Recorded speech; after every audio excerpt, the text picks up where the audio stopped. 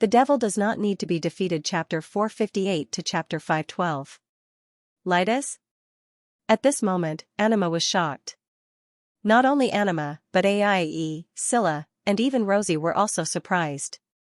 Shuren was also startled. Because Rosie had already made it very clear that this goddess of destiny was a very stubborn person. Under such circumstances, Shuren actually did not expect this powerful goddess to apologize to him. Shuren only wanted her to give him an explanation, lest she thought that he was a pushover. He did not expect Lightus to be so straightforward. After being taught a lesson, not only did she not fly into a rage, she even planned to apologize to him. What was going on? Shuren and the rest of the people present were puzzled. Lightus, who did not know about their doubts, stood up as if she was ready to risk everything. I'm sorry. I was too impulsive. Lightus apologized very straightforwardly, and it was the kind of apology that did not beat around the bush. That was not a big deal. The real problem was that while apologizing, Lightus bent down as if she was about to bow to Shuren. Then, bam! Accompanied by a heavy thud, the goddess of destiny's forehead heavily hit the table in front of her. Yes. Because she bowed too hard, Lightus hit the table in front of her. Ouch! Lightus immediately covered her forehead, and with a sad cry, she raised her lowered head with all her might. But with this lift, Lightus's body leaned back severely, and the soles of her feet slipped. Ah! So, Lightus screamed again, and fell hard on the ground. Lightus! Lady Lightus! Goddess Lightus! Anima, Rosie, and Xianxia cried out at the same time. Shuren, Aie, and Scylla looked at this scene, and fell into a state of speechlessness. Sob sob sob, Lightus also began to cry again, crying as if she had been wronged. Only then did Anima, Rosie, and Xianxia rush over in a flurry. They helped him up and asked questions at the same time, which made the situation even more chaotic. Aya, Nadia, who had been watching from the side, covered her small face, as if she could not bear to watch. Shuren's mouth was already twitching. Seeing that the powerful goddess seemed to have turned into a whining monster, crying non-stop, Shuren finally could not hold it in any longer, and turned to Scylla. Is this really the strongest person in the world? 1,000 years ago, a person who was able to suppress you and your sister and beat them up? Shuren really could not help but doubt. Well, in the words of the world you came from, you can't judge a book by its cover, right? Scylla smiled bitterly. But don't doubt it. In terms of power, she's definitely second only to the supreme gods and demon kings. There's no doubt about that. Aie also continued Scylla's words. The goddesses of the Protoss are different from humans and demons. They are born to control one or more domains, and have the power related to the domain they control. Aie said calmly, their power is their unique skill, so all the goddesses of the Protoss are born with unique skills. It is also a gift to the Protoss from the world that was born from the supreme goddess Omnis. The gods of fire were able to wield the power of fire and freely manipulate the flames. The goddess of water could exercise the power of water, and freely control the flow of water. The goddesses of the Protoss were like this, born with the power to exercise the power related to the domain they control. For example, Lilith, as the evil goddess of evil and chaos, could control evil energy, corrupt people, and turn them into evil existences, causing them to fall into madness. By the same logic, the goddess of life could use her power to control life, and the goddess of nature could use her power to control nature. This was their unique skill. Then, as the goddess of fate, an existence that controls fate, what do you think the power of this goddess is? Aie's question made Shuren hold his breath. Because, without a doubt, Lita's power was to control fate. What is fate? Born for life is fate. Life for life is fate. No matter what kind of existence it is, they all have their own fate and fate. Some people are born rich. Some people are born poor. Some people are born long. Some people are born short. This is a person's fate. And fate is the experience of a lifetime.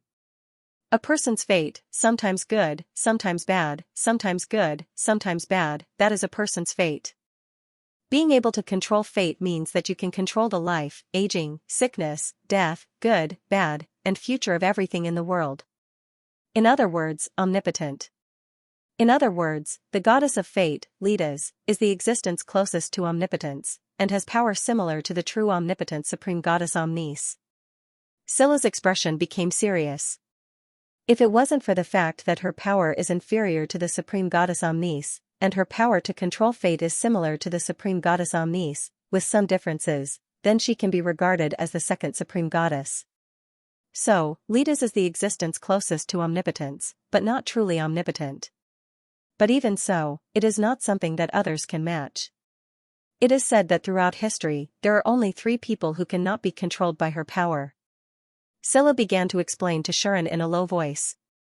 The first is naturally the supreme goddess Omnis. She has more power than the goddess of fate, and is truly omnipotent. The power of the goddess of fate is naturally ineffective against her. The second is naturally the demon king Claudius. Even the power of the supreme goddess is ineffective against the demon king's power. It is definitely not something that the weaker goddess of fate can interfere with. The third is herself. She cannot control her own fate. This is proof that she has not reached the realm of omnipotence. Hearing this, before Shuren could express his thoughts, Aie spoke again. Because of the existence of these 3 people, the power of the goddess of fate to control and interfere with matters related to these 3 people will also decrease depending on the situation. Aie said so.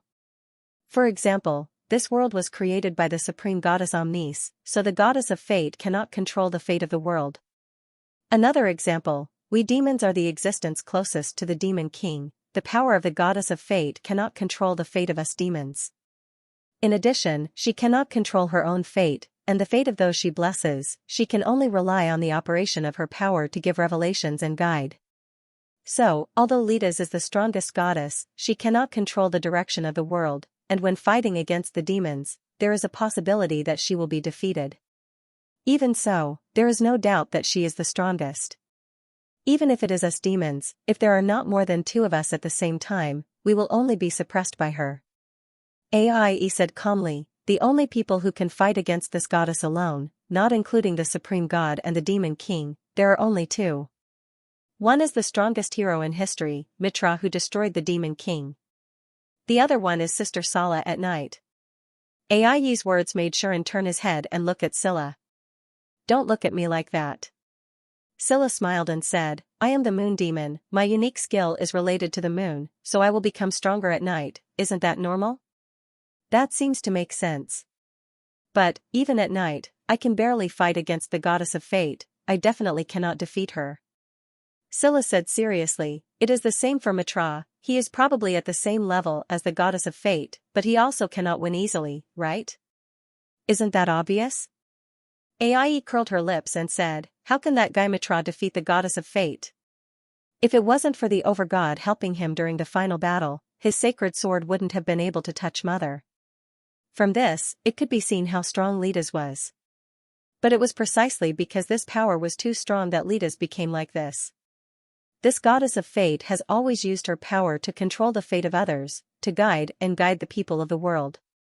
It has been like this for thousands of years, so she has formed the habit of using her power to control things, and when she encounters something she cannot control, she will show a level of clumsiness of despair.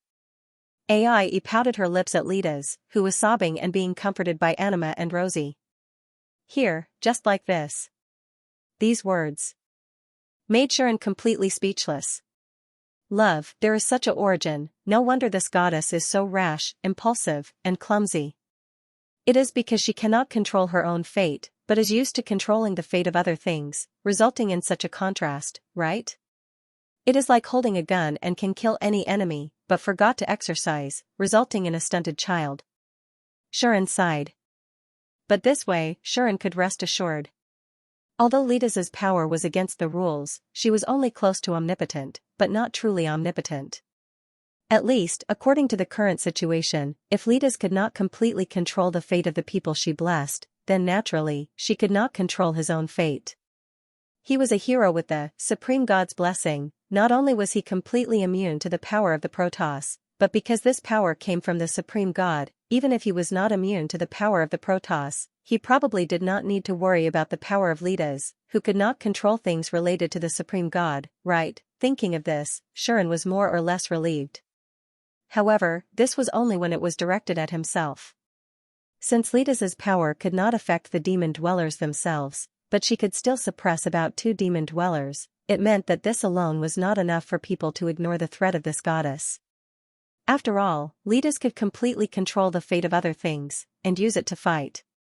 For example, the fate of a meteorite, making it fall down, should be easy, right? This is against the rules. Although the situation was awkward for a while, Lita's personally apologized, and the matter was considered to be over. Of course, that was what she said. I only apologized for interrupting the engagement banquet, I didn't acknowledge the marriage itself. The goddess of destiny said indignantly. It seemed that the goddess still couldn't accept the fact that her beloved well-wisher was going to marry someone else. Rather than a mother worried about her daughter marrying the wrong man, it was more like a willful sister worried about her elder sister being snatched away. So, Xianxia said something without hesitation. You're the oldest woman in the world, but your temper is like a child's. This sentence dealt a bigger blow to Lita's than Xianxia had imagined. The oldest woman in the world. The oldest woman. The oldest woman, Lita's immediately shut herself up and squatted in a corner of the side hall, never to get up again. How can you say that? At this moment, even Rosie couldn't stand it anymore. There was no other way. Don't you know that for a woman, the issue of age is something that should never be touched? Even Sala suddenly switched sides and began to ridicule Xianxia. Anima also couldn't stop smiling bitterly. Aie, on the other hand, muttered something along the lines of I'd rather you guys treat me as an older woman. Lilith didn't seem to understand the current situation, but she could see that Lita's was no longer a threat to Xianxia, so she threw herself into Xianxia's arms and rubbed against his chest, refusing to leave. As for Anchi, seeing that the situation didn't worsen, he subconsciously wiped the sweat off his forehead. One could imagine how nervous he was. It wasn't that he was mentally weak, but that in this small side hall, there was a group of terrifying bigwigs sitting there. If a conflict really broke out, the whole kingdom would be affected. What he feared the most was that the balance between the Protoss and the demons, which had barely been maintained for a long time, would collapse. The conflict would erupt and lead to another war. Therefore, as a bystander who witnessed the entire conversation, and she was sweating profusely in his heart. Even Rosie, a princess who was blessed by the heavens and loved by the goddess, didn't dare to say too much as she was afraid of provoking something. It could be seen that in the hearts of the human clan, the conversation between the almighty figures of the god clan and the demon clan was really frightening. They were trembling with fear and didn't dare to get involved.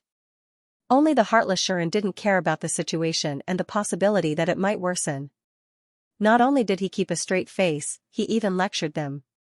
Even Hero Mitra might not be able to match up to this kind of courage and mentality, right? However, he had interfered very naturally, and was even treated as an equal by the goddess and the demons. This proved how high his position was in the hearts of these powerful beings. Even Lita's, who met Xianxia for the first time, only put on airs at the beginning and didn't treat him differently after that. She even took the initiative to apologize, which made Anchi's view of Xianxia change again and again. Until now, he didn't dare to treat Xianxia as an ordinary human anymore. A human who has such a close relationship with the Protoss and the demons. Even the heroes of the past couldn't do this, right? Perhaps, his future will be even more amazing than Rosie's. Anchi finally realized this. He didn't know whether this was a good thing or not. But, only such a person could be worthy of his overly outstanding daughter, right? Not letting him marry into the royal family. This decision might have been the right one. Anchi rejoiced in his heart. Yes, when Anchi decided on the engagement between Xianxia and Rosie, he had thought of letting Xianxia marry into the royal family. At that time, Xianxia only showed some talent and taming ability, and the incident with Lyusika's family hadn't happened yet. To Anchi at that time, with Rosie's status, beauty, and ability, Xianxia marrying into the royal family was a matter of course. But in the end, this decision was unilaterally rejected by Rosie. That person won't marry into the royal family. Let's get rid of this idea before anything happens. Rosie, with a fear that others didn't understand, forcefully denied this idea and forcibly suppressed the idea of marrying into the royal family. Presumably, at that time many people didn't understand Rosie's decision, right? But now, perhaps everyone, including Anchi, understood.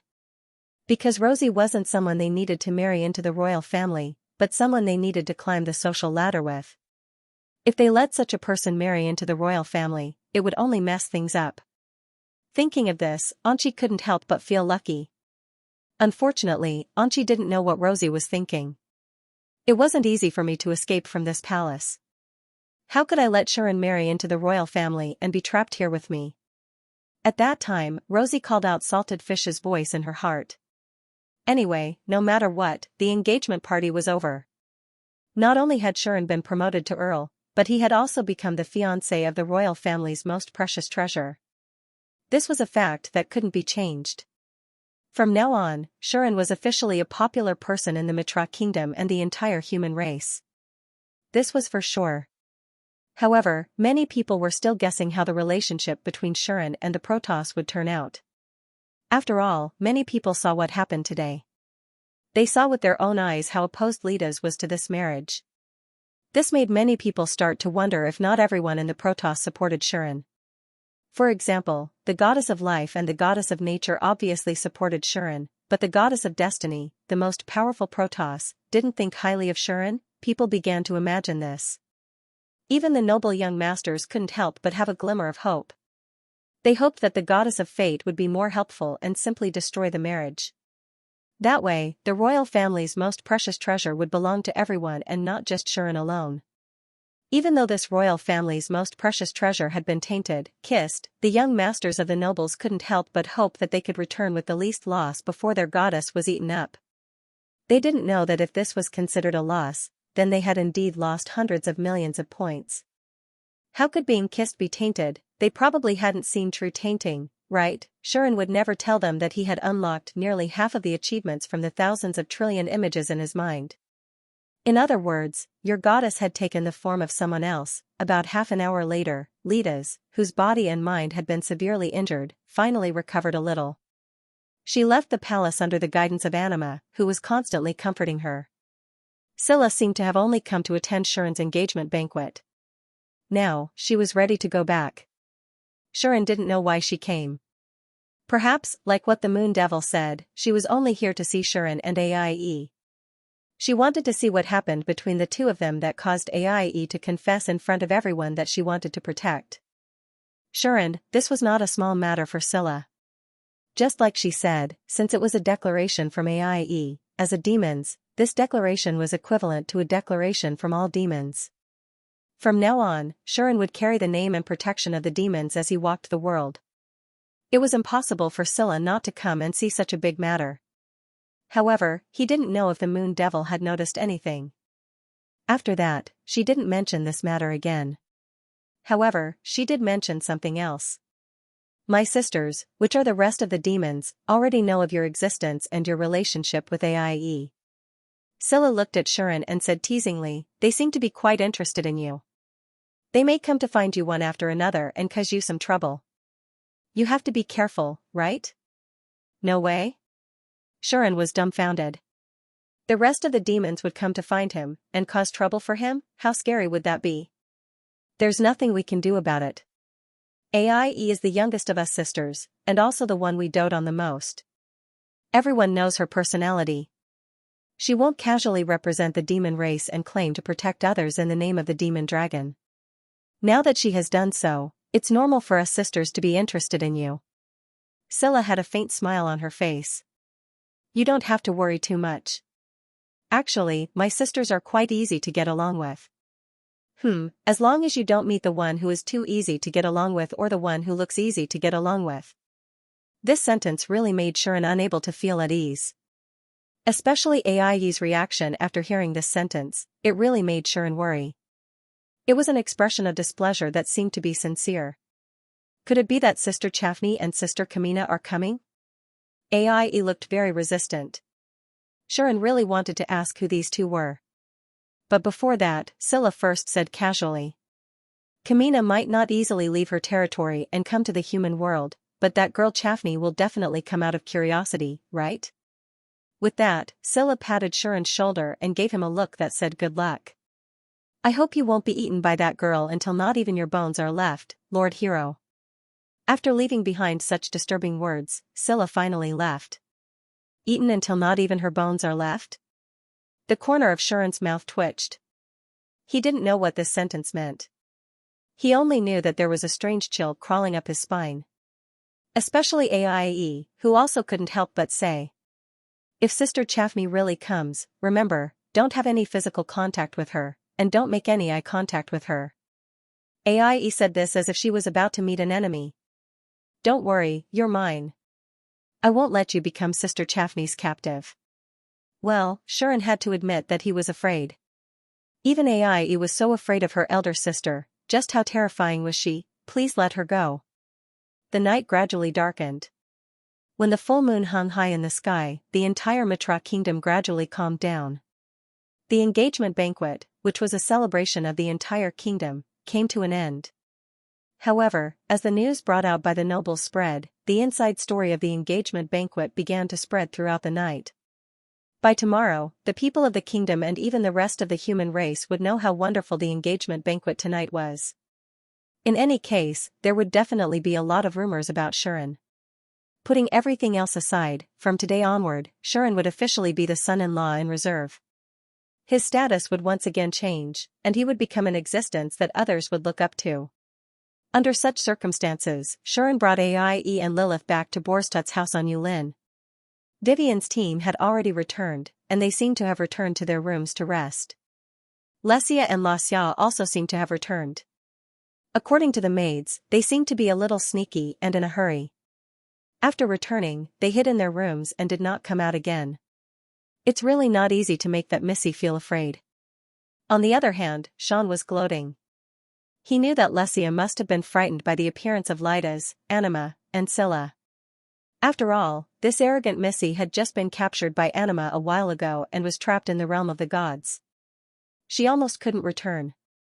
As a former member of the old demons faction, she did not dare to appear in front of the supreme demons, Scylla, and the supreme Protoss. Lydas. It was normal for her to be frightened by the appearance of the three of them. The three of them might not be as easygoing as Aie and ignore her. Therefore, Xianxia definitely did not dare to appear in front of the three of them. Let's see if you still dare to be so arrogant in the future. Do you really think that you can run around and cause trouble just because you're a spatial mage? Shuren was very happy about this. As for Aie and Lilith, the two of them seemed to be sleepy. As soon as they returned home, one of them immediately rubbed her eyes and went back to her room, while the other fell asleep in Shuren's arms. Let me do it. Xianxia appeared without anyone noticing and took the sleeping Lilith from Shuren's arms. Before Shuren could even say a word, Xianxia left with Lilith expressionlessly. He was so stunned that he almost couldn't react. Forget it. There were a lot of things that happened today. Shuren didn't want to toss around and investigate some meaningless things, so he just let Lilith be taken away by Xianxia. Speaking of which, Xianxia seemed to have a special feeling for Lilith. She took good care of Lilith as if she was very experienced in this and had taken care of many children. Her proficiency made Shuren begin to wonder if the maid of the fortress had secretly opened an orphanage or shelter outside. Well, it was also possible that she already knew it. Why, she would definitely say so. This is a meaningless question. As a qualified maid, I naturally have to serve others perfectly. How King true. Therefore, Sean did not care about anything else. He went straight to the big bathing area, took off his tightly bound ceremonial attire, and soaked himself in the hot water. Phew. I'm alive again. Leaning against the warm stone wall of the bathing pool, Shuren exhaled contentedly. At this time, Shuren realized that he was actually quite tired. I got up early in the morning to prepare for the engagement banquet, handed over and contacted the people from the palace, and chose the clothes to wear at night. How can I not be tired? Especially when he had to try on more than 100 sets of clothes, it was simply an incomparably painful experience. Fortunately, there was a very powerful maid at home. She had the unique skill of undressing people in a second, dressing them in a second, and helping people solve their appearance problems in a second. The painful experience of this process was reduced a lot. Otherwise, Shuren felt that he might have fainted and would not be able to attend the engagement banquet at night. But the engagement banquet is also magnificent. First, he had to smile and greet others. Then, he had to face the continuous bombardment of the big shots. In the middle, he even got a shock and experienced what it meant to be godly as hell. He had seen the strongest existence of this era. Well, although this ultimate existence was defeated in the end, no matter what, that sense of existence and that sense of oppression were all real things. Thinking back to the feeling of invincibility when he first met Lidas, Xiran suddenly felt that he was not as strong as he thought. Of course, compared to most people in this world, Xiran was undoubtedly very strong. At least, Xiran did not think that he would lose to existences other than the 3 goddesses and the 6 demons. This included Alidia, who was now known as the strongest existence of the human race. Xiran was confident that he could defeat him. Even if he did not use the holy sword, Xiran would still have a chance of winning against Alidia head-on. The problem was, I'm not as strong as them, but I'm better than them. That was the case. Right now, Xiran's situation was that he was not as strong as them, but he was better than them. Facing existences other than the 3 goddesses and the 6 demons, Xiran could be said to be invincible. However, facing existences on the level of the 3 goddesses and the 6 demons, Xiran felt that he would not be able to defeat any one of them. That was the standard of this world. According to Xiran's opinion, everyone in this world could be divided into 3 tiers. The first tier only had 2 people, the Supreme God and the Demon King. These 2 were extraordinary existences, the origin and beginning of everything. They weren't existences that humans could deal with, and they could be said to be truly invincible. If it wasn't for the fact that they mutually restrained each other and the appearance of the hero, no one would have been able to do anything to these 2 existences, even if their enemies were all life forms in the world. Fortunately, the Demon King had been jointly defeated by the hero and the Supreme God. The Supreme God had also fallen into an eternal slumber. This level of existence beyond the standard could be ignored, and there was no need to consider their problems for the time being. The second tier was a group of people, the 3 goddesses, the 6 demons, and existences that had touched this level. These existences had already broken through the limits of life. According to Xiran's opinion, they no longer had the concept of levels. They had broken free from the rules of truth, and were independent of the constraints of the world. In other words, they had already surpassed the limit of level 100 and reached another realm. They were not existences that other living beings that were still limited to the limit of level 100 could compare to. The evidence was that even now, Xiran could not use the skill, identify, to see the level and abilities of existences of this level. Be it Aie, Sela, or even Lilith and Anima, Xiran could not see their levels and abilities. They also had powers that were far above ordinary people. Legendary existences like Alidia, who was about to reach the limit of his level, were probably just existences of the level of slightly stronger ants in front of him. Even after using the holy sword, Xiran was completely unable to defeat the evil god Lilith, who had lost her rationality and could only blindly squander her power. One could imagine how strong existences of this level were. The third tier was the rest, all the living beings in this world. They were still growing within the scope of truth. They were existences with limits. They could not transcend or break through, and their limit was level 100. In the final war 1,000 years ago, the human race needed to gather 13 heroes above level 95 to barely fight against a single demon beast. This showed that, within this level, no matter how strong they were, there was nothing they could do. Xiran had reason to believe that these 13 heroes were all almighty humans, and none of them could be weaker than Alidia.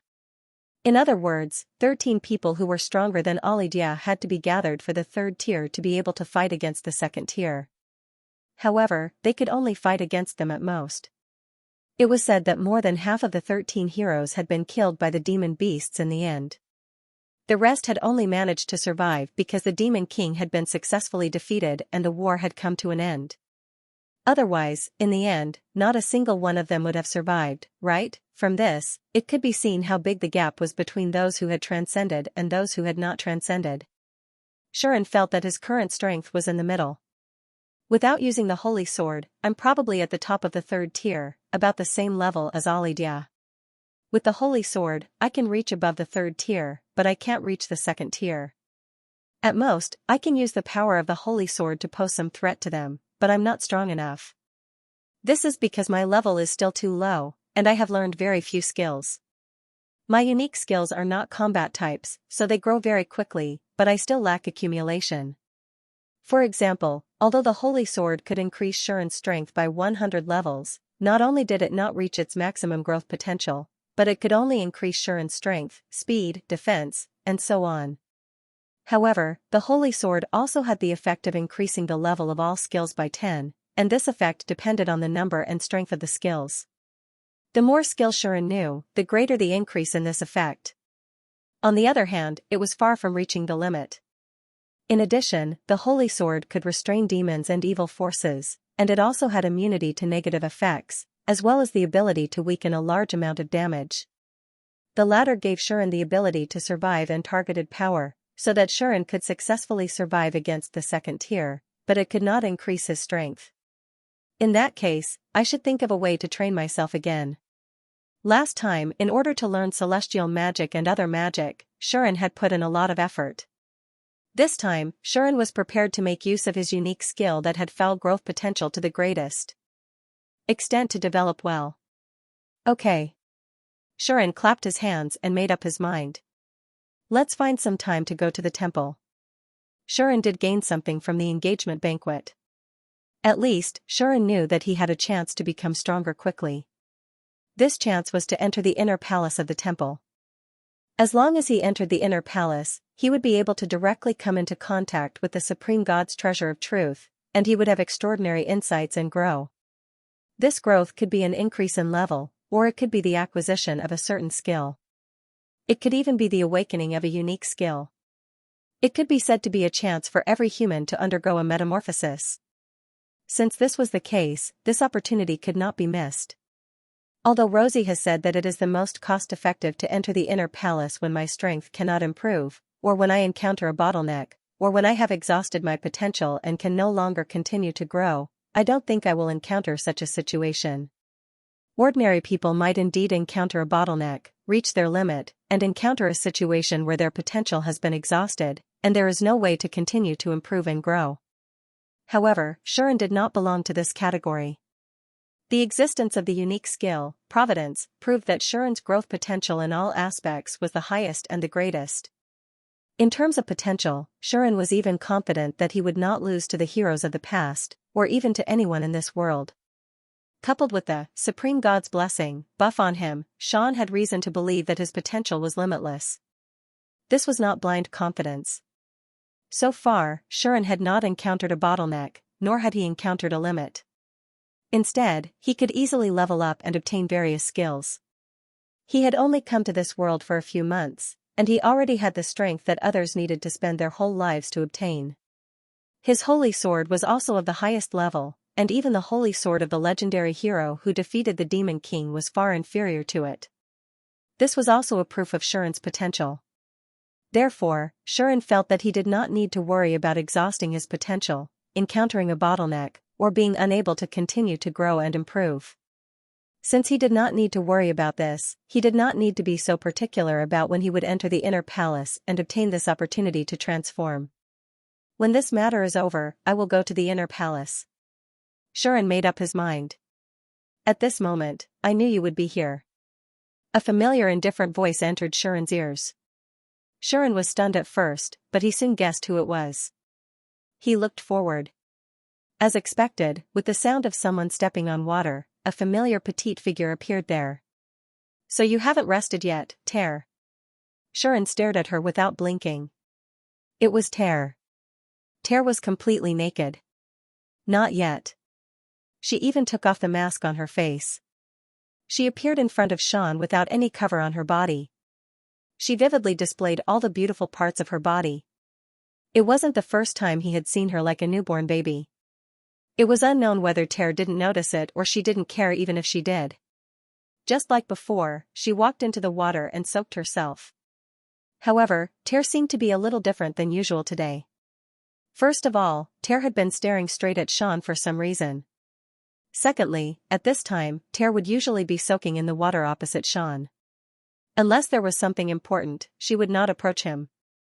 But this time, as soon as she entered the water, the young girl swam through the water and came to Sean's side, sitting next to him. All of a sudden, Sean became even more excited. Tear was right next to him, and she was sticking to him without any precaution. Although it was only the contact of their arms, the touch was so clear that it made Sean's heart beat faster. Sean had a feeling that something was off. What feeling? It was simple. I might have to get home plate. As soon as the thought popped up in his mind, his heartbeat jumped from 300 to 700. However, just as Sean was thinking about that, Tear's words suddenly extinguished all the excitement in his heart, as though he had been splashed with cold water. I want to tell you something, Tear. Suddenly said. I might have to go to the Ragnar Empire. These words made Sean's heart clench, and he immediately regained his composure. The Empire? Xianxia frowned. That's right. There seems to be something I'm looking for there, so I'm going to have a look, Tear said faintly. Such calm words did not get a response from Sean. How could he respond? At this time, the girl suddenly said that she was going to the Empire to find something. How could Xianxia believe that there was nothing strange about it? Did you meet someone you shouldn't have? Sean was silent for a long while, and then he asked. Tear turned her head and looked at Xianxia. You really know about the Lefort family, Tear said. The thing you've been hiding from me before is about them, right? Xianxia did not deny it, nor did he affirm it. However, Tear had already gotten the answer. I really have been protected all this time. Tear muttered to herself, although I really want to solve all this on my own, the result is that I'm constantly protected by you. Is this the protection of fate? You know. Xianxia was a little worried that Tear would get into a dead end, so he could not help but say, we don't want to see anything happen to you. Well, I know. Tear did not deny it. She nodded and said, because of this time I want to do what I want to do. To the Empire? Xianxia frowned and said, since you already know about the existence of the Lefort family, you should know that they actually have bad intentions towards you, right? I know. Tear still said the same thing, but she did not seem to care too much. She said indifferently, but it's not that easy to control me. Hearing this, Xianxia knew that Tear had made up her mind. He did not know who Tear had met and what she had heard. But he knew that it would not be easy to persuade Tear. There was something in the Empire that Tear was after. Perhaps the Lefort family knew this, and because of him, they did not dare to openly attack Tear. That was why they wanted to use this opportunity to lure Tear over. It was impossible for Tear not to know this. But she still decided to go, to prove that that thing, to her, should be very important. Then, he could not stop her. Since that was the case. Xianxia wanted to say something. But Tear stopped him. Woo.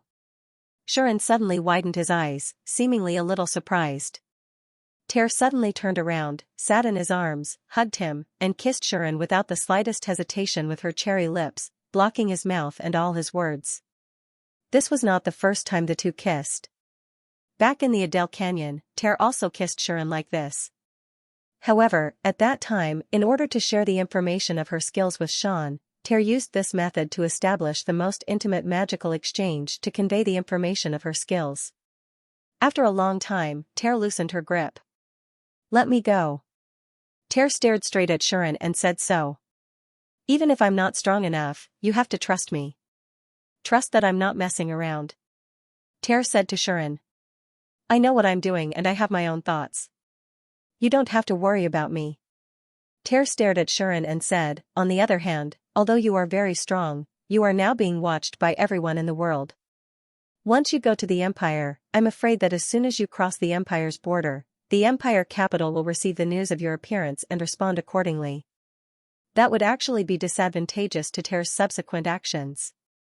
But I can't let you go to the territory of the enemies who are watching you covetously, can I? Xianxia held the smooth and soft body in his arms, indulging in Tear's beautiful face, figure, and passion, but he still objected. Tear also knew that if she was too willful, she would only cause trouble and worry to others. But she also didn't want to leave without saying goodbye. If it was before, it would be fine. But now, she had developed special feelings for Xianxia, and she really didn't want to leave without saying goodbye. Of course, Ter also had a feeling that if she left without saying goodbye, Shirin would explode in rage. Therefore, after much thought, Ter finally decided to speak up and make a deal with Shirin. "Give me a month," Ter said seriously. "Just a month."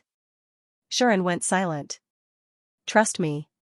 Ter pressed her hand on Shirin's face, forcing him to look into her eyes. Her petite face was filled with a never-before-seen seriousness. That gaze, the moment Shirin saw it, he knew he couldn't say no anymore. "A month?" "Yes, a month. What if something happens to you? Don't forget, I have the blessing of the goddess of fate as well. If there is danger, I will receive a message and avoid it in time. Then, trust me." The conversation ended there. Ter once again covered Shirin's mouth. "Haven't you always wanted it?" Ter's low voice echoed in the bath. What happened next didn't need to be said. The temperature in the bathing area continued to rise. Shirin finally got what he wanted and ate the tempting little vixen. As for the process. Royal capital, Lake Heart Island, temple. In the deepest part of the temple, the three goddesses of the Protoss had gathered. Lidas and Anima had yet to return to the divine realm and were temporarily staying in the temple. No one knew if it was because Lidas didn't want to go back or because she was too injured to go back. Anima had been comforting Lidas very gently all this while. Until Naduna appeared. "Naduna?" Lidas, who was a little listless, seemed to be startled by the appearance of Najula. "You're here?" Anima smiled bitterly as usual and seemed a little tired. "Thank you for your hard work, Anima." Naduna naturally knew what was going on. She patted Anima's shoulder and comforted her.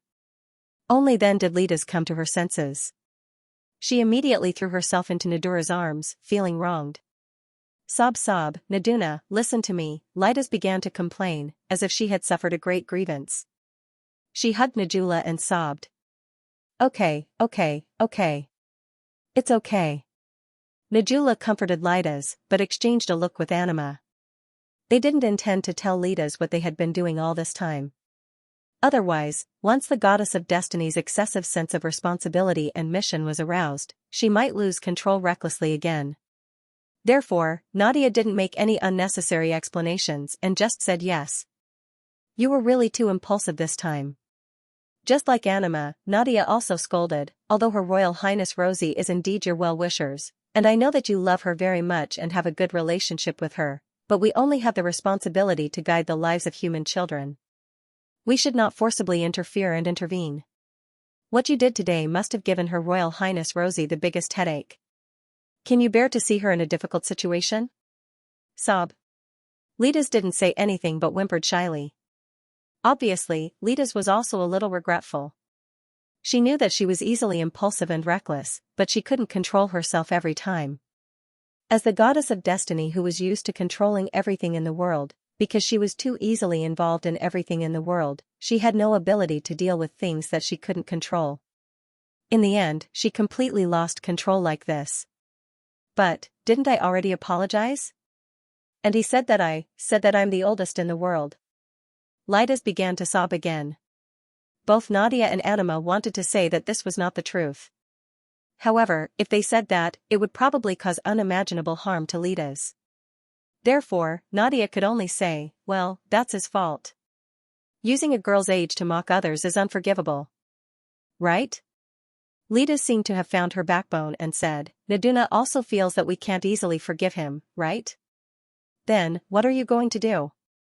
Naduna laughed and advised, "If you go too far, you will be hated by Her Royal Highness Rosie Rusty."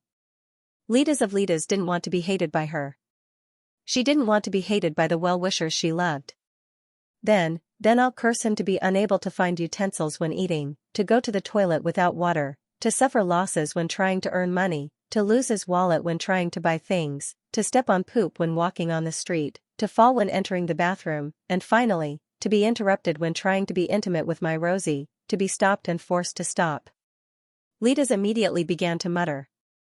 Her resentment made Anima and Najula tremble with fear. Perhaps, if it was someone else, this would only be an insignificant verbal curse, right? Perhaps, if it was someone else, this would only be a trivial verbal curse. But, who was Lita's? In other words, everything she said would turn into reality. Even if Shuren had supreme god's blessing, it would be the same. After all, this was not only a manipulation of his own fate, but also a part of the environment around him. At least, from Anima and Naduna's point of view, at least half of Lita's curse could be fulfilled. This time, the hero was doomed. Anima and Naduna could only mourn for him in their hearts. Seeing that Lita's wanted to continue cursing, Anima quickly said, "Lita's, I didn't expect you to apologize to him so easily today." Anima changed the topic and said, "I thought you wouldn't compromise so easily." As Anima changed the topic, she said in surprise, "I thought you wouldn't compromise so easily." Hearing this, Nadia also felt that it was novel. When she saw this scene, she was also very surprised. Because they had been together for so many years and were as close as sisters, Anima and Naduna knew that this supreme expert was a little childish and stubborn.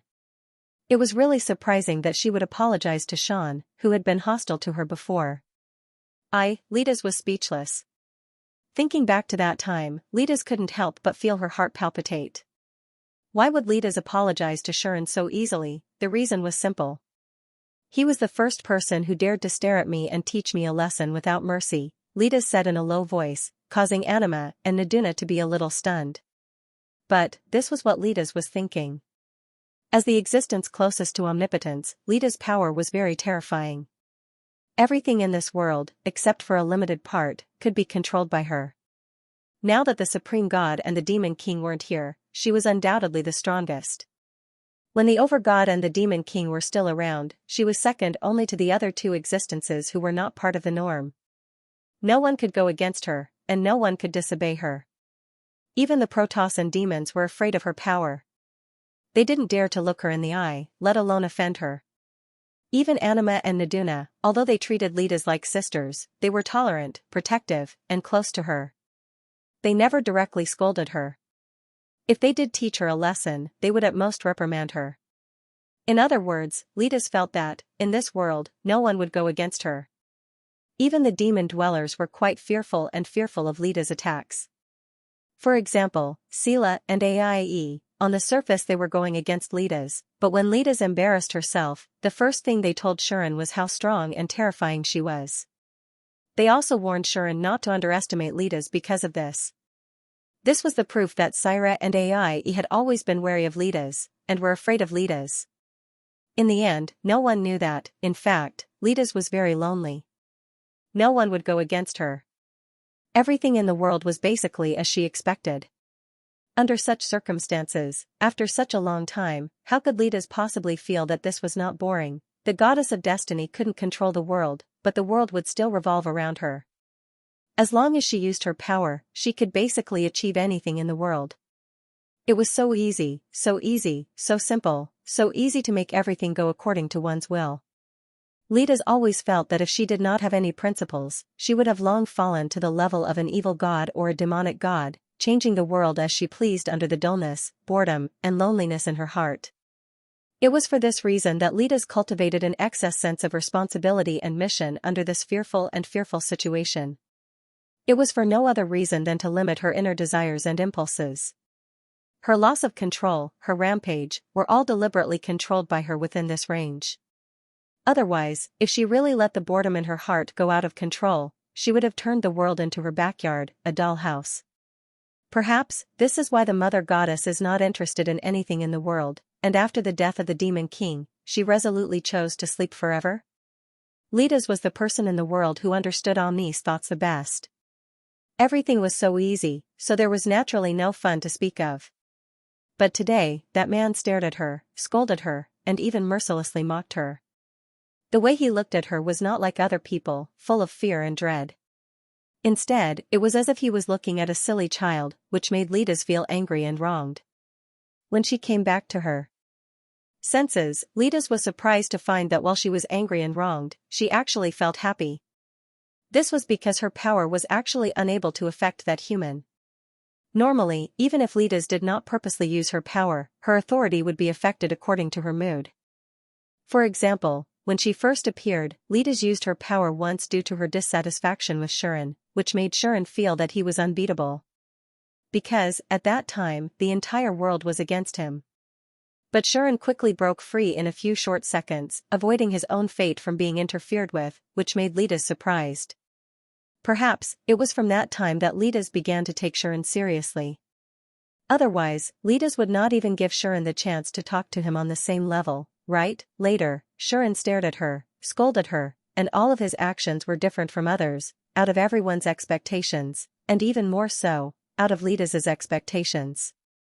That feeling of not being able to control and not being able to guess what would happen in the next second made Lidas unconsciously happy. So, Lidas directly apologized to Shuren.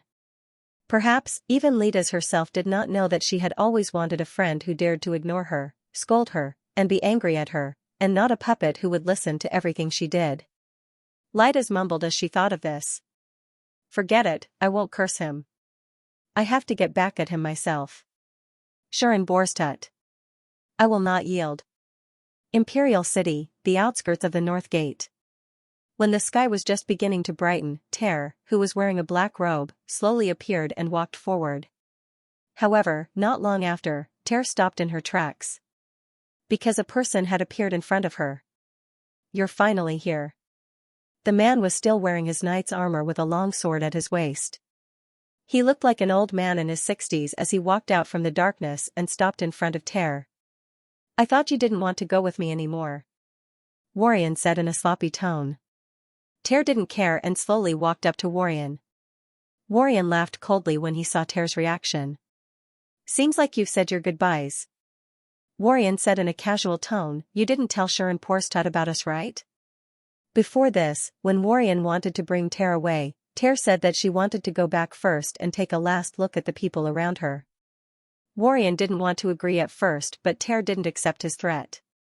She was unmoved by force or persuasion and looked like she wanted to go back no matter what. Warrian, who didn't dare to make a move, couldn't do anything to her. Left with no other choice, Warrian agreed, but he told Ter not to tell anyone about his existence and the fact that she wanted to leave. Ter agreed. That was why Warrian asked her. Who would have thought? I didn't tell anyone about it, Ter said calmly, except for Shuren. The cold smile on Warrian's face froze when he heard Ter's words. You told Shuren Porstad about it? Warrian was instantly enraged. Ter, however, wasn't moved. It was a matter of course. Let me first thank you for telling me such an important matter, Ter said indifferently. However, there's one thing that you're right about. What thing? I really don't want to go with you. The moment her words subsided, Puktsk, a sharp blade that was glowing with a red magical glow penetrated Warrian's abdomen and came out from his back. Ter jumped up and activated her demon sword skill without a second thought, piercing Warrian's heart with a single strike. At. Warrian didn't expect such a turn of events and he couldn't believe that Ter dared to attack him. He looked at his chest that was covered in blood and Ter who was inches away from him. However, all he got in return was a cold sentence from Ter. Ter pushed the sharp blade deeper into Wally's body. She said coldly, you came to me and said that you wanted to kill me, but you didn't dare to attack me because you were afraid of Sean. Since you put it this way, do you really think that I'll follow you to your territory and let myself be slaughtered by you? Cough. Warrian coughed out a mouthful of blood. He stared at Ter and roared angrily, don't you want to find that thing? Of course I want to find it, Ter said expressionlessly, but I didn't say that I want to go with you. Warrian was stunned. That thing is in the Imperial City of the Empire. That's what you said, right? Ter stared at Warrian and said, since you've been so considerate and told me the direction, I don't need you anymore. You won't obediently hand me the thing I want. You're just trying to lure me to the Imperial City, right? Ter's words enraged Warrian. His hand trembled as he reached for the sword on his waist. Ter acted as if she didn't see this scene and continued to speak coldly. I'll go to the Imperial City by myself. I'll find that thing myself. Trying to trick me? Then, you've succeeded. But, whether or not you can find me, capture me, and achieve your goal will depend on your capabilities. I'm looking forward to the power of the Leffert family. I'm looking forward to the power of the one who's driving you. After that, Ter's empty hand suddenly grabbed another sharp blade. Puk. The moment the red light flashed, the sharp blade covered with the demon sword chopped off the old man's head. The headless body fell to the ground quietly. Blood splattered all over the ground. Ter shook her hand to get rid of the blood on the sharp blade. She didn't even look at the dead body on the ground. Instead, she turned around and looked at the imperial city. She felt like she could see the luxurious mansion in the center of the noble district. She felt like she was looking at the man who had just gotten her everything. Her eyes were filled with love. Wait for me, Ter turned around and left after leaving those words. On the scene, there was only a headless body lying in a pool of blood. It looked so miserable. At the same time, in the wilderness some distance away from the imperial city, a young man with an arrogant look appeared. In front of him was a squad of 10 men in black clothes. If Xianxia was here, he would be able to recognize this arrogant young man. It was Wally. This was how Wally looked like when he appeared in the imperial city. However, this Wally had left the imperial city not long ago and rushed here to meet up with the elite assassin squad sent by the Lefort family. Then, suddenly, Wally's face changed. He spat out a mouthful of blood and covered his chest as if he was severely injured. Young master! Young master! The elite hitmen were all shocked by what they saw. Wally didn't care about them. His face was filled with anger. Ter Albion. He already knew about it. Just a moment ago, the tentacle that he spent so much effort to cultivate was killed by Ter. This was undoubtedly a heavy blow to Wally, who had spent a lot of effort to cultivate the tentacle. Let's go! Wally immediately yelled at all the assassins present. Let's turn around. Now, he could only turn around and go back to stop Ter and capture her. Otherwise, this time, he would definitely suffer a double loss. However, Wallen had forgotten that there was someone watching him from the side. It's not even dawn yet. Where are you going, Lord Wally? When such a refreshing voice sounded, Willian's expression changed again. Who? Beside him, the assassins were all alarmed. They leaped in front of Wally and pulled out their weapons. Under such circumstances, a group of people appeared in front of you, Wally and the others. It was a group of knights who were armed to the teeth. The leader was an old man and a young man. The former was an old knight with a huge sword in his hand and a cold and arrogant expression. The latter was a smiling prince with a thunderstorm sword in his hand. Prince Javis, Wally called out the man's name with a hoarse voice. It was Javis. Good evening, Lord Wally. Javis's expression was normal, as if he was greeting him. Your Highness, what do you mean by this? Wally's face was gloomy and ugly, but he had to say such pretentious words. Unfortunately, Wally had a big misunderstanding.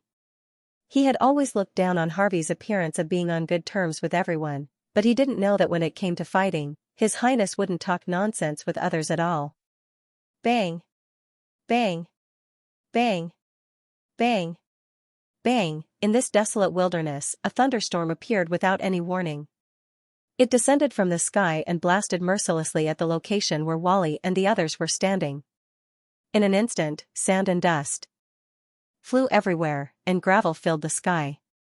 Streaks of lightning struck the ground, causing great damage. The group of elite assassins from the Lefort family didn't have time to react and were struck by the thunderstorm. Amidst the roars and explosions, they screamed in shock and anger. Some were blasted away, some fell to the ground, and some were directly struck by the lightning and turned into charcoal on the spot. Bastard! In a hurry, Wally could only try his best to dodge and avoid being hit by the lightning. However, he was also hit by the explosive winds and electric arcs, and he was in a sorry state. On the other hand, the smile on Javis's face that was like a spring breeze had disappeared. Don't blame me. If you want to blame someone, blame the Lefort family for standing on the wrong side.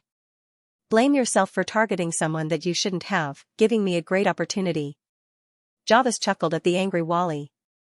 In order to take the first step in cooperating with that existence, you will all become my first gift to him. After saying that, the knights behind Javis immediately rushed forward. Attack! Wally could only order the rest of his subordinates to organize a resistance. An unknown battle was about to unfold here. A chaotic battle was about to break out. Royal City, Porstut family. When the sky started to brighten, Shuren woke up from his bed. Tear. Shuren touched his side, but he didn't feel that familiar delicate body. Instead, he felt a lingering fragrance and warmth. This woke Shuren up completely, and he remained silent for a while. It was not until a while later that Sean got up and saw a note left by the bed. There was a very simple sentence written on it. Wait for me. Seeing this, Shuren couldn't help but feel a sense of loneliness in his heart. However, he also believed that Tyr would definitely take care of his matters. Although she had always been protected by the people around her, and even he was a little worried about her, it was possible that the people around her would risk everything to protect her. This also proved the fact that Tyr was the goddess of destiny's well-wisher and was deeply protected and favored by destiny. At least, the goddess of destiny would definitely not sit by and watch her well-wisher get into trouble. Therefore, Tyr's trip might be smoother than she had imagined. Since that was the case, he would keep to his promise and wait for her for a month. During this month, he would also have to do what he wanted to do. Okay. Shuren put away the note and jumped up from his bed. Hugh dash. A gust of cold wind blew, and Shuren only felt a coolness on his butt. Shuren finally reacted. He still hadn't put on his clothes. After coming out of the room and having breakfast, Shuren told the rest of Vivian's team about Tyr. Of course, everyone in Vivian's team was shocked. Tyr went to the Empire alone? How could she? Melika and Lumia stood up involuntarily, not knowing what to do. Vivian's expression also changed. Although she did not know about Mara, she knew about the Leferet family in the Empire. Tyr went to the Empire alone.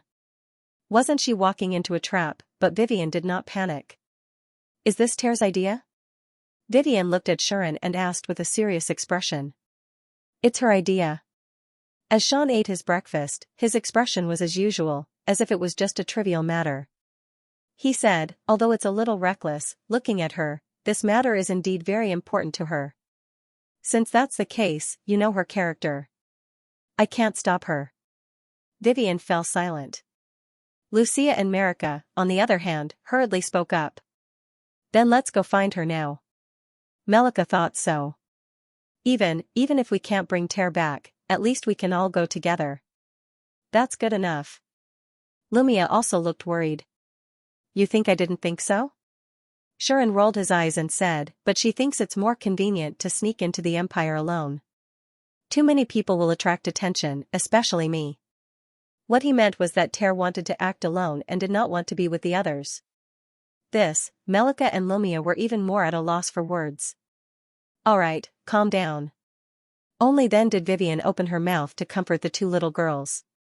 Since Tyr has already done this, it proves that she has her own thoughts and reasons. Let's respect her. Obviously, Vivian had accepted it. Is that okay? Tyr. Melika and Lumia, on the other hand, still looked extremely uneasy. Their concern for Tyr was obvious. Don't worry. Shuren could not help but say, going to the Empire alone is indeed foolhardy, but she's Tyr. She must think more than you and is very reliable. Maybe things aren't as bad as we think. Shuren did not know if he was saying this to others or to himself. After all, it was impossible to say that he was not worried at all.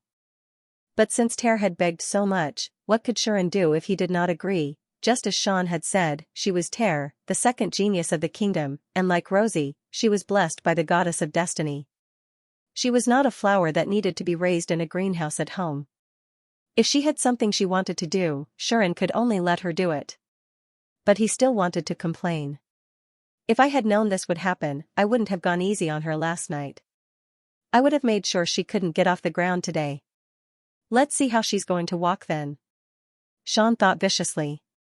Unfortunately, Tyr wasn't a pushover either. She was petite and quiet, but she was even more proactive than a certain number one princess in the world. She was even more daring to play. Unfortunately, Tyr was not someone to be trifled with. She was so petite and quiet, but she was even more proactive than the number one princess in the world. She even dared to play. She had already unlocked all the achievements that Rosie had accumulated over a long period of time. How could she not dare to play? Sharon even wanted to shout, "I don't have a single drop left." From this, it could be seen that Tear's recovery and endurance were really good. Ahem, I digressed. Anyway, you don't have to worry. Sharon comforted the girls. What else could the girls do? He could only pray for Tear's safety with a faint worry in his heart. Of course, this scene was witnessed by Nadia, who had already returned. That child actually made such a choice? Nadura furrowed her brows. She immediately spread her thoughts and fused with nature, expanding her senses, and expanding her vision to the entire human world. In an instant, countless images, scenes, and situations turned into actual information, and they were stuffed into Naduna's mind one after another. Nadura couldn't help but feel a little sad. It was true that Nadura could fuse with nature and monitor the entire world.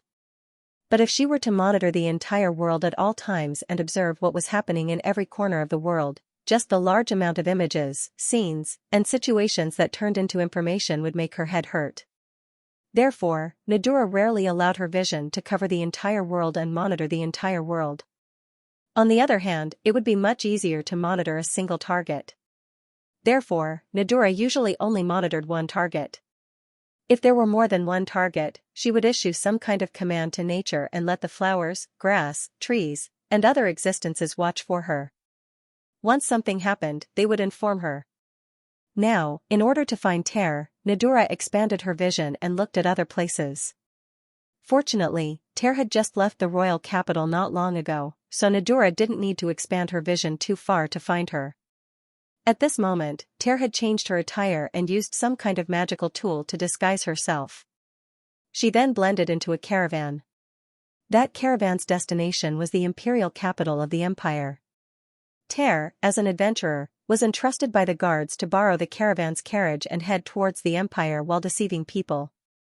Quite a smart child. Nadura didn't expect Tear to head to the empire in such a way.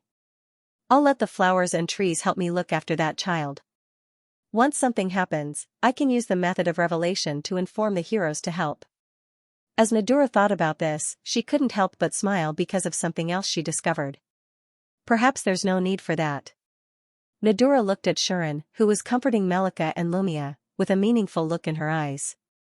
At the same time, far away from the caravan that Tear was in, a figure abruptly appeared on the crown of a large tree and looked at the caravan that was stirring up clouds of dust as it traveled along the main road towards the empire in the north.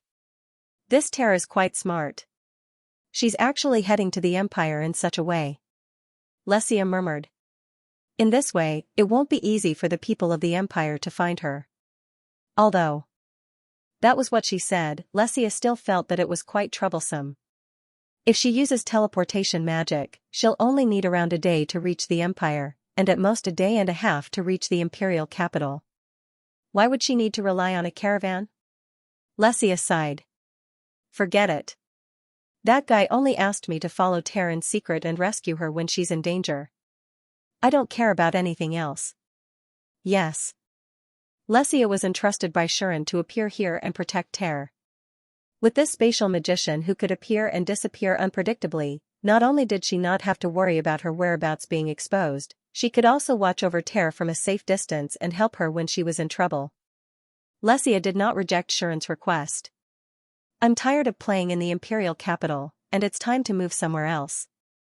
Yes, she was just tired of staying in the imperial capital, and that was why she came out to have fun. She was definitely not afraid of being discovered in the imperial capital, such as Lita's or Anima. Of course, she wasn't forced to agree because of Sharon's threat of if you refuse, I'll give you up to the Protoss and the kingdom. Really? Anyway, it wasn't, but why didn't you let me bring Xianxia along?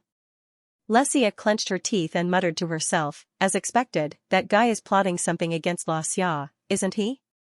For this operation, Sharon used the excuse of it's not appropriate to bring along a troublesome follower and let Xianxia carry it out alone.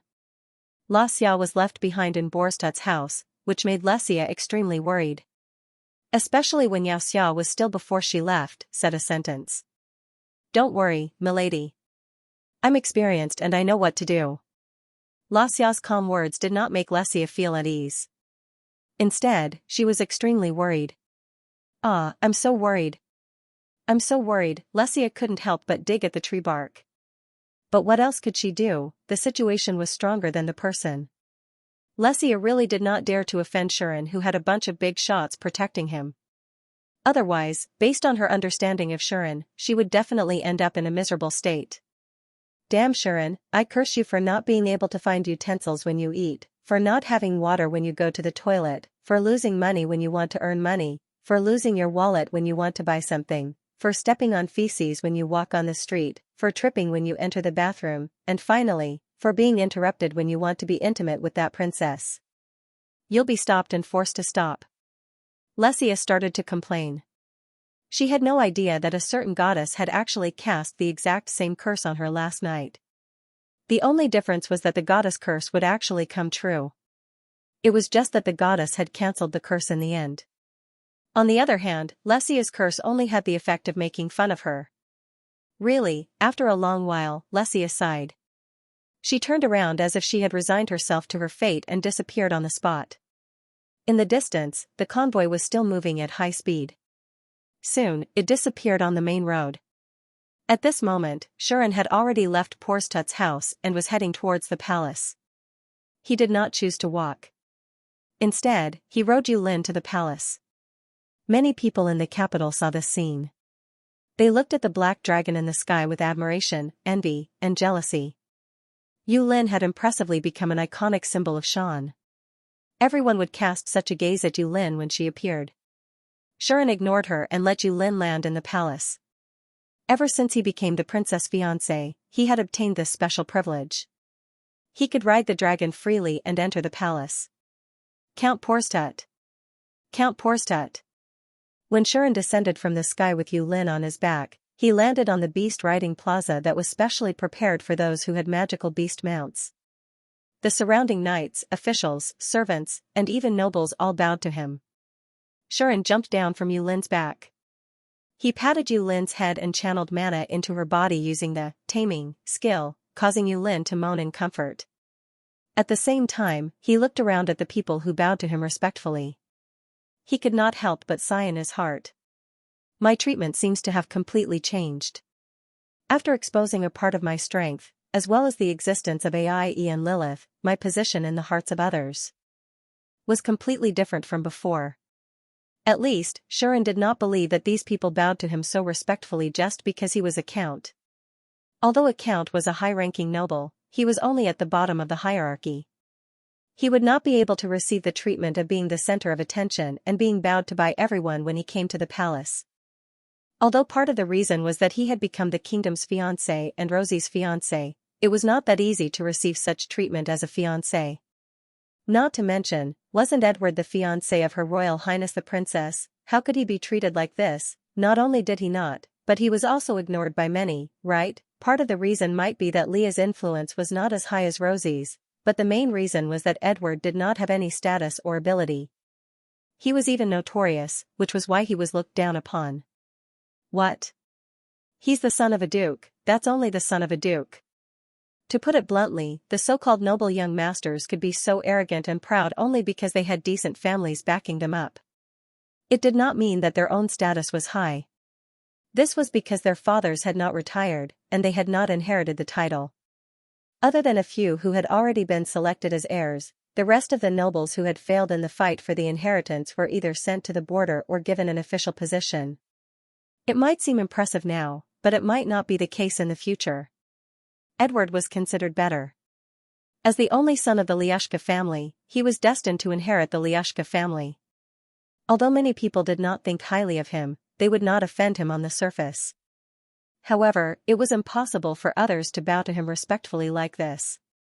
In the palace, only knights, servants, and minor nobles would bow respectfully to someone like Adele.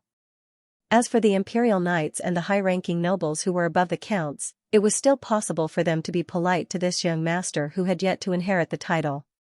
However, it was impossible for them to be flattered. On the other hand, Xian's treatment was far better than Edward's, and he could not even compare to the dukes and marquises. This was not only because Xian was Rosie's fiancé, but also because of the power behind him. It was also because Xian was not some noble young master, but a proper count who already had a title. It could be said that in the kingdom, Shuren's status had completely surpassed that of the young masters of the same age, and even surpassed most of the nobles. He was on par with Rosie. Now, even Anchi would not speak to Shuren so casually. This showed how special his status was. Of course, these envious and jealous gazes are much more than respectful and fearful ones, feeling the gazes from all directions, and seeing the envious and jealous gazes from some of the people in the crowd, Shuren laughed inwardly. It seemed that this count who had obtained the most precious treasure of the kingdom was still a public enemy in many people's eyes. Shuren did not put on airs, but he did not seem too close either. After nodding at the people who bowed to him, he whispered a few words to Yulin and told her to stay here. Then, under the watchful eyes of the crowd, he went to Rosie's bedroom. Along the way, everyone saluted Xian respectfully. There were also many people whose faces were full of envy and jealousy. Shuren ignored them and went straight into Rosie's bedroom. It was worth mentioning that in Rosie's bedroom, there were no more bootlickers waiting for her every day. It was as if they had all disappeared, and the hall outside the bedroom seemed empty, which made Shuren feel a little uncomfortable. But he had no choice. Rosie was already taken, and if those noble young masters still came to suck up to her, they would obviously offend Shuren, and their families would definitely not agree. In other words, I don't have to be bothered by those guys anymore. As soon as Shuren entered Rosie's room, Rosie rushed over with a happy face. She was in a good mood, which could be seen at a glance. Shuren was startled by this excited girl. Is that necessary? Shuren said snappily, no matter what, they are a group of noble young masters who have been licking your boots for a few years. It's not bad to keep them as spare tires, right? What do you mean by spare tires? I don't need them. Rosie wrinkled her little nose and snorted a few times, then said, I can't wait for them to disappear. They stay outside my room every day, causing me to be surrounded every time I go out. Those who come looking for me are always trying to find ways to squeeze in. If it weren't for them, I would have found many opportunities to sneak out to play. Can you be a human? Shuren was speechless, and said, sneak out to play? Let's not talk about how chaotic the palace will be because of your sudden disappearance. With your conspicuous appearance and temperament, do you think no one will recognize you if you really run out? Rosie was instantly speechless. This was indeed not an easy thing to do. Don't look at those novels where Her Royal Highness sneaks out of the palace. As long as she disguises herself a little, it would be as if she could pretend to be an ordinary person and pretend to be a pig to eat a tiger. Shuren did not dare to say for other people, but with Rosie's conditions, no matter how she disguises herself, she will be exposed in the end. After all, who doesn't recognize the kingdom's treasure? Even those who have never seen Rosie's appearance would be stunned by Rosie's stunning beauty, right? Disguise, would that be useful? Perhaps her appearance could be disguised, but Rosie's temperament, figure, and even her heavenly voice, if any of them were to be displayed, would attract the attention of others, and in the end, attract their attention. In the end, the possibility of this girl's identity being exposed could be said to be as high as 95%. This was the disadvantage of being too famous. Unless you go to another country, there's still a chance that you won't be exposed. Xian seemed to kindly remind him, it's just that, at that time, even if no one knows your identity, there will still be some very melodramatic things happening, okay? For example, a noble young master of a foreign country who happened to see Rosie, would be shocked by her beauty and could not help but run up to her without being able to control his legs, and do a good show of bullying men and robbing women. By then, even if Rosie had the ability to solve it, what followed would be a series of standard plot development. It would be like hitting the young, and then the old, and then hitting the old, and then even older. In the end, when Rosie pushed all the way to that country, the royal family of that country would most likely be alarmed. Then, they would immediately recognize Rosie's identity. They would be shocked, aghast, kneel down, beg for mercy, and then make Rosie's identity known to everyone. The name of the kingdom's treasure would shine in the foreign country, attracting countless people's worship and pursuit. That's the treatment of the main character, right? But it's too lame. So, you'd better give up on this idea. Shuren ruthlessly cut off some of Rosie's thoughts. Can't you give me some hope? Rosie was furious. It was not that she did not understand these principles. However, once she understood, she had to admit a problem. The problem was that she, Rosie Lusty Mitra, would probably never be able to go out and play normally for the rest of her life. Killing people's hearts. You're not really thinking of sneaking out to play, are you? Shirin was stunned and said, please, can you save me some trouble? Although it was common for Her Royal Highness to go out incognito, hide her identity, and play among the people in search of excitement, that kind of plot was usually used to serve the main character, so that the main character could have a fateful encounter, so that he could flirt with the princess, marry the beauty, and reach the peak of his life. Rosie still wanted to play like this? What kind of position did she put him in? Rosie did not know that Shirin's brainstorm had already progressed to this point. I'm just thinking about it. Rosie said with a wronged expression, haven't I never had the chance to carry it out? Is that so? Shirin immediately smiled brightly at Rosie and said, then please remember, Her Royal Highness, you won't have this chance in the future. I advise you to give up on this idea. Hey! Rosie shouted at Shirin, are you still my fiancé? That's exactly why I'm saying this. If not, who would care about you? Sean narrowed his eyes as he replied, still smiling brightly. Of course, it's fine if you don't want to. While the dignitaries from all over the world haven't left yet, I'll make a statement saying that I've divorced you and the engagement is invalid. After saying that, Shirin looked like he was going to walk out. Rosie suddenly became anxious. How dare you? Without hesitation, Rosie pounced on Shirin's back and twisted his neck. Do you want to abandon me after using me? I'll bite you to death, you scumbag. Rosie opened her small white teeth and bit Shirin's shoulder like a little white cat. Ouch, ouch, ouch. Let go. Shirin's face twisted. Immediately, the two of them started fighting in the room. Hurry up and let go. Don't let go. I'm bleeding. I'm bleeding. If you're lucky, I'll bite you to death, you heartless man. It hurts. It really hurts. By the way, why are my resistance skills ineffective against you? What do you mean? What do you think? It hurts. I'm fighting back. Humph humph. Immediately, the room was in a state of chaos. Beeping sounds rang out incessantly as if there was a war going on. Outside the door, the female knights of the Holy Sword Squad looked at each other. Then, they quickly lowered their heads and pretended not to hear anything. Yes, Borsted and Her Royal Highness are still so loving. The female knights nodded as if they knew what was going on. Obviously, the female knights were already used to it. However, she did not know when it started, but the crackling sound in the room had changed. Specifically, the sounds of the war had disappeared and were replaced by an unnatural silence. Then, such sounds could be heard faintly. Do you really think that I can't deal with you? Don't. Don't touch there. Where? Here? Or here? Woo, it was a sound that made people blush and their hearts beat faster. The female knight's cheeks started to redden, and their hearts started to beat faster. They were Rosie's personal guards who were carefully selected by her. Not only were they talented, but even the lowest level was 50. Moreover, they were all unmarried young ladies with outstanding looks.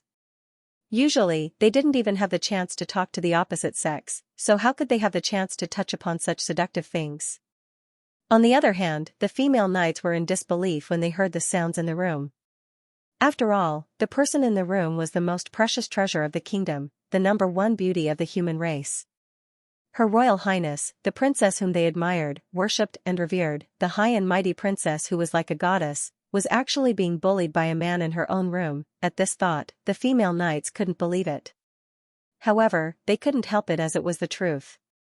They had to admit that the great Royal Highness was no longer single and had her own fiancé. Moreover, the two of them were in love with each other, and they definitely didn't get together because of some disaster. Others might not be sure about this, but the female knights of the Holy Sword Squad were sure of it. This was because they had always been by Rosie's side and were the closest to her. They had witnessed the relationship between Shirin and Rosie, and they had seen how many times they had communicated in private. From then on, they had been thinking that since Rosie was so close to him, Shirin might really be able to win the favor of Her Royal Highness. Even though Rosie was so outstanding and perfect that she shouldn't be interested in a man who used to be an adventurer, the fact was that in the end, this ridiculous guess that they had in the past had now come true.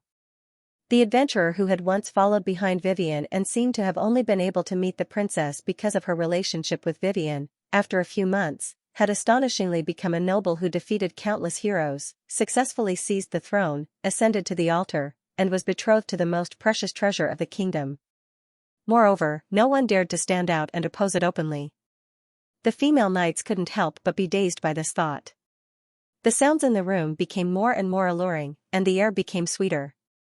Xianxia naturally did not know what others were thinking. Even if he knew, he would not care.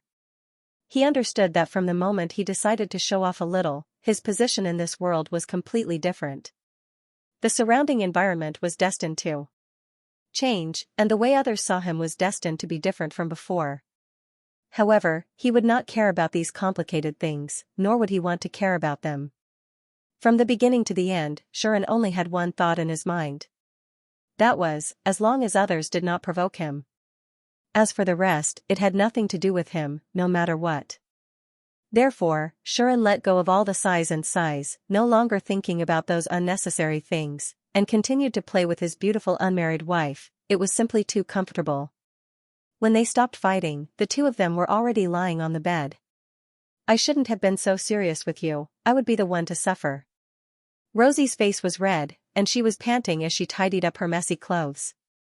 She then looked at Xianxia, who was lying there with a smug look on his face, as if she wanted to bite him again. This is just to remind you not to expose the tiles in front of your man, or else, you will definitely be beaten. Xianxia was extremely arrogant, as if he was asking for a beating. Rosie really wanted to tease him a few more times.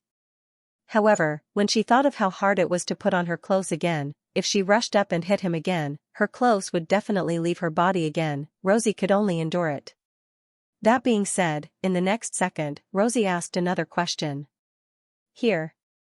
Rosie lay on Xianxia's body, staring straight at him, and said with some anticipation, now that we are officially engaged, when can we get married? Well, this princess who hated to get married still had such expectations. But there was no other way. Rosie had already tasted the sweetness. You don't know this, but not only did the bootlicker you mentioned stop coming after our engagement, even the kingdom isn't like before, giving me so many tasks to complete. Speaking of this, Rosie felt happy. Is that so? Xianxia was a little puzzled. No matter what, you are still a princess, it shouldn't be too idle, right? Rosie was rarely involved in national politics. This was the work of Xianxia and Lia. Rosie's position was not here, the kingdom would not let her handle such trivial matters. However, Rosie had been in charge of various diplomatic affairs that were beneficial to the kingdom. This was something that no one else could replace. For example, in terms of the Protoss, Rosie used her natural advantages to obtain a lot of benefits for the kingdom. It was difficult for others to have any interaction with the Protoss, but Rosie had been doted on by the Protoss since she was a child. Therefore, the kingdom had always let Rosie play the role of contact, communication with the Protoss. Over the past decade or so, she had often used the power of the Protoss to gain benefits. With Rosie here, even the temple had to give face to the Mithrin royal family, so Rosie was also in charge of the communication between the kingdom and the temple. In addition to Rosie's special status, the nobles of foreign countries also attached great importance to her, and many wanted to befriend her. The preference of the people of the kingdom for Rosie also led to Rosie playing a role in stabilizing the public sentiment. For example, the daily routine appearance was a very important job. Rosie was in charge of diplomatic affairs in the kingdom. Now, although Rosie was engaged to Xianxia, she was still very useful to the kingdom. Why did she suddenly lose her job? Xianxia was puzzled about this. Who would have thought? Who do you think this is all thanks to? Rosie rolled her eyes at Xianxia, then said, although I have contact with the Protoss, what about you? After hearing Rosie's words, Xianxia suddenly understood. You're saying that the kingdom has shifted the position they placed on you to me? Xianxia raised his eyebrows. You can say that. Rosie nodded and said, after all, I only have contact with the Protoss, but you have the protection of the Protoss and even the demons, and you have a friendship with the demons, and there is an evil god beside you who is comparable to the demons. If it is with your name, the kingdom can do much more than before. That was it. In other words, because of Shuren's emergence and the endless power behind him, Rosie's role to the kingdom had decreased a lot compared to before. Rosie no longer needed to take the initiative to contact and communicate with the Protoss. Because with Shuren, the Protoss would take the initiative to contact and communicate with the kingdom. Rosie no longer needed to deal with the nobles of foreign countries. Because with Shuren, the nobles of foreign countries did not dare to have any disloyal thoughts, and all of them were eager to befriend the kingdom, so that they could hug Shuren's thigh like the kingdom. Rosie no longer needed to worry about these things. This was because there was already someone more suitable than Rosie. Although Shuren was a noble of the kingdom, he chose to become an honorary noble, which meant that he did not hold a position in the kingdom, nor did he have a reason to show up for the royal family. Therefore, the various countries could not directly communicate with Shuren through the kingdom, and the kingdom could not ask Shuren to be in charge of this kind of work. Therefore, the kingdom could use this as an excuse to turn passivity into initiative, and let other civil servants take charge of this kind of work, no longer needing Rosie to do it. After all, you are marrying into the family. Once we are married, I will be marrying into the Porstut family, and it will not be suitable for me to have too much contact with the royal family. Rosie had a cheerful look on her face. Shuren felt that this girl was stupid. What did she mean by not having too much contact with the royal family? To put it bluntly, because she was going to marry an honorary noble who had little to do with the royal family and the kingdom did not dare to let her know too many national secrets, so they gradually took away the work she had on hand. Wasn't that enough? Is this good? Shuren glanced at Rosie and said, to put it nicely, you have become free, but to put it bluntly, this is clearly taking away the power you have on hand, right? So what? Rosie said nonchalantly. Unless I choose to inherit the throne, I will have to return it sooner or later. That was true. If Rosie did not inherit the throne, then when Anchi abdicated and Lia became the 14th queen of Mitra Kingdom, she would be given the title of a duke and leave the royal family. When that time comes, wouldn't Rosie have to return the power and work she had on hand? Now, Rosie was only bringing this reality forward by a decade or two. This way, I don't have to work for the kingdom and the royal family for free anymore, and I can even have a decade or two of leisure time before Sister Lia inherits the throne. Rosie clenched her fists excitedly and said, I now feel that choosing to marry is the smartest thing to do. If I knew this would happen, I would have. Before she could finish her sentence, Rosie stopped. You would have what? Shuren looked at Rosie, narrowed his eyes and said with a faint smile, you would have found someone to marry earlier? When he said this, although Shuren was smiling, there was not a hint of a smile in his eyes. Rosie was instantly afraid. I didn't mean it that way, Rosie said weakly. Shuren did not say a word. He quietly stood up and quietly retreated to the door. Seeing this, Rosie pounced on him without hesitation. No. Don't break the promise. Rosie cried. Obviously, this girl had accurately guessed what Shuren was about to do. Shuren still did not say a word, ignoring Rosie who was hugging his thigh and quietly moved to the door. This undoubtedly made Rosie even more afraid. I was wrong. I was really wrong. What I said just now was just me spouting nonsense. Using your words, I was just talking too much. I was talking too much. Really? Rosie raised her hand. I swear. She definitely didn't want to find a random person to marry. I will only marry you. Of course, this was not a bluff, but the real truth. No matter what, Rosie would not be so inconsiderate as to joke about her future in chastity just to slack off. What's more, before Shuren appeared, Rosie would rather not marry for the rest of her life and work for the royal family for the rest of her life than to casually live with another man. Rosie was deeply afraid of the future where she had to constantly disguise her true nature in front of her other half. Therefore, if Shuren did not appear, Rosie might really not marry for the rest of her life. Shuren naturally knew that this girl was purely too happy just now, causing her to talk too much. But even so, he was still very unhappy. So I am just a tool for you to get out of the abyss of suffering. Shuren put on a fake smile. Rosie hugged Shuren's thigh and shook her head vigorously. There is no such thing, absolutely not. Rosie said with a wronged expression, just tell me, what do I have to do to make you believe me and forgive me? Very good, I was waiting for you to say this. Sharon's eyes lit up, and the way he looked at Rosie made her feel a wave of fear. Specifically, from this animal's glowing eyes, Her Royal Highness saw a lot of strange scenes. This made Rosie have the urge to run away. But did she dare? Of course not. If she really ran away, when she came back, Sharon would already be gone, and he could even become a missing person. In other words, you understand, right? Yes. Under Sharon's bright smile, Rosie nodded with a wronged expression. This represented a compromise, and also meant that she had accepted her fate. Sharon had made up his mind. This time I must unlock a few more achievements. Don't say he was too animal. After all, Ter had just given in last night, and the achievements she unlocked were almost catching up to Rosie. As the main wife, how could she be suppressed by a concubine, therefore? I am helping you. Sharon sighed at his own kindness.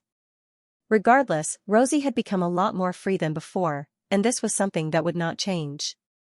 Also, Rosie did not need to show her face every day anymore. I have become Count Porstadt's fiancé, and as his fiancé, it is not suitable for me to show my face in public anymore. Rosie used such a reason, causing the people of the kingdom to wail in grief, but there was nothing they could say. What else could they say? Could they ask someone else's fiancé to come out every day to be cheered by a group of people, and be admired by countless men? Did they ask for her husband's permission? Based on this reason, Rosie could justifiably cancel her daily appearance. Even though many people did not buy it, a married woman was like spilled water. If they were to riot because of this, it would be too unreasonable. Of course, the main reason was that Sharon's reputation was still there, and the people of the kingdom did not dare to rebel. At least, that was what Sharon said. If you insist on my fiancé being admired every day, then I can only ask the demons and the Protoss's friends to uphold justice for me.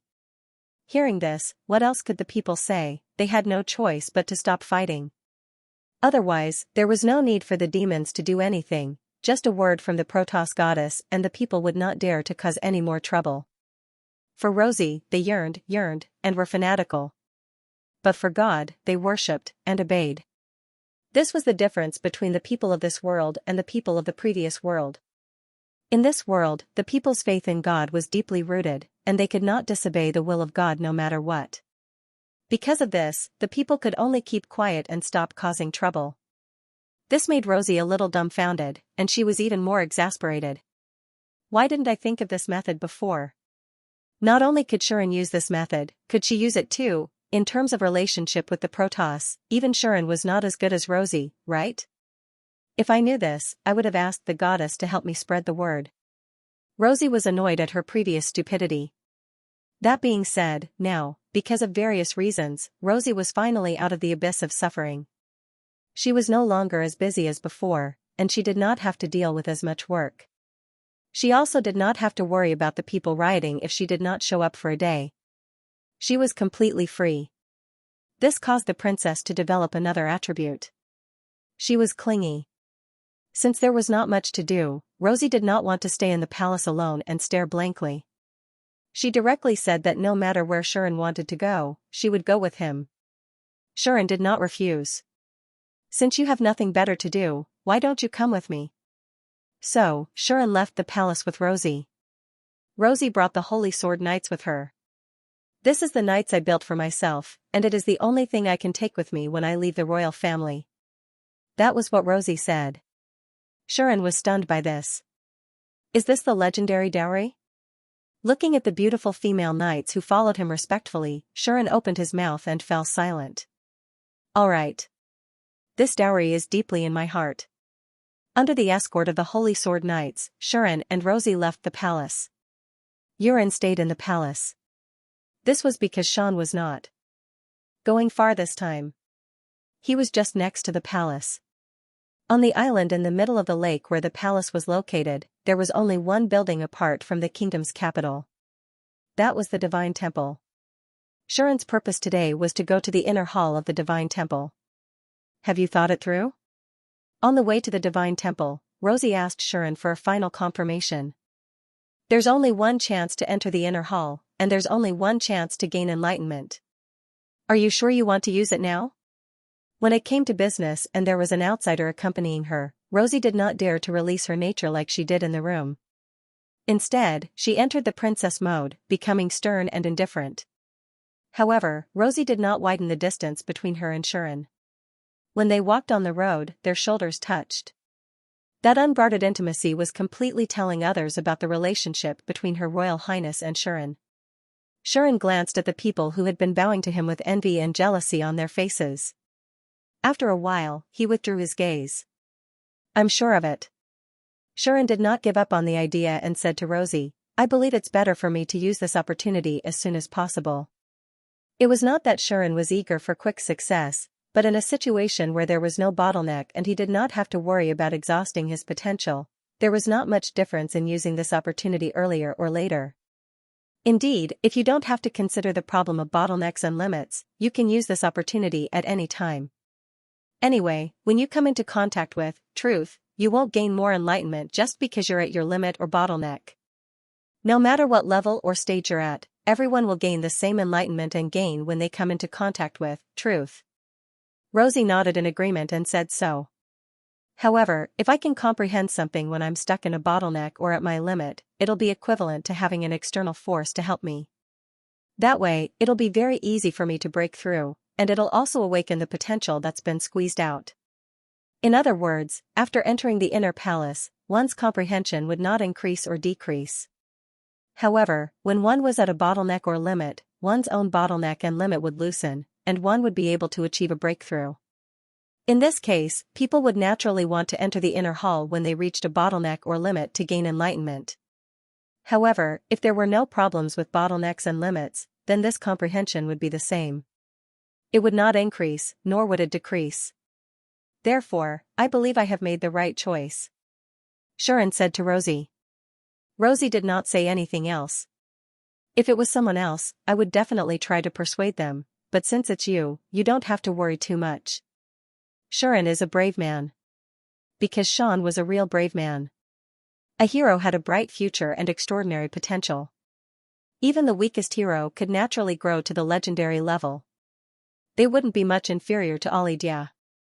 Rosie was not sure about his potential, but she could tell from the power of his holy sword that he was much stronger than her. Rosie was not sure about his potential, but she could tell from the power of his holy sword that he was much stronger than her.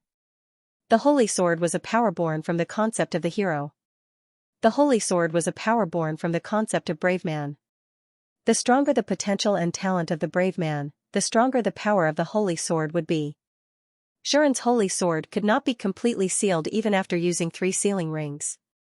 Moreover, he had only been in this world for a few months, but his strength was already not inferior to hers. This made Rosie very sure that her lover's potential was definitely immeasurable. If that was the case, it would be extremely difficult for Xian to exhaust his potential. Therefore, Rosie did not think that Xian's choice was inappropriate. She only reminded him and chose to respect Xian's decision. Rosie brought Xian and the rest of the Holy Sword Knights to the temple. Before they arrived, Rosie had already sent someone to inform them of their arrival. Under such circumstances, when Xian and Rosie arrived, there was actually a large group of people waiting for them outside the gate of the Divine Temple, welcoming their arrival. The person in the lead was Yule. "Welcome to the Divine Palace, Count Borstut." Yule walked forward with a smile and bowed to Xian in a friendly manner. "Your Highness?" Xian was a little surprised. "You actually came to welcome us? How can I accept this?" He did not expect Yule to come to welcome him personally. But when he thought about it carefully, it was to be expected. "You are the same as Her Highness Rosie. Both of you have a deep relationship with the Protoss. Since that is the case, you are our most respected guest," Yule said matter-of-factly. "And that's not to mention the fact that you're planning to enter the inner temple. The inner temple is a treasure left behind by a paramount god. Every time you use it, you need my permission, as the pontiff. I'm the perfect person to welcome you." "Then I'll have to trouble Your Highness the Pope." Xian nodded and said no more. He just said, "Shall we go over now? It seems that you are in a hurry." Yule could not help but smile. "If that is the case, come with me. The goddess is also waiting for you." "Goddess?" Xian immediately raised his eyebrows. Rosie finally spoke up. Is it Lady Anima? Or Lady Lytus? Rosie hurriedly asked. Currently, the only goddesses who would appear in the inner temple were the two Protoss who attended Shuren and Rosie's engagement banquet. However, among these two goddesses, one of them might still be holding a grudge against the young lady for this matter. Rosie wanted to know which goddess would want to see them. Yule immediately smiled bitterly. Both goddesses are here. It was hard to tell if Yule had brought good or bad news. With Lady Anima here, if Lady Lytus loses control, she should be able to control the situation, right? Rosie muttered something that no one knew if she was praying or not.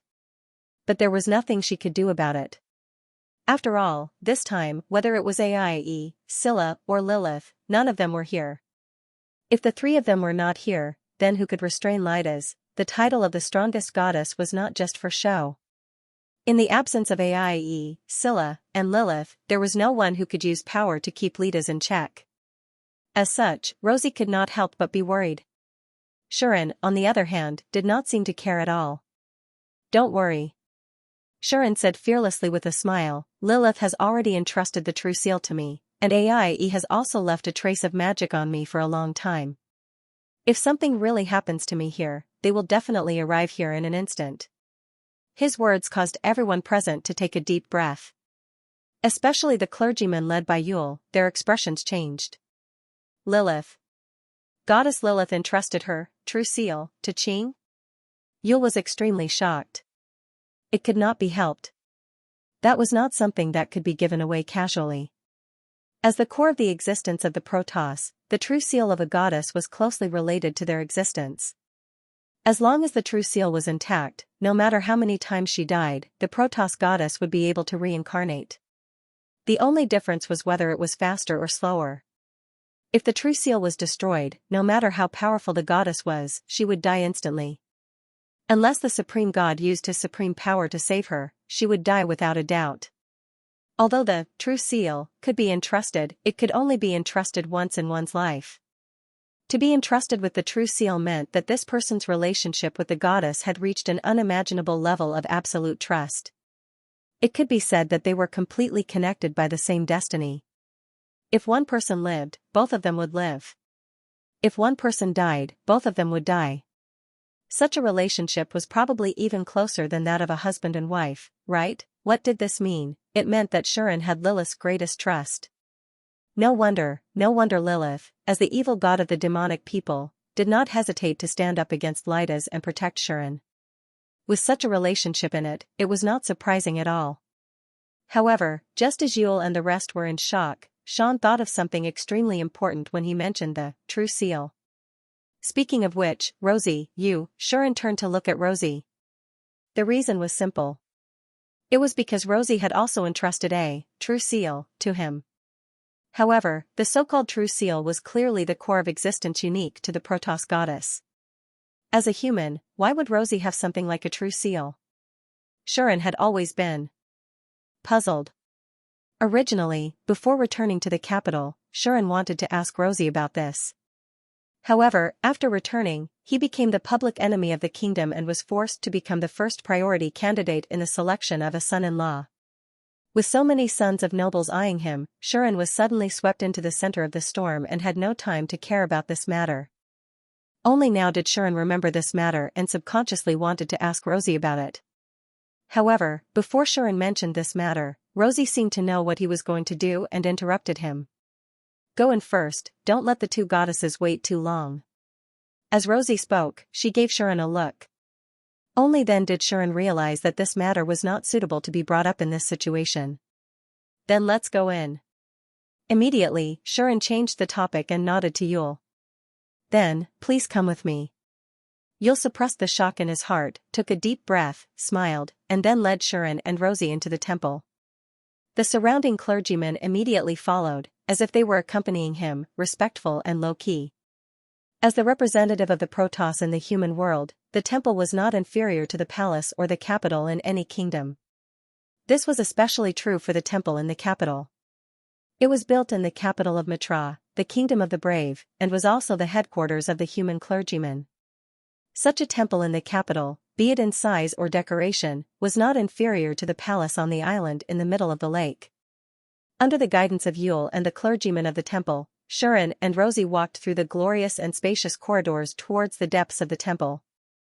As the host, Yule seemed to consider that it was Shuren's first time here, so he gave Shuren a lot of introductions. The main function of the temple is to act as a bridge between the Protoss and the human race, and to provide a suitable place for both races. Not only does it open the door to the divine realm, but its main function in the past is to give the goddess's blessings to newborns of the human race. Whenever a newborn human descends, it must be brought to the temple after it is 1 month old and brought to the place of blessing. There, the ceremony of the Protoss will naturally take effect. After determining the child's potential and expertise, it will connect to the divine realm and allow the goddess in charge of the same field as the child to descend and bless it. Look, that's the place of blessing. Yule pointed to a mysterious and majestic temple. Shuren could feel a subtle magical wave from there, which proved that what Yule said was true. There was indeed a ceremony of the Protoss at work there. Then, Yule said it again. Apart from that, the temple also has other reasons for its existence. For example, providing believers to join the temple. For example, adopting orphans and children who are fated to be with them. For example, treating people with all kinds of incurable diseases. Finally, it provides help and nurture for these believers and orphans. For example, the healing magic and holy magic created by the Protoss can only be learned in the temple. Therefore, people with incurable diseases will often visit the temple and even stay there for long periods of time to recuperate. Yule looked at Rosie and laughed out loud. Your Highness Rosie, do you want to meet Princess Rihanna first? Hearing that, Shuren remembered something. Speaking of which, your mother is recuperating in the temple, right? Shuren also looked at Rosie. Mother is indeed here. Rosie seemed to have thought of her mother a long time ago, and a rare smile appeared on her face in public. From this scene, it could be seen that Rosie had a good relationship with her mother. Do you want to go and take a look? Shuren thought for a moment and suggested hesitantly, I remember that she seemed to be sick and has been recuperating here? Yes, it's a congenital weakness that has accompanied mother since she was born, Rosie said, a little distressed. Originally, a weak mother was not even allowed to have children, but she wanted to have a child for the royal family no matter what. In the end, not only did she give birth to Sister Leah, but she also gave birth to me the following year, causing her body to become extremely weak. In the end, she could only enter the temple to recuperate and could no longer leave. Is that so, then? This mother is really great. Shuren did not know much about Rosie's mother. In fact, at the beginning, Shuren thought that Rosie's mother was no longer around. Otherwise, he would have seen her until now. Whether it was when he interacted with Rosie before, or when he interacted with the royal family on formal occasions, or even at the engagement banquet with Rosie, this consort had never appeared. As a result, Shuren could not help but overthink things. It was not until later that Shuren learned that the consort was ill and had been recuperating and receiving treatment in the temple all year round. Her relationship was equivalent to that of a semi-monk. That was why he had never seen this consort. Now, through Rosie's description, Shuren found that the consort's health seemed to be worse than he had imagined. Otherwise, she would not have been absent from her daughter's engagement banquet. Should I go with Rosie to meet him? He thought to himself. Sean was hesitant about that. Rosie seemed to have noticed his hesitation. You're not afraid to see my mother, are you? Rosie blinked her eyes and smiled faintly. Ahem. Shuren coughed awkwardly, but did not admit it at all. What am I afraid of? Would he be afraid to see his mother-in-law? What a joke. With his current status, he could even subdue the king of Anchi. Would he be unable to subdue a consort? That was impossible. Just as Shuren was thinking about this, Rosie's faint voice sounded. Then how about we go and see my mother now? Rosie's words made Shuren's expression change from awkward to unnatural. I knew it. Rosie immediately narrowed her eyes with a look of disdain, making Sean unable to lift his head. But Shuren really did not dare to see this consort. There was no other reason. Her body is so weak. If I accidentally say something wrong and anger her, wouldn't that be a sin? Shuren muttered. This was what he was worried about. Unlike Anchi's king, who had a clear-cut stance, the princess consort had already become a half-monk. She was not involved in the kingdom's politics in the slightest, and she was extremely Buddhist. In other words, for Shuren, this was only Rosie's mother, his mother-in-law. She would not be intimidated by his achievements, nor would she do anything because of the power behind him. She was just a very ordinary mother. And Shuren dared to smile at others, dared to defy the heavens and the earth, and dared to be so confident in front of Xianxia, all because he had various things to rely on. But in front of this consort, Shuren's reliance was useless. Coupled with the fact that the consort was weak and seemed to be on good terms with Rosie, Shuren could already imagine his lack of confidence when he saw her. In other words, for Xian, he was only Rosie's relative, which caused Xian, the fiancé, to feel a sense of tension that came late. After all, this consort was married for the consort. Probably? At least, Shuren did not think that he was a married man in his previous life. You. Rosie said unhappily, count yourself lucky. Although it's not that my mother doesn't care about the kind of person I married, she doesn't place too much emphasis on family background and ability like others do. She only cares about whether you are the person I truly like. So, after I answered her, she agreed without any objections, nor did she mention the idea of meeting you. Hearing this, Shuren unconsciously heaved a sigh of relief. Fortunately, he did not have to meet his mother-in-law immediately. Of course, he would have to meet his mother-in-law sooner or later. No matter what, he had already eaten the cabbage that she had planted for 17 years. If he did not go and greet her, it would be a little unreasonable. But if he went to meet her now, it would be a little sudden. Once I'm ready, I'll go pay a proper visit to my mother-in-law. After making up his mind, Shuren became a little curious about Rosie's words. When your mother asked you if you truly like me, how did you answer? Shuren's curiosity was aroused because of this. Rosie's pretty face suddenly turned bright red. Seeing this, Shuren was not surprised at all. Instead, he sounded like he was saying, "Oh, Moses.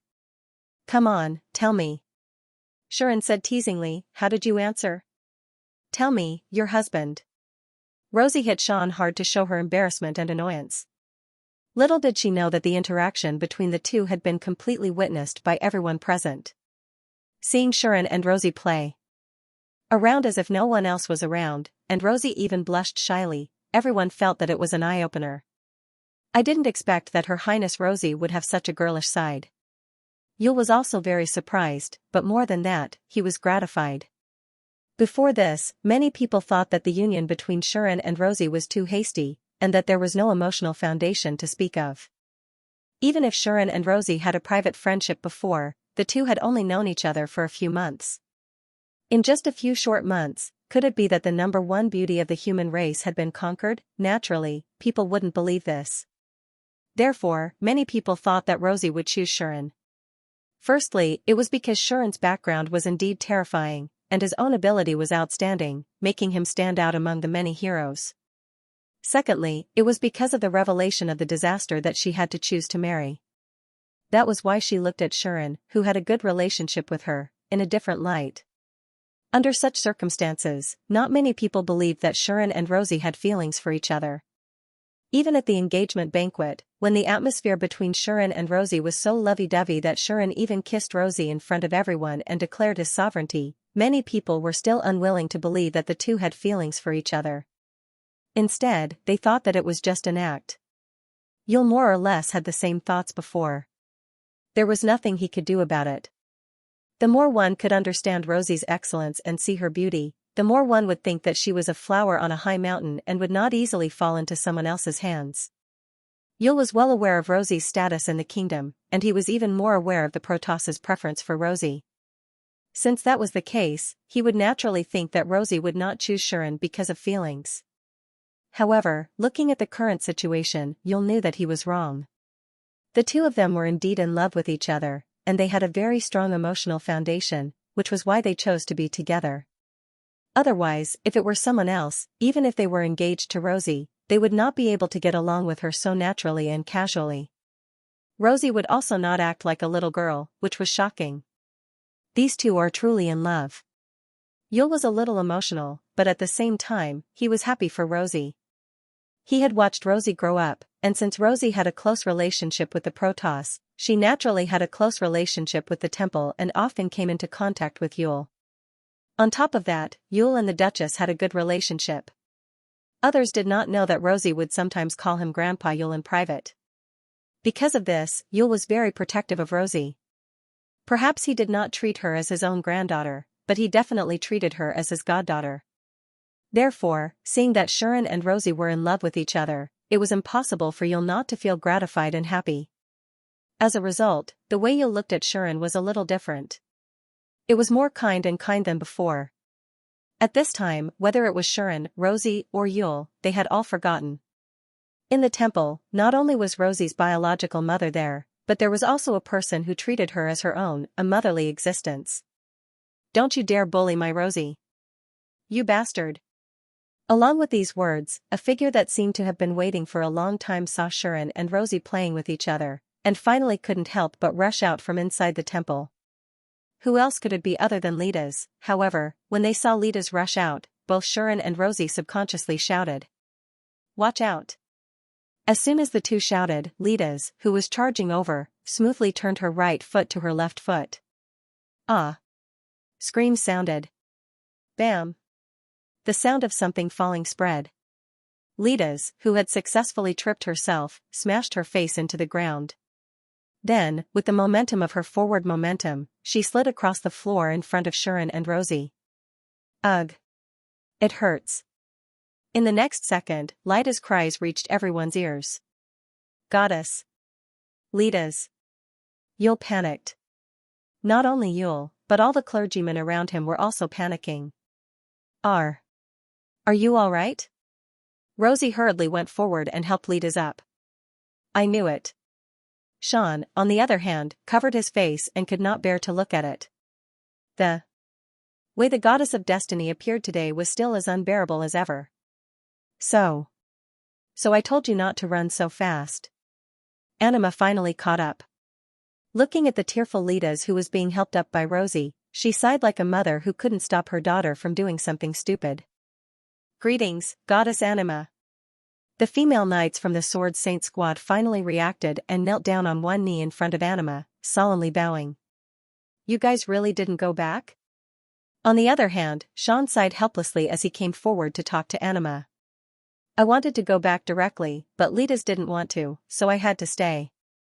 Anima smiled bitterly, but she still nodded to Xian and said, "I heard that you're going to enter the inner hall today, right?" "It's like this." Xianxia did not beat around the bush. "It's rare to have such a chance to improve my strength. It would be a waste not to take it." "Indeed." Anima smiled and said, "I just didn't expect you to enter the inner hall so quickly." The inner sanctum was a treasure left to humans by the Supreme God, and its purpose was to nurture outstanding talents. Since that was the case, how could a hero from another world not have used the inner sanctum before? Anima did not expect Xianxia to come to the inner sanctum. But just as Anima said, she did not expect Xianxia to come so soon. Heroes in the past only felt that their progress was too slow after they broke through to the legendary level and reached level 90. They wanted to enter the inner sanctum and use the enlightenment there to improve their strength. Anima looked at Xianxia with a meaningful gaze.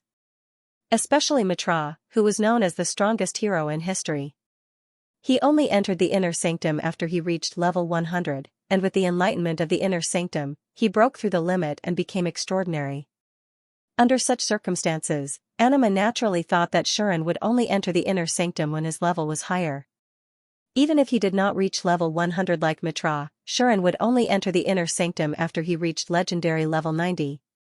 That was what Anima had thought before. Who would have thought that Xianxia would come so soon? "You are very strong, but your level is not high. You haven't even reached level 60 yet, right?" Anima easily saw through Xianxia's level. This was part of the power of Anima's authority. Because she was the goddess of life, she could see the state of everything in the world and their level clearly with her eyes that had never been opened. This was a peek at life itself, and it could not be hidden or concealed by any means. Therefore, Anima knew Xianxia's true level from the first time they met. Xianxia nodded. "My level is indeed not high compared to those who are truly strong." Xianxia shrugged and said, "But I don't think you need to wait until you reach the legendary level or the ultimate level to enter the inner sanctum. That would be too late. Of course, this was for Sharon. For others, Sharon's choice might not be very wise. Why are you in such a hurry? Lita's rubbed her face while being supported by Rosie. She stared at Sharon and said, rushing for results is not a good thing. You are already quite strong. I advise you to wait while you still have the chance to grow. Try harder and don't waste this once-in-a-lifetime opportunity. Oh? Sharon raised an eyebrow and smiled. Goddess, are you concerned about me? Of course not. Lita's was enraged and shouted, I'm thinking for Rosie's sake. What if you regret it in the future and have a miserable expression on your face all day long? That will affect my Rosie's mood. What then? You don't have to worry about that, goddess. I have my own plans. I have my own thoughts. Sharon was not provoked. Instead, he said, although I don't know if I will always look miserable in the future, but you do look miserable now. Please restrain yourself and don't affect my Rosie's mood, okay? You. Lita's was furious. She pointed at Sharon and shouted, I am not miserable. And Rosie is mine. You really think too highly of yourself. I wonder what makes you so confident that you don't feel miserable now. Sharon smiled and said, and Rosie should be mine. You. Lita's was furious and shouted, mine. What are you talking about? Sharon narrowed his eyes and said calmly, what's mine is mine. You can't take it away. Lita's naturally would not agree. Mine. Mine. Mine. Mine. It's not yours. It's mine. Fine, it's yours. No. It's yours. All right, that's what you said. Eh? After a fierce and childish argument, Lita successfully fell into Sharon's exquisite and childish trap. She was trapped by Sharon and was dumbfounded. Sharon suddenly reached out his hand and touched Lita's head. Silly child.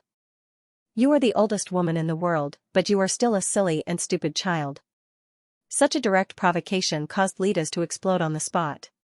I'll kill you. Lita's was like an enraged white cat. She bared her fangs and brandished her claws at Sharon. Sean was indifferent. He was tidying his nails with one hand, and his other hand had stretched out and pressed on Lita's forehead to stop her. Lita's kept charging forward and waved her hands randomly. But because Sharon was pressing her head, she could not close the distance. She could only violently wave her hands in front of Sharon, but she could not touch Sharon. The two of them started fighting, and everyone around them was dumbfounded. Yule and the others looked at each other, not knowing what to do. They didn't know what to do. Rosie looked like she was having a headache. She sighed as if she was looking at two children. Anima was also dumbfounded. In the end, she and Naduna, who had been hiding in the dark, smiled bitterly at the same time. They felt a wave of disbelief in their hearts. Because this was the first time they saw a human who dared to fight with Lita's like this. Moreover, the two of them were playing around like children. It was hard to believe that this was real. If this scene was seen by others, they would be so shocked that their jaws would drop to the ground. But no matter what, Sharon did not show the slightest bit of fear towards the powerful goddess Lita's. Lita's was also throwing a tantrum like a child. This was the reality. In the end, everyone was surprised to find that the atmosphere between the two of them was very warm and cozy. The atmosphere was like a quarrel between good friends of many years, or a family playing. It made people feel like they were watching a brother and sister quarrel. Not long after, Lita's, who could not deal with Sharon, cried again. Rosie, look, he's bullying me. He's a bad guy. Lita's gave up on Sharon and threw herself into Rosie's arms, complaining. It's okay, Madam Lita's. Sharon is just joking with you. Rosie could only hug Lita's and pat her back to comfort her. Sharon could not help but complain. You even treat her like your own daughter. Which side is the daughter? Their positions were completely reversed. Dear. Wah. Lita's cried even harder. She was so angry that she cried. Although this may be the truth, you can't say it out loud, don't you know it's very sad? That's enough. You should stop talking. Rosie really wanted to hit Sharon. She also knew that it was impossible to make an unreliable guy like Shuren respect the goddess. Thinking back, when she first met him, didn't he also mercilessly attack her after knowing her true colors? This lawless warrior was simply too much. Looks like it's better to let Lita stay here and accompany Rosie and Rusty. Anima still smiled bitterly, then looked at Yule and said, I'll bring Count Borstut to the inner sanctum. The rest of you stay here and take care of the God of Destiny and Princess Rosie. Yes. Yule looked a little surprised, as if he was surprised that Anima wanted to personally lead the way for Shuren, but he did not say anything and just nodded. I have no objections. Shuren did not seem to care and only looked at Rosie and said, then I'll go by myself. Okay. Rosie nodded and said, I'll wait for you outside. Then let's go. Anima turned to the side and made way for Shuren. She closed her eyes and smiled. Before we reach the inner sanctum, I'll introduce you to this treasure left behind by the Mother Goddess. Thank you. Shuren bowed to Anima. And so, everyone separated. Rosie and the sobbing Litas were escorted to the waiting hall by Yule. Following Anima's lead, Sean headed towards the inner hall. Najula glanced at the two sides that had separated. Then I'll stay too. Shuren had Anima with him, so it should not be a problem. She could also take this opportunity to see what was going on in other directions. For example, Lefret's family. We're here. When Anima said this, Shuren stopped in his tracks. At this time, Shuren and Anima arrived at the deepest part of the inner sanctum. There were no buildings here. It was like an open-air square. It was very vast. This is the inner sanctum? Shuren was a little surprised. As far as the eye could see, there was nothing in this vast square, only a door standing in the middle of the square. Yes. The door. There was a door standing alone in the middle of the square, looking exceptionally strange. The door looked simple and unadorned, like a stone door that had been covered in dust for a long time. There were no decorations on the door, only a single word was engraved, Truth. This is the door that can directly connect to World Truth. Anima said with a serious expression. Those who pass through this door will enter another space. That is the inner sanctum, the place closest to World Truth. From there, you can directly peek into the operation of Truth. Through the most direct method, you can see how the world operates, immerse yourself in it, and gain enlightenment. According to this enlightenment, you will gain unimaginable rewards. It could be a sudden increase in level, or it could be a sudden learning of a skill, or it could even be the sudden awakening of a unique skill. It could be said that anything was possible. This treasure has nurtured countless experts for the human race. Some of them were not famous at all before entering the inner sanctum. Their strength and potential were mediocre, but in the end, they gained extraordinary enlightenment. After coming out of the inner sanctum, they immediately shocked the world and improved by leaps and bounds, becoming great existences that will be recorded in the history books. As she spoke, Anima turned to Shuren. If you have made up your mind, then go. Go and push that door open. As soon as Anima finished her sentence, Shuren had already started walking toward the door. This was something he had done unknowingly. In the beginning, Shuren was still puzzled by the fact that the door stood alone in the middle of the vast square. However, for some reason, the more he looked at the door, the more Shuren felt close to it. It was as if the door was calling out to him, and Shuren couldn't help but want to go forward. Therefore, as soon as Anima finished speaking, Sean almost subconsciously took a step forward and walked in the direction of the door. Seeing this scene, Anima couldn't help but be stunned. But then, Anima thought of something, and the way she looked at Shuren became much deeper. At this moment, Anima remembered a shocking thing that Najula mentioned to her while she was coaxing Litas away last night. That hero named Shuren is very likely to have the blessing of the Mother Goddess. This was what Najula had told Anima. Shuren had the blessing of the Supreme God. If this news were to appear among the Protoss, or even among the humans and demons, it would be enough to cause earth-shattering waves. Regardless of the meaning behind this, just the fact that he had this blessing would make Shuren's position among the gods, humans, and demons different. Moreover, it would be far more extraordinary than it was now. Especially among the Protoss, once this news spread, Shuren would definitely be worshipped by the entire Protoss. This wasn't a joke, they would really worship him. The Protoss had always been a race that attached great importance to social class. From the three goddesses to the superior gods, and then from the superior gods to the inferior gods, there was a clear distinction in status and hierarchy that couldn't be disobeyed. Even the inferior gods who controlled powerful territories and possessed great strength had to bow respectfully in front of the superior gods who didn't have the slightest bit of combat power and accept the orders of the superior gods. In addition, this sort of subservience was even more pronounced in front of the overgods. After all, the entire Protoss originated from the supreme god Omnis, and the supreme god Omnis was the creator of the Protoss, the mother of the gods, and the king of the Protoss. It was impossible for her not to be worshipped by the Protoss. Under such circumstances, one could imagine what the Protoss would do to Xianxia once the fact that he had the supreme god's blessing was exposed. In this case, it was not hard to imagine what the Protoss would do to him once the fact that he had the supreme god's blessing was exposed. Therefore, if the fact that Xianxia had the blessing of the supreme god was known to the goddesses of the Protoss, they would definitely regard Xianxia as the source of their faith and submit to him in excitement and fanaticism. Because of this, when Anima first heard the news, she couldn't help but be shocked. Coupled with the symbolic meaning behind this matter, Anima realized that there must be a big secret behind the appearance of this hero. With that in mind, Anima was inevitably shocked when she first heard the news. In addition to the symbolic meaning behind this matter, Anima realized that there must be a big secret behind the appearance of this hero. You have to know that the world was created by the Supreme God, and the truth of this world is also the law that the Supreme God set down. You should know that the world was created by the Supreme God, and the principles of this world are the laws set down by the Supreme God. If that's the case, after this hero comes into contact with the truth, he might gain much more than others. If that's the case, after this hero comes into contact with truth, he might be able to gain more than others. This is a human who can be favored and favored by the world.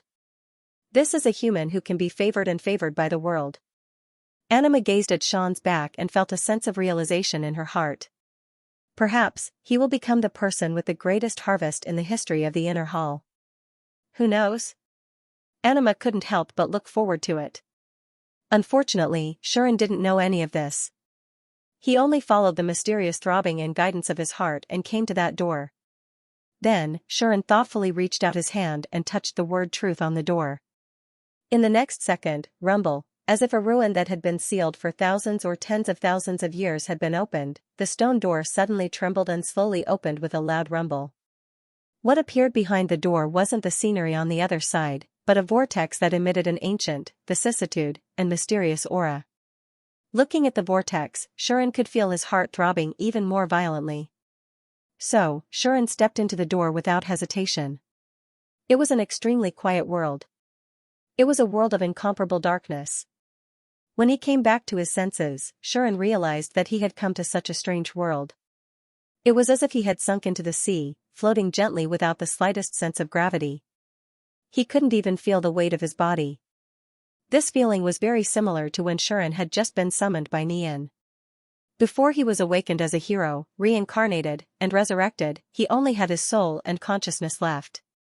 However, for some reason, Xianxia didn't feel any uneasiness or apprehension. Instead, he felt a sense of security as if he had returned to his mother's womb. Suddenly, a strange fluctuation came. It seemed like a sound. It also seemed like magic. Xianxia raised his head and looked at the dark sky as if he was being guided. His movements seemed so natural. It was also at this moment that the world changed greatly. Clang! First, light appeared. It came from a figure. That figure seemed to have appeared suddenly, but it also seemed like it had always been there. It entered Xianxia's eyes. Xianxia opened his eyes wide. The overgod, Omnis, that's right. That figure was the overgod that Xianxia had seen in the holy realm, Omnis. Unlike back then, when she was in a deep sleep, Omnis was now completely awake. Her entire body was glowing, and she looked so holy. Her figure was awe-inspiring and beautiful, and she looked so enchanting. She was like a high and mighty goddess, looking down disdainfully without a ripple in her eyes. That was the gaze of a true god. Suddenly, the goddess raised her hand. With that, the entire dark world seemed to be illuminated and began to shine. The sky appeared. The earth appeared. The ocean appeared. The sun appeared. Just like that, the entire world of incomparable darkness suddenly turned into a world brimming with vitality. Xianxia immediately understood. Everything I see is the scene when the Overgod Omnis created the world. This was the beginning of everything, and the origin of the world. It was from this moment that the Almighty Goddess began to create heaven and earth, creating the world known as the Omnipotensen. Xianxia saw with his own eyes how the goddess created the sun with a wave of her hand. He also saw with his own eyes how the goddess created the moon with a wave of her hand. Stars. Forests, mountains. Flowing water. Everything appeared one by one under the creation of this omnipotent goddess. Xianxia was mesmerized by it all. It couldn't be helped. During this process, the goddess wasn't just creating all sorts of things, she was also creating all sorts of laws. Once an apple ripened, it would fall in accordance with gravity. Fire would burn, but it would be extinguished by water. Trees needed sunlight and soil. Life needed to breathe and eat. And then there were the laws of birth, aging, sickness, death, and so on. All of them were perfected by the goddess, who possessed unparalleled power. Those were the laws of this world, also known as truth. The goddess was creating the laws of truth, and even added all sorts of concepts into it. For example, levels. For example, skills. These were all part of the truth. As someone who was witnessing this, Xianxia felt as if he had transformed into the Overgod. Although he couldn't control himself as he created all sorts of laws of truth, and didn't understand the principles behind it, it was as if he had fused with it and gained all sorts of insights. So it can be done like this? This is what a level is? This is what a skill is? So that's how it actually works? Amazing. Xianxia seemed to have completely immersed himself in this work. One moment, he was enlightened, the next moment, he was confused, and the next moment, he was beaming with joy, and the next moment, he was frowning. He displayed all sorts of emotions without restraint. When Xianxia came back to his senses and realized what was going on, he was almost scared out of his wits. He didn't know when it had started, but the world had completely taken shape. The Overgod Omnis floated in front of Xianxia, looking at him as if she had come to life. Gulp, Xianxia couldn't help but swallow a mouthful of saliva. The goddess, however, turned a blind eye to it. Her eyes were mysterious and deep. That gaze did not seem to be looking at Xianxia in front of him. Instead, it seemed to be looking at the distant future. And then, all cause and effect depends on one's luck. Leaving behind these heavenly words, the Overgod Omnis disappeared. Wait. Xianxia subconsciously called out and was about to urge her to stay, but he suddenly felt the world spin. The world was collapsing. The world was collapsing. The laws were dissipating. The sun and moon were no longer shining. Xianxia only felt his vision go black, and his whole body was thrown out of this side of the world as if he was thrown away. Finally, he disappeared without a trace along with everything around him. On the square, within the vortex within the door, a tremor suddenly appeared, causing light to shine like silk. He's back? Seeing this, Anima's expression changed. The vortex within the door began to spin, and soon, a figure was spat out. Swoosh! Xianxia flew out of the vortex and landed on his feet. He only managed to stabilize himself after taking a few steps back.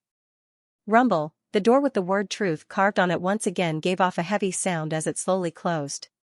The ancient, vicissitude, and mysterious aura also disappeared, causing the vast square to return to silence. Only then did Xianxia finally come to his senses.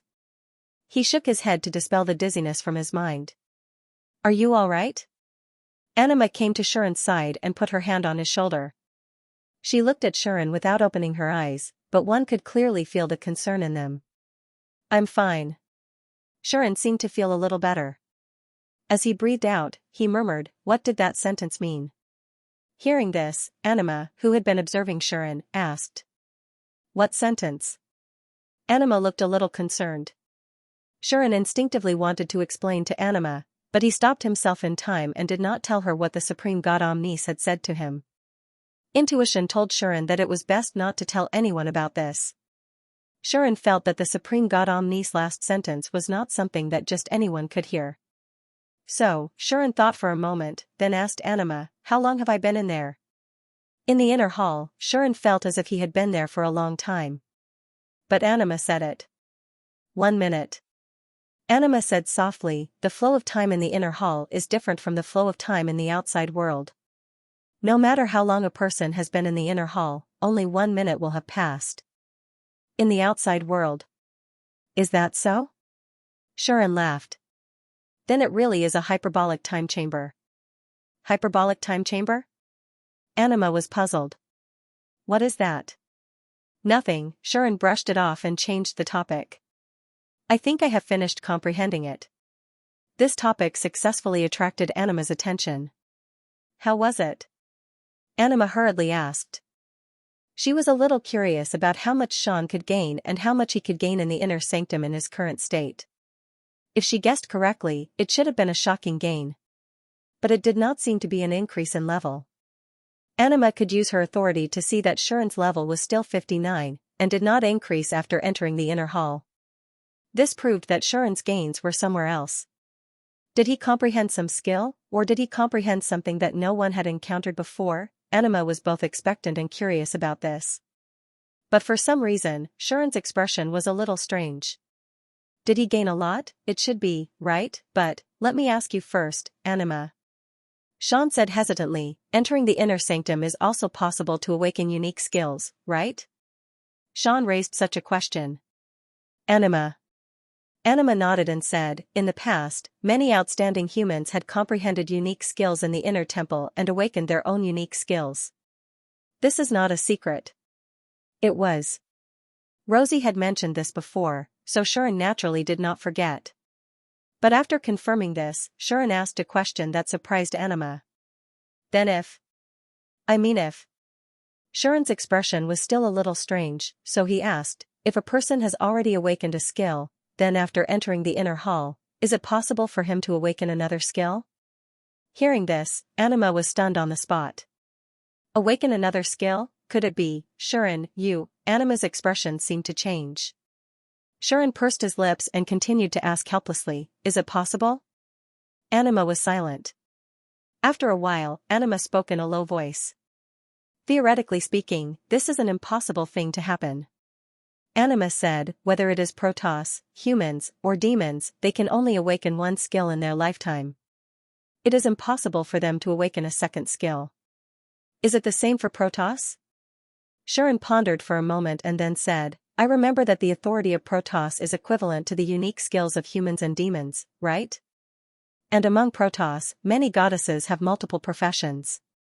Does that mean that they have multiple authorities and multiple unique skills? If there was a goddess who could control water and fire, wouldn't that prove that she had the power to control fire and water at the same time? Wouldn't that mean that she had two unique skills? That was what Shuren meant. But Anima shook her head. Indeed, many goddesses of Protoss have multiple professions, but there is still only one power that allows them to perform their duties.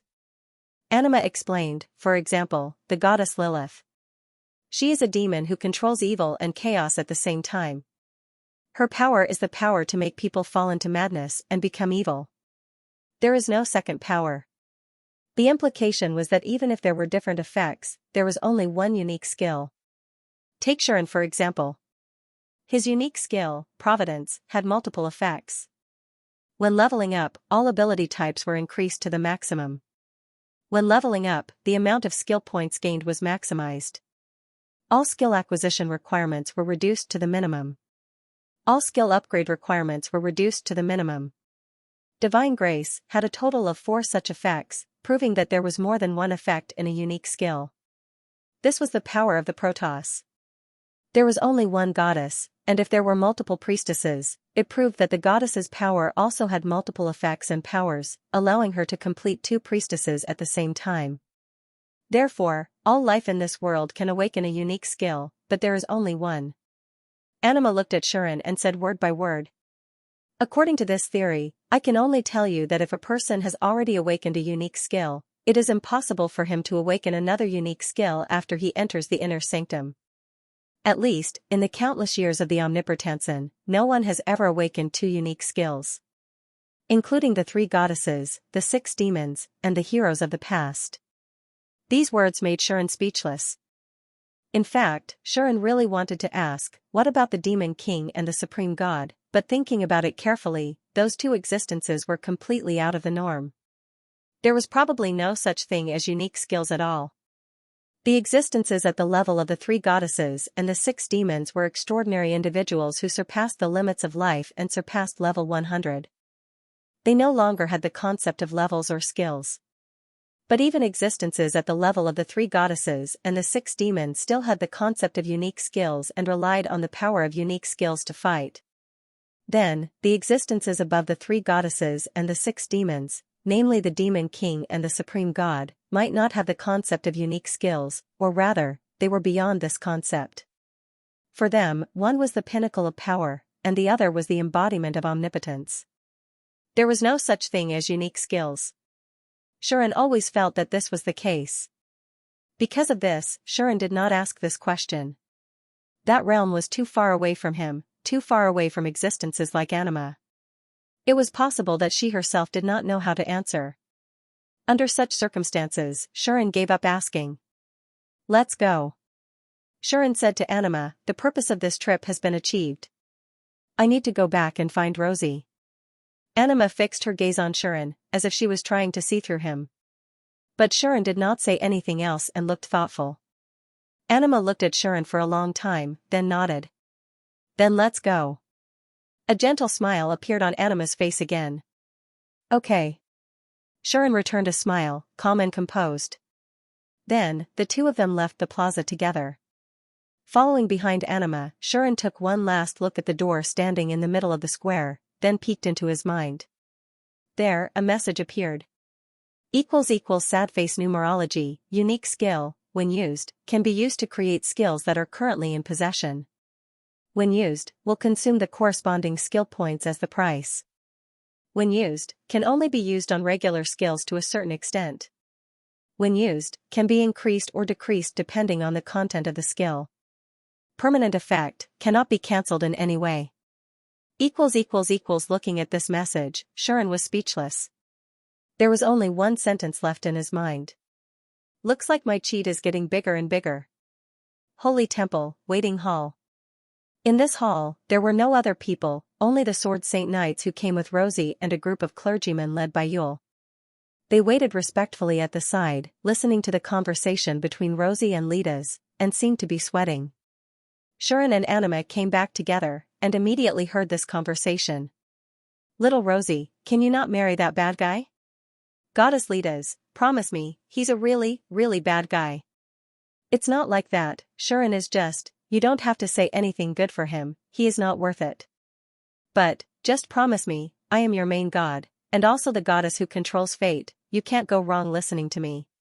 Sigh, Lidas continued to persuade Rosie, causing Rosie to look helpless and embarrassed, as if she didn't know what to do.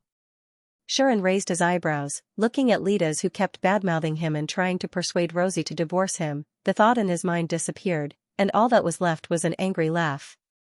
So, Xian rushed over and used his iron claw skill, directly hitting Lidas' head. I only left for a while, and you dared to steal her behind my back. Xian began to use his iron claw skill. Ouch, ouch, ouch. Let me go. You rude bastard. Lidas screamed. Lady Lidas. Goddess Lidas. The people around all cried out in shock. The waiting hall suddenly became lively. Really, Anima didn't know how many times she smiled bitterly at this scene. After a moment of chaos, Lidas was finally freed from Xian's grasp. She ran to Anima's side and hid. I told you you're a bad fella. You really are a bad fella. You bully me all the time. Violent. Rude. Lidas hid behind Anima and shouted at Xian. You're still talking? Xian clenched his fist and gestured. Lidas was frightened and hid behind Anima, not daring to come out again. Don't talk so much, Lidas. Anima said to Lidas behind her in annoyance. Rosie also came to Xian's side, held his hand, and pressed down his fists that were gesturing in the air. How is it? Is it over? Rosie seemed to be trying to change the topic. Xian could see that the girl seemed to be relieved. Obviously, she was also annoyed by Lida's, but she did not dare to say anything or express anything until now. She was finally saved. Shuren really wanted to say, "Who asked you to have a main god like this?" However, he also knew that as a well-wisher, Rosie definitely didn't want to embarrass herself in front of Lida's. Therefore, he let Rosie do as she pleased. "It's over on my side." Then, Shuren told Rosie the truth. But, before Rosie could ask anything, Lida's popped her head out from behind Anima. "Look at you, you definitely didn't get anything good." Lida's tried her best to ridicule Shuren. But in fact, Lida's had a feeling that Shuren seemed to have gotten some kind of incredible enlightenment. Maybe others didn't notice, but Lida's realized that Shuren's aura and temperament were different from before. It was as if he had become one with the world, or rather, one with the world's principle, and it made Lida's feel like she was looking at her own mother goddess. "I must be crazy. He's just a human, how can he be the same as mother goddess?" Lita smiled bitterly in her heart, and at the same time, she couldn't help but feel a little lonely. There was another person who had the same feeling as Lita's. That person was Nadura, who had become one with nature. This feeling, Nadia looked at Xian in bewilderment and uncertainty. As the goddess of nature, Nadura felt the change in Shuren the most. Apart from anything else, the aura emanating from Xian's body that made people want to get close to him had become much stronger than before at this moment. This made Naduna feel very inconceivable and also greatly surprised. Actually, wasn't it the same for Anima? Her feeling was not as obvious as Lida's and Najula's, but she could also sense some changes in Xian's life aura. Recalling the question that Xian had just asked her, Anima could not help but have a bold guess in her heart. Therefore, Anima was the one who was most surprised by Xian's change. On the other hand, Xian did not notice the changes in his body at all. He only hesitated for a moment before replying to Lida's sarcasm. Shuren didn't plan to refute her, or rather, he didn't want to continue the discussion. Xian did not intend to refute this, or it could be said that he did not want to discuss this matter any further. Is he lying? Is he lying? He's lying. He's lying. Lida's, Nadia, and Anima had the same thought in their minds at the same time. Even Rosie couldn't help but roll her eyes. Others might not understand Shuren, but how could Rosie not understand him? Although she didn't know Shuren well, Shuren knew her well. Since she knew him well, Rosie naturally knew Shuren's strengths and weaknesses. Therefore, Rosie could confidently say that since this guy was so humble, it proved that he must have gained something earth-shattering. This made Rosie curious and happy at the same time. How could Rosie not be happy that her fiancé was able to reap such a great reward? However, Rosie could also tell that Shuren didn't want this to be known. It seemed like his gains were so great that even he was shocked, which was why he didn't want others to know about it. Of course, no one else knew what the goddess and the princess were thinking. Yul smiled at Shuren. I believe that Mr. Borstat must have gained something good. Yul bowed at Shuren and said, I congratulate you on behalf of the Pantheon. Thank you, Your Holiness. The corners of Xian's mouth curled up as he returned Yul's bow. Although the gains from this trip to the inner sanctum were beyond his expectations, it was still a good result. However, Shuren couldn't help but tremble in fear. He was afraid that he would be killed by the world's will at any time. Fortunately, the Omnipotensen didn't have anything like the world's will. If there was, it would be the supreme god Omnis. She had been asleep for 1,000 years and shouldn't have come out to mess with him. Thinking of this, Shuren recalled the time he met Omnis in the inner sanctum. All karma and karma depends on one's luck. Shuren mumbled. I still don't understand. Forget it. Since I don't understand, I'll just leave it at that. I'm a rough guy, not some smart act tough protagonist. I shouldn't think too much as it'll be a waste of my brain cells. In any case, I'll just continue to improve my strength. Only by raising his strength would he be able to come into contact with everything and settle everything. Is this the benefit of having a high ability to accept things? After that, Shuren and Rosie left the Pantheon together. Lidas wanted to continue to separate Shuren and Rosie, but was stopped by Anima. This goddess still didn't give up, which gave Rosie a headache. I say, why don't you just chase her away and let her return to the god realm? Xian rolled his eyes. He had tried to persuade Rosie like that. Rosie was even more annoyed by this. That's my main god, the peak of the Protoss, the strongest of the three realms. Do you think I'm you and can say whatever I want? In front of leaders, Rosie was still very reserved and cautious. Presumably, this was not only because of Lita's high position and power, but also because Rosie herself had a respectful attitude towards Litas. Although it may seem unreliable to you, Lady Litas has always been guiding humans on the right path with her own power. She has trained many talents, heroes for humans. As the peak of the Protoss, the three goddesses each shouldered the responsibility of guiding the human race. The goddess of life, Anima, was responsible for guiding the beastmen and was the highest religion of the beastmen. The goddess of nature, Najula, was responsible for guiding the elves and dwarves, and was the highest religion of the elves and dwarves. The goddess of destiny, Litas, was responsible for guiding the humans. In other words, the goddess of destiny was the highest religion of the human race. Moreover, even if she would lose control at times, Lady Lita's sense of mission and responsibility was the highest among the Protoss. She had protected the human race for almost 10,000 years, including the heroes of the past. The heroes of the past were all humans from another world. Since they were humans, Litas would take on the responsibility of guiding them. Why did Rosie respect Litas so much? It's not only because Lady Litas is my main god, but also because the ancestor of the Mitra royal family, the strongest hero who defeated the Demon King, actually received Lady Litas' blessing and even became her disciple. Rosie revealed this secret to Xianxia. In other words, Litas was a very special person to the human race, to the kingdom, and even to the descendants of the heroes of the royal family. So, whether it's me, Sister Lia, or Father, in front of Goddess Litas, none of us can raise our heads. Rosie smiled bitterly, leaving Xianxia speechless. That useless goddess, only her background was scary. And the hero's teacher? What did the hero Mitra learn from her? Could it be that he fell on the ground? Could it be that the Demon King was startled when Mitra charged at him fiercely, causing him to be accidentally stabbed to death by the holy sword that Mitra had flung out of the hero's hand when he fell down? That's a good picture. While complaining in his heart, Xianxia sent Rosie back to the palace. As for himself, he could only ignore Rosie's dissatisfaction and go home alone. There was no other way. Numerology, this sudden second unique skill, Xianxia had to study it carefully. So, Xianxia rushed back to Borstut's house, greeted everyone in the house, and went into his room. Numerology, unique skill. When used, it can be used to create skills that are currently in possession. When used, it will consume a corresponding skill point as the price. When used, it can only be used on regular skills to a certain extent.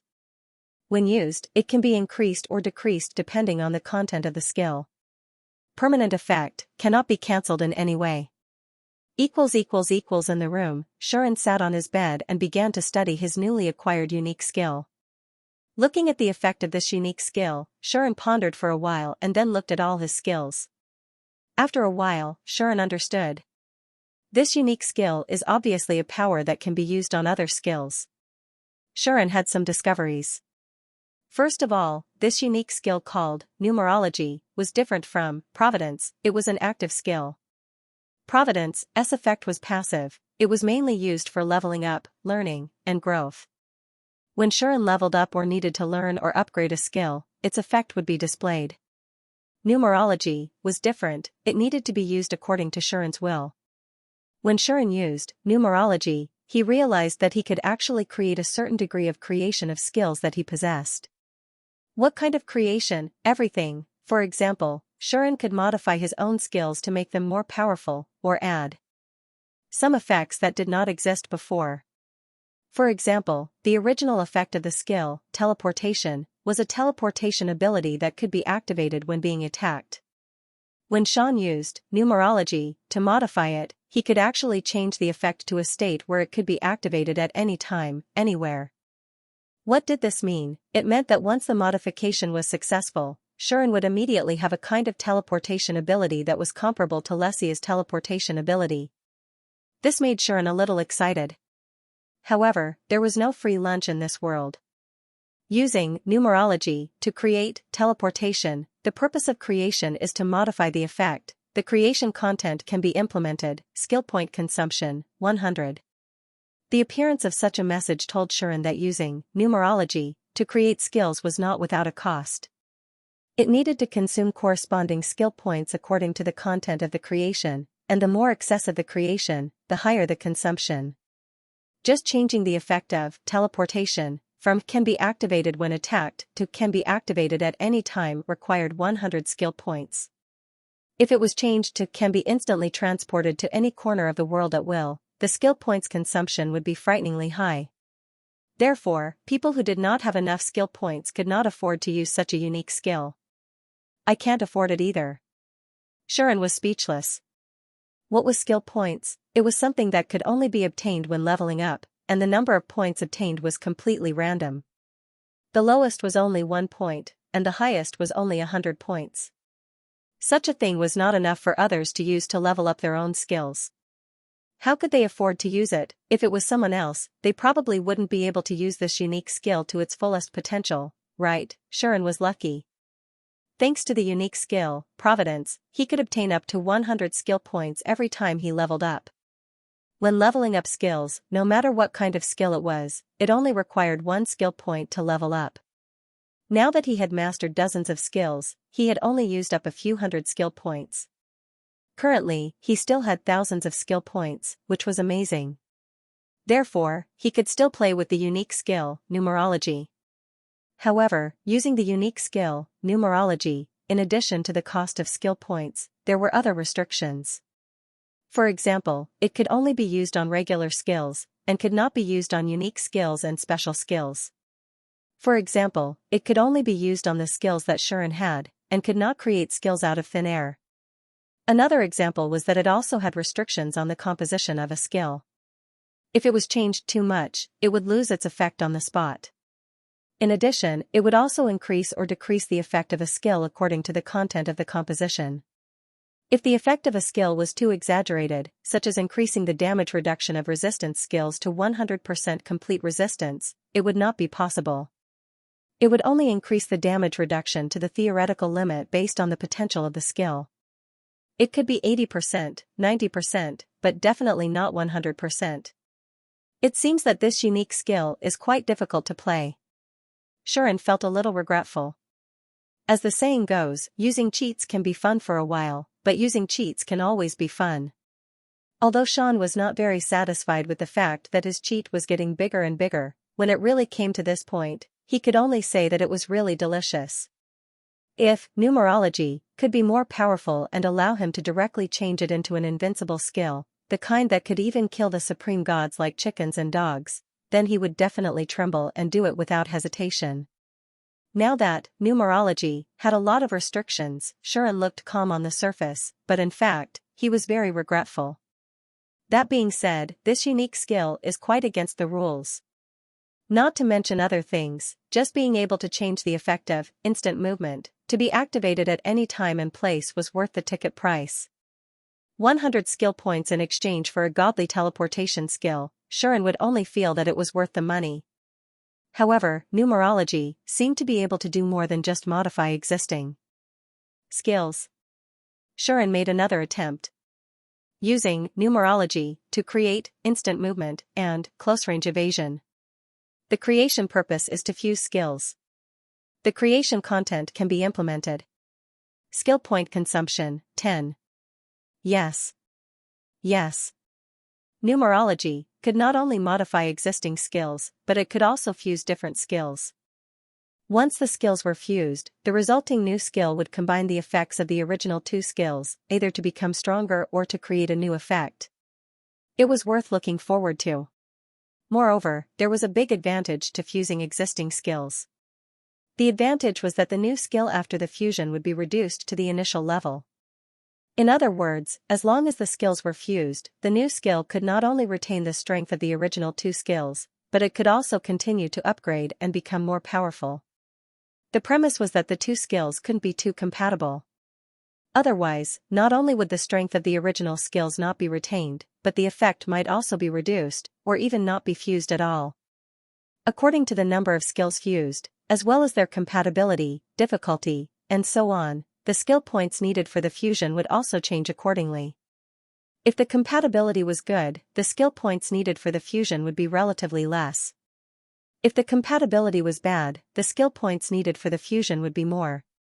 Xianxia explored the various ways to use numerology, and understood its limitations, conditions, costs, and so on. Finally, he made a conclusion. This unique skill is very useful to me. That was it. First, Xianxia had a lot of skill points. As long as he didn't mess around, it was enough to support the consumption of numerology. Secondly, with the unique skill of divine grace, it was very easy for Xianxia to learn all kinds of skills. So far, he had learned quite a lot of skills, but they were quite messy. If he could use numerology to organize and upgrade them, the growth of his strength would be very terrifying. Then, what should he do next? Xianxia had some plans. So, what should he do next? Xianxia had use divine grace to continuously learn new skills, and then use numerology to continuously organize, fuse, and modify the acquired skills, making the skills stronger or more perfect. If that's the case, I'll have to think of a way to learn various skills. I have to ask Rosie for help and ask her to find a bunch of masters with her connections. I have to ask Rosie for help. Ask her to help me find a bunch of masters with her connections. I have to ask Rosie for help and ask her to find a bunch of masters with her own connections. For a long time, Xianxia felt that with providence, he could quickly learn all kinds of skills. If he just went with the flow and didn't know when he could learn skills according to his own actions, it would be too time-consuming. Just like now, Xianxia basically didn't have any new skills to learn because he had already done some actions. In a headless situation, he didn't know what actions to take to learn new skills. Therefore, Xianxia had always wanted to find an opportunity to ask some masters to teach him useful skills. With a great master guiding him, he would be able to know what actions he should take to learn skills, and not just follow the flow to obtain them. Now, with the unique skill, numerology, Xianxia's idea became even stronger. I'll learn all the skills I can learn and organize them. When the time comes, I won't have to worry about not being able to learn a set of divine skills. Thinking of this, Xianxia couldn't help but feel a little excited. Although the awakening of a second unique skill was something that Xianxia didn't expect at all, and he was even caught off guard, its arrival was undoubtedly a great thing for Xianxia. Although this second unique skill was still a growth type and not a combat type, there was no way to improve Xianxia's strength in battle. However, if this unique skill was used well, it could create a batch of divine skills that were not inferior to any unique skills. Xianxia could imagine how amazing the improvement of his strength would be when his skill bar was formed. The only thing I need to worry about is whether I have enough skill points. If he had enough skill points, he could create any divine skills. If he didn't have enough skill points, it would just be a pipe dream. Seems like I need to plan properly. Xianxia couldn't sit still anymore. So, Xianxia jumped up and ran out of his room. You want me to help you find a group of masters who can teach you skills? Rosie looked at Xianxia, who suddenly ran to her and listened to his sudden request. She was stunned. That's right. Xianxia nodded and said, this will help me improve my strength. His words let Rosie know that she couldn't refuse this request. Even if she didn't know what was going on, since Xianxia said so, Rosie had to do her best for him. What kind of skills do you need to master? Rosie asked Xianxia. Xianxia answered without any hesitation. Anything, Xianxia said, as long as it has a skill that I haven't learned, it's fine. Xianxia decided to learn all the skills that he could learn. This would be the most beneficial to him. For this reason, Xianxia not only looked for Rosie, but also Ai and Anima. You want me to help you find a group of people who can teach you special skills for demons? Ai received Xianxia's request and frowned. You need a group of people who can teach you special skills for Protoss? Anima was also surprised because of this. Both of them didn't know why Xianxia suddenly came to them and made such a request. Xianxia didn't say much. It's right that you guys help me, I have a use for it. Xianxia said to the two of them with a serious face. Ai and Anima were puzzled, but because of Xianxia's serious expression, they finally agreed. Although they didn't know why Xianxia, a human, wanted to learn special skills that only demons and Protoss could learn, and how to learn it, it seemed that Xianxia had his own ideas. To the two of them, this matter was not difficult at all. As the pinnacle of the demon race and the god race, they only needed to say a word and countless people would respond. This matter was just as easy as lifting a finger for them. Plus their friendship with Shuren, the two of them had no reason to refuse. So, following Aie and Anima's orders, both demons and Protoss began to act. Because of the son-in-law selection, many nobles gathered in the royal city. These nobles came from various countries in the human world and could be called the pillars of various human countries and races.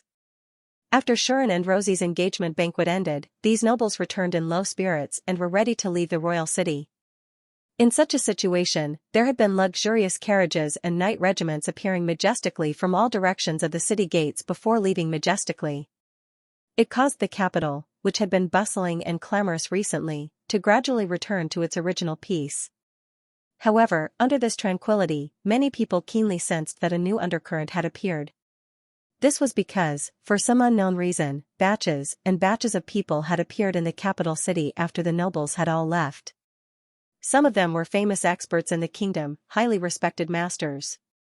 They were the demons' vanguard soldiers, all of them were brave and good at fighting. They were the goddesses that were rarely seen in the past. Like the gods descending together, they all appeared in the temple and in the royal city. In the end, these people all had a common destination. That was the Potter family. The nobles of the royal capital and many other people who were observant noticed this phenomenon. What's going on this time? The experts and famous figures of the god race, human race, and demon race gathered at Boztut's house? Those people who used to look down on us nobles who only knew how to make friends and socialize have also come to build a good relationship with Earl Potter family? I have a feeling that something is happening that we don't know about. The nobles and other people in the royal city were confused and uneasy about this. They were confused because they didn't understand what was going on. They were uneasy because they didn't know what Shuren was planning to do this time. They didn't want to become the second Lyusica family. So, let's send someone to gather information. It's best if we can bribe the maids and servants in the Potter family and get some information from them. Set up spies around the Potter family and keep an eye on them. If there's any news, come back and inform the family immediately. In an instant, all the nobles in the royal city gave the same order. The Potter family instantly became the center of attention in the royal city. In exchange, many people were spying on them and plotting in the dark. Not only the nobles, but even the royal family was paying attention to all of this. What is this Shuren planning to do? Ansai came to ask Rosie more than once. Isn't your fiancé a little too restless? Rosie? Lia grumpily complained to Rosie again and again. Vivian, Marika, and Lumia were very confused about what Shuren was doing. They looked at each other more than once. What is he planning to do? I don't know, I feel a little scared. Vivian, Marika, and Lumia were astonished, puzzled, and frightened. As for Rosie, Aie, and Anima, they were even more confused. They did know what Shuren was planning to do. But, he found so many people to learn skills in one go. Can he learn them all? And the skills that only demons can learn. How is he going to learn them? This hero seems to like doing unexpected things. Rosie, Aie, and Anima were all deep in thought. He must be plotting something. Lita snorted, as if she couldn't stand the way Shuren was acting mysteriously. Only Nadwa, who had been following Shuren, was completely shocked. At first, Nadwa didn't know what Shuren was doing. But when she witnessed the miracles that Shuren created with her own eyes, she was dumbfounded. This, Nadwa mumbled with her mouth agape. Is he still a human? The goddess who was known as the most perfect, flawless, and popular goddess was shocked like this. In the end, it didn't take long for the undercurrent to completely explode. The reason was very simple. Originally, these experts from various races were here to carry out the orders of Rosie, Aie, and Anima with pride and glory. However, not long after, these people ran out of Boztut's house with tears in their eyes. I can't do anything. Your Highness Rosie. Your fiancé is too scary. I don't have anything to teach him anymore. Please find someone else. A group of experts from all over the kingdom rushed to the royal palace and expressed to Rosie with tears in their eyes. Huh? Rosie looked confused. AIE was the same. What's wrong with that human? He's too scary. He's not a human. It's clearly a skill that only the devil race can learn and use. How did he learn it so quickly? Compared to him, we're just trash. Sob. This is too depressing. I want to go back to the demon realm. The human realm is too scary. The group of arrogant demons broke down and knelt before AIE, begging her to let them go back. Huh? AIE froze on the spot. Only Anima was left. The scene on her side was completely different from the other two. One by one, the goddesses gathered around Anima, and some even gathered around Lita's, chattering away. This is a big discovery. Oh my god. I didn't know there was such a monstrous genius among the humans. Madam Lita's. Please give your blessings to that human. That human is definitely a genius who can rival Her Highness Rosie and even surpass Her Highness Rosie and the heroes of the past. We won't get another chance if we miss this opportunity. A group of ducks and swallows shouted in disbelief throughout the entire temple. Both Anima and Lita's were dumbfounded. On this day, many people couldn't help but shout at the sky. What the hell happened? In the blink of an eye, half a month had passed. In this half a month, the royal city was once again bustling with noise and excitement. Although the dignitaries from various countries had left, Rosie, AIE, Anima, and the others had gathered famous people from all over the world. They came and left one after another, causing a commotion in the royal city. Slowly, many people found out that the purpose of these people coming to the royal city was to teach the famous Count Porstut the skills he knew. However, they came in a hurry and left in a hurry, which made many people very confused.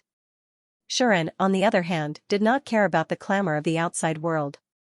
He stayed at home, accepting the teachings of experts from all over the world. He learned all kinds of skills at a speed that scared people away. Of course, Shuren did not accept everything that was taught to him. There were some skills that he did not need, so he naturally would not learn them. For example, even if he learned a magic skill, without the incantation, Shuren would not be able to use it. He did not want to study hard in the sea of books like before, so he rejected all magic skills. There were also some skills that had overlapping effects, or skills that were of a higher level. Shuren would not learn them either, as it would only be a waste of skill points. Therefore, every time Shuren learned a skill, he would choose it carefully. He would only learn it when he was sure that it was useful to him. Unfortunately, there were some skills that Shuren could not fulfill. Even if Shuren fancied the skill, he could not do anything about it. For example, a skill like Heroic Spirit Guard could only be learned by the descendants of a noble family who had sacrificed their lives for their family. There was no way that Shuren could learn such a skill. Even if he had Providence to reduce the difficulty of learning a skill, difficulty was difficulty, and conditions were conditions.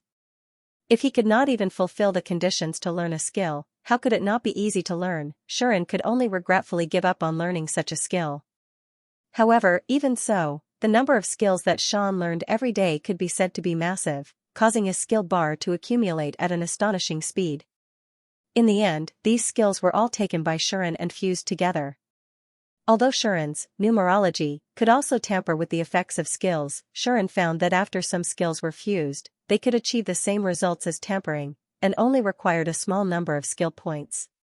Taking the previous teleportation as an example, it required 100 skill points to modify it to be able to teleport at any time and anywhere. However, when Sean combined teleportation and evasion, the effect of the fusion was exactly the same as the former. On the other hand, fusion only required 10 skill points. After the two skills fused, they would retain their original strength, but the skill level would be reduced to level 1. When Shuren upgraded the newly born skill to level 10, the effect of the skill would undoubtedly become even more powerful. As such, Shuren was naturally more inclined to use numerology to fuse different skills, making the skill stronger and more potential. This way, he could also save skill points, so why not? Moreover, the effect of fusing different skills was still unknown. Shuren gradually found a lot of fun as he experimented. Every time a powerful skill was born, he would dance for it. Every time a skill fusion failed, or because of compatibility, the effect would decrease instead of increasing, he would feel depressed. Fortunately, using numerology to create skills, not only could he tamper with the skill's effect and fuse different skills, but he could also separate the fused skills and retrieve the consumed skill points. Otherwise, some failed attempts would only cause Shuren to suffer heavy losses. On the other hand, if he tampered with a skill's effect, he could not cancel it and retrieve the consumed skill points. Because of this, compared to tampering with a skill, Shuren was more inclined to fuse skills. It was a very normal thing to do. In this half a month, Shuren spent his time learning skills and trying to fuse them. Sometimes, he would even forget some of the skills he had learned in order to obtain skill points, and he would constantly adjust his skill bar. Finally, after half a month, no one entered Borstadt's house to teach Shuren skills anymore. This could only mean one thing. That was, Xian had learned all the skills that he should learn and all the skills that he could learn. Is it finally over? In the palace, Rosie let out a sigh of relief and murmured after sending off the last great master who was on the verge of collapsing due to the shock he received. It's finally over. Aie also sent away a crying demons. She rubbed her temples, looking exhausted. Now, how's that brave one?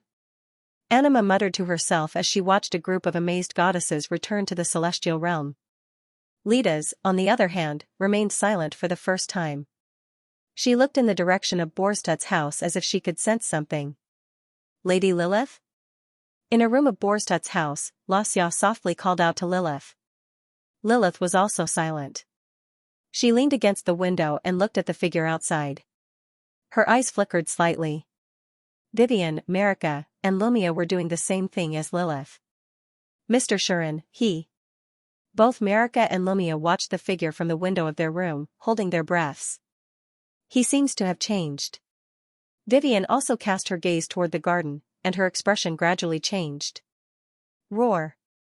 In the sky above Borstadt's house, Yulin seemed to be celebrating something. She roared loudly as if she was excited.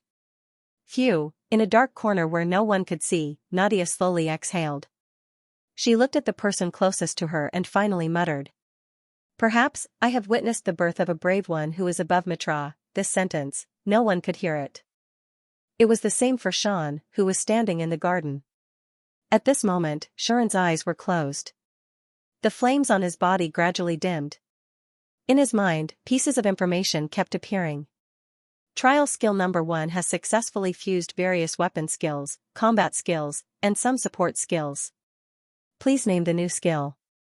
Trial skill number 2 has successfully fused various resistance skills, defense skills, and some support skills. Please name the new skill.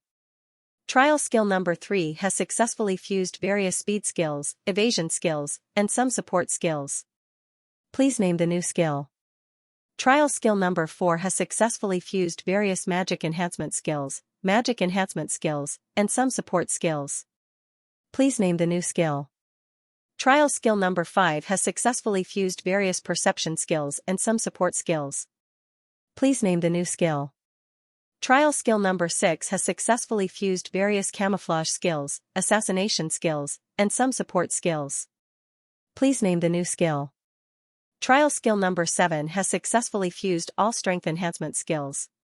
Please name the new skill. Similar information kept appearing in Shuren's mind. Shuren finally gathered the strengths of all the skills. After half a month of learning and experimenting, he successfully fused 7 skills. Therefore, Shuren did not hesitate and named these 7 skills. Name trial skill number 1, Fate of the External Buddha. Name trial skill number 2, Rito's Mandate. Name trial skill number 3, Destiny Beyond. Name trial skill number 4, Hidden Destiny. Name trial skill number 5, External Destiny. Name trial skill number 6, Inner Perception of Destiny. Name trial skill number 7, Samsara Destiny. Following Shuren's decision, in Shuren's mind, the originally filled skill bar suddenly opened up, displaying all the skills Shuren had at this moment. Sad face outer destiny, active skill. When holding a weapon, depending on the weapon's power and rarity, the weapon's performance will be increased by 3 to 10 times, and the user will have perfect skills. When holding a weapon, depending on the current physical condition, the user's body will be increased by 3 to 10 times, and the user will have perfect skills. When in battle, all distractions can be eliminated, and the user will instantly adjust their spirit, qi, and spirit to a perfect state. Under any circumstances, the user can apply defense break, magic break, and destruction effects. Special fusion, unique, cannot be copied, cannot be taught, and cannot be learned. Sad face inner destiny, permanent skill. When receiving an attack, when the damage is within the skill's bearable range, it can be completely offset. The higher the skill level, the stronger the endurance. When receiving an attack, when the damage is outside the skill's bearable range, the endurance can be gradually increased according to the number of attacks. When receiving a fatal attack, by consuming magic, the user can forcibly maintain life. When falling into a wounded state, by consuming magic, the user can quickly recover from the injury. Special fusion, unique, cannot be copied, cannot be taught, and cannot be learned.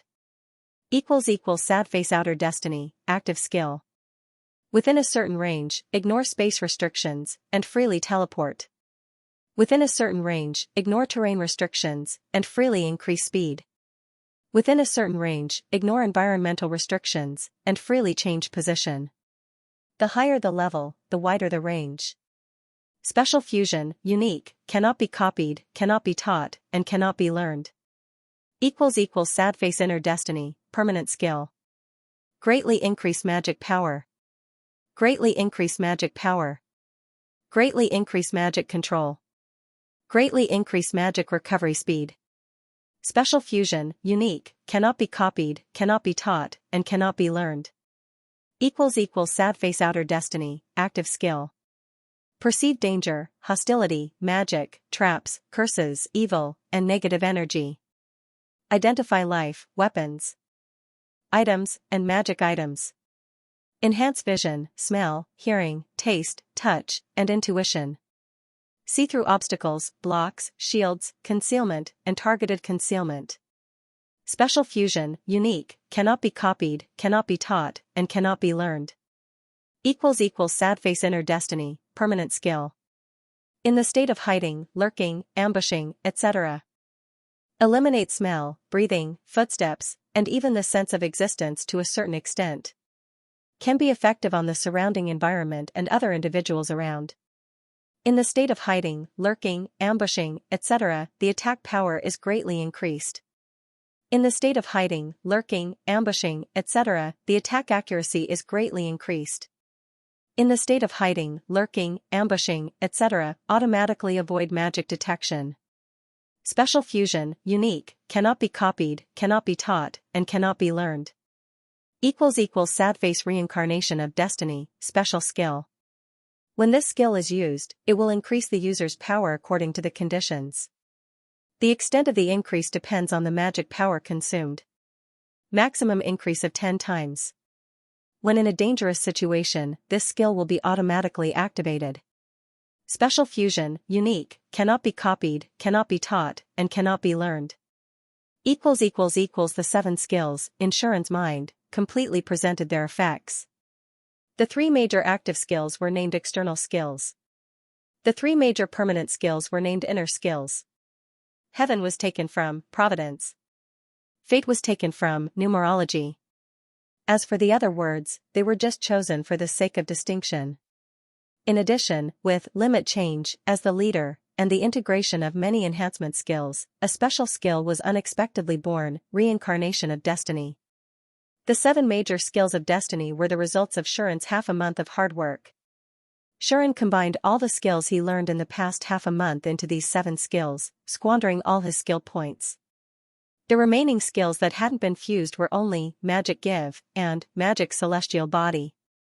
In other words, the current Xianxia, in addition to the 3 major skills, Providence, Numerology, and Supreme God's Blessing, only had 7 major skills of destiny and 2 major magic skills. A total of 12 skills formed Xianxia's current strength. Xianxia didn't know how strong he was now. He only knew that after half a month of hard work, the current him would probably be able to easily beat the him of half a month ago. Xianxia glanced at his level. LV 77, seeing this level, Xianxia smiled. Perhaps, in the eyes of those legendary powerhouses above level 90, his current level was still very low. However, Shuren was very clear that in this world, a person above level 70 could become a powerhouse, enough to become the leader of a knight group in any place. In other words, Shuren's level had finally reached the point where he could be called a powerhouse. After half a month of improvement, this was the final result. In that case, I have to find someone to practice with me. Shuren made such a statement. Around him, an astonishing magic aura flashed and disappeared. In the capital, countless people were alarmed at this moment. This magical power is... At this moment, the powerhouses in the royal city raised their heads one after another and looked in the direction of Borstadt's house. These players were either level 80 or above existences, or possessed extremely powerful unique skills or keen combat instincts. As such, they all sensed this frightening mana. However, although this magical power was shocking, it was too hidden and hidden. If one did not possess a certain level of strength, one would not be able to sense it. Under such circumstances, the powerhouses immediately understood. This is a provocation. Yes. This was a provocation. The owner of the magical power was provoking the powerhouses in the royal city as if he was expressing his unbridled and majestic battle intent. Especially those who were familiar with Shuren, they easily recognized the owner of this magical power. What is he trying to do? Rosie stood up, looking like she had a headache. Really, Anima also stood up with a bitter smile, not knowing what to say. Arrogant and conceited. Litas coldly snorted as if she was disdainful of this. However, there were also some people who squinted their eyes and suddenly moved toward Borstadt's house without hesitation. In the bustling royal city, an unknown storm was gradually unfolding. Noble District. After half a month, the western district of the royal city that was raised by the Aurora meteor shower had now been rebuilt with many magnificent buildings. Due to the existence of magic in this world and the assistance of magic tools, it did not take a long time to build a luxurious mansion. There were even some court architects in the palace. Some of them mastered earth magic, some of them had construction-related skills, and some even had unique skills in the field. They could carry out construction work with great efficiency, which was a great help to the construction of the kingdom. If they were to help, a noble district could be completely rebuilt in less than 10 days. Perhaps this was also the reason why the royal kingdom did not reprimand Shuren after he razed the noble district to the ground. It was not only because of Shuren's powerful background, but also because if there were no casualties, the destruction of a few buildings would not be considered a big crime. After the noble district was razed to the ground, the royal palace took on the task of rebuilding it and sent out the palace architects to do it. Therefore, after half a month, the noble district had been completely rebuilt. Not only was there no trace of the previous desolation, but it was also faintly more luxurious than before. However, whether it was intentional or not, the surroundings of Borstadt's house, which was located in the center of the noble district, seemed to have become much more spacious. As if they were expressing their fear of Borstadt's house, the other nobles around Borstadt's house chose to rebuild their mansions further away, resulting in a spacious square around Borstadt's house. This square was eventually divided into Borstadt's house and was regarded as a part of Borstadt's territory. In other words, the area of Sean's house had become wider than before. At this moment, Shuren walked out of his house and arrived at the square. There really are a lot of people here. After looking around, Shuren easily discovered many obscure auras. Under the effect of destiny, not only did Shuren have the ability to sense danger, hostility, magic, traps, curses, evil, and negative energy, but even his sight, smell, hearing, taste, touch, and intuition had become unprecedentedly powerful. In addition, he could also see through obstructions, shielding, concealment, and targeted concealment. Unless a power that had surpassed the limit was obstructing him, nothing would be able to affect Shuren's senses. Now, Shuren could clearly see that there were many powerhouses around the square. However, they did not choose to show themselves, as if they did not know what Shuren was planning. Hence, they decided to observe him in the dark. How cowardly! Shuren silently criticized. Little did he know that in the hearts of the powerhouses around him, they were extremely shocked. Because at this moment, Shuren did not seem to have changed much compared to before. However, that astonishing and obscure magic power was climbing higher and stronger, and it felt like a volcano was about to erupt. They could not imagine how terrifying the scene would be once Shuren released this magic power and let it explode. Originally, Shuren's magic power was already very strong. It was not inferior to Rosie, who had alarmed the realm of gods when she was born. Now, Shuren's magic power had undoubtedly become more terrifying and powerful. It could not be mentioned in the same breath as before. What's going on? How did he suddenly become so terrifying? Was he that strong before? Did he hold back the last time? Or did he improve by leaps and bounds in the past half a month? One by one, the famous powerhouses were moved by this. It could not be helped. To put it bluntly, Shuren's magic power had skyrocketed by at least 100 times. After combining all the magic amplification skills into one and obtaining the highest level amplification skill, see Destiny in the Eyes, not only did Shuren's magic power greatly increase, but because he had risen to level 77, his magic power had also improved by leaps and bounds. It seemed natural that he would become as terrifying as he was now. The birth of the 7 major skills of Destiny pushed Shuren's power to another peak. Because of this, Shuren was eager to find an opponent to verify his strength at this moment. Thinking of this, Shuren's fighting spirit continued to rise, causing the magic power on his body to become more terrifying and obscure. This made many powerhouses feel suffocated and suddenly made many powerhouses unable to feel anything. They trembled because of this. He can actually make such high magic power become more and more obscure? How strong is his control over magic power? Many powerhouses were shocked. Not being able to feel it did not mean that the other party had become weak, but it meant that the other party's level had risen to a height that they could not reach. This made the self-esteem of many powerhouses suffer a blow, and also made many powerhouses have the urge to escape. And in this way, they were naturally not qualified to be Shuren's opponent. Thanks to this, more and more powerhouses appeared here, but none of them dared to show themselves. They only dared to hold their breath and stared at Shuren as if their scalps were numb. Gradually, even figures appeared on the top of the buildings around the square, looking at Shuren from afar. No one knew what they were thinking. What is he going to do? Harvey had appeared at the top of a building at some point in time, and he muttered in fear. Beside him, Lockett stared at Shuren's figure and was actually a little restless. His eyes were bursting with fighting spirit. The same scene also happened on the top of other buildings. My goodness, his strength has improved so quickly? Jacinta narrowed his eyes, and a hint of hostility flashed in his eyes. Behind Jacinta, Jess and Liz looked at Shuren as if they could feel the terrifying magic power. Their expressions kept changing, and there was a hint of fear and unwillingness in them. What is this Count Naztut trying to do by scaring people every now and then? And she had actually come as well. He was standing at the top of a building, a distressed look on his face. Alidia stood guard by Ansie's side, expressionless as always.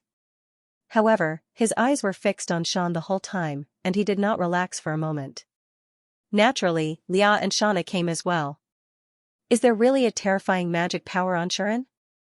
Lia seemed to have not noticed anything, and she turned to Shauna with a puzzled and confused look. Yes, Your Highness Lia. Shauna nodded heavily, looking at Shuren with eyes full of fear that had never been there before. That magic power is really terrifying. I'm afraid that even Her Highness Rosie is no match for it, she said in a trembling voice. Shauna's level was not high, but her talent was not weak. Thus, she could somewhat sense the increasingly obscure and shocking magic power on Shuren, which made her very afraid. In the end, even Popiel showed up with a group of powerhouses from the Temple of Light. Could this be his harvest from the inner sanctum? A bright light surfaced in Yul's amiable eyes, causing an aura that was comparable to Alidia, Lockett, Jacinta, and the others to faintly surge out from this person who was like a benevolent grandpa in the past. Evidently, this Pope of the Temple of Light was also a terrifying powerhouse. Even the weakest among them was above level 90. Just like that, many powerhouses from the royal capital arrived one after another, but none of them chose to show up. Even though the fighting spirit in many people's eyes had been ignited, before they could figure out Shuren's intentions, they all suppressed their eagerness in their hearts. Roar. Yu Lin, on the other hand, appeared in midair. She was circling in the air while roaring non-stop, as if she was arguing about something. You still want to fight me? Shuren raised his head, looked at Yu Lin in midair, and scolded her with a smile. Save it, you violent female dragon. I'm afraid you'll burn the entire royal capital. After all, it was obvious that this dragon did not know how to restrain her strength at a glance. Roar. Yu Lin seemed to be very indignant and unconvinced as she kept roaring. Be obedient, lass. Shuren had no choice but to beckon Yu Lin to come down. He pressed a hand on her head and injected his own magic power into her. Roar. Yu Lin let out an extremely excited and comfortable roar.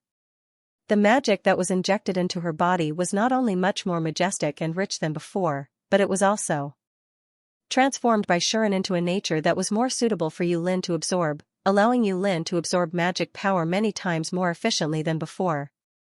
Shuren was also very satisfied with this. The original, taming, skill had been integrated into Hidden Destiny, and together with other skills like magic control, it formed a kind of effective Hidden Destiny, which was greatly increased control of magic power. This so-called control of magic power meant that not only could he perfectly control magic power, but he could also freely change the nature of magic power, achieving the same effect as the taming skill. In the past, the taming skill allowed Shuren to use magic power in a specific way to achieve the effect and goal of taming monsters. The higher the level of the monsters that could be tamed, and the rarer and more powerful monsters could be tamed. It was able to automatically adjust the magic power according to the type of monster, changing the magic power into a way that could be easily absorbed by the monster. After integrating taming into Hidden Destiny, Shuren could complete this process himself, and with his amazing control of magic power, he could change the nature of his own magic power. Not only could he adjust the magic power according to the type of monster, but he could also adjust the nature of magic power according to the difference of each individual monster. If the previous taming was a change in the nature of a species' magic power, then the current Hidden Destiny was a change in the nature of an individual's magic power. The former did not take into account individual differences, only race, and the latter was more targeted, like the difference between a mass product and a specialized product, no doubt more powerful. Shuren had been pondering this ability for half a month, and finally found a nature that was most suitable for Yu Lin to absorb, allowing Yu Lin to absorb his own magic power more easily than before. This gave Shuren a feeling. If this continued, it wouldn't take long before Yu Lin took the final step, advancing from level 99 to level 100, reaching the true limit level, and becoming the invincible king of monsters. By then, Yu Lin would transform into a human, turning from a monster into a demon. She would probably become the strongest person below the transcendent level, just like the 3 goddesses and the 6 demons. Amazing, my dragon. Shuren couldn't help but praise. Roar. Yu Lin roared with high morale, and the aura on her body rose. There were faint signs of a breakthrough. This is. Seeing this scene, Jacinta's eyes lit up, and he became a little happy. His gaze towards Yu Lin was a little passionate. This bad-tempered girl is about to break through to the limit level? Even Aie, who was watching through the window of Borstut's house, was a little surprised and happy. Yu Lin didn't care about them. She lowered her dragon head and stared at Shuren, who was smiling at her. Her eyes were filled with emotions of excitement and gratitude. She knew that it was all thanks to Shuren that she was able to reach this stage and achieve what she had today. This master that it had unexpectedly recognized had displayed enough ability to completely subdue it. Perhaps, he wasn't as strong as the Dragon King, nor was he as scary as the Demon God. However, in Yu Lin's heart, her master was an almost invincible existence. Roar. Yu Lin roared again. Within her body, the magic power circulated in a unique way, causing the demonic aura on Yu Lin's body to gradually fade away. Instead, she slowly gained a trace of a human's aura. Shuren didn't notice this. That was because he had already turned his gaze towards a certain direction, and the corner of his mouth curled up. Looks like my opponent has appeared. Thud, when such a clear and audible landing sound rang out, all the people hiding in the dark were shocked. This was because the person who appeared in front of Shan was beyond everyone's expectations. Alidia? Anchi turned abruptly to look behind him, but did not see the figure of the knight who had been guarding him all this while. Indeed. The opponent who appeared before Shuren was Alidia. It's him. why did he go out? Could it be everyone fell into an unknown uproar because of this? It's actually him? Lockhart's expression changed as well, his eyes burning with an even more intense fighting spirit. There's going to be a good show. Jarvis, Jacinta, Yule, and the others all had such thoughts. Minister Alidia? Leah covered her small mouth. Even Shauna, who was beside her, was startled by this. On the other hand, Sharon showed an interested expression at Lydia's sudden appearance. I didn't expect you to be the first one to show up. Sharon appeased Yulin, who was about to threaten him, and turned his gaze to the opposite side. There, Alidia was hugging his sword and standing there expressionlessly. Soon after, the most powerful human knight opened his mouth. I've said it before. I'm very interested in your ability, not to mention that you seem to be different now. Alidia stared closely at Sharon, a ripple appearing in his eyes, causing him to say in a low voice, although I'm a little embarrassed before His Majesty, this seems to be a good opportunity. That's your goal, isn't it? Clearly, Alidia had seen through Sharon's thoughts. He knew that Sharon wanted to find an opponent to test his current ability. Alidia understood such an impulse. Back then, when I entered the inner sanctum and achieved legendary, I was impatient to find someone to test my ability against just like you. Alidia said. No, it should be said that everyone who entered the inner sanctum and gained something would be the same after coming out. Only, they wouldn't be as unbridled as you, directly releasing mana and provoking every champion in the imperial capital. Is that so? Sharon raised a brow. So you already know that I've entered the inner sanctum? It's not a secret, Alidia said flatly. Isn't it? Indeed. Not only did the Sword Saint Knights know that Sharon and Rosie visited the inner sanctum, but every clergyman in the inner sanctum knew about it. In addition, Sean's strength had suddenly improved. Anyone who knew about the existence of the inner sanctum would think that he had already entered it. If that was the case, many people are curious about your current strength. Alidia looked straight at Sean and said word by word, including me. Hearing that, Sharon narrowed his eyes. Actually, he was a little surprised. Although he knew that Alidia was paying attention to him, Sharon didn't expect that the first person to appear in front of him would be Alidia when he urgently needed someone to test his current ability. This cold-blooded, and ruthless shield of the kingdom, in order to test Sharon's current ability, actually abandoned his duty to protect the king and showed himself. How could Sharon not be surprised? But, all right.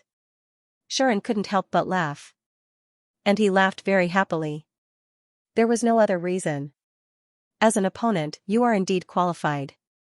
As the leader of the Royal Knights, a descendant of a hero like the royal family, and a legendary expert with a level of 98, Aridia was known as the #1 knight of the human race. No one could surpass him. Even Rosie had mentioned more than once that in the entire kingdom, the only person that she wasn't confident in defeating was this leader of the Royal Knights. This leader of the Royal Knights could even suppress terror when she turned into a ghost. Even when Sharon and Rosie were fighting with all their might, this leader of the Royal Knights could still cut off their demon swords with a single slash. With such strength, one could imagine how terrifying it was. Now, Sharon could use external destiny to spy on the terrifying and scorching magma-like magic power in Lydia's body. This told him how powerful this opponent was. To put it bluntly, in this era, other than the 3 goddesses and the 6 demonic people, the strongest person in the entire Omnipotensen was this leader of the Royal Knights who was level 98. His strength was evaluated to be in no way inferior to any of the 13 human heroes who had fought against the demon beasts 1,000 years ago. He was now the strongest of the human race and the pillar of the kingdom. Even a legendary expert like Locket wanted to challenge him, so his strength was evident. If this kind of opponent wasn't qualified, then what was? Let me have a look first. Alidia was the first to draw his sword. Let me see if you have the ability to force me to use my unique skill.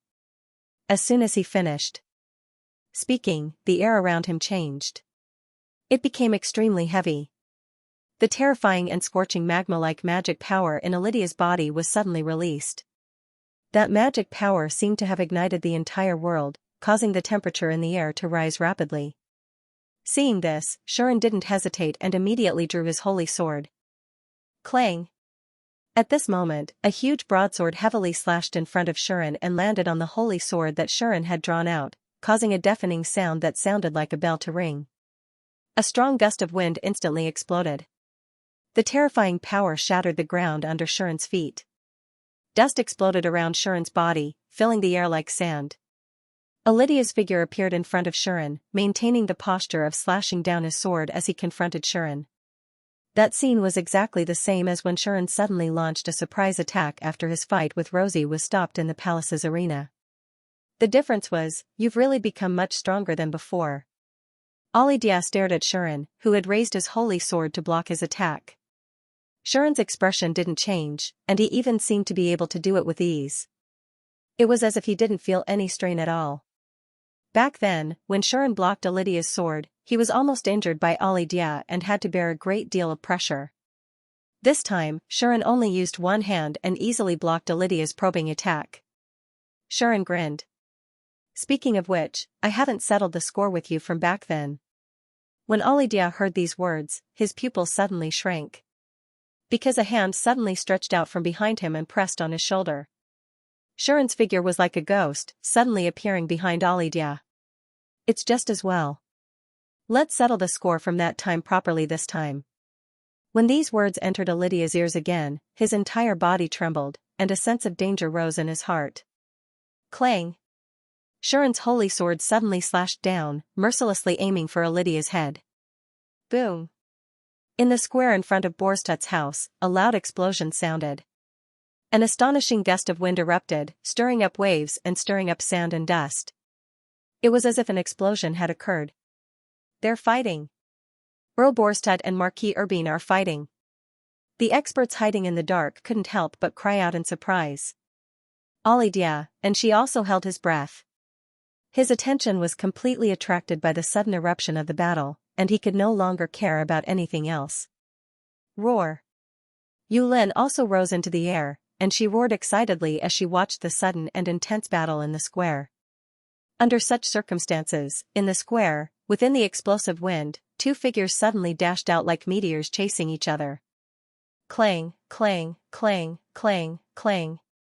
Accompanied by the intense sound of metal clashing, the two meteor-like figures set off a series of blade and sword shadows, causing the holy sword and the greatsword to continuously collide at a terrifying speed. Every time they collided, sparks would fly. Every time they clashed, a blast of air would ring out.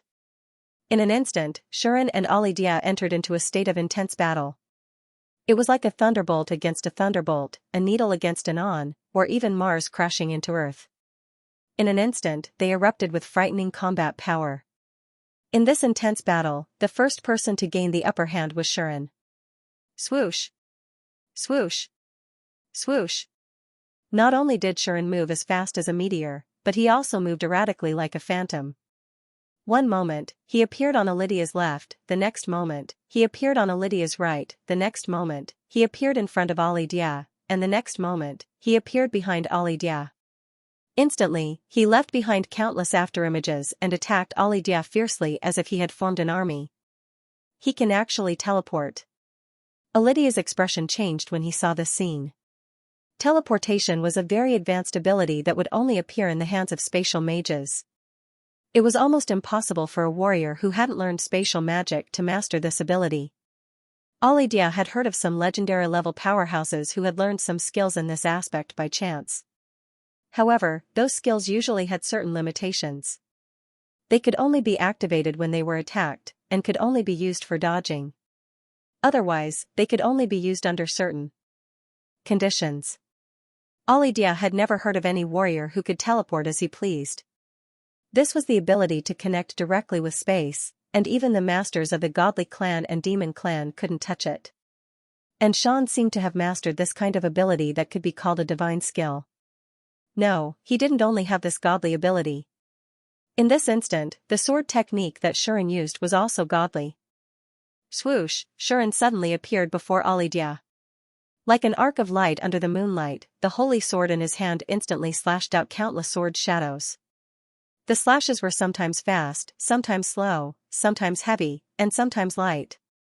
Sometimes, they looked ordinary, and sometimes, they contained hidden murderous intent. It was as if the slashes themselves had spirituality, causing Alidia to misjudge the timing and strength of his attacks several times. Such a marvelous sword technique, coupled with his teleportation ability, caused Alidia to instantly fall into a disadvantageous position. If not for his high level, powerful strength, and abundant combat experience, Alidia was sure that he would have been knocked to the ground by those horrifying slashes without the strength to fight back. "You're already so powerful." Knowing that he couldn't hold back anymore, Alidia didn't hesitate to release his magic power and condense the demon sword. However, at the same time, among the countless sword shadows, one suddenly cut through the air. Like a deadly poisonous scorpion stinger, it heavily hit Alidia's greatsword that was condensing the demon sword. Bang! The demon sword that Alidia was condensing instantly dissipated, and his magic power was forcefully shattered. What? Alidia couldn't believe his eyes. At this moment, Shuren's voice came. "There's nothing to be surprised about," Shuren said. "To use the demon sword, the most basic condition is to gather enough magic power on the weapon and form a magic blade. Since that's the case, as long as one has enough eyesight, agility, high-level sword skills, and powerful mana control, one can use their own mana to break the demon sword that's forming before the opponent's demon sword is formed, so that it can't be formed successfully." This was an ability that only the current Shuren had. External destiny gave him unparalleled and perfect combat techniques, and all his weapon skills had reached the god realm. The enhanced perception and senses brought about by destiny of external perception also satisfied Sean's supreme eyesight in the fierce battle. On the other hand, Destiny Beyond gave Sean the ability to teleport, giving him sufficient agility and speed. In addition, External Destiny gave him unparalleled magic power control, which finally allowed Shuren to complete the shocking move. "I'm indeed different from before." Shuren's voice turned into a half-smile. "You'll be in trouble if you're careless, Captain Alidia." As he spoke, Shuren had already flashed above Alidia's head. Like a bolt of lightning, he swooped down with the holy sword in his hand and slashed at Alidia's head, creating a sonic boom.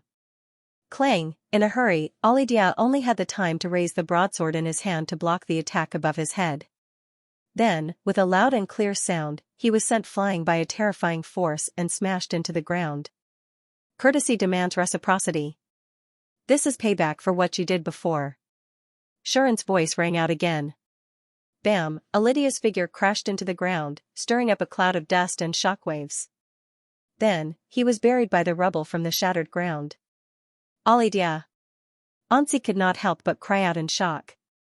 "How?" Lia cried out in shock as well. "Captain." This time, it was Shauna who covered her mouth. As for the elites hidden in the shadows, they all inhaled sharply. That Alidia was defeated just like that. How was this possible? Everyone present knew that Shuren was strong. If he wasn't strong, could he have single-handedly defeated the Slaughterer clan? If he wasn't strong, could he have single-handedly destroyed half of the kingdom's knights? If he wasn't strong, could he have tamed the Adal's black dragon? If he wasn't strong, could the Lyusica family have kicked an iron plate and razed the entire noble district to the ground? Even the Empire's Prince Harvey, who was a descendant of the Orthodox hero, had lost to Shuren. This had already proven Shuren's strength. However, even if that was the case, no one would have thought that Sean would be a match for Alidia. Alidia was the strongest human, the kingdom's #1 knight. He was known as the strongest knight below the transcendent level, and was the symbol of invincibility in the kingdom.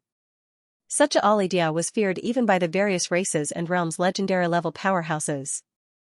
Who would have thought that he would lose to a young aristocrat who was also an adventurer? No one would have thought. Therefore, when they saw Alidia being sent flying by Shuren's sword and crashing into the ground, his body buried in the rubble and completely disappearing, everyone, including Ansi, Lia, and Shauna, felt a wave of shock. Even legendary-level powerhouses like Jacinta, Lockett, and Yul had solemn expressions. The way they looked at Shuren was completely different from before. Because they knew that this was a person who could threaten them. Even if he was ridiculously young, not to mention 30 years old, he was only in his early 20s. No one was willing to believe that such a young person could threaten them. The facts in front of them spoke louder than words. How did he suddenly become so strong? Harvey was also filled with shock. Although Harvey had fought with Shuren before and knew how strong Shuren was, Shuren's strength did not shock him too much at that time. Harvey did not even use his unique skill before admitting defeat in front of Shuren. Rather than saying that he admitted that he was not as skilled as Shuren, it would be better to say that he was doing Shuren a favor for his own purposes. Of course, Harvey did not think that he would be able to defeat Shuren if he used his full strength. No matter what, Shuren was still very strong. He was able to single-handedly destroy nearly half of the kingdom's knights and suppress the old demon's faction, which had already proven his strength. However, Harvey had also heard that Shuren's unique skill was the ability to adjust his own level and skills under certain conditions. It was not a combat skill like his. Therefore, if he used his full strength, even if he could not win for sure, Harvey did not think that he would easily lose to Shuren. Hence, before this, although Harvey valued Sean and valued him, he merely lowered his stance and did not lower his voice too much. But now, the strength that Shuren had displayed Shuren had not been that. That frightening teleportation ability and the dazzling divine domain sword techniques had even put Aridia at a disadvantage.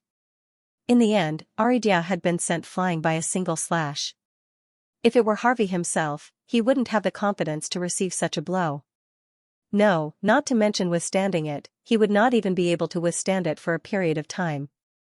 I'm afraid that with the strength that Sean has shown now, it's still unknown if I can hold on for more than 10 seconds. Harvey was dumbfounded. He was stunned. Similarly, the young ladies in Poddet's house were also dumbfounded and astonished. Shuren. Mr. Shuren actually sent Captain Aridia flying? Lumia could not believe her eyes. So powerful. Melika's eyes were also shining. He has become so powerful, even Vivian felt a little dazed. Originally, these young ladies were at a loss when Shuren suddenly started fighting with Aridia. But now, seeing that Shuren had the upper hand, the young ladies were in disbelief and astonishment. Only Ai stared fixedly at Shuren and murmured. His performance is not bad, but it won't be that easy to defeat that knight. Only Ai would be able to discover it, right? No, Shuren had also discovered it. With the perception of destiny, Shuren could clearly see that Aridia's magic did not weaken. Instead, it had become even more majestic. Come out. Shuren looked straight at the crater in front of him and spoke calmly. It would be a miracle if this level of magic could do anything to you. Stop pretending, Captain. Sean's words made the pit in front of him, which was still filled with falling rubble, suddenly tremble. Bang! In the next second, an astonishing burst of magic burst out from the crater, blasting away countless pieces of debris, and a figure slowly walked out of it. Seeing this, everyone's expression changed.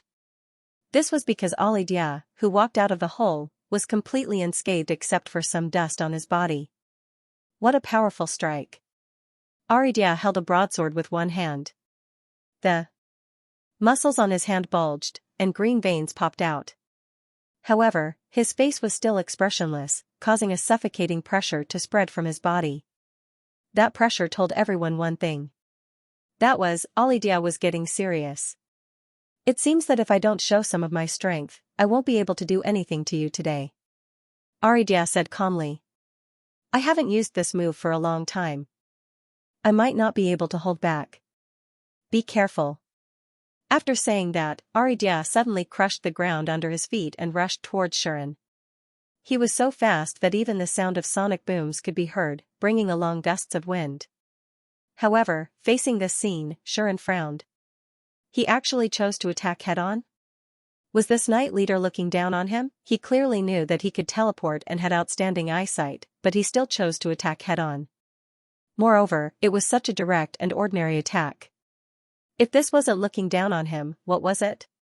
However, just as this thought crossed Shuren's mind, he somehow felt a sense of danger.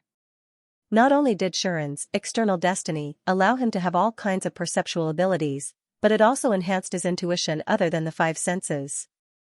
Therefore, Shuren trusted his own intuition very much. Thinking about Aridia's words just now, Shuren had reason to believe that there was something fishy about his opponent's move. If that was the case, then I won't take it head-on. Shuren decisively used the external destiny ability to teleport and suddenly disappeared on the spot, appearing in another direction. Boom! Aridia's broadsword instantly landed on the spot where Shuren was a second ago, setting off a loud explosion. This attack was powerful, but it did not hit Shuren. However, Shuren, who had teleported in another direction, did not feel any less alarmed. Instead, it suddenly increased. Shuren's heart skipped a beat, and he immediately prepared to teleport again. Unfortunately, it was too late to react now. Bang! A shocking force suddenly hit Shuren, and it suddenly exploded. It was as if Shuren had been hit by a meteorite, and his whole body was blasted away. This is... Shuren only felt his mind go blank. After he regained his senses, he adjusted his body and landed on the ground. The soles of his feet plowed through the ground, causing gravel to fly and sand to fill the air, leaving 2 deep ravines on the ground. From this, it could be seen how strong the force of that attack was. Fortunately, Shuren had the right as destiny to protect him. The max level, right as destiny, could almost block all attacks below the legendary tier for Shuren. If an attack above the legendary tier did not reach a certain level of strength, it would not be able to do anything to him, and so Shuren was not injured at all. However, just as Shuren stabilized his body, Aridia had already dashed in front of him. Boom! The broadsword slashed down again, setting off a sonic boom. Shuren almost reflexively raised the holy sword, and after a series of clangs, he blocked Aridia's heavy attack, causing the ground under his feet to crack again. However, almost at the same time, an invisible force blasted from Shuren's side, just like before. Bang! Amidst the explosive sound, Shuren was blasted away again, and this time, he could not stabilize his body. Just like Aridia, he crashed into the ground, smashing it into pieces. The situation of the battle was instantly reversed. Mr. Shuren! Mr. Shuren! Lumia and Marika could not help but cry out. Shuren! Even Lia could not help but lean forward, an anxious expression on her face. On the other hand, Xianxia seemed relieved. As expected, someone who can defeat Aridia has not been born yet. Xianxia seemed to be reassured by his knight's strength. Seeing this scene, the others also suppressed the shock in their hearts. Proctor even stared at Aridia and spoke in a low voice. That is Aridia Albion's unique skill, ambush. Ambush. That was the unique skill that Aridia was famous for. Jarvis had also heard of this unique skill. Being able to use one's own will to control the direction, position, and even the state of the attack, allowing one's own attack to avoid being blocked or dodged, and even overlapping the number of attacks, increasing the power of the attack to another level. This is the effect of Aridia Albion's unique skill, ambush, right? Jarvis turned to Proctor. Proctor nodded his head.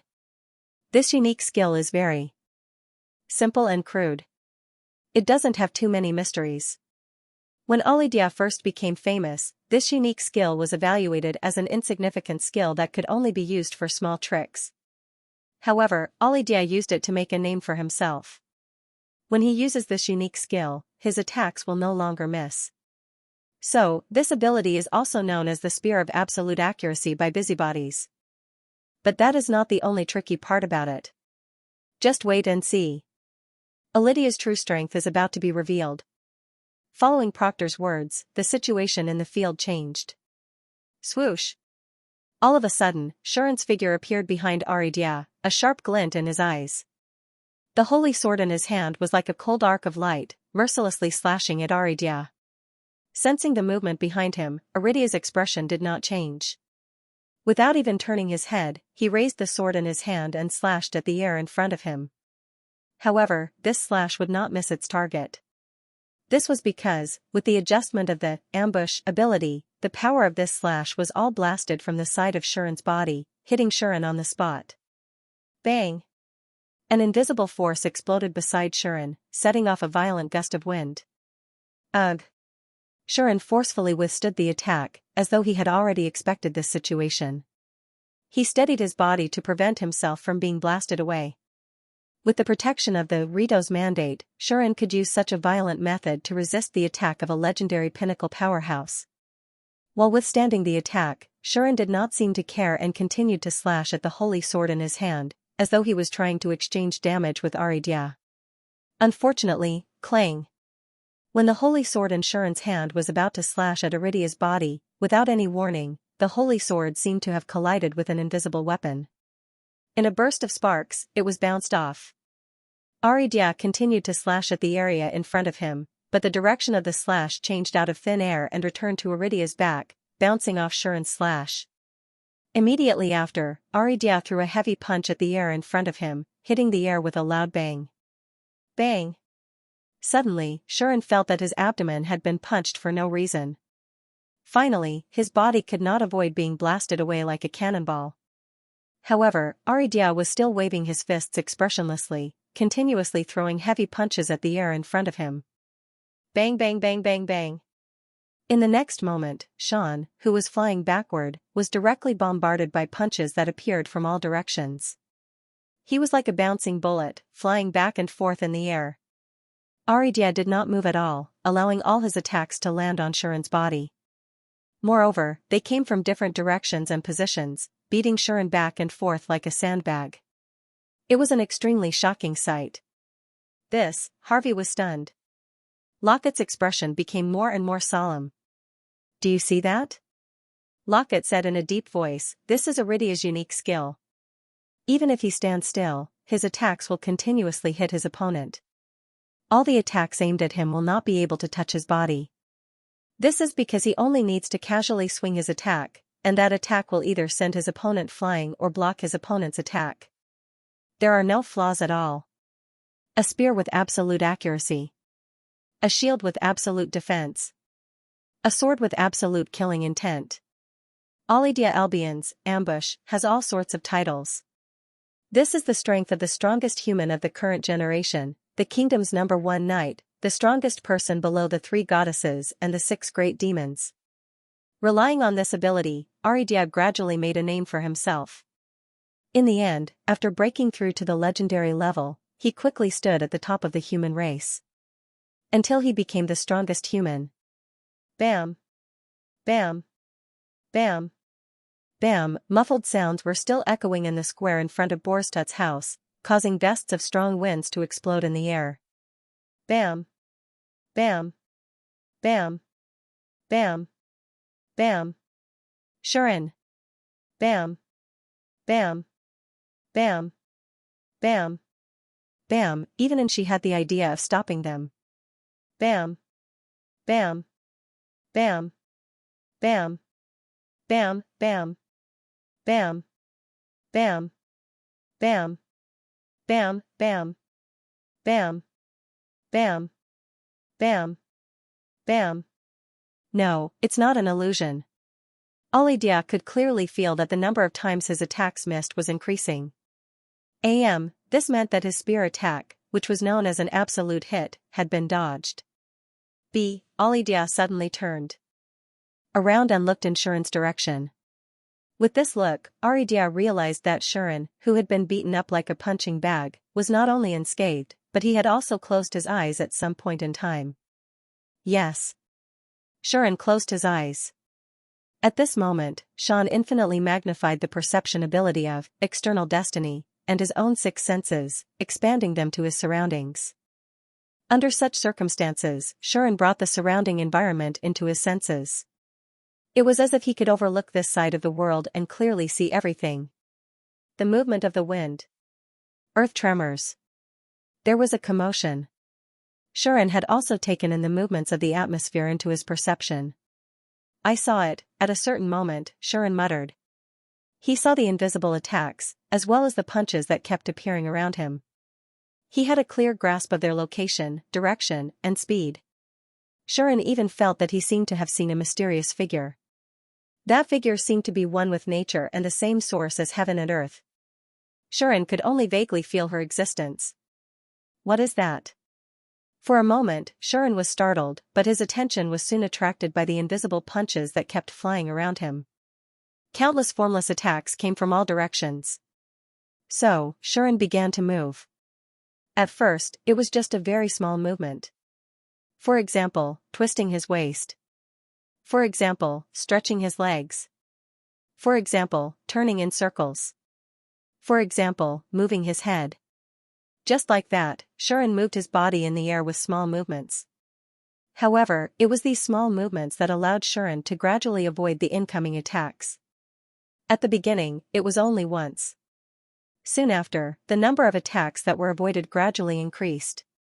Later, the range of Shuren's movements became larger, and his body also shifted by a relatively large margin. This allowed him to avoid more and more attacks, and the attacks on his body also decreased. This situation was not only discovered by Ali Dia, but also by the experts hiding in the dark. He dodged Lydia's attacks? Xianxia discovered this and was shocked. The expressions of the others also changed, and they were all astonished. Lydia's expression began to become extremely solemn. He actually dodged it? The leader of the Night Ace Mecha clan was also moved. Today, the spear that had absolute accuracy was countered by a young rising star. Lydia's expression changed, and then a ruthless look appeared in his eyes. Not only did he not stop attacking, but he also increased the frequency of his attacks, causing the speed and number of punches to suddenly rise to a higher level. Bang, bang, bang, bang, bang.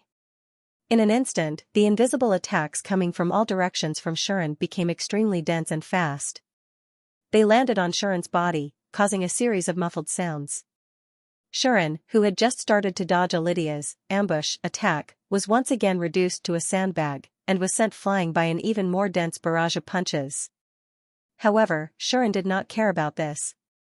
He still kept his eyes closed, and he calmly spread out the perception of external destiny, and his six senses, continuing to spy on the invisible attacks coming from all directions. He grasped their direction and position, and once again attempted to dodge with small movements. Not long after, Shuren got used to Lydia's attack speed again. His movements began to increase, and the number of attacks he dodged also increased. Ali Dia gritted his teeth, as if he wanted to increase the speed and frequency of his attacks again.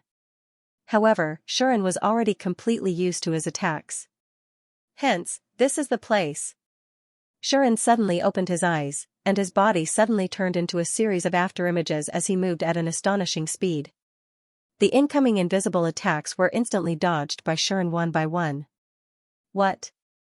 Lydia's heart suddenly stopped.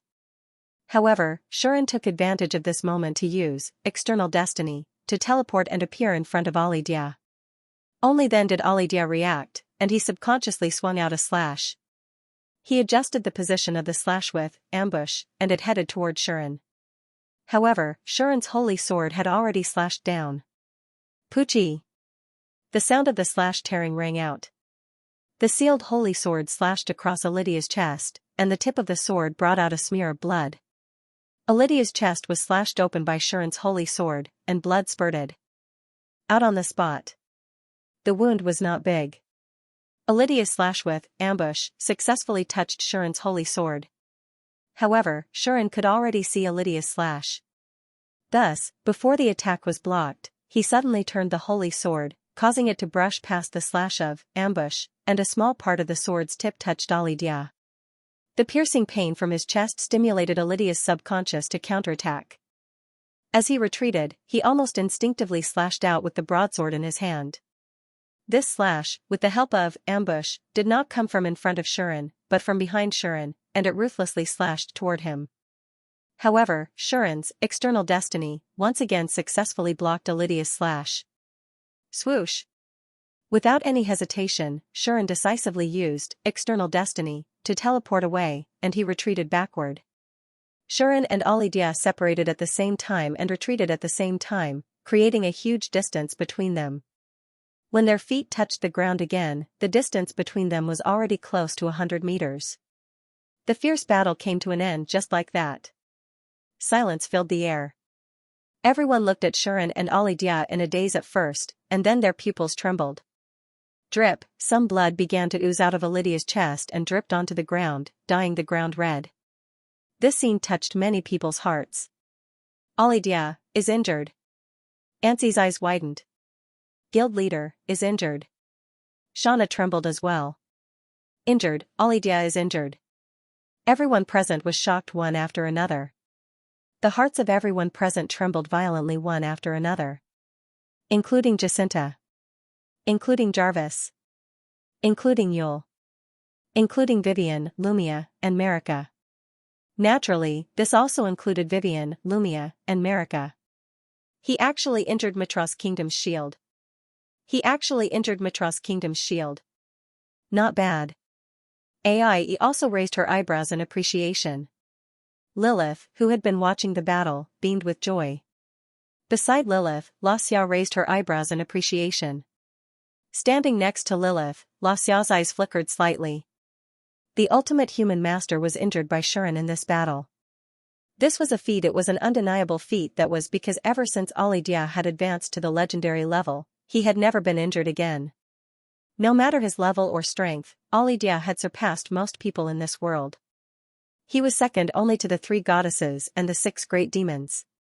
Even other legendary existences couldn't hurt him. In addition to the unique skill, Ambush, Alidia only needed to move his fingers to block any attack that came from any direction. With the title of the Shield of Absolute Defense, he had not been injured for a whole 10 years. Even Rosie couldn't hurt Alidia when she released her holy sword. It could be said that in this world, other than the 3 goddesses and the 6 demons, no one else could injure Alidia. Until today, Shuren completed this feat and he was unharmed. Phew, Shuren exhaled and looked at Alidia on the opposite side. A smile finally appeared on his face. On the other hand, Alidia felt the stinging pain in his chest. Looking at the dripping blood, he fell silent. The atmosphere at the scene became more oppressive and heavy than ever before. It seems that I've won, Captain Alidia. Shuren made such a declaration. To this, no, you haven't won yet. Alidia said faintly. That's right. Shuren hadn't won yet. You've broken my spear with absolute accuracy, and you've also broken my shield with absolute defense, but you've yet to experience my final move, the sword with absolute killing intent. Alidia said in an unusually calm voice. If you can take this move, I will admit that you've won. While saying so, the magical energy on Alidia's body expanded. The sword of absolute kill? Shuren frowned and then relaxed his brows. Although Shuren hadn't heard of the 3 great rumors about Alidia's unique skills, the spear of absolute hit, the shield of absolute defense, and the sword of absolute kill, it didn't stop Shuren from doing what he wanted to do. And that was to defeat Alidia. Then please show it to me, Captain Alidia. Sean accepted it in a dignified manner. Alidia didn't waste any time. When the air trembled, waves of magical energy gushed out from Alidia's body and into the broadsword in his hand. Alidia raised the broadsword high up in the air, causing mana to continuously gather on it. The atmosphere became chaotic. The earth trembled. On Alidia's sword, a red magic power blade quickly took shape and expanded. Demon sword? Seeing this scene, Shuren immediately knew what kind of attack Alidia was going to use next. But soon, Shuren realized that something was wrong. When the air trembled even more, a second magical energy blade appeared on Alidia's sword. A second later, a third magical energy blade appeared. Then a fourth, a fifth, a sixth, until the 10th magical energy blade appeared. All the demon swords on Alidia's broadsword overlapped and turned into an incomparably solid and dark red demon sword. This is... Shuren was surprised.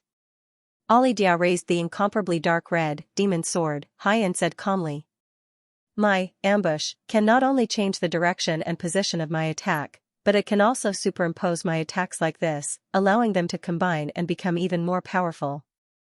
There is no limit to the number of superimposition, but each time it is done, there will be some burden. It's fine if it's a normal attack, but if I use an ultimate skill like Demon Sword, even I can only superimpose it 10 times.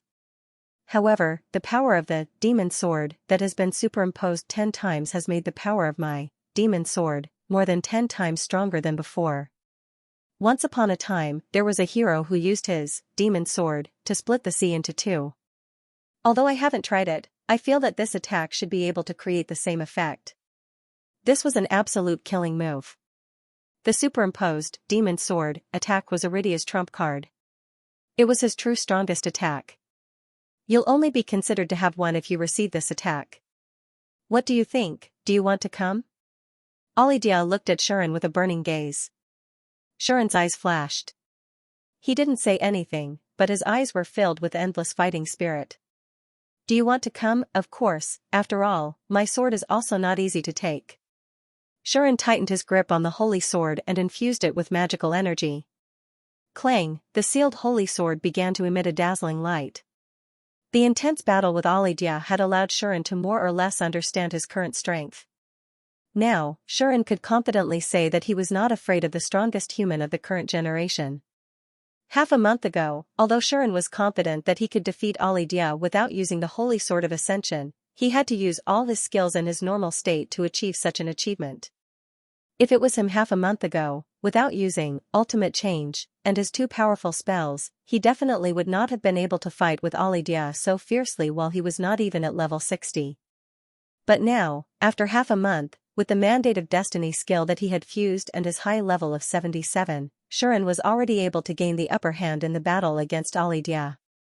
This was under the condition that Shuren did not use Samsara, a trump card that could increase his strength by 10 times. He did not use any spells, and in order to prove his own strength, he purposely took on all of Alidia's attacks head-on.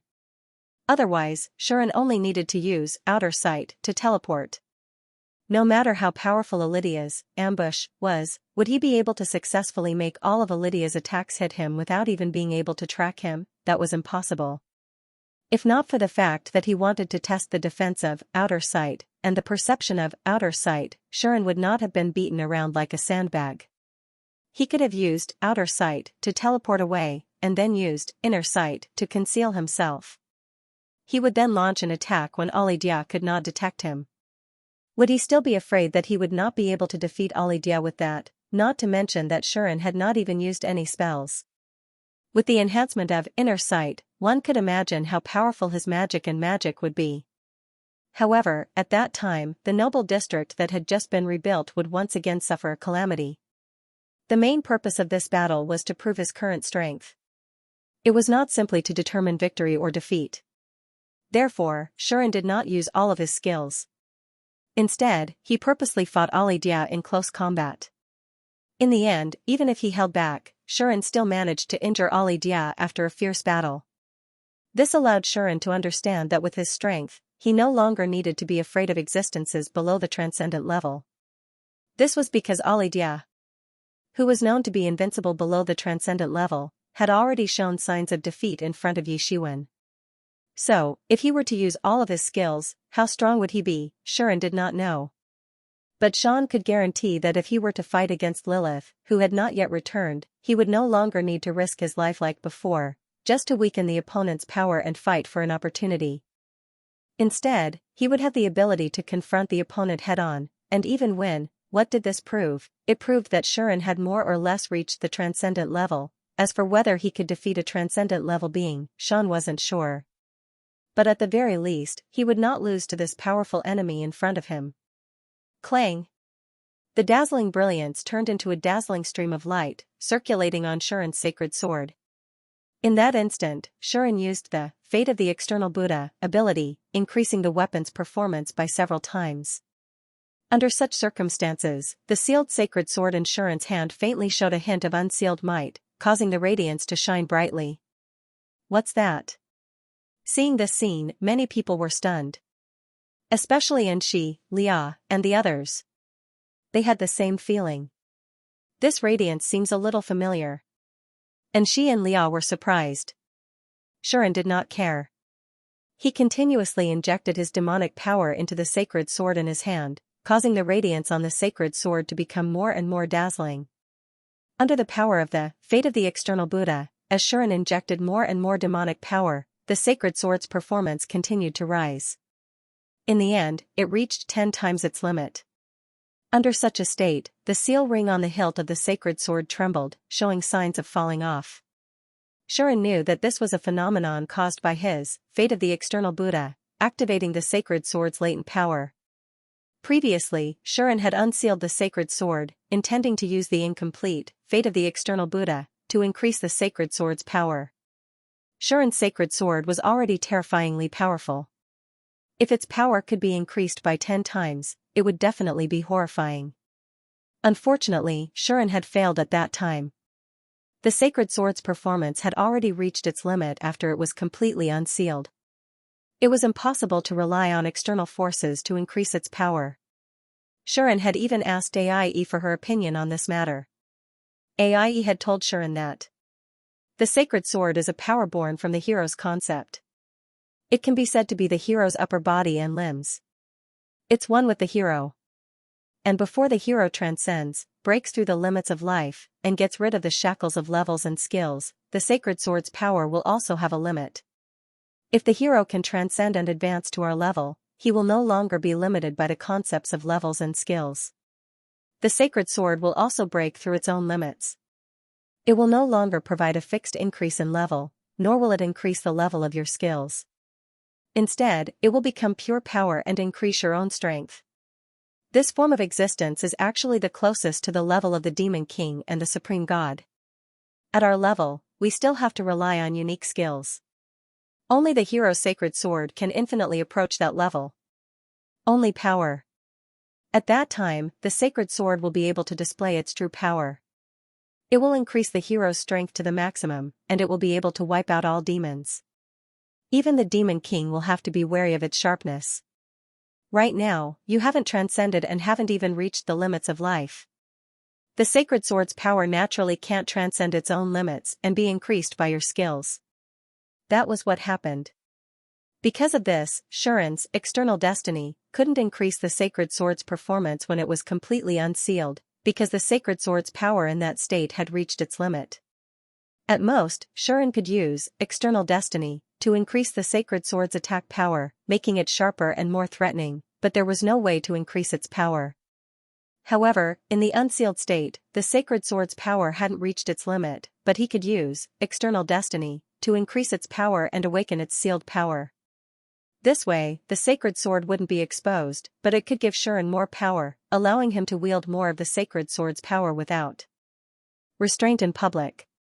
Coupled with external destiny, enhancement of demon breaking, defense breaking, and destructive effects, once Shuren used the power of external destiny, its power would definitely surpass the demon sword skill that had been integrated into external destiny, and it would be more restrained. Therefore, there was no whistling wind or trembling force. Shuren seemed to have turned the sword in his hand into a ray of light and raised it. The power wasn't great at all, and it was even a little pleasing to the eye. However, for some reason it made everyone's heart palpitate. This was especially so for Audiobook, who felt a terrifying pressure shrouding his body, making it almost impossible for him to breathe. He didn't know what method Shuren had used. He originally thought that Shuren would use the demon sword to fight him head-on, and he was confident that he could directly break Shuren's demon sword. Back then, Audiobook had used this move to break both Shuren and Rosie's demon sword. Even though Shuren had become stronger than before, and his magic power had increased a lot, Audiobook had only layered demon sword twice back then, unlike now, where he had layered it 10 times. Naturally, Audiobook wouldn't be afraid of the power of Shuren's demon sword. But now, Audiobook realized that he had been too naive. The other party had been reborn, and the power of the demon sword was no longer the only thing he could do. Ah! Audiobook unconsciously roared in anger, as if trying to expel the pressure and faint fear in his heart.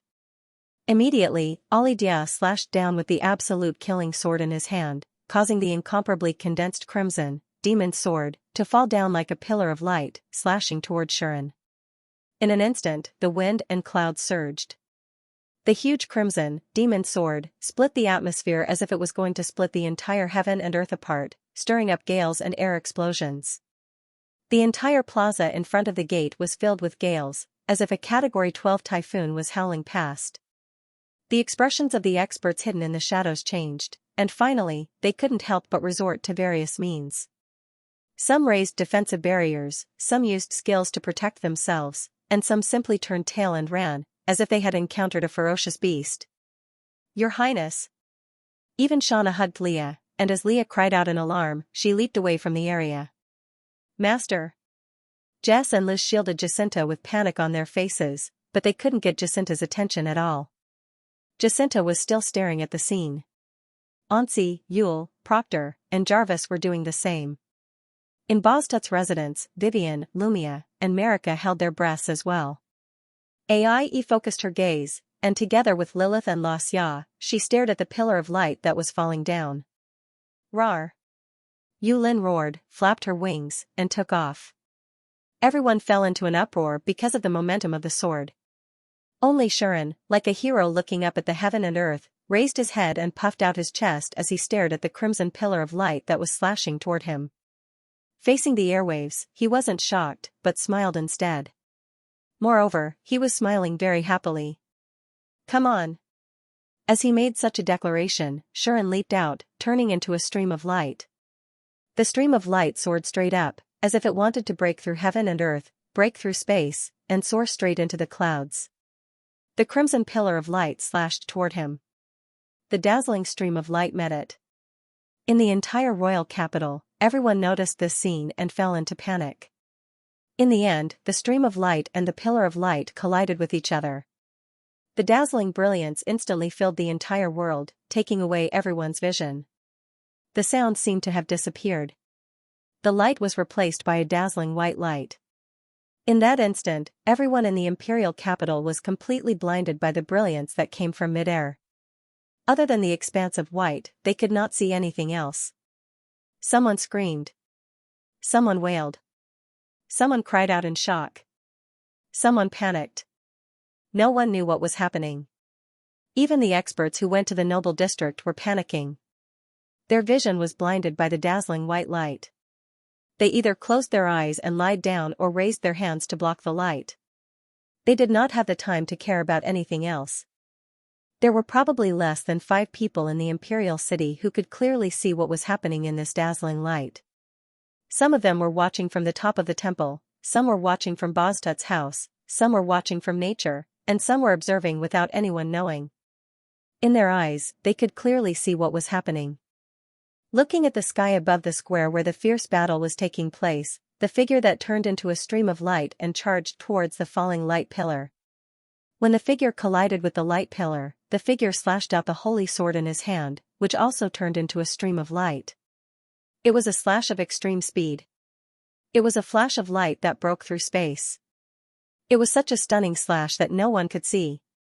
When it slashed at the falling light pillar like a mayfly trying to shake a tree, it actually cut it in half as if it was a fragile piece of paper. Yes. It was cut. The incomparably crimson mana blade was cleanly cut off and turned into a storm of mana that swept across the area. The magic storm was also surging. If it was allowed to expand, the entire noble district would be razed to the ground in an instant. However, in the face of the terrifying mana storm, the figure that had turned into a stream of light slashed again and slashed the mana storm apart on the spot. Then, the magic dissipated. Then, the storm stopped. Everything was strangled in the cradle, and not even the slightest ripple could be produced. Perhaps, this was the reason why the sound disappeared. At the very least, when they saw that ultimate slash, everyone who could clearly see everything in dazzling had the same thought. Even the sound had been cut off by that person. It was cut off by the young noble who was destined to shake the entire imperial city, the kingdom, and even the human world after today. Gradually, the radiance began to dim. After an unknown period of time, everyone's vision that had been snatched away finally recovered. What? What was that just now? How would I know? I think it came from the noble district? The noble district again? What's going on recently? Why is there such a terrifying commotion in the imperial city?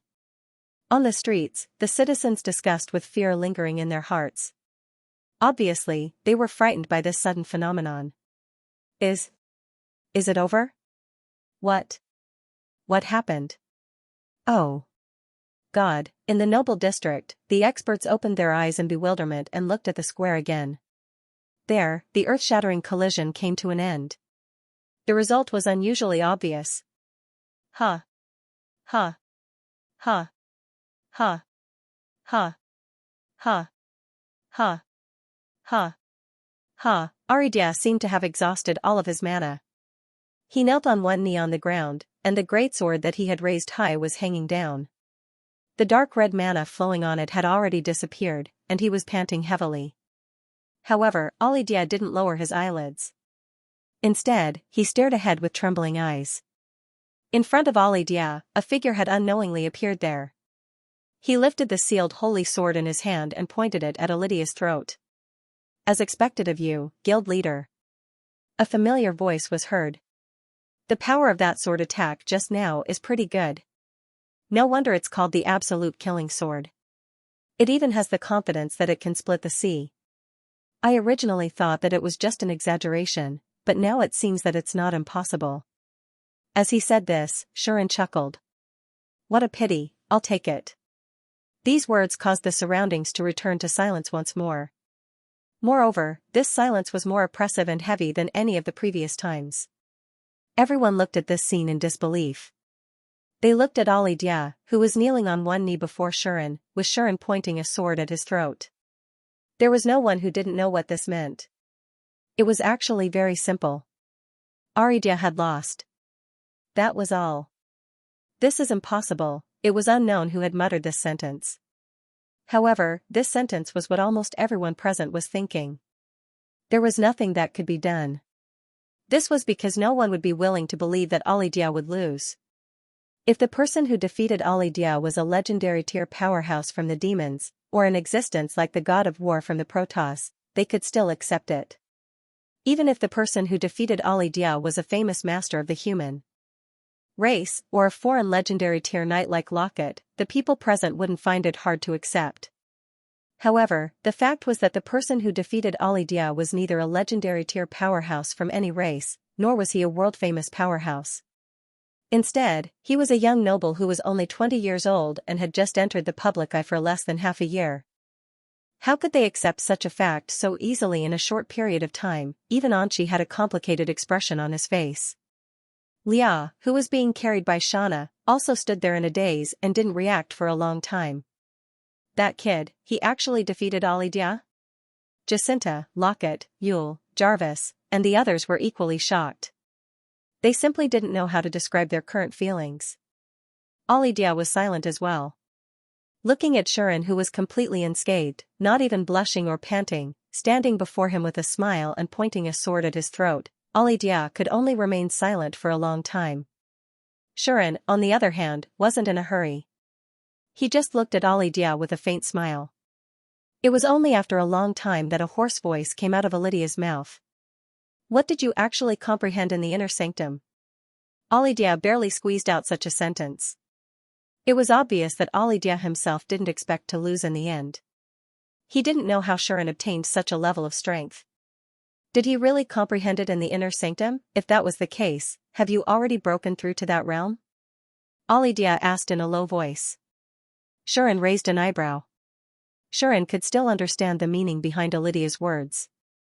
The so-called realm that he was referring to was probably the great transcendence that surpassed the limit level 100.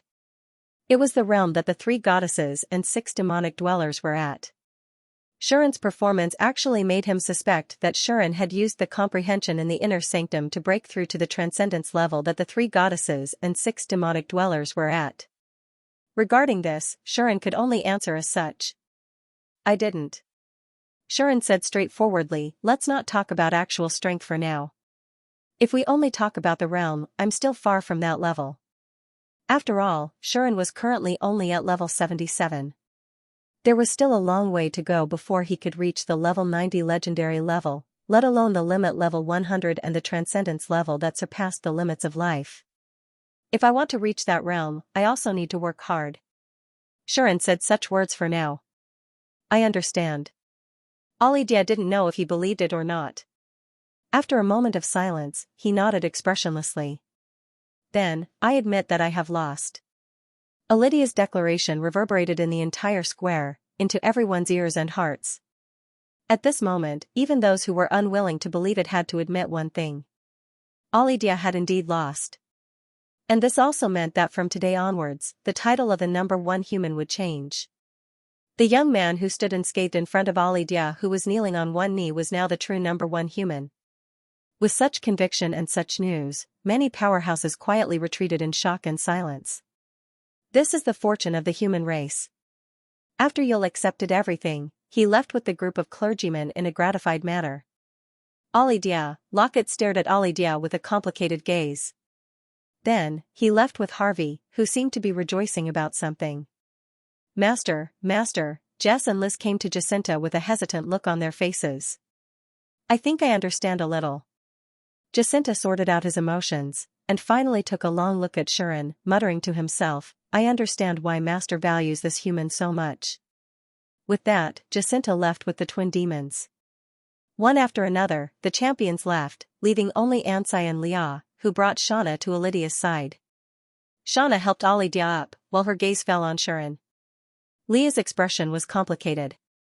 Xianxia patted Lydia's shoulder, and then looked at Shuren. He wanted to say something, but did not know what to say.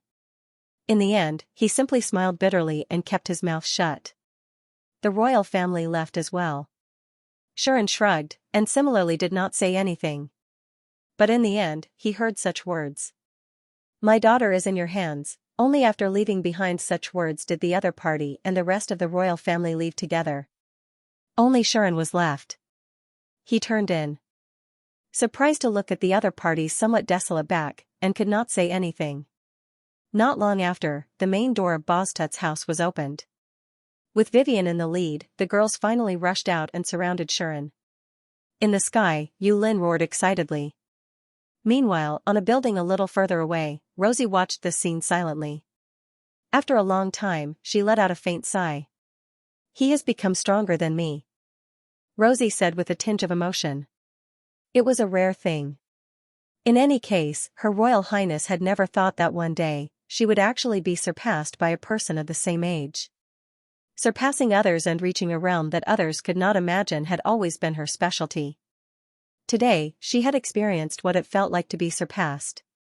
Looks like I can't wait any longer. In Rosie's heart, unwillingness to admit defeat that she did not have in the past was born. Her pair of eyes that were as red as wine turned into a dazzling gold in a short instant. The news of Shuren's victory over Lydia did not spread far and wide. Although there were many who saw the duel, they all chose to keep it a secret. That was because they knew that once this matter was spread, it would definitely cause a huge uproar in the world. The strongest knight of the human race had actually lost to the fiancé of Her Highness the Princess, the newly promoted Earl who had been in the limelight recently. This news was too shocking, and such a sudden appearance might cause some undesirable disturbances. Therefore, the experts all chose to keep this matter a secret.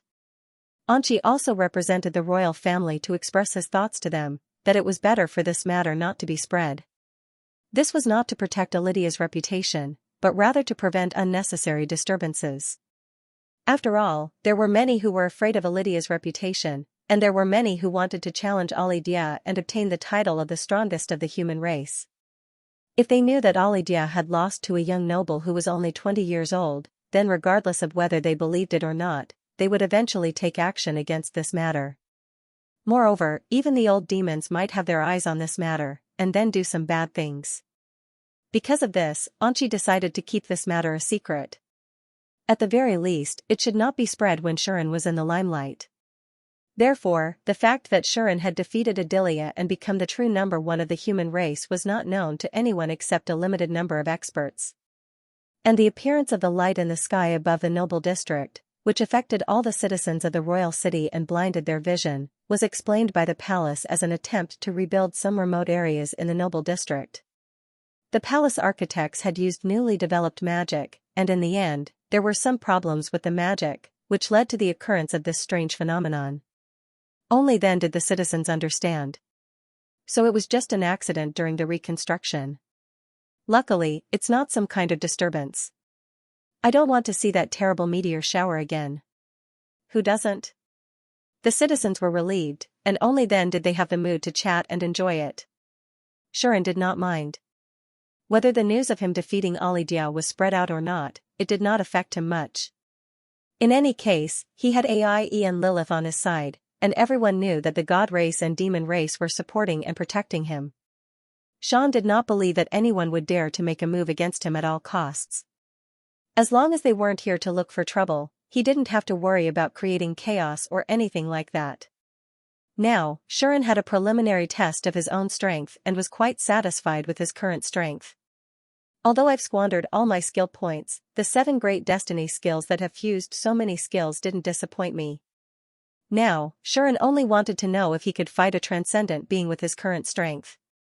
Because of this, Shuren went to consult Aie again. He knew that Aie must have been watching him and Lydia's battle. Therefore, Sean felt that Aie could give him an answer. However, how would I know? When Shuren went to consult Aie answered him directly. I don't know if that was your full strength or how much power your holy sword has. How would I know if you can reach our level if you use your full strength? Hearing this, Shuren was also very straightforward. He directly told Aie all his abilities. Other than the 2 unique skills and the existence of blessing, he told her everything else. Including the 7 destiny skills, the 2 magic skills, and the power of the holy sword. After being completely unsealed, he revealed everything to Aie. This might be the most generous Shuren had revealed since he came to this world. If it was in the past, he would definitely not do this. However, Aie was already on his side. Shuren could see how she protected him. Therefore, Shuren had basically put 100% trust in this girl. Under such circumstances, Shuren was naturally willing to reveal his secrets to this girl. Who would have thought that after knowing the effects of his 7 destiny skills and the full power of the holy sword, especially the 10 times amplification of Samsara destiny, and the various effects of the holy sword, Aie directly fell silent for a very long time. You're a pervert. After a long time, Aie directly gave such an unacceptable evaluation to Shuren. According to her own words, she had never seen any common skills like Samsara destiny that could directly amplify the user's strength by a whole 10 times. This level of effect was already comparable to unique skills. It had reached the realm of breaking through the difference in levels and skills, allowing the weak to defeat the strong. Perhaps it was because of this that the skill had suddenly transformed into a special skill. It could no longer be counted as a common skill. It was completely possible to treat it as a combat unique skill. In other words, Sean was now equivalent to having 3 unique skills, which was extremely foul. As for the power of the holy sword, it made Aie speechless for a long time. That was what she said. When you break through the limit level and reach the level of Mitra, that brave warrior will probably be nothing in front of you. Aie's gaze towards Shuren had completely changed, as if she was looking at a freak. Sean was naturally very unhappy. He directly threatened that if she continued to provoke him, he would use her pillow to pat his butt. Only then did this girl finally become a little more obedient. Immediately after, Aie gave some evaluation after thinking for a while. According to the methods you mentioned, I can only estimate that you should be able to touch our level. However, I'm not sure if you can reach the level of the demons. There were strong and weak transcendent levels. Based on the current situation, the current transcendent level was mainly divided into 3 levels. The lowest level was the goddess of life and the goddess of nature. Although they had reached the transcendent level, they were still not comparable to the demons. The demons belonged to the middle level. Among the 6 demons, other than Knight Sala, who had slightly surpassed this level, the other 5 were all at this level. They were stronger than the goddess of life and the goddess of nature. At the same time, the strongest evil god, Lilith, and the equally famous goddess of justice were also at this level. The highest level was naturally the goddess of fate, Leda's. This unreliable goddess was still ridiculously strong. Even if 2 demons joined forces, they might not be able to defeat her. It was normal for her to stand alone at this level. Otherwise, she wouldn't be called the most omnipotent existence. What about Shuren? In terms of realm, he was definitely inferior. However, this animal had cheated and forcefully squeezed his way in. Currently, he was definitely above the limit level 100 and could touch the transcendent level. However, how much he could touch was still up for debate. Aie believed that with Shuren's current ability, he wouldn't lose to the goddess of life and the goddess of nature. It's hard to say if the opponent is a demon. After all, you have the holy sword. Even if the holy sword is like you, it hasn't transcended and its strength is limited. However, the power of your holy sword is too much. It can still restrain the demons. Aie expressed that the holy sword's power had a huge advantage against the demons. Even if Shuren's strength wasn't comparable to the demons, with the power of the holy sword, he might still be able to defeat the demons. Back then, didn't Hero Mitra use his transcendent level strength to successfully subjugate the demon king, even if he had the help of the supreme god, the holy Sword was indeed the cause of the Demon King's death. With the Holy Sword's ability to restrain the demons, Shuren might not need the Great Void demons. However, against the Protoss's goddess of justice and goddess of evil, you might not be able to do it. Ai's tone was rather vicious. However, Shuren's expression was very strange.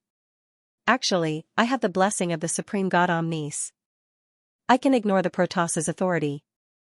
I don't think I'll be too weak against these two. Shuren really wanted to say that. However, the result of saying that would definitely be Ai looking at him like he was an invincible pervert. Shuren moved his lips, but chose to remain silent in the end. After this conversation, Shuren came to a conclusion. If I use all my means, I should have already reached the transcendent level, comparable to the goddess of life and the goddess of nature.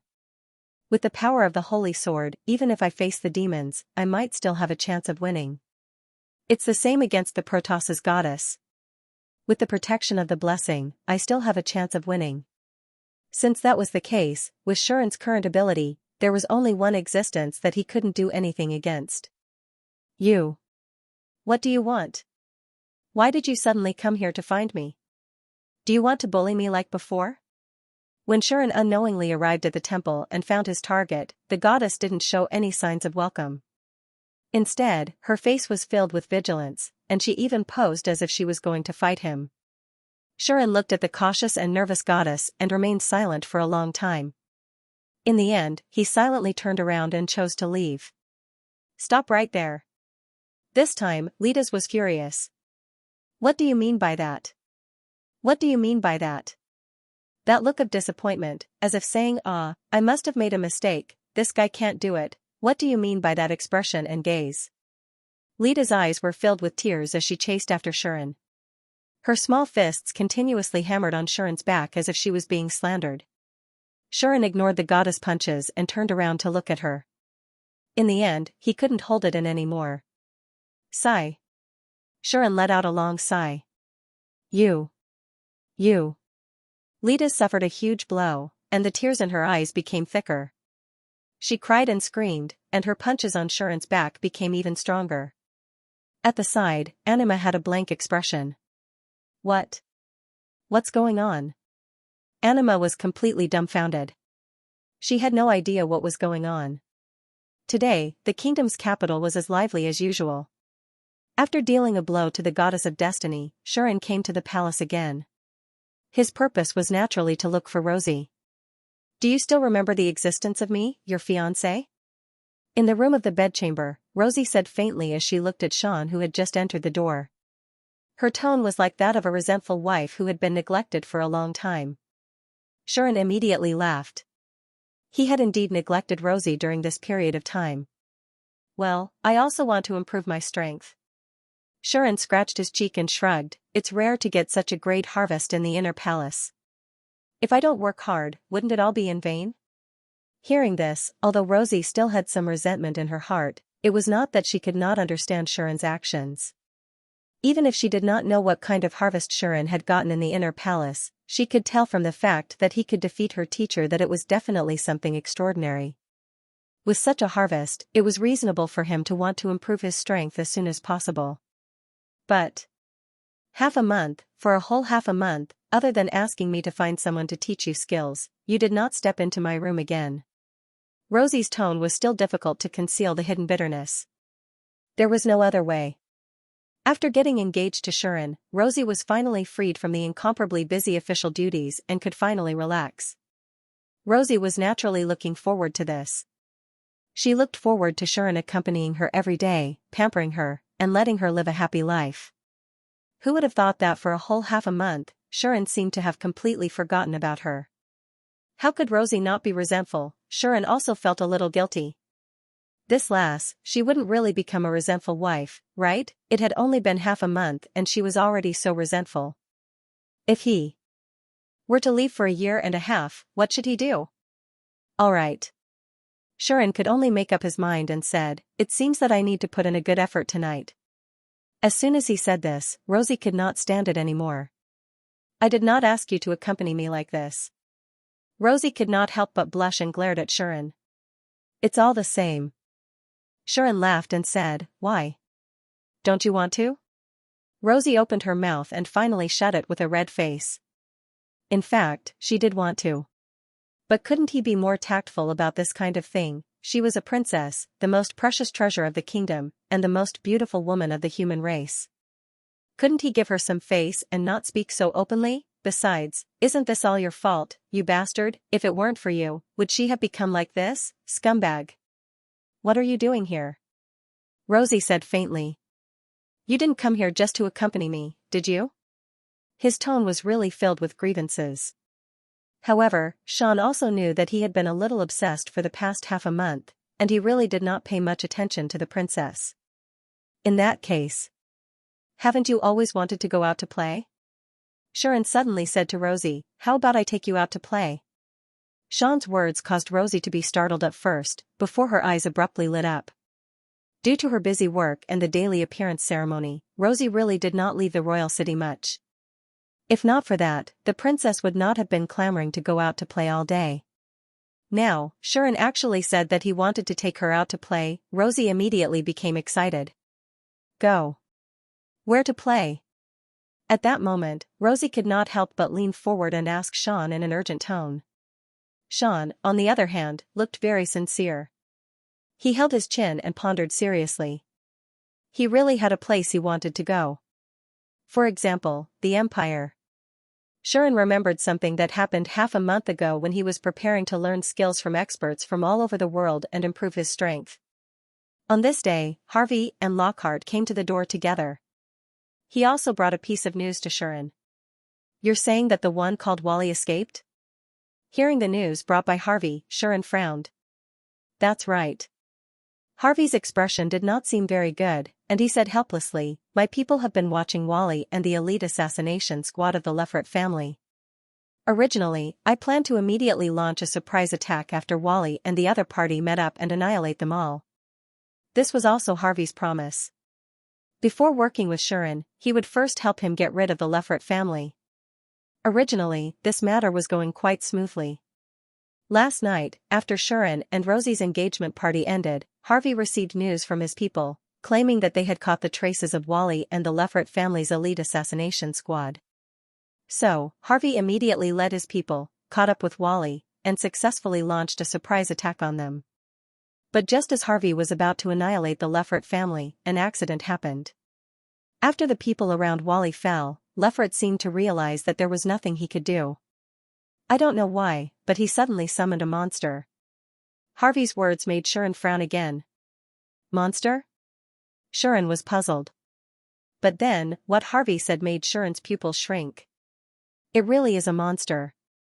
Harvey recalled what happened at that time, and his expression was still a little ugly, and he said in a deep voice, that monster has half a human body and the other half a centipede body. It also has dragon wings and can spit dragon breath. It's so strong that even Locket couldn't get rid of it and almost suffered a loss. Hearing this, Sharon's face completely sank. Because he was not unfamiliar with this monster's appearance at all. Young demon. Sharon whispered. What? Harvey was startled. Nothing.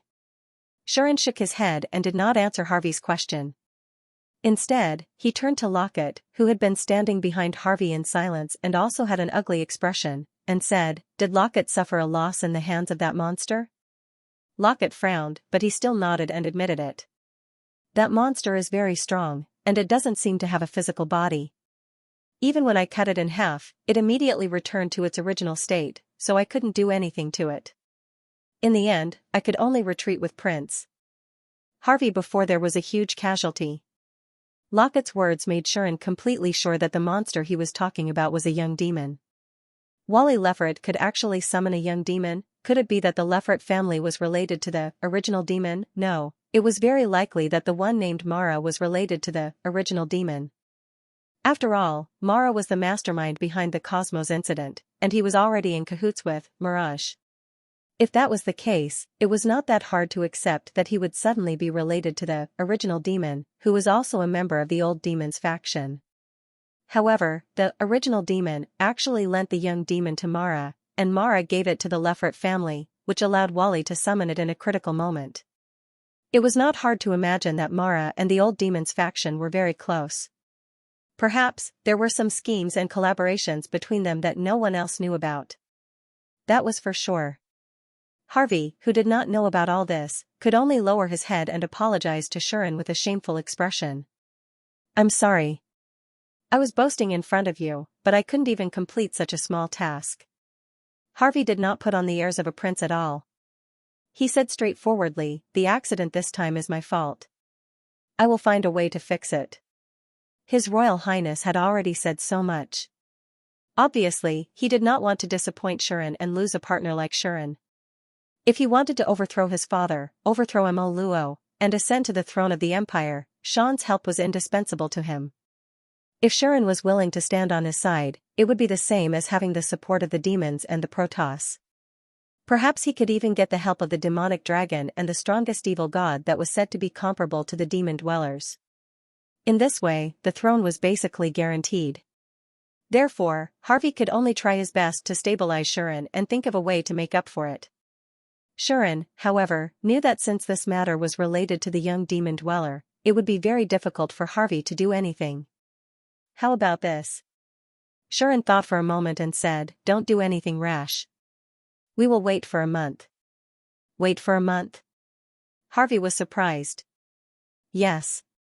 Shuren nodded and said, I have something to do first. When I'm done, I will go with you to the Empire. Really? Harvey's eyes lit up and said, are you willing to help me? Whether or not to help you, I will decide later. Shuren smiled and did not give any promises.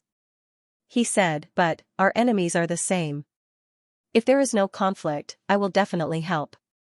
Okay. Harvey thought for a moment and finally nodded. He said, then I will find an excuse to stay in the capital and wait for a month. In order to get Shuren's help, Harvey did not mind stalling for a little time. Moreover, he had blatantly made a move against the Lefort family.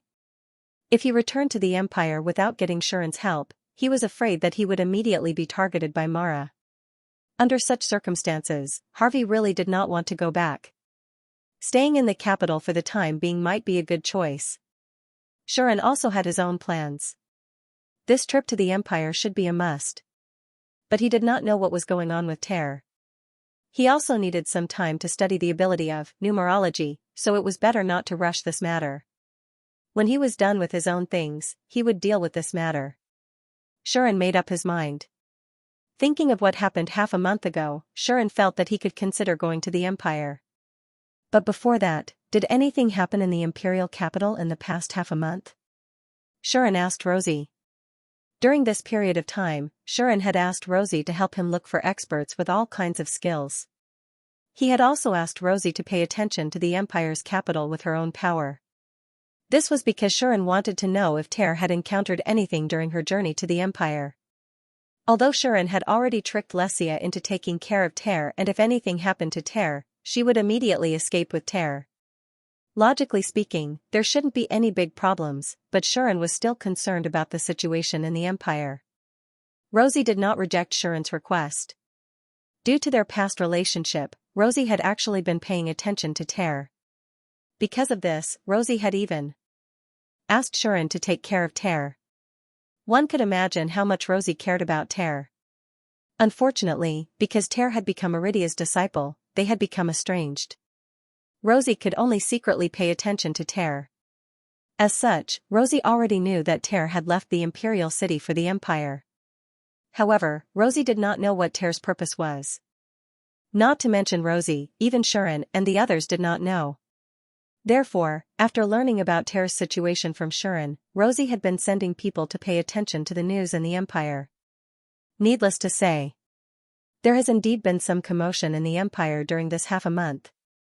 Although Rosie was a little dissatisfied with Shuren's behavior of changing the topic, she still answered his question. Commotion? Shuren immediately perked up and asked, what kind of commotion? Rosie squinted her eyes. You seem to be very concerned about Terror. Rosie stared at Shuren as if she was trying to figure out something. Ahaha. Shuren laughed dryly. For a moment, he did not know how to answer this question. I don't have a choice. Should I tell the princess that I ate Terror in one bite on the day of the engagement banquet half a month ago? The princess would definitely go berserk, wouldn't she? Even though this girl had said that as a member of the royal family, she understood that a capable man with status would marry a concubine or two, it did not mean that she would not be jealous. Not to mention, firstly, Ter was Rosie's childhood friend, and the two of them could be considered as childhood friends. Secondly, Xian and Ter were in love with each other on the day when Xian and Rosie got engaged. On the day of his engagement with his daughter-in-law, he slept with her childhood friend. If he did not go berserk, he would not be able to call himself the first goddess of the human race. Hence, Shuren could only mumble, "She was my teammate, and you were the one who asked me to take care of her, wasn't it?" Shuren of Rosie of his words. Who was Rosie? He was blessed by the goddess of fate, and his intuition was off the charts. Her intuition told her that this matter was not as simple as it seemed. Otherwise, why did she have the urge to buy a green hat and wear it for the past half a month? Otherwise, why did she have the urge to buy a green hat for the past half a month? Was this a revelation? In other words, his revelation was telling him that he needed to wear a green hat. In other words, her own revelation was telling her that she needed to wear a green hat. Rosie let out a sigh and said while silently claiming the hat. It said that in the last half a month, a strange thief has suddenly appeared in the imperial capital of the empire. It was said that a strange thief had suddenly appeared in the capital of the empire. Strange thief? Shuren was surprised. Yes, it was a strange thief.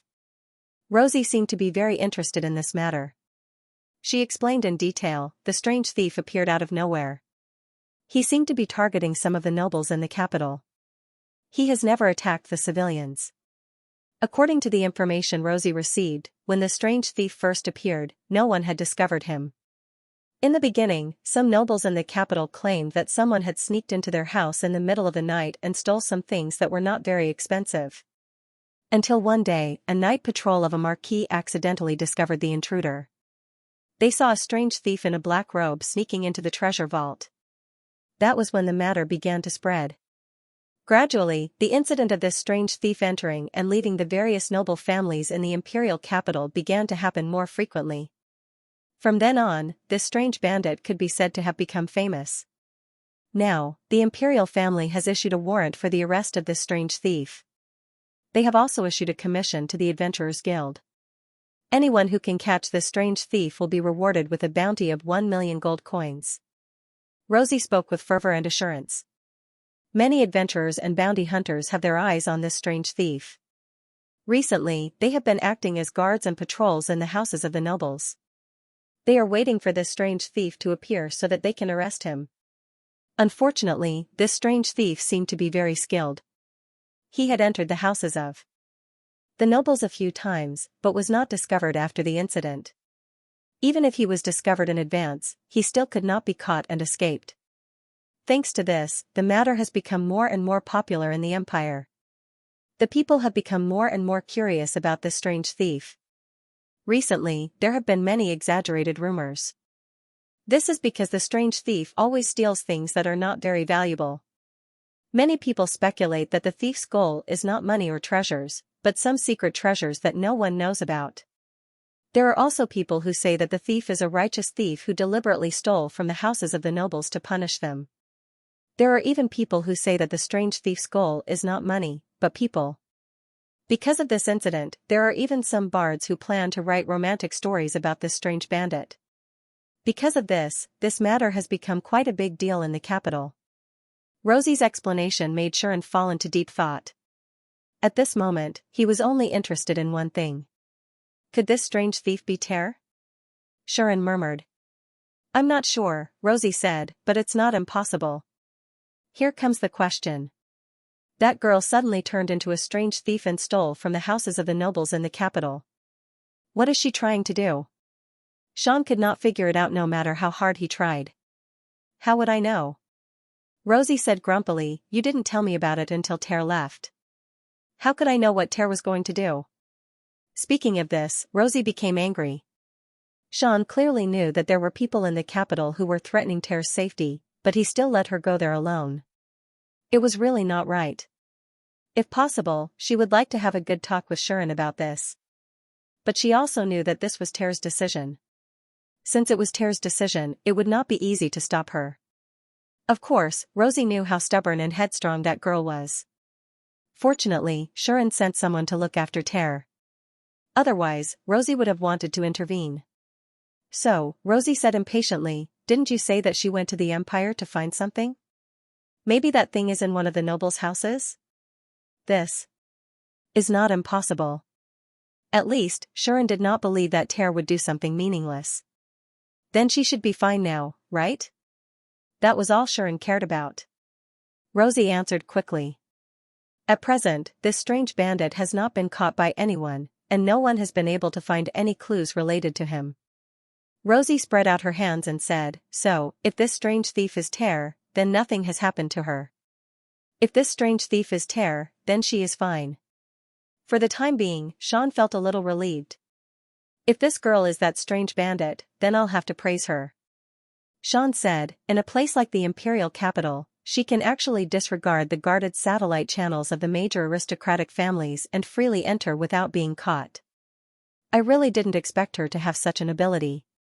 With Ter's strength, it was quite difficult for her to come and go as she pleased in a capital like the imperial capital. But she did it.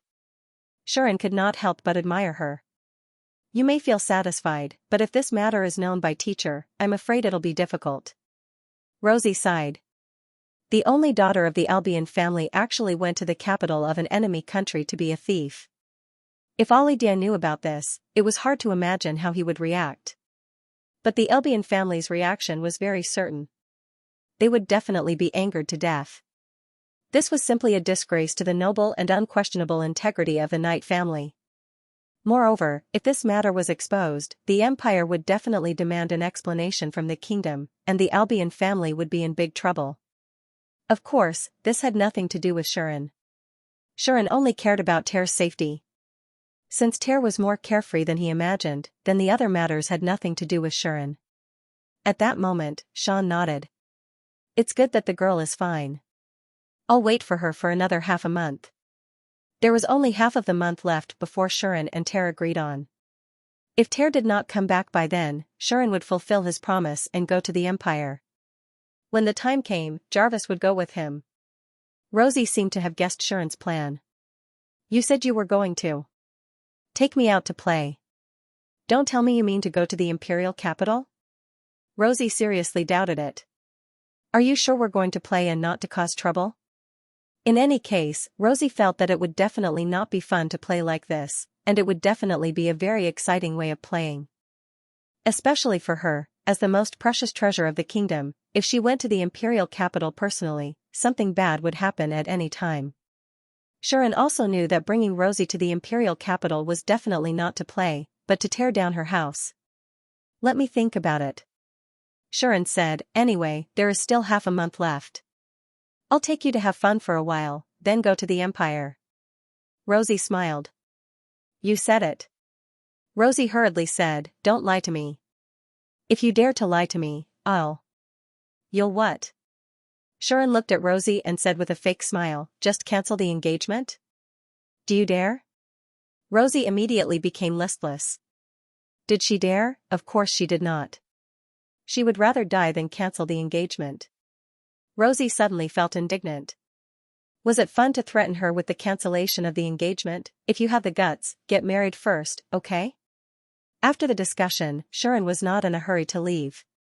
Instead, he stayed in Rosie's bedchamber to accompany the princess whom he had neglected for half a month. This made Rosie's mood recover a lot.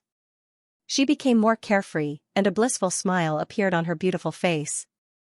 This princess did not have many requests. She only hoped that her sweetheart could spend more time with her. After all, in essence, she was still a little girl who was afraid of loneliness and loneliness. Now that Sean had time to accompany her, Rosie was naturally happy about it. Her mood became much better, and the entire bedroom was filled with the sounds of laughter and quarreling all day long. That voice made the female sword saint knights who were guarding outside feel a lot more at ease.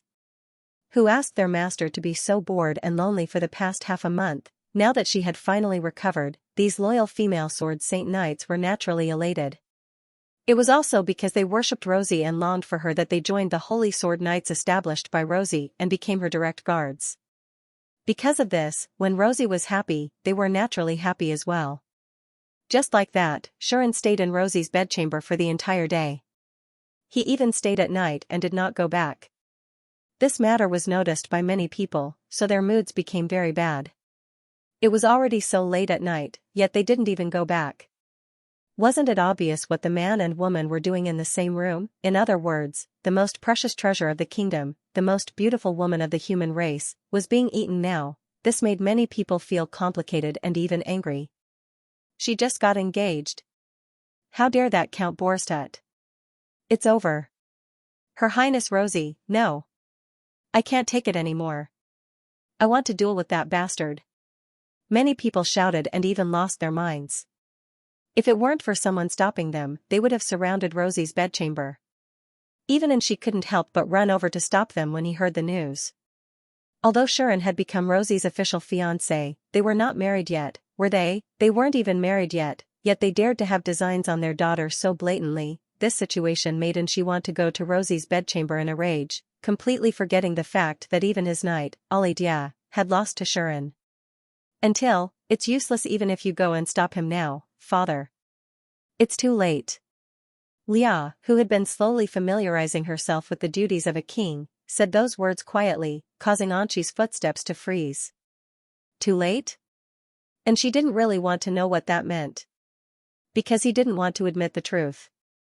Unfortunately, his precious eldest daughter didn't let him go. I've seen them by chance during the selection of the son-in-law, father. Lia said as if she was pitying him. I saw them. You know what I mean. No. I don't understand it. No. I don't understand. You must be joking. And she's face turned pale. And she's face turned livid. He forced a smile and said, Rosie is such a good girl, so obedient, so cold, so outstanding. Even if she likes that boy, how could she lose control of herself and give herself to him before they get married, or even before they get engaged? Obviously, and she didn't want to believe such a thing. However, all he got was Leah's increasingly pitiful expression. I didn't want to believe it at first, father. Leah said faintly, but admit it, Rosie is no longer a child. No longer a child, no longer a child, bam. Father. At night, in the king's bedchamber in the palace, the sound of someone crashing into the wall and a cry of shock rang out. Similar situations kept happening in the palace, causing many people's hearts to bleed. Although these people weren't like Xianxia, who knew that their kingdom's most precious treasure had been devoured before the engagement, but as the night deepened and Shuren still hadn't come out from Rosie's bedchamber, they knew that whatever was supposed to happen was still happening. They felt like crying. This was how most people felt at that moment. At the same time, these people's hostility and murderous intent towards Shuren continued to grow. Shuren Bostut. Damn beast. Let's wait and see. In the end, these people could only say such harsh words. Ugh. At the same time, in Rosie's bedchamber, Shuren suddenly shuddered. What's wrong? Rosie opened her eyes and looked at Shuren, who was lying in the same bed as her. Her blushing face showed a hint of confusion. No, nothing. Shuren hugged Rosie and murmured in confusion, why do I feel like there's a lot of hostility and murderous intent towards me? The perception of external destiny was indeed powerful enough to allow Shuren to notice all of this. Hostility and murderous intent towards you? Rosie blinked and said almost subconsciously, did you do something that angers the heavens and the people? Why is your first reaction that I did something that angers the heavens and the people? Shuren was speechless as he retorted, am I that kind of person? Rosie didn't say anything and just stared at Shuren. That gaze could only be summed up in one sentence. It seems like your heart is filled with a desert. Why? Because there were no trees in the desert. In short, you don't know. Understanding this, Shuren could only express that he was very sad. And once he was sad, he couldn't help but perform a set of spear techniques. Shuren turned over and pressed Rosie down, saying fiercely, I think the one who doesn't know is you. So, in Rosie's exclamation, Shuren did whatever he wanted again. Outside the door, the female knights who were guarding the door heard all of this and blushed. It couldn't be helped. Her Royal Highness was too bold. Early in the morning. When Sharon came out of Rosie's room with a refreshed face, all the female knights couldn't help but glare at him along the way. This made Sharon feel a little strange. I seem to see murderous intent in your eyes? Girls? Sharon really wanted to say that. But seeing that the female knights were looking at him as if they were looking at an animal, Sean touched his nose awkwardly and hurriedly left. However, walking in the palace, not only did Sharon's condition not get better, it got worse. Originally, with Sharon's current status, when walking in the palace like this, the people around him would respectfully salute him. However, for some reason, in one night, these people seemed to have turned their backs on him.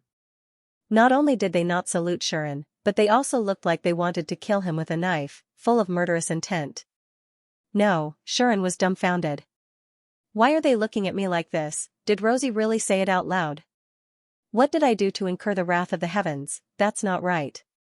I'm already an engaged man, and I've been a lot more restrained recently. I'm no longer as unrestrained as before. How could I do something that would incur the wrath of the heavens? This must be a trap set up by some goddess of fate. Light as a chew, feeling that he had discovered the truth, Sharon made up his mind. I have to carry chewing gum with me from now on. That way, when the goddess fell on the ground, he could directly spit on the ground and smear it on her face. Of course, the prerequisite was that there must be chewing gum in this world. While thinking, Sharon came to the beast riding plaza in the palace and woke Yulin, who was napping there. Roar. Yulin woke up and immediately let out a dragon's roar, causing the other magical beasts in the plaza to tremble in fear. Alright, stop yelling, Sharon patted the little girl, then immediately climbed onto her back and said, let's go back, Yulin. Yulin hurriedly closed her mouth and nodded her dragon head. Her eyes were filled with doubt. Why do I feel that there's a strange smell on Master's body? With such doubts, the pure little dragon girl flapped her pair of dragon wings and flew up. In the next second, the pitch-black giant dragon broke through the sky, flew out of the palace, and swept towards the noble district. Noble district, Porstadt's house. When Sharon returned, Xianxia mysteriously appeared beside him. Can you let me know the next time you don't return home? Mr. Sharon? When Xianxia's somewhat cold voice rang out, Sharon almost had a heart attack from the shock. Miss Xianxia? Sharon quickly distanced himself. Looking at the cold expression on Xianxia's face, he asked fearfully, are you angry? Xianxia did not answer this question immediately. Instead, she fixed her gaze on Sharon. This gaze made Sharon feel extremely guilty. Then, Xianxia returned to her expressionless face. I'm just a maid, I don't have the right to be angry. Xianxia said indifferently, it's just that you didn't return home for no reason at all, and Miss Lilith couldn't find you. She almost destroyed the house. Sharon was speechless. He had almost forgotten that Lilith was so clingy. If he didn't return home at night and couldn't find her, he could imagine what kind of trouble she would cause. What about her now? Sharon tentatively asked. I coaxed her to sleep. Xianxia was still expressionless as she said, Miss Aie stopped her from making a scene, and she obediently followed me to sleep. Fortunately, his house was saved. Presumably, that girl Aie had told Lilith about his situation in the palace, right? That demonic dragon had placed a magical power on his body. His whereabouts were not a secret to that girl at all. Okay, I know my mistake. Sharon raised his hands in surrender and said, next time, I will say it in advance. Thank you. Xianxia turned and left without the slightest reluctance. Well, my elder sister is as cool and indifferent as ever today, making people have the urge to lick her shoes. To hell with licking. Sharon ridiculed himself and then prepared to return to his room. At this time, a sound came from the direction of the dining room, attracting Sharon's attention. This is. Hearing the voices coming from the dining hall, Sharon was slightly taken aback, and he immediately approached. As he approached, Sharon realized that the people in the dining hall were all familiar faces. At this moment, Vivian, Lumia, and Marika seemed to be having breakfast. However, they seemed to be discussing something, as their expressions were a little off. To be more specific, Vivian and Lumia both had apologetic looks on their faces, while Marika seemed a little disappointed and dejected. What's going on? Shuren was a little puzzled, but he still entered the dining hall and attracted the attention of the group of young ladies. Shuren. Mr. Shuren? Mr. Shuren. Seeing Shuren's sudden appearance, Lumia and Marika both subconsciously stood up. Upon closer inspection, Lumia and Marika looked at Shuren in a different way than before. Apart from the usual nervousness and timidity, there was also a trace of worship and reverence in her eyes that were hard to detect. Ever since Shuren defeated Ali Dia, Lumia and Marika had this kind of look. Evidently, the two of them had become Shuren's little fangirls because of Shuren's performance. On the other hand, Vivian's expression was as gentle as ever. However, amidst the gentleness, Vivian also looked at Shuren with a hint of amusement in her eyes. Finally willing to come back? Our Count Porstut? Vivian said teasingly, I thought you were reluctant to leave Her Highness Rosie's chamber. It seemed that Vivian also knew that Shuren did not return at night and stayed in Rosie's chamber the entire night. Sorry, I forgot to tell you. I've made you worry. Shuren was still a little embarrassed. Although he had always been thick-skinned, Lucia and Marika, who seemed to be clueless about what was going on, made Sean feel like the car door had been welded shut, but he could not hold the steering wheel steadily. Vivian was the only one who looked calm and composed. Don't worry, I understand. Vivian nodded and smiled as she said, after all, you've defeated all the men in this world, married the most beautiful woman of the human race, and become engaged with the most precious treasure of the kingdom. It's very normal for you to want to bond with the princess, we can understand that. These words sounded very normal, but why did he feel that something was not quite right? Could it be that the leader was accusing him of being lustful? Ahem. Shuren coughed and smiled bitterly. Don't make fun of me. I haven't married her yet, and I've neglected her for half a month. Shouldn't I spend some time with her? That's true. Only then did Vivian stop teasing him, and said in agreement, even Her Highness Rosie is just an ordinary girl in this aspect. Since she has chosen you, you have to take responsibility and accompany her well. Vivian said this to Shuren in a gentle voice, as if she was quite concerned about Shuren and Rosie's future happiness. Lumia nodded repeatedly, seemingly agreeing with Vivian's words. Only Marika pouted when she saw Shuren and Vivian talking about Rosie. She did not seem to be in a good mood. Shuren did not see this scene, and only returned to the main topic after a few words. By the way, are you guys talking about something important? Shuren looked around at the three of them and asked, judging from your expressions just now, it doesn't seem like a pleasant topic, does it? At least, that was what Shuren thought. Otherwise, why would Vivian and Lumia have apologetic looks on their faces, and why would Marika look so dejected? They must have talked about something unpleasant. However, just as Shuren was thinking about this, the girls spoke up to deny it. No. It's not like that. Lumia said timidly. That's not a bad thing. Vivian agreed. Not a bad thing? Sean could not help but be stunned, and then his curiosity was piqued. Under these circumstances, Melika raised her hand. Let me say it. Marika was a little nervous and a little embarrassed. Actually, I'm inviting Sister Vivian and Lumia to go back to the Home of Elves with me. Home of Elves.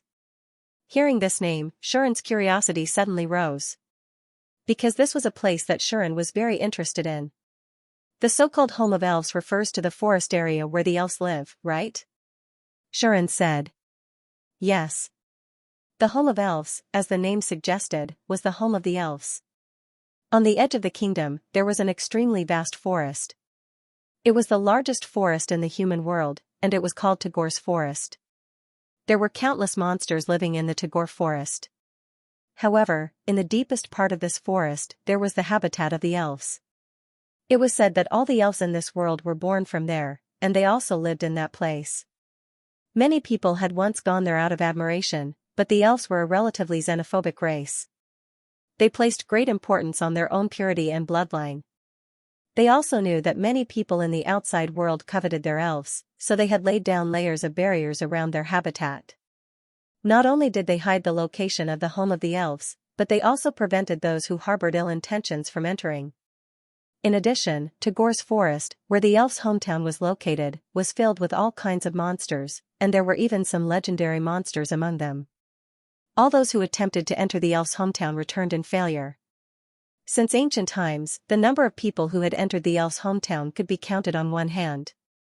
And these few people were only brought in after befriending the elves and being recognized by them, and were fortunate enough to become guests of the elf's hometown. In other words, there was almost no one who could find the elf's hometown and enter it with their own abilities. The reason why almost was used was that 1,000 years ago, someone had achieved this achievement. That person was Hero Mitra. In other words, apart from Hero Mitra, no one had been able to enter the elf's hometown without first getting acquainted with the elves and being recommended by them. Because of this, countless people in the human world yearned for the elf's hometown and regarded it as a holy land. Xianxia knew about this. Don't ask why, ask out of pure interest, whether you believe it or not. Now, Marika, an elf, claimed that she wanted to invite Vivian and Lumia to go to the elf's hometown together. How could Xianxia not be curious? Why do you suddenly want to invite Vivian and Lumia to go to the elf's hometown together? Xianxia asked Marika curiously. Does your family want to meet your teammates? Hearing this, Marika looked at Xianxia, who was staring at her curiously, and her pretty face slowly turned red. This was because of shyness and nervousness. It couldn't be helped. Marika really rarely had a face-to-face conversation with Xianxia like this. No, it should be said that Xianxia rarely stared at Marika like this. This was because Marika was very shy and easily nervous. Even if they lived under the same roof, she would rarely be stared at by Xianxia like this. In the past, Marika would only hide at the side and be invisible, or with Lumia, cheering for Xianxia and the others. Now, being stared at by Xianxia curiously, Marika naturally could not hide her shyness and nervousness. At this moment, no. It's not my family that wants to meet my teammates, Marika said in a low voice. Besides, I don't have anyone that I can call family. After hearing Marika's words, Xianxia remembered this matter. By the way, you elves are all beings born from nature. Although you are a natural magic race and are known as the closest life form to the Protoss, because you are all born from nature, you have no parents or relatives. In other words, the entire elven race is actually each other's relatives and family, but there are no parents who are truly related by blood, right? Xianxia turned to Vivian. That's right. Vivian nodded, agreeing with Xianxia's words. She then said, the elves of the elven race all live alone. Other than the royal family, who have people to serve them, even children who have not yet reached adulthood live alone. What about babies? Xianxia could not help but ask, what about newborn babies?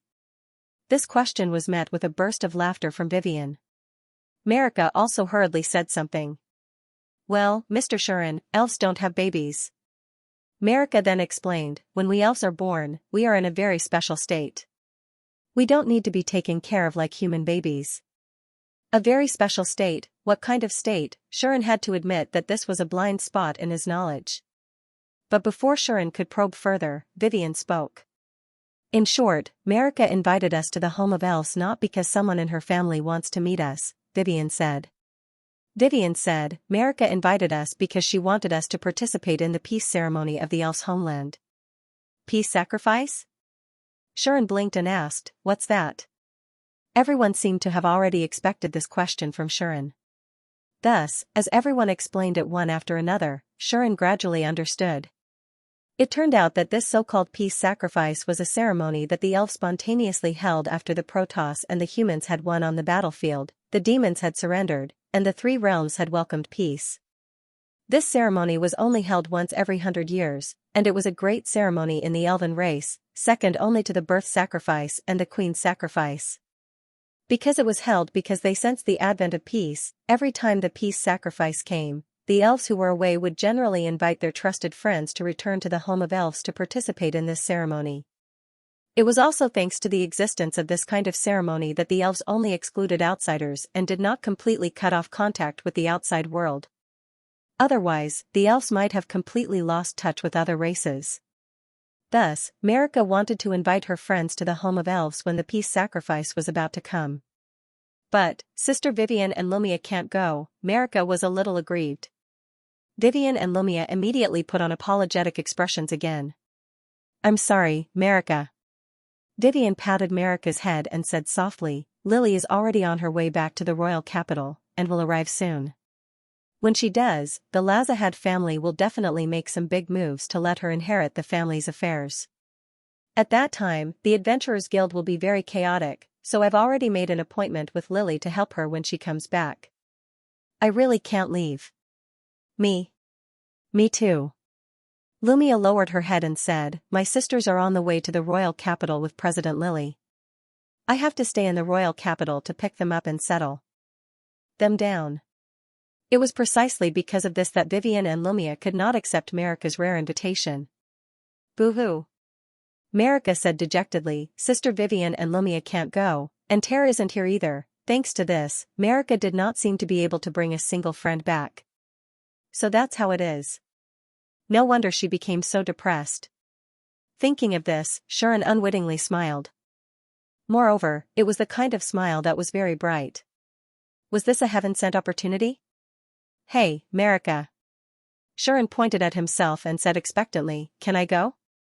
You? Marika was startled. Mr. Sharon? Lumia was also very surprised. You want to go to the elven homeland? Vivian was also very surprised. Why? Can't I? Sharon asked in return, am I not a trustworthy friend? Everyone could not help it. They really could not help it. They all fell silent. Wait. The corner of Sharon's mouth twitched, and he could not help but say loudly, don't tell me you really think that I'm someone you can't trust? Sharon felt his heart turn cold. No wonder Marika did not want to invite him. It turned out that he was so untrustworthy in their eyes, for all, just as Sharon was about to flip the table, Marika hurriedly explained. It's not like that, Mr. Sharon. Marika hurriedly said, it's mainly because the elves are very wary of males of other races. In the past, the elves only made friends of the same sex and invited them to participate in the peace sacrifice. Apart from Hero Mitra from 1,000 years ago, there has never been a male entering the elven homeland, so I didn't think of inviting you. That was the case. If she could invite Sharon, Marika would definitely be very willing. No matter what, Sharon was her. Thinking about it, Marika blushed again. On the contrary, Sharon did not feel relieved at all. What was this? Was it wrong to be a man? This was not racism at all, but sexism. That, just as Sharon was about to collapse, Marika spoke up weakly. Mr. Sharon, do you really want to go to the homeland of the elves? Marika asked with a blushing face. Her voice was even softer than a mosquito's. If not for his external destiny, which enhanced his sixth senses, Sharon would not have heard her. Looking at Marika's shy and nervous look, Sharon sighed. I do want to go. Sharon said to Marika, on one hand, I'm quite curious about the legendary homeland of the elves. On the other hand, I'm planning to take Rosie out for a stroll. I didn't know where to go at first, but now I know. Yes, Sharon wanted to take Rosie to the homeland of the elves to participate in this so-called peace ceremony. After all, Sharon had promised Rosie that he would take her out to play. And what could be more fun than a ceremony? That was why Sharon asked Marika that question. However, after hearing Sharon's words, Marika's blushing face turned pale. With Her Highness Rosie, Marika pouted her lips again, so much so that an oil bottle could almost be hung on it. Obviously, Marika was a little reluctant to bring Rosie along. No, it should be said that Marika was unhappy that Sharon was acting for Rosie. On the other hand, Vivian and Lumia were stunned by Sharon's words. Take Her Highness out? Lumia looked hesitant. Are you sure? Vivian said directly, Her Highness Rosie can't leave the royal capital as she pleases. Is that so? Sharon could not help but ask Vivian, why? Why? Vivian was stunned for a moment before coming to a realization. That's right. Why can't Rosie leave the royal capital as she pleases? Now that she was engaged to Sharon, she no longer had to attend the usual public appearances. With Sharon's current status, if he wanted to take Rosie out, even the royal family would not have a reason to stop him, right? Although they had not married yet, as an unmarried wife, was there a problem with going out with her future husband? No. All right. Vivian's expression softened, and she could not help but smile. This may be a good thing for Her Highness Rosie. It seemed that Vivian understood why Rosie rarely left the royal capital. Now that she could openly leave the royal capital for a vacation, the significance of this matter must be immense. However, those young masters in the capital would probably feel unbalanced in their hearts. Her Royal Highness, who had always stayed in the capital, in a place where they could see her, was finally going to be abducted by a man and leave the city. Surely, many people would feel complicated, right? Vivian was well aware of Rosie's influence. With Shuren and Her Highness accompanying you back to the home of the elves, we can be at ease. Vivian said this to Marika. Lumia nodded repeatedly. Vivian and Lumia would not be able to rest easy if they were to let Marika go back alone. Especially when Ter had already left, Marika still had to leave alone. Vivian and Lumia would be even more worried. Now that she had Shuren and Rosie to accompany her, at least they could look out for each other. Is there a problem? Marika? Vivian confirmed. Marika nodded. Although it's not good to bring a male of a different race back. Marika glanced at Shuren, and then murmured uncertainly, but Mr. Shuren should be fine, right? This murmur was even softer than the mosquito's whisper just now, and Sean could not hear it clearly. What did you say? Marika? Shuren asked. No. Nothing. Marika hurriedly shook her head. After a moment of hesitation, she said decisively, Then Mr. Shuren and Her Highness Rosie, please come back to the home of the elves with me. Shuren's eyes lit up, and he smiled expectantly. At the same time, Naduna, who had fused with nature, also saw this scene. Peace sacrifice. Naduna pondered. As the highest faith of the elves, Naduna naturally knew about the peace sacrifice. She also knew that the elves were indeed a bit xenophobic, and they were especially wary of males of different races, to the point that it could be called prejudice. As the goddess of nature, the highest faith of the elves, Naduna was actually not very willing to see malevolent males enter the home of the elves. Of course, the hero Mitra from 1,000 years ago was an exception.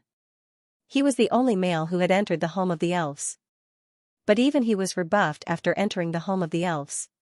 In the end, if Naduna had not appeared in the home of the elves and introduced Mitra, it would have been difficult for even the hero to stay in the home of the elves.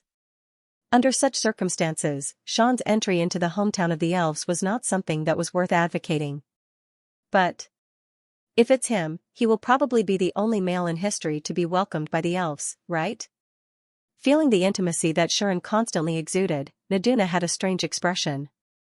I feel that things will develop in an unexpected direction. Naduna faintly felt a little uneasy. So, I'll have to keep an eye on him during this trip.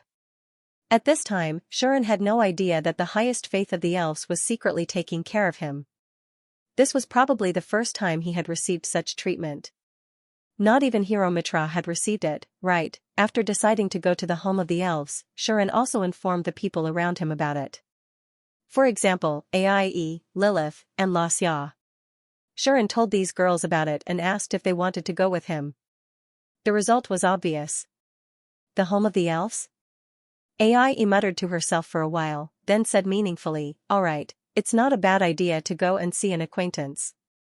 She meant that they wanted to go together. Since the person I'm temporarily serving is leaving, as a maid, I naturally have no reason to stay. Xiayi said straightforwardly. It was obvious that he was going to leave with them. This caused the maids and servants in the mansion to cry for their fathers and mothers again. As for Lilith, after discovering that Shuren had returned, the little goddess who almost tore apart the Porstadt residence because she could not find Shuren the night before, immediately hugged his thigh and refused to let go. This behavior told Shuren that if he did not bring this girl along, not to mention the Porstadt residence and the noble district, the entire royal capital might be gone by the time he returned. Alright, then I'll add 3 more people. Shuren could already imagine the scene of him dragging his entire family with him. Naturally, Shuren went to the palace and told Rosie, who was lazing in her bed. Going to the home of the elves to participate in the peace sacrifice? When she learned about this from Sean, the sleepy Princess Royal Highness jolted awake on the spot and jumped out of bed. For a moment, the room was filled with pink. This was because this incredibly beautiful princess had been tormented by Shuren for the whole night and had yet to put on her clothes. As a result, the blanket slipped from her body, which naturally blinded Shuren's eyes. Rosie, however, was completely unaware of it and was so happy that she danced. I've long heard that the elf's peace sacrifice would invite some recognized foreign races to participate. I used to fantasize about going, but I didn't expect that I would have the chance to realize it. Rosie was excited for a long time. She even pounced on Shuren and kissed him hard. One could imagine how happy this lass was. Poor girl. She's really bored. Shuren looked at this silly girl with pity in his eyes. However, seeing Rosie so happy, Shuren also felt that he was lucky to have done this. However, when this matter reached the ears of the royal family and the higher-ups of the kingdom, many people showed a more extreme reaction. They believed that Rosie's status was noble and special. If she left the royal capital and went outside, she would likely be harmed by evil people. In addition, Rosie had never left the royal capital like this before. Many people were overly worried either because they were not used to it, or because they did not allow it, resulting in a heated argument. And she also looked a little worried. Fortunately, in the end, Liao managed to persuade everyone. Rosie's fiancé is a newly advanced human powerhouse who could even defeat Minister Alidia. Moreover, she has the dragon demon Highness and the evil god Lilith by her side. Who can harm Rosie? Leah's words made everyone speechless. In the end, the royal family and the kingdom could only acquiesce to this matter. This was also quite a milestone.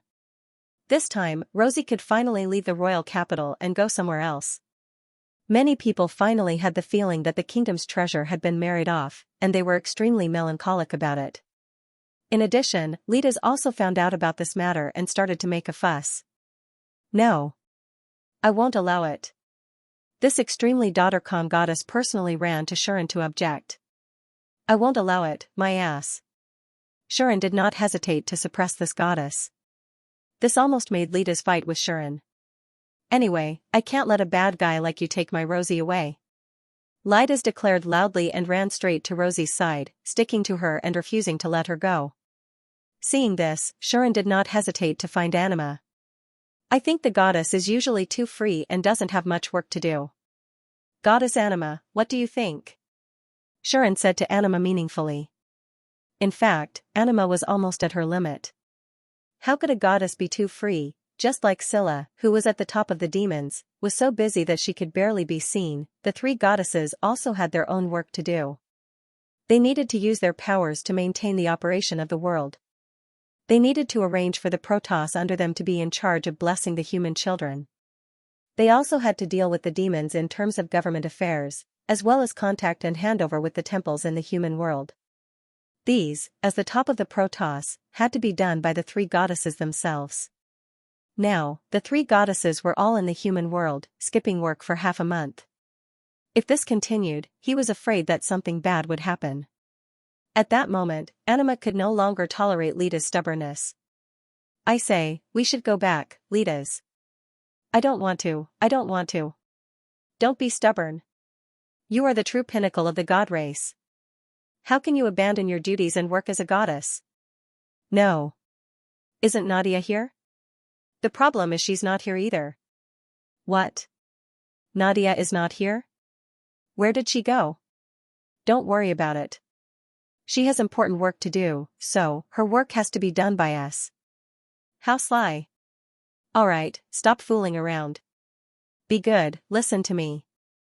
I know you are a very responsible person, you definitely won't abandon your work, right? Sob, just like that, Lidas was taken away by Anima while sobbing. This unreliable goddess, who stayed in the human world for half a month and did nothing but find fault with Shuren, finally returned to the realm of gods. I will be back. Remember this. Lita screamed as she was dragged by Anima into the portal in the depths of the temple. Yes, it was a story that could move people to tears. Seeing Lita's leave, Rosie let out a huge sigh of relief. After that, Shuren found out one thing. In the half a month that you were not here, Goddess Litas has always been by my side, trying to persuade me not to go astray. She even tried to persuade the kingdom to cancel our engagement, causing quite a ruckus in the palace. Rosie sighed and said these things, leaving Shuren speechless. So, that goddess had been doing this for the past half a month, how amazing. Fortunately, this scoundrel had returned to the realm of gods, so he could finally have some peace and quiet. The matter of going to the elven homeland was also quickly settled. There are still 10 days before the peace sacrifice begins. If we don't set off now, we may be delayed. Marika had told Xianxia so. The Tagore forest, where the elven homeland was located, was at the edge of the kingdom, outside the border. In terms of distance, it was much further than the journey to Cosmos. Xianxia estimated, and found that even if he flew at full speed on Yulin, it would take about 2 days to reach the elven homeland, taking into account the time wasted during the rest at night. If he used a carriage, he might not be able to make it in time. This was also Marika's fault. She had completely forgotten about it, and only remembered it when she received a letter from her fellow countrymen, causing the time to be a little rushed. After knowing this, Xianxia made a decision on the spot. Prepare well, we will set off for the elven homeland tomorrow. Thus, this trip that they decided to go on was decided. Xianxia first looked for Jarvis, told him about his situation, and asked him to go to the Empire in half a month and wait for him in Cosmos.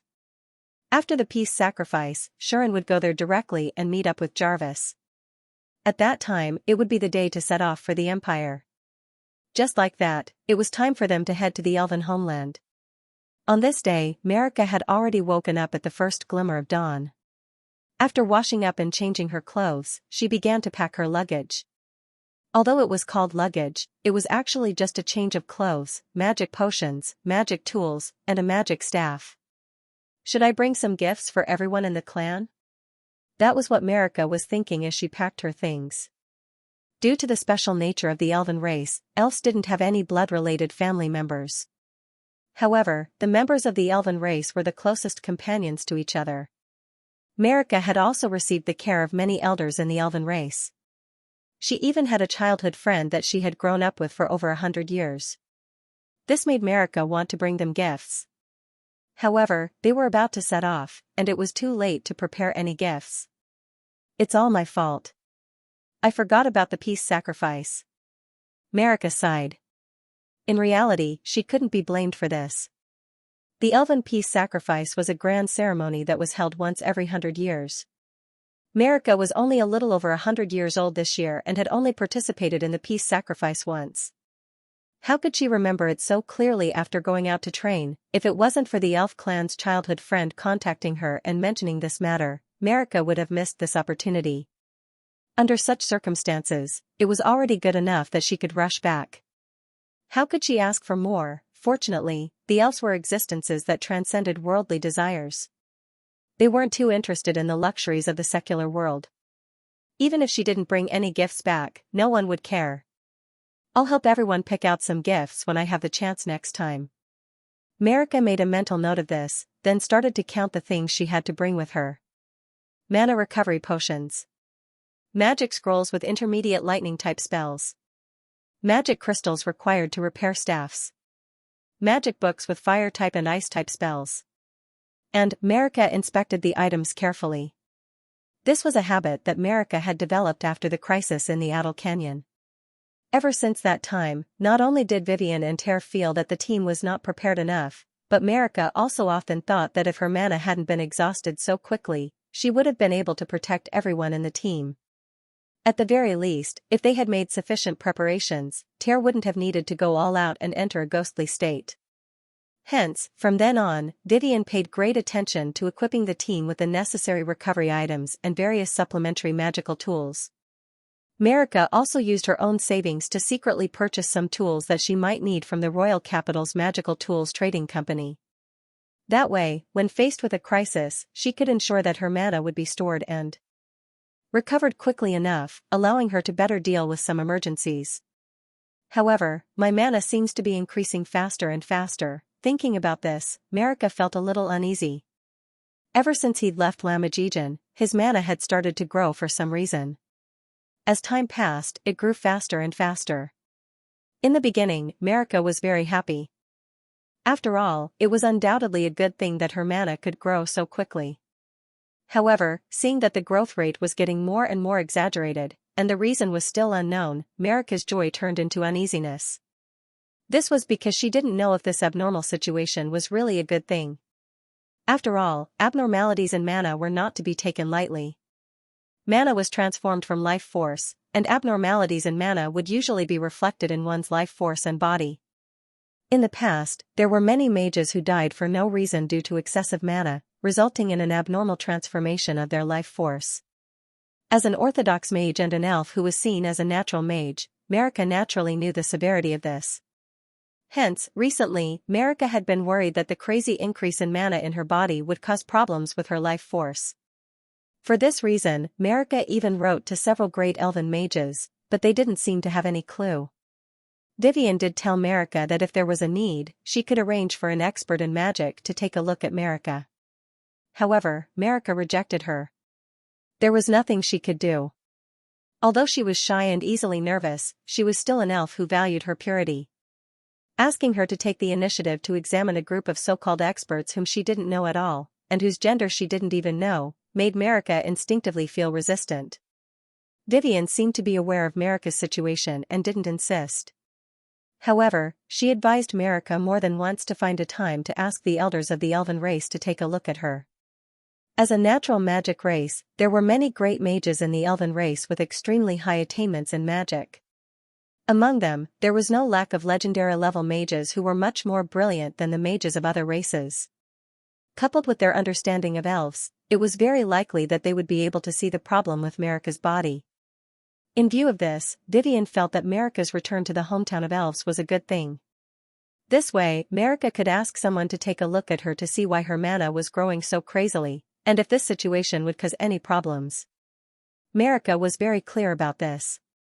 This time, she also had plans in this regard when she returned to the elven homeland.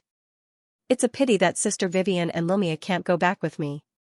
Thinking of this, Marika felt somewhat regretful. She had gone out to gain experience and made some trustworthy friends, but she couldn't successfully invite them to return with her and introduce them to her people. This was indeed a pity. However, Marika could also understand that Vivian and Lumia really couldn't leave right now. Fortunately, I have Mr. Shuren to accompany me back. For some reason, Marika's mood became better. Being able to invite Shuren to her homeland as a guest was undoubtedly something to be happy about. Even though Shuren was already engaged, and his partner was the perfect and beautiful princess that she couldn't help but yearn for, Marika still couldn't help but feel happy.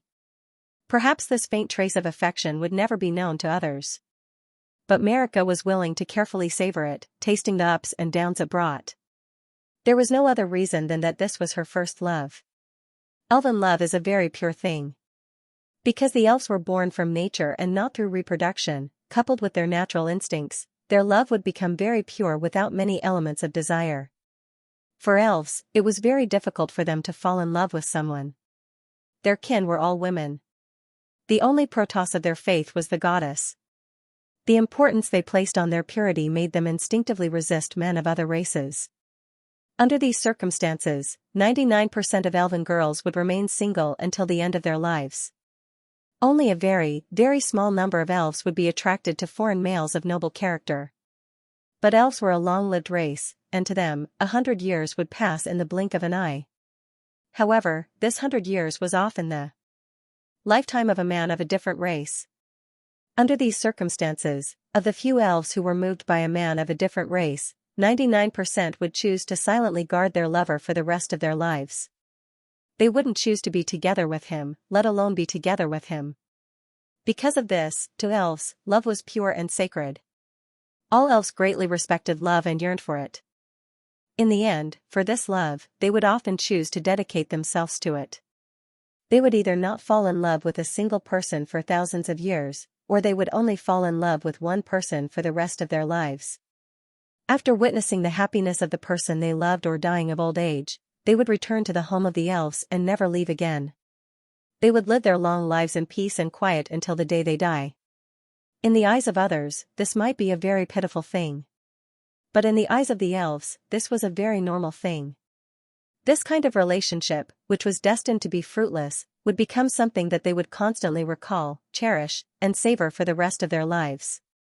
Thus, whether it was sour, sweet, bitter, or spicy, to them, it was all worth savoring. Marika was the same.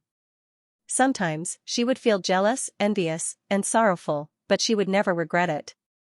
Just like before, when Sharon became Rosie's first priority candidate for marriage, she was worried about this relationship. Now, what was done could not be undone.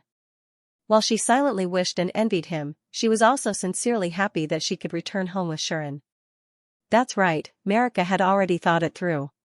Since Sharon was already engaged to Rosie, and she wasn't the one who could stand by his side, she would just be like the ancestors of her clan and silently guard him for the rest of his life. Once he got married, had children, and lived a happy life, he would quietly leave, return to the clan, and live out his life. That would be enough. As for now, as long as I can be with him and see him one more time, I'll be satisfied, Marika murmured. Even though this was a little painful and sad, there was nothing she could do. This was the fate of an elf who fell in love with another. By the way, don't forget to bring this. Marika seemed to have suddenly thought of something, and she took something out from under her blanket. Upon closer inspection, it was a garland. It was a garland that was not exquisite at all, and seemed to have been casually woven. However, this garland was well maintained. Not only did it look as if it had just been woven, its color was bright, and there was not a trace of damage on it. This was to be expected. In order to maintain its original appearance, Marika had put in a lot of effort.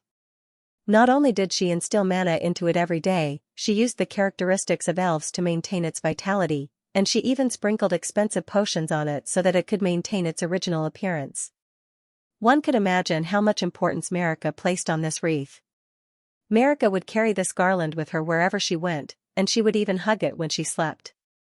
Only then would she be able to sleep peacefully. Hee hee.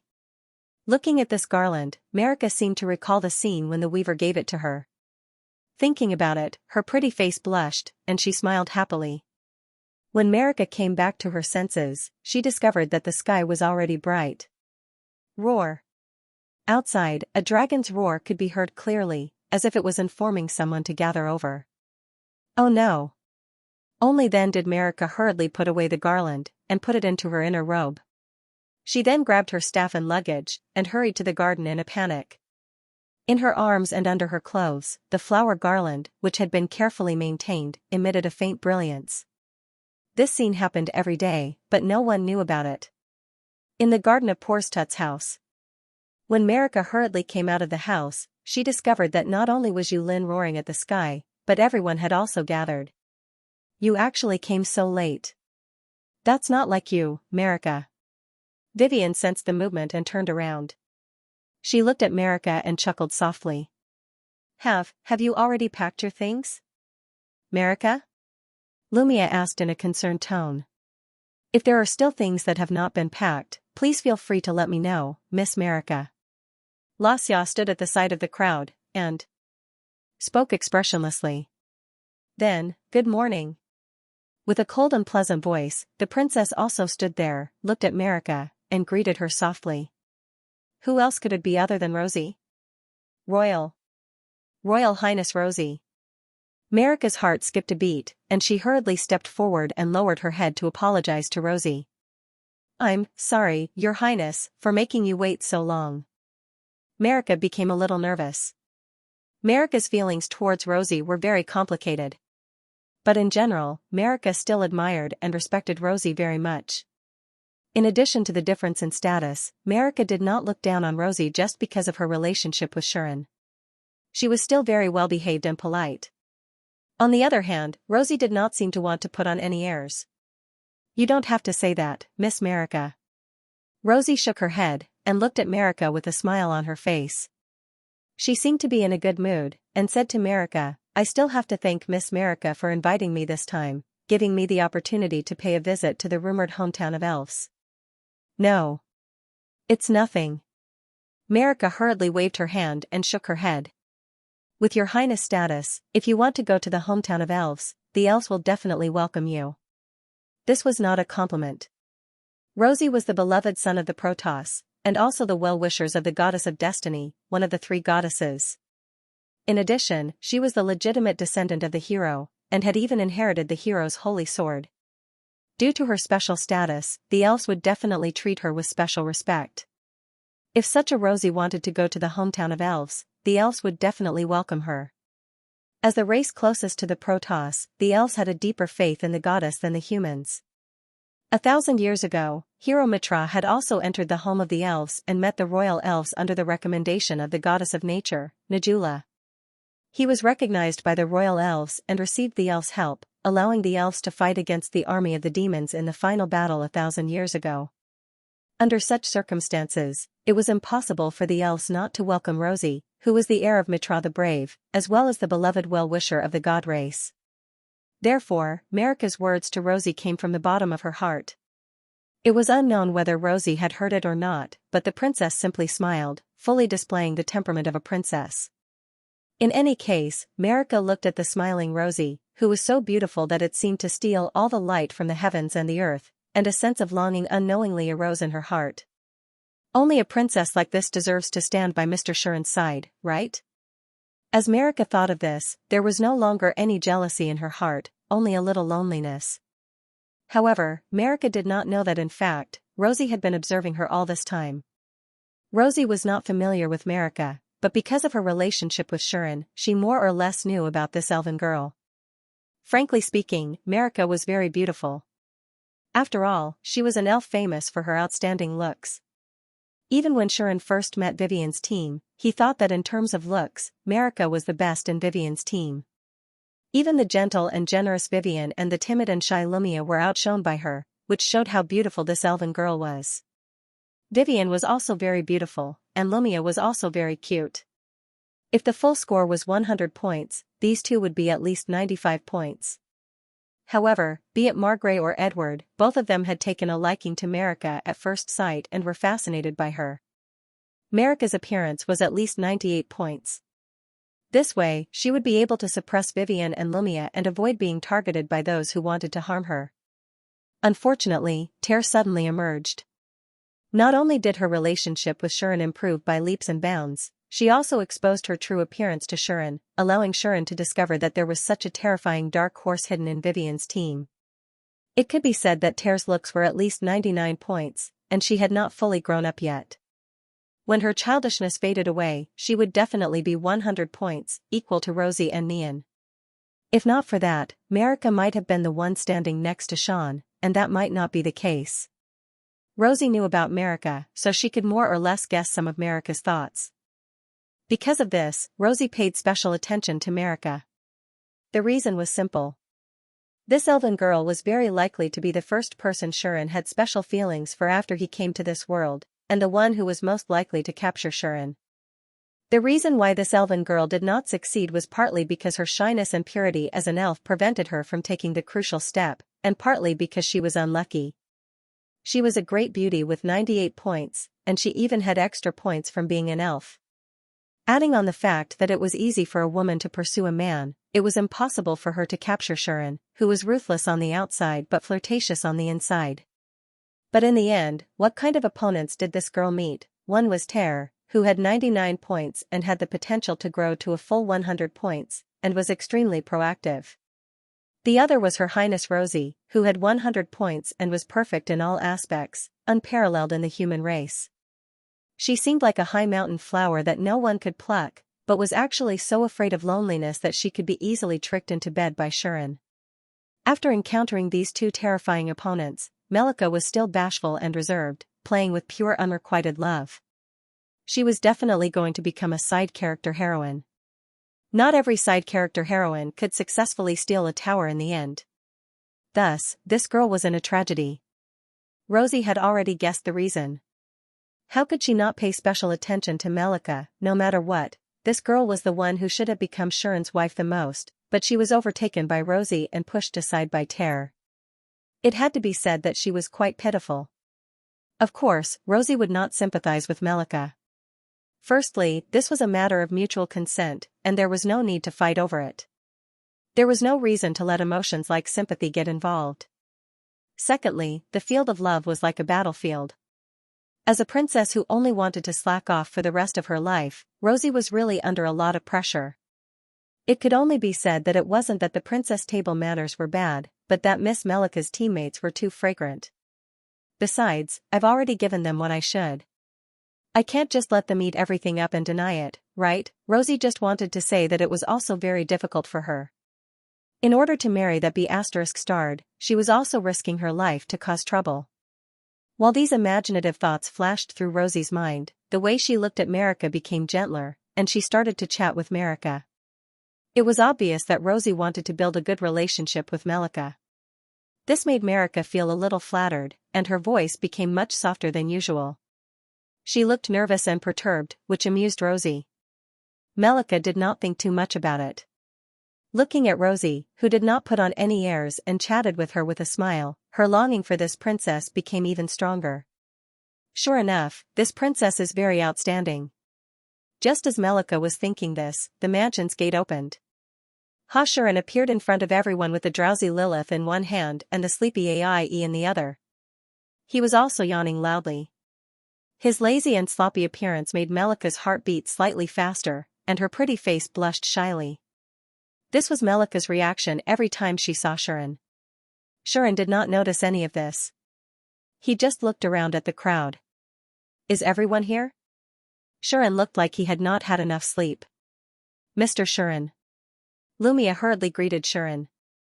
Everyone has been waiting for you for a long time.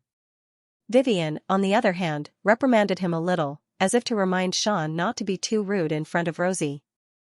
Although the two of them were engaged, even married couples would treat each other with respect. With the princess of a country as their partner, even the fiancé would have to maintain some decorum. However, Rosie did not care at all. Vivian had no idea how crazy and noisy she and Shuran were in private. So what if she was a little lazy, but, I thought you would come to the palace to pick me up. Rosie stared at Shuran and said so. It sounded like an accusation, but in fact, it was just a complaint. Sean was the only one who could hear this complaint. He knew that the princess, who was dressed like a lady, must be like a child about to go on a spring outing.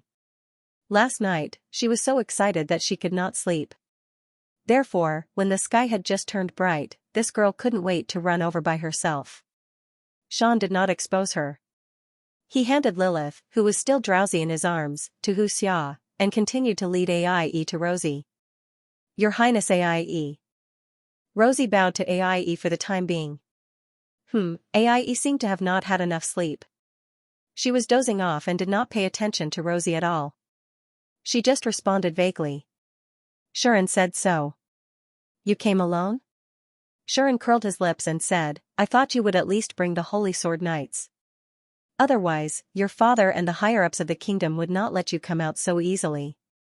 How could anyone feel at ease if the princess didn't have a majestic team of bodyguards protecting her? Shuran was mentally prepared to send these people back.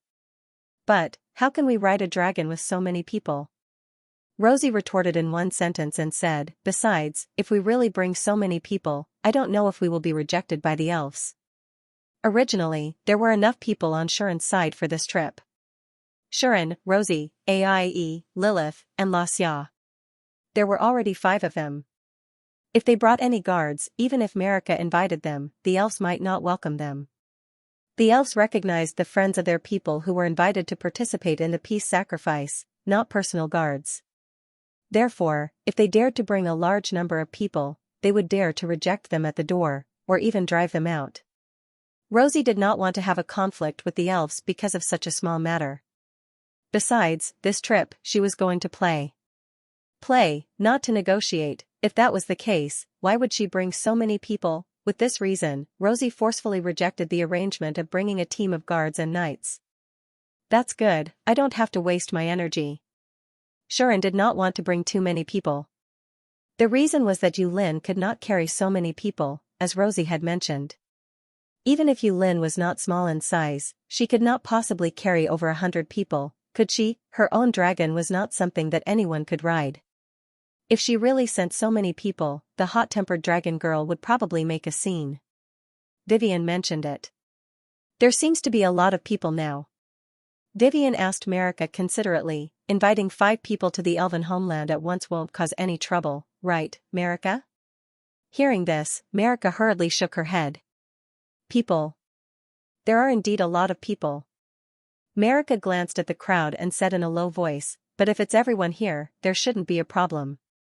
In this regard, Lumia nodded in agreement. What a joke. Look, who are these people? Shuren, who had been in the limelight recently. The kingdom's treasure, Rosie. The dragon demon, Aie. The evil god, Lilith. Even Xia's identity was somewhat special. Would the elves dare not to receive such a group of people? Putting Shuren and Xia aside, the elves would definitely not refuse to receive Aie and Lilith. Marika was not worried at all about whether the people she brought were qualified or not. Instead, she was worried about whether these people would be able to participate in the peace sacrifice after arriving at the elven homeland, and whether the elves would be able to receive them well. This was a true all-star lineup. They couldn't afford to make any mistakes. Marika felt like crying, but no tears came out. At first, she thought that only Shuren and Rosie would follow her to the elven homeland. Who would have thought that Aie and Lilith would also participate? The participation of these two people made Marika very worried. A demon and the most powerful evil god comparable to a demon. If they were offended, the elves might face the crisis of extinction. This pressure was too great. Mr. Shuren, Marika could only look at Shuren with tears in her eyes, as if asking for help. She could only beg Shuren to keep an eye on things and not let the elves be destroyed in her hands. Don't worry, it's not as serious as you think. Shuren laughed and reached out to touch Marika's head. Woo, Marika's delicate body trembled slightly, and her pretty face suddenly turned red. Humph, at this moment, a small cold snort entered Shuren's ears, causing Shuren's hand to freeze. After laughing dryly, he withdrew his hand from Marika's head. Since everyone is here, let's go. Only then did Rosie speak expressionlessly. All right. Shuren shrugged and waved at Yulin. Roar. Yulin had been waiting impatiently for a long time. Seeing Shuren waving, she immediately lowered her body and moved her head in front of her master. Shuren patted Yulin's head and imbued her with magical power. Go on. Just as Yulin closed her eyes in comfort, Shuren spoke to the group of girls. Okay. The girls nodded in response, and one by one, they climbed onto Yulin's back. Rosie, in particular, was the first to climb onto the dragon's back. Xia, with Lilith in her arms, appeared on the dragon's back without anyone noticing. She was as elusive as ever. I'm counting on you, Miss Yulin. Marika bowed respectfully to Yulin before climbing onto the dragon's back with a nervous expression. Shuren was the last to climb up. He carried the sleepy Aie, who looked like she could fall asleep at any moment, and leaped onto Yulin's head. In the end, Vivian and Lumia were the only ones left, and a group of servants and maids had gathered behind them. They watched the people who had climbed onto the dragon's back. Be careful. Lumia could not help but call out softly. Sorry, Marika, there's nothing we can do this time. Next time, please invite us as guests. Vivian revealed a gentle smile. Have a safe trip. Big sister. A group of servants also rushed in, shouting like this, making Shuren want to grab them one or two and give them a good spanking. Finally, Marika poked her head out from the dragon's back and looked at Vivian and Lumia below, her eyes a little moist. Ever since she left the elven homeland to train in Limijan, Marika had always been under Vivian's protection and Lumia's company. Vivian's team had been together for almost 2 years, and they had gone through life and death together countless times. Now that Ter had left, and she had to be separated from Vivian and Lumia, it was inevitable that she would feel a little emotional. I'll be back soon. Marika shouted with red eyes. I'll wait for you. Marika. Lumia's eyes were also wet. Vivian didn't say anything. She was still smiling gently. Marika wiped the corner of her eyes, and only then did she realize that someone was hugging her. Turning his head to look, Luo Qian's beautiful smiling face was imprinted in his eyes. Sean looked at this scene and suddenly smiled. There was no longer any laziness and sloppiness on his face. Roar! Yulin roared loudly. Not long after, the black dragon spread its wings and flew away from the capital under the gazes of Vivian, Lumia, and everyone else in the Porstut family. The destination was the eastern border of the kingdom, to Gorse Forest. 2 days passed in the blink of an eye. During these 2 days, Yulin had been flying as fast as she could. Shuren and the others had been staying on Yulin's dragon's back for almost the entire time, but they were not bored at all. After all, there were 6 of them, and Yulin had used her magic to isolate the strong wind at high altitudes, so Shuren and the others did not feel uncomfortable at all on the dragon's back. Their interaction with each other had never stopped. Needless to say, there was no estrangement between Shuren and Rosie at all. In fact, because the purpose of this trip was to sightsee, Rosie's hidden personality had been slightly released. She seemed to be in high spirits along the way. From time to time, she would pull Shuren and point at the scenery below while chatting, which made the other girls more or less feel the livelier side of the princess. After dozing off for a while, Lilith finally became much more energetic. When Shuren and Rosie kept chatting, she would blink and suddenly squeeze between them into Shuren's arms, staying there comfortably as if she was showing off her existence. It had to be said that she was very cute. Even Rosie could not help but hug her for a while despite her identity as an evil god. Ai hugged a pillow and always looked drowsy, as if she could not get enough sleep no matter what. In the end, she simply snuggled into Shuren's arms, using it as a mattress, and closed her eyes to take a nap. Shuren deliberately teased her a few times, but in the end, she only wrinkled her little nose in displeasure. Apart from that, there was no other reaction, which made Rosie, who was watching from the side, not know what to feel. "Shuren," heard Rosie mutter. "You're probably the only one who can be so close to the demons." Rosie was obviously very surprised by the way Shuren and Ai got along. No matter what, it was the dragon demon of the 6 great demons, a famous existence in history who had killed 2 heroes. Together with the poison demon, it was known as a ferocious existence second only to the demon king. Now, it was really unbelievable that it was so close to a human man. Although Lilith was closer to Shuren than Ai, she was the goddess who had entrusted the true seal to Shuren. Under such circumstances, even the most powerful evil god would become extremely close to Shuren, which was very normal. Ai was different. Therefore, Rosie did not know what to say. On the one hand, she was surprised, but on the other hand, she felt relieved that Sean had such connections. On the other hand, she always felt that she seemed to have discovered a hidden super opponent, and her position as the first wife seemed to be on the verge of collapse. This made Rosie feel conflicted and complicated. Finally, she pretended that she didn't see anything. It could not be helped. It was really Shuren's connections that somewhat destroyed the 3 views of the people of this world. One of the most ferocious demons was napping in his arms, and the most powerful evil god was sticking to him all day, but he did not care at all. He played with them every day as if he was playing with 2 little girls. These behaviors, in the eyes of the people of this world, were undoubtedly very common sense and daring. Other people treated these ferocious existences as if they were living with a tiger, but Shuren seemed to have always treated them as 2 clingy little kids. Fortunately, Ai's subordinates were not here, and Lilith was a bit special. She did not have a subordinate god directly under her jurisdiction and management. Otherwise, those people would definitely be scared to the point their jaws dropped. This was not the most frightening thing. The most frightening thing was that this guy even dared to knock on the head of Lida's, who was known as the strongest person in the 3 realms. When they met, he also dared to talk back to her. If he did not have some ability, he would probably be regarded as an idiot who did not know his own limits.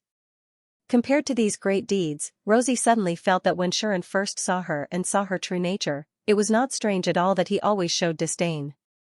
She could only say that. "Fortunately, you are brave, or you would definitely be beaten to death." Rosie thought so from the bottom of her heart. At least, as far as Rosie knew, Jacinta, that demon cadre, seemed to have the tendency to teach Shuren a lesson. If Ai had not been by Shuren's side all the time, that Tyrannosaurus would have definitely come looking for him. How could he just watch as Ai doted on Shuren so much? Of course, Shuren was not afraid at all. "Just nice, I still feel that I have a weakness. Let's test my current strength again with a worthy opponent." Shuren smiled fearlessly, reminding Rosie that this guy had already defeated her teacher. So, Rosie was speechless. Just like that, along the way, Shuren chatted with Rosie as if they were on a sightseeing trip, while teasing Ai and Lilith from time to time. Xianxia quietly accompanied them. Along the way, they were very harmonious and friendly, not boring at all. Apart from that, Rosie was also paying attention to Marika, who was so nervous and shy that she couldn't blend in. Rosie would always talk to Marika, which made Marika even more nervous and shy, as if she was flattered by Rosie's words. She would always stammer, which made Rosie anxious. However, Marika would often sneak a glance at Sharon. Once Sharon discovered it, she would lower her head in a panic and blush. That scene was quite pleasing to the eye. Sharon was already used to this. He had already seen through this elf girl's thoughts, so he was not flustered at all. Not only was Sharon not flustered, but he was also secretly looking forward to whether this elf girl would one day rush up and beat him up like Terror. Again, Sharon was quite tempted by Marika's beauty. But he was not anxious at all. No, it should be said that it was useless to be anxious. This girl was much purer than he had imagined. She would be scared away by him just by talking to her, so he could only waste his time like this. He couldn't possibly force himself on her, right? Wouldn't that be acting like a hooligan? I'm not that kind of person. With this thought in mind, Sharon was very calm. Well, if it weren't for the fact that his, Rito's mandate, seemed to have no effect on a certain princess like his previous resistance skills, causing the flesh on his waist to be ravaged hundreds of times when Marika was blushing to the point that he almost lost consciousness, he would have been even calmer. They spent the next 2 days of their journey in such a condition. Apart from eating and sleeping, Sharon and the others did not get off the dragon's back at all. When it was time to eat, Sean and the others would randomly find a hill or a place with good scenery to land. Then, the elder sister would unknowingly prepare hot dishes so that everyone could enjoy the joy of a picnic. When it was time to sleep, she would find a town and rest in a hotel. There was not the slightest bit of awkwardness of eating and sleeping in the open. This made Rosie feel that it was not a bad idea to not go to the hometown of elves and continue to travel aimlessly.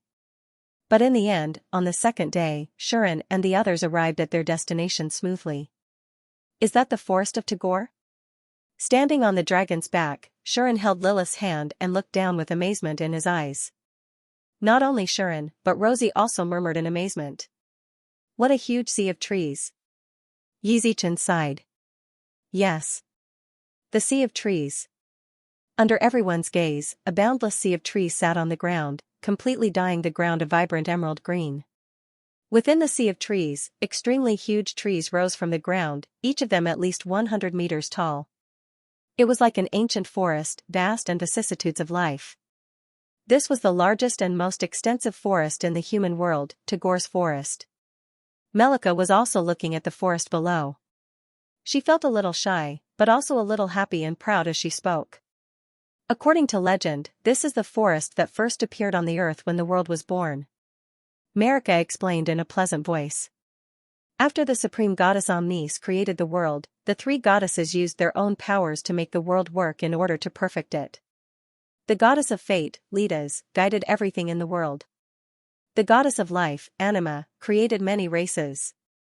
The goddess of nature, Najula, created continents, oceans, and forests for this world.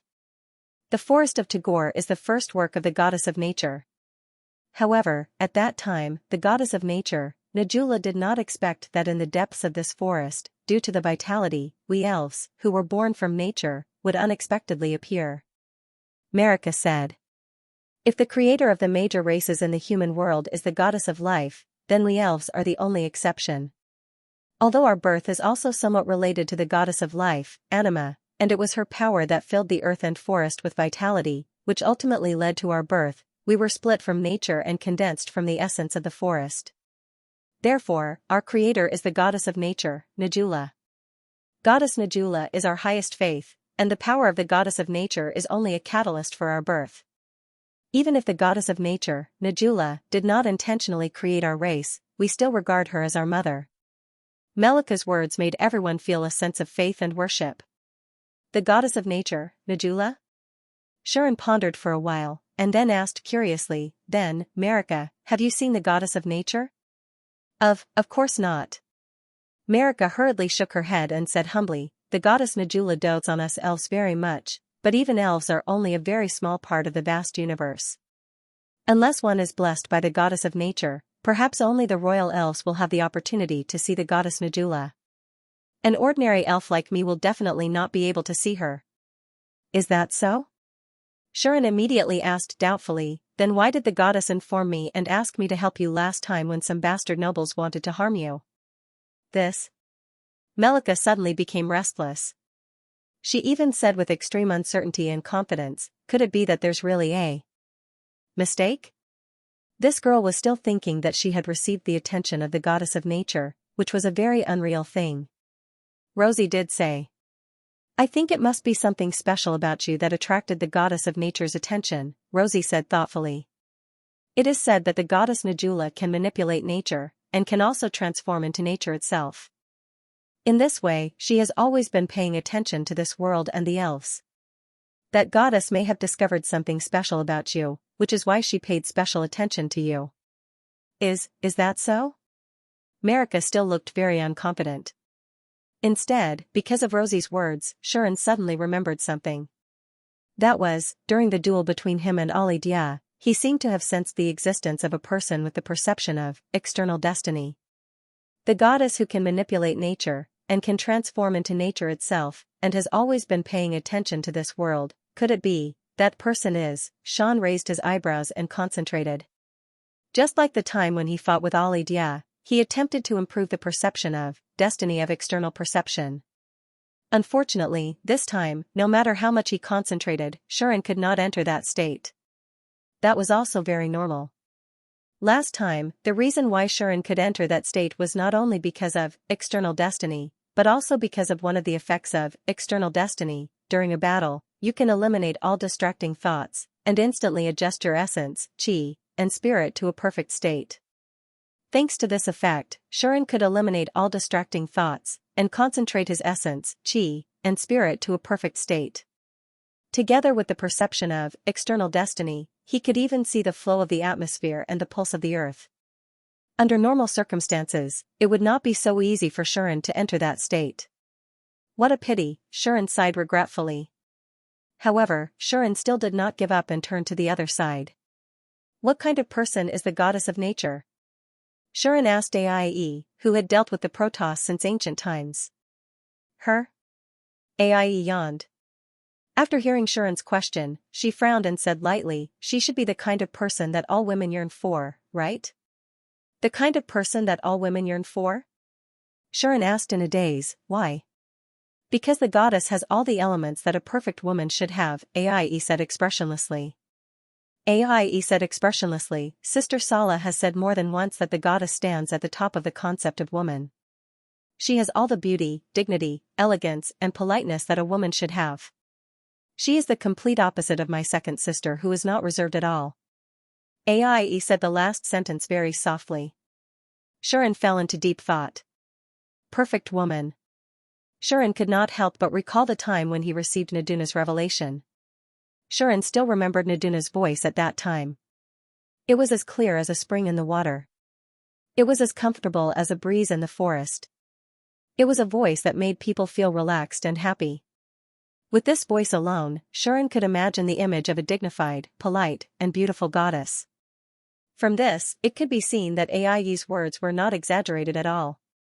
Even Rosie said so. Goddess Naduna is indeed an existence that women admire. Not only is she always elegant and polite, but she also has a noble temperament. Ordinary women will only feel ashamed in front of her. Her Royal Highness, who was regarded as a perfect existence, also said such words. One could imagine how impressive this goddess of nature was. Rosie even moved closer to Sean's ear and spoke in a voice that was only heard in private in the past, like a mosquito. You're different from me. Goddess Najula is truly perfect. Shuren could tell what this sentence meant. Although Rosie was considered the most perfect existence by the world, she had actually hidden her true nature. She was not as perfect as the world thought, nor as cold and awe-inspiring.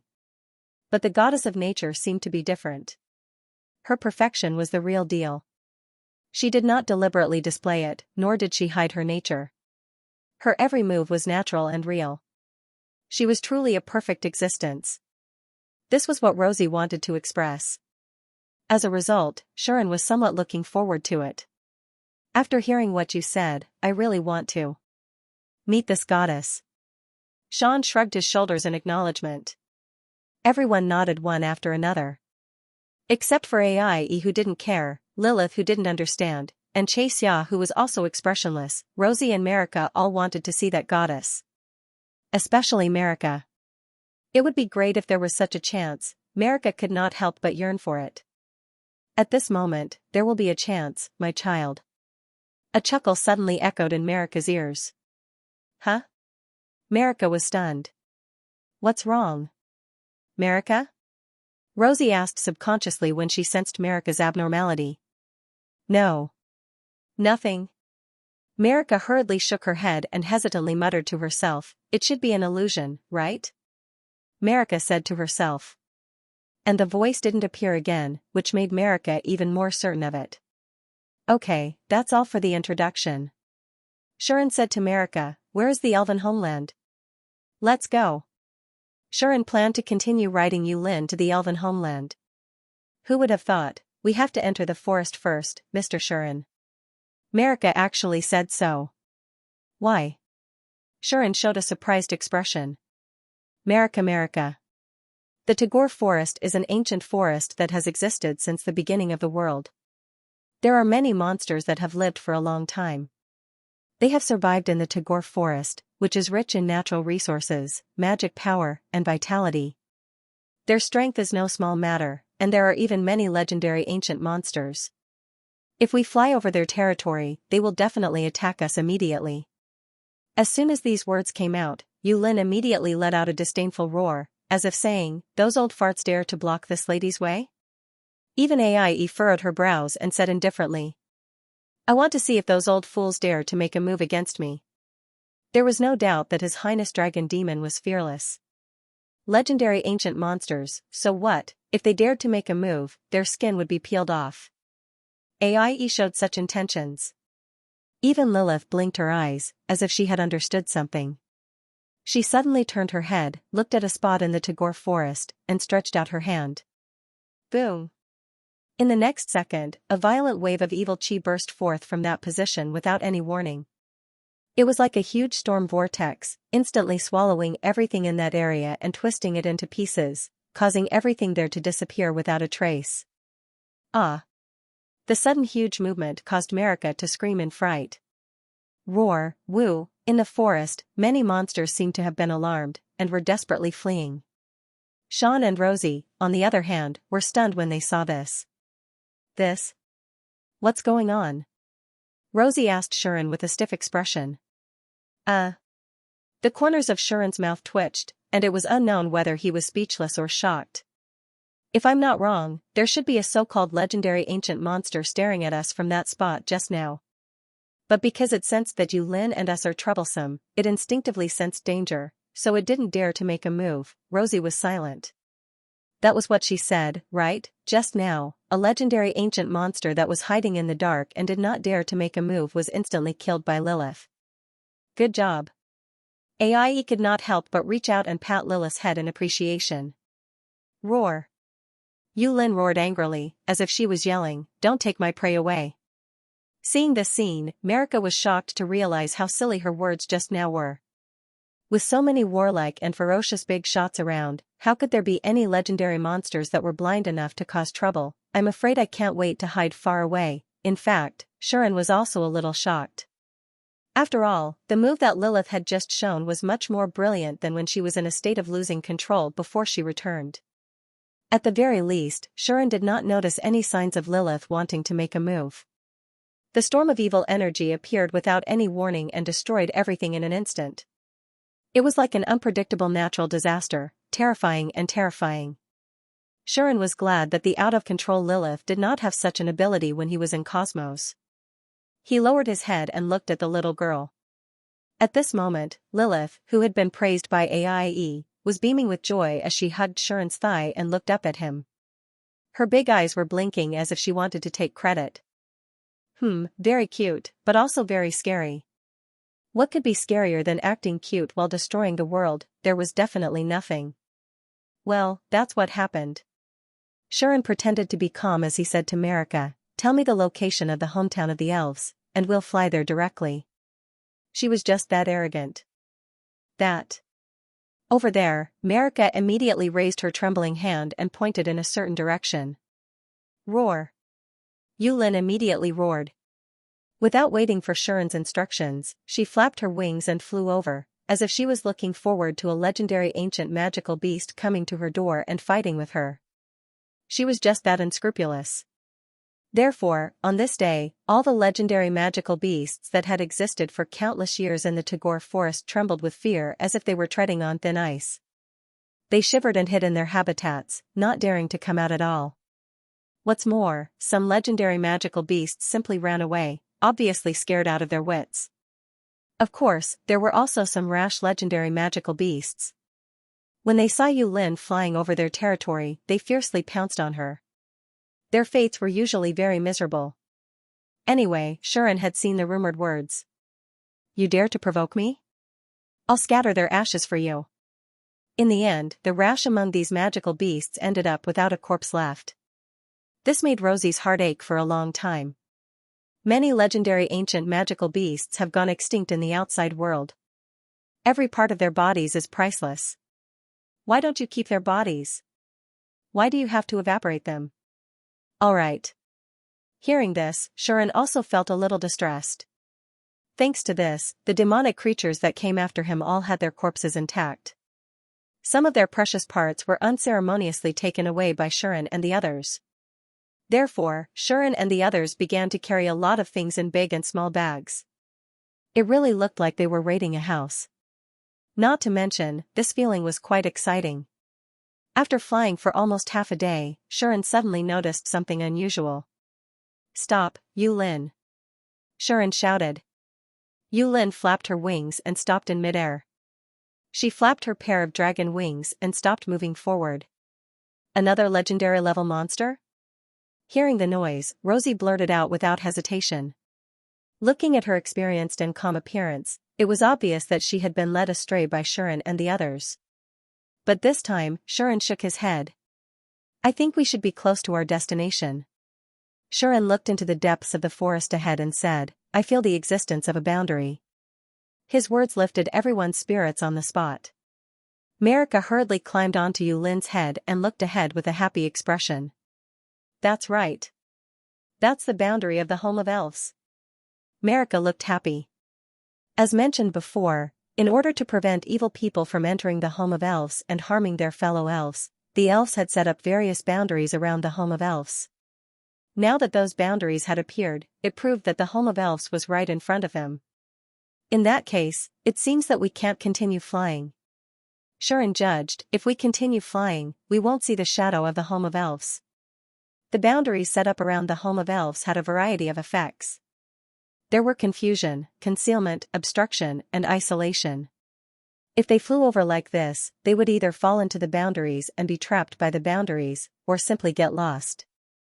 It would be impossible to reach the home of elves. Unless the boundaries were broken. Do you want me to take action? Ai's words were shocking. Please, please don't do that.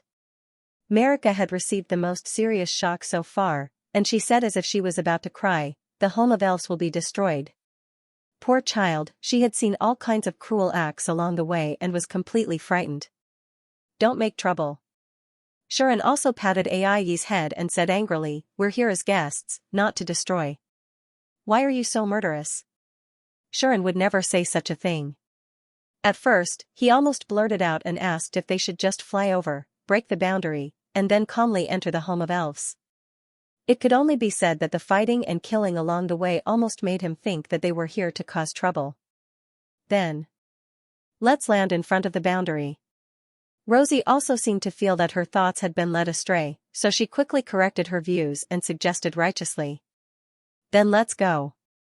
Shuren nodded and said to Yulin, who was below him, let's go, Yulin, land in front of the boundary. Roar. Yulin responded and flew forward again. After flying like this for a distance, Yulin, under Shuren's instructions, landed in front of the boundary. It had to be said that landing in this sea of trees was a very troublesome matter. Yulin directly crushed a lot of trees, and with a roar, landed heavily on the ground, raising a cloud of smoke and dust. Sensing the aura emanating from Yulin's body, the surrounding demonic creatures fled in panic. Shuren and the others got down from Yulin and landed on the ground. What should we do next? Rosie asked expectantly. Marika. Sharon did not answer and looked directly at Marika. Marika had already jogged out of the crowd and arrived in front of the boundary. Marika stretched out her hand, closed her eyes, and chanted an incantation in the direction of the boundary. It was not the common language of the Omnipotensen, but rather an ancient and very difficult incantation. Sharon was dumbfounded when he heard it. On the other hand, Rosie, who was at the side, closely watched this scene. That is the ancient elven language, which is said to have been used by the ancestors of the elves 10,000 years ago. It was not until the elves came into contact with other races that it was gradually replaced by the common language of the continent, but it is still used in some very ancient magic. Every country has a magic organization that studies this ancient elven language, including our kingdom. Rosie explained to Sharon. I think I've heard of it before. Sharon finally understood. He was also a person who had memorized a large number of magic incantations, so he more or less had some knowledge about magic. For example, this ancient elven language, Sharon had indeed read about it in a book, but he had never seen magic that was cast with this incantation. The spells that use the ancient elven language are all very ancient spells. They have either been lost or are regarded as forbidden treasures. Those are all in the Forbidden Book vault. Naturally, they don't exist in the books you see outside the vault. Rosie seemed to have seen through Sharon's doubts and said, All right. Sean shrugged his shoulders and did not ask any further. He really didn't want to get too involved with magic anymore. With Fuyu magic and celestial magic, Sharon was already satisfied and did not want to study other kinds of magic. If he had the opportunity to learn other kinds of magic in the future, Sharon would not choose the ancient lost magic, but the creation of magic. Sharon had not given up on the dream of making a 2D magic life. Clang! Just as Marika's ancient incantation echoed throughout the forest, there was a sudden flash of light in front of them. An inexplicable wave appeared on the barrier in front of them, spreading out like ripples and causing magic power to rise.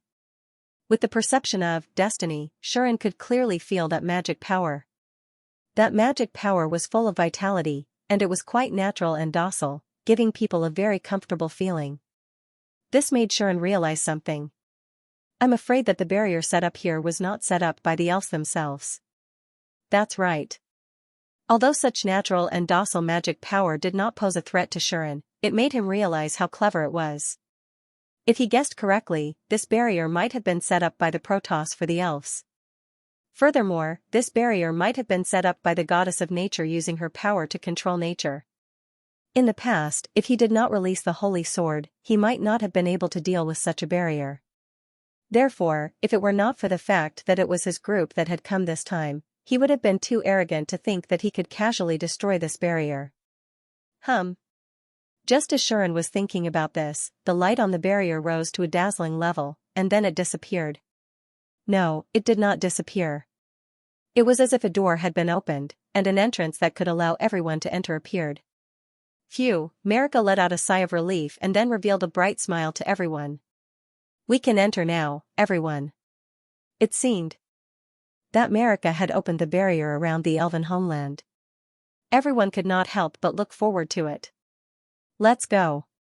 Sharon waved his hand and led everyone into the interior of the barrier.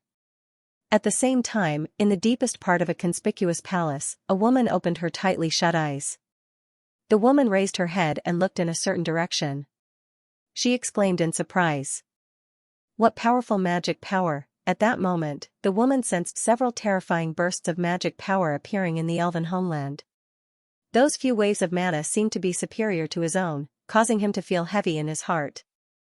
In particular, there were 3 magic powers that gave her the feeling that they could completely threaten her. Such terrifying magic powers caused the woman to frown deeply. Could it be that one of the 6 demons has come together? Only such an existence could make her feel so threatened. But she also felt that something was wrong. Amongst those 3 waves of devil energy, one of them is filled with the might of a dragon. It should be the dragon devil highness of the 6 great devil cultivators, and although the other one is evil and chaotic, it carries a hidden divinity. The last one has a divine fluctuation. It doesn't seem to be from the demon clan, nor does it seem to be from the god clan, it seems to be from the human clan. In addition, there were 2 other magic powers.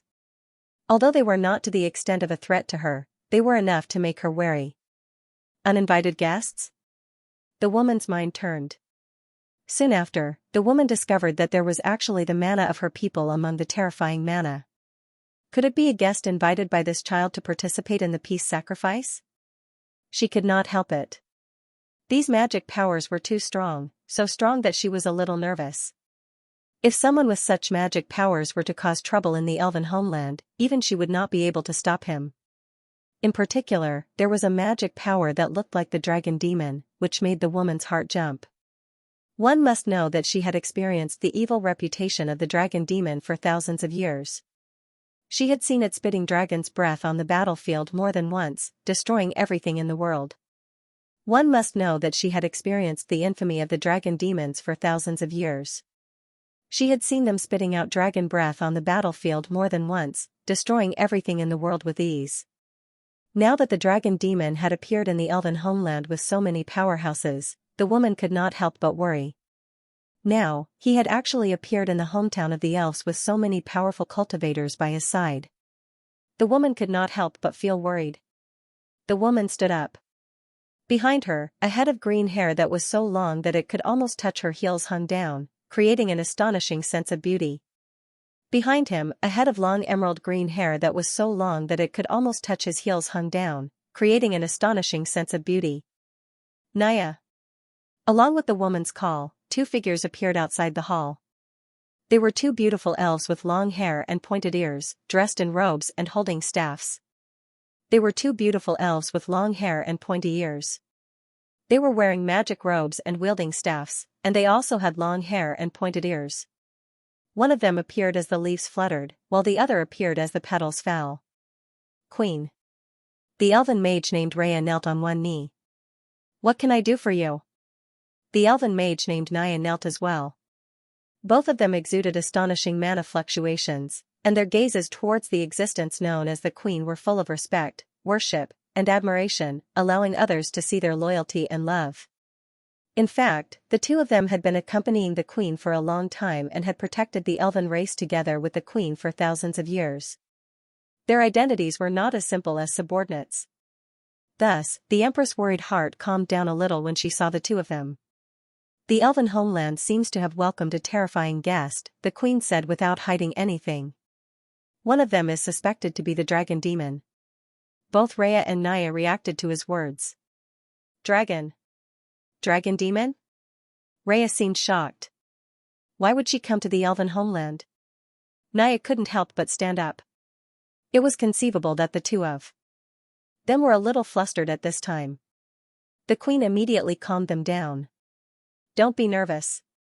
Based on that person's style, if she really wanted to do something to us, she definitely wouldn't come over so obediently. She would only turn into a dragon, descend to the elven homeland, and completely evaporate us with her dragon breath. Seeing that the two trusted aides who had been with her for thousands of years were so flustered, the Queen calmed down and sorted out her thoughts. Moreover, there have been rumors recently that the dragon demon seems to be much more restrained than before, and she seems to be entangled with a young human.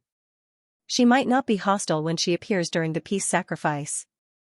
Hearing that, Rhea and Naya looked at each other. Entangled with a human? Rhea murmured. That dragon demon? Naya was also particularly surprised. Obviously, the two of them didn't know about this. The Queen could understand. After all, when she first received the news, she was also very surprised and even had doubts about it. She had personally witnessed how ferocious and bad-tempered the dragon demon was. She was not like the others, who only had a limited understanding of it from rumors. As far as the Queen knew, the dragon demon used to be indifferent to everyone. Even in front of her own sisters, she had never shown an obedient attitude. She was cold, ruthless, and especially cruel. Even if the lives of hundreds of thousands of human warriors were vaporized in an instant, her expression would not change at all. Then, she killed the two heroes in history under her dragon breath. In the battle 1,000 years ago, the Queen had also witnessed the dragon demon beating the two great goddesses of the Protoss in a very rude and unreasonable manner. One of them was the highest belief of the elves, the goddess of nature, Nadura. In view of this, in the eyes of the elves, the dragon demon was undoubtedly a very terrifying figure. Even their lord almost fell in his hands. Just this alone was enough to make the dragon demon a nightmare in the hearts of the entire elven race. Such a ferocious demon was actually now rumored to be entangled with a young human. No wonder the queen was suspicious. Now, could it be that one of the two human magical powers is the one who was entangled with the dragon demon? The queen could feel that among the people who came with the dragon demon, there were two magical powers that belonged to humans. Of these two magical powers, one was the magical power that carried holy waves and gave her a familiar feeling. The other one was not as powerful as the former, but seemed to have the same sense of holiness and familiarity. In terms of magical power alone, even if it was not as terrifying as the former, it was still above the queen. She was obviously the elf queen, and the elves were a naturally born magic race. Their magic power was superior to that of the human race, and they were not inferior to the magic masters of the demon race and the god race. But in the end, her magic power was actually inferior to that of two humans. It was really shocking. What made the queen even more confused was that for some reason, she gradually felt an inexplicable sense of closeness to that larger, more holy, and more familiar magical power. What was going on? Could it be? The queen first came up with an idea, but then she immediately shook her head. No, that's impossible. The blessing of the goddess is a power that only we elves can obtain. The human side should be under the jurisdiction of the goddess of destiny. Thinking of this, the queen got rid of the idea in her mind, and then she discovered a rather terrible thing. What's wrong? Queen? Seeing the sudden change in the queen's expression, Rhea and Naya asked one after another. Seeing this, the queen hurriedly said, "Let's go there quickly. There's already a conflict over there." On the other side, after Shuren and the others entered the barrier, they found themselves in a paradise. Oh, Rosie and Lilith couldn't help but exclaim. "This is the home of the elves?" Xianxia murmured. "Not bad." Ai let out a rare sigh of admiration. Shuren looked into the distance, and his eyes slowly widened. He saw that the environment inside the barrier was completely different from the outside world. It was still a forest. However, this forest was no longer filled with the same old trees, but a dreamy forest garden. Here, there were lilies of the valley that flickered like fireflies. Here, there were butterflies that emitted a pale green light. Here, there were trees that were transparent like glass.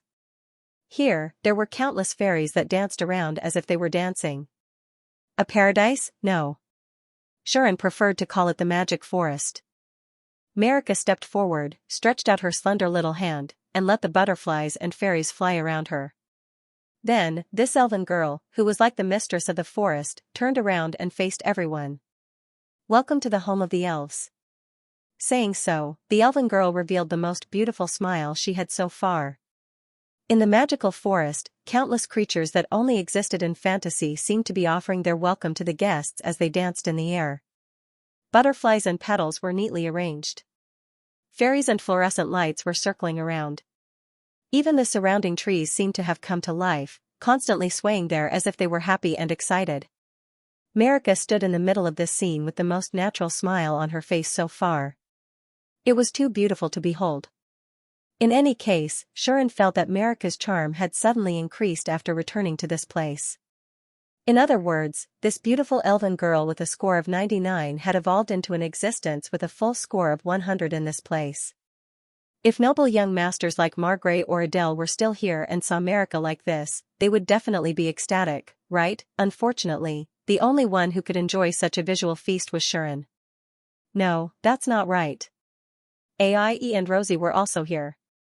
At this time, Lilith was completely attracted by the butterflies and fairies flying around her. She curiously stretched out her small hand, wanting to catch them, but she couldn't. In the end, she simply broke free from Shuren's arms and ran to chase after them. Ai also seemed to be a little restless. Her eyes kept chasing after the butterflies and fairies, but in the end, she held back and pretended to be calm. Xia's face remained expressionless, and he remained completely unmoved. Roar. In the end, Yulin, who was standing behind everyone like a guardian god, couldn't help but let out a roar, completely disturbing this place. Whoosh! All the fairies and butterflies seemed to have been startled, and they instantly scattered. Whoosh! The surrounding trees that had been cheering and jumping in joy suddenly trembled and started to tremble. The magical scenery was instantly broken, causing all the fluorescent lights to hide in the surrounding bushes and disappear without a trace. Ah! Lilith cried out in surprise and stopped chasing, her eyes full of reluctance. Aya! Melika also let out a cry, as if she was a member of her family that had been frightened by someone. Yulin! Shuren turned his head and stared at Yulin. The girls also turned their gazes in unison and glared angrily at Yulin, gritting their teeth. Ugh! Yulin immediately shut her mouth and lowered her head as if she was wronged. But the crowd did not let her go. What are you suddenly shouting for? Look, they're all scared away by you. Look at what you've done.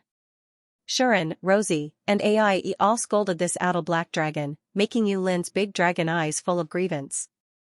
Aren't we unable to hold back? It's not that we want to scare them, but we're also very excited.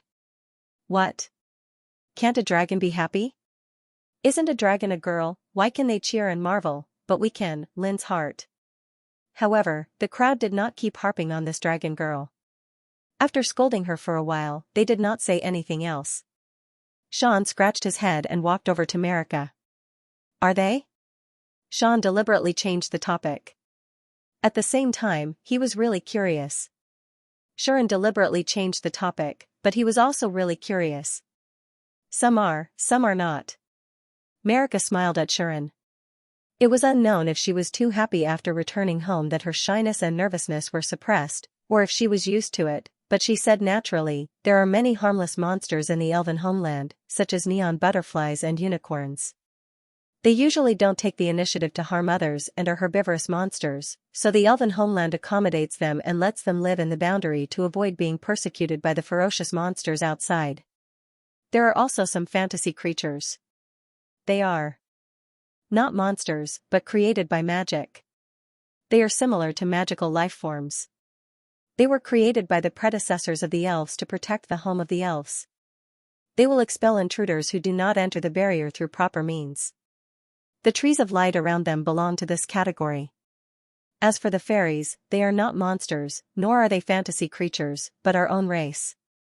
Marika's words startled Shuren. Our own race? Shuren was surprised. Yes. Marika nodded and said very patiently, as I said before, the elves don't have babies. When we are born, we are in a very special state. Hearing this, Shuren somewhat understood.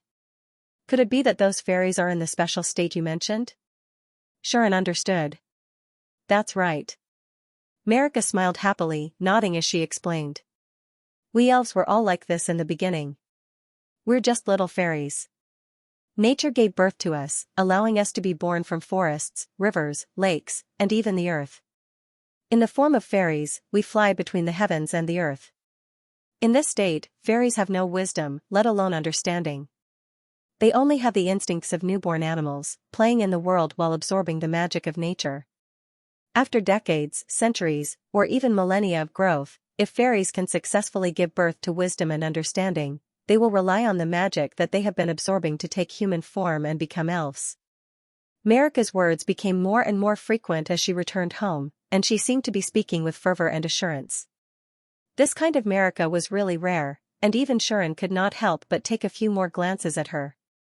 Marika did not seem to notice, and the more she spoke, the more enthusiastic she became. After becoming elves, we will be taken away by our seniors in the elven homeland, and we will officially become members of the elven race, living together with everyone else in the elven race. Everyone is like this. Although we are not related by blood, we all have the same mother, and that is the nature that gave birth to us. And nature is something created by the goddess of nature, Najula. She is the incarnation of Najula, another manifestation of Najula. So, Goddess Najula is not only the highest belief of our elven race, but also an existence equivalent to our mother. Especially the royal elves, they are very special, all of them are. Marika, who was speaking very excitedly, suddenly found that Shuren was looking at her with a smile, as if he was looking at a sister who was finally willing to open up to her. Not only Shuren, but even Rosie was the same. She withdrew her sparkling eyes from the surroundings and looked at Marika as if she was looking at a younger sister who was finally willing to open up to her. Her expression was very gentle. In the end, even Ai and Xianxia looked at Marika. Lilith also blinked her eyes, full of curiosity. Bang! Instantly, Marika's face seemed to explode, and steam rose up. Let's go in quickly. The elven girl, who was blushing to her ears, said in the voice of a mosquito. She seemed very ashamed, and everyone laughed kindly. However, this undoubtedly made Marika feel even more ashamed. Quick, let's go in quickly. At this moment, Marika raised her voice and pushed Shuren's back. She lowered her head, and her pair of pointed ears were bright red as she walked toward the interior of the elven homeland. Okay, let's go now. Don't push me. Shuren immediately smiled bitterly. Haha, all the girls laughed kindly again. Until, Startled, Shuren raised his head and looked ahead. Oh? Aie and Rosie also seemed to have noticed something, and they all raised their eyes. Roar. As if she had finally found an opportunity, Yulin let out a roar. Immediately after, figures flashed out from the depths of the forest in front of them, as if riding the wind, and swept toward them. Those figures landed on the surrounding trees of light, completely surrounding Shuren and the others. The trees of light seemed to have sensed something, and they shook one after another, as if they were bullied children waiting for their mother to come and uphold justice for them. Only then did Shuren and the others look around. On the surrounding trees of light, elves wearing magic robes and holding staffs appeared one after another. Who are you people? The one who spoke in a vigilant tone was an elven mage in the lead. She wore emerald robes, and the sleeves of her robes were engraved with profound runes and incantations. She also held an eye-catching magic crystal embedded in her staff. Her appearance was exquisite, delicate, and adorable. Anyone who saw her couldn't help but stare at her. This elven magician seemed to be the leader. The surrounding elves stared at Shuren and the others cautiously and solemnly. Especially when it came to Yulin, almost all the elves' attention was focused on her. Looking at the black dragon, who exuded a ferocious aura, their hands gripping their staffs tightened. Extremely powerful mana fluctuations were coming from the bodies of these elves. This scene told everyone that the elves present were all incomparably powerful mages. That was the truth. Good heavens, there's actually no one below level 80. Shuren was surprised. That's right. None of the elves that appeared here were below level 80. Moreover, there were nearly 100 of these elves. What did this mean? It meant that the strength of this team of elves had completely surpassed the Mitra Kingdom's royal knights. However, the royal knights had Alidia, a legendary knight who was level 98, but this team of elves did not. The elven mage who spoke just so happened to be level 89, a step away from the legendary level. Even so, the appearance of nearly 100 elven mages above level 80 still made Shuren's eyes flash. Not to mention Shuren, even Rosie was moved. I see. Is this the elven division that the elves are so proud of? Rosie's expression was solemn. Elven division? Shuren turned to Rosie, as if he was asking her. Rosie did not look at Shuren. Instead, she looked around at the elven mages and said. The elven division is a division that gathers all the high-level mages of the elves. It is also the strongest division of mages in this world, and no one can defeat it. Rosie's explanation made Shuren look surprised. An invincible mage squad, isn't that a bit too much? Even the Imperial Knights can't beat them? Shuren expressed his doubt to Rosie. In response, Rosie rolled her eyes. You have to know that although the Imperial Knights are strong, they are only the strongest in the kingdom, Rosie said. The Mitra Kingdom is just one of the many human countries. It may be stronger than many other countries, but in terms of military strength, the Empire is actually above the kingdom. The Imperial Knights may not be able to beat the strongest knight squad in the Empire. Humans alone are already so strong, not to mention the other races of the human race. They all have their own elite armies. For example, the Orc clan's Clergy Regiment and the Dwarf clan's Iron Cavalry Regiment. They are not inferior to the kingdom's Royal Knight Regiment, and may even be superior.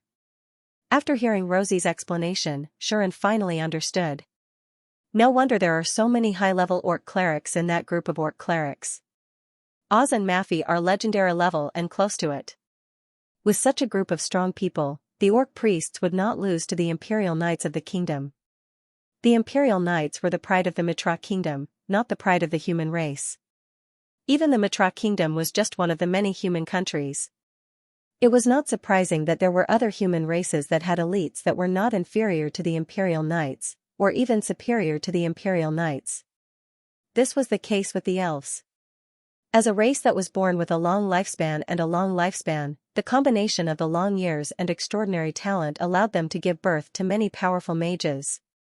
These elven magicians formed the most powerful magician group in the elven race, as well as the most powerful magician group in the human race. Gathering nearly 100 great magicians above level 80, they finally formed the greatest pride of the elven race, the Elven Magic Group. The Elven Squad is the same as the Imperial Knights of the Kingdom. They are the personal guards of the royal family, and only listen to the royal family's orders. Rosie lowered her voice and introduced the Elven Squad to Xianxia. It's said that the Elven Division has 2 division leaders of equal status. They are the trusted aides of the Elven Queen, and they are also 2 of the only 3 legendary level powerhouses of the Elven race. Their levels are above 95. In addition to the Elven Queen, the most powerful legendary level great sorcerer of the Elven race. These 3 even formed the famous 13 heroes in the war 1,000 years ago with the companions of Hero Mitra and other legendary level powerhouses of other races to fight against the demonic beasts of the 6 great demons.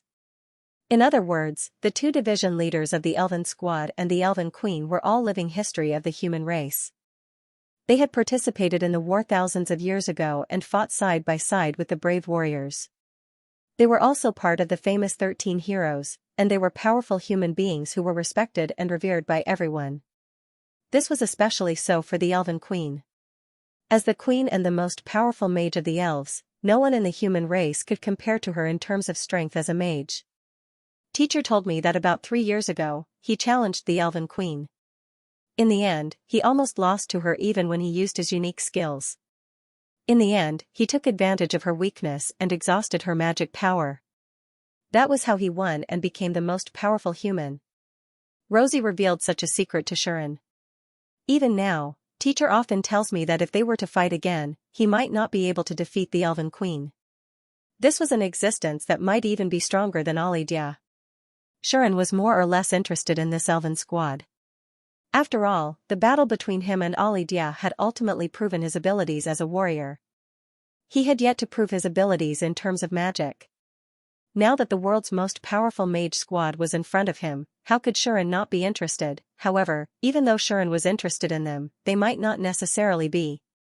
I'll ask again, who are you people? The leader of the elven mages spoke once more. Enemies? Or intruders? Don't tell me you're travelers who entered this place by mistake. Ordinary travelers would never be able to break through the barrier of our elven race, let alone bring a dragon like that. The leader raised his staff and pointed it at Yulin. Roar. Yulin immediately let out a displeased roar, setting off a heavy shockwave that blew in all directions, causing the surrounding trees of light to sway from side to side. Be on guard. Seeing that Yulin was about to lose her temper, the members of the Elven Squad were not afraid at all. With the leader's command, they all raised their staffs and gathered their magic power. Xianxia had reason to believe that in the next second, they would release the magic they had prepared, and it would be an extremely powerful high-level magic, burying them in a sea of fire and burning them to ashes. At this moment, wait. Wait. Sister Caroline. Marika hurriedly squeezed out of the crowd and appeared in front of the Elven Squad. Seeing Marika, the leader known as Caroline was surprised. Marika? Why are you here? Caroline subconsciously withdrew her magic power.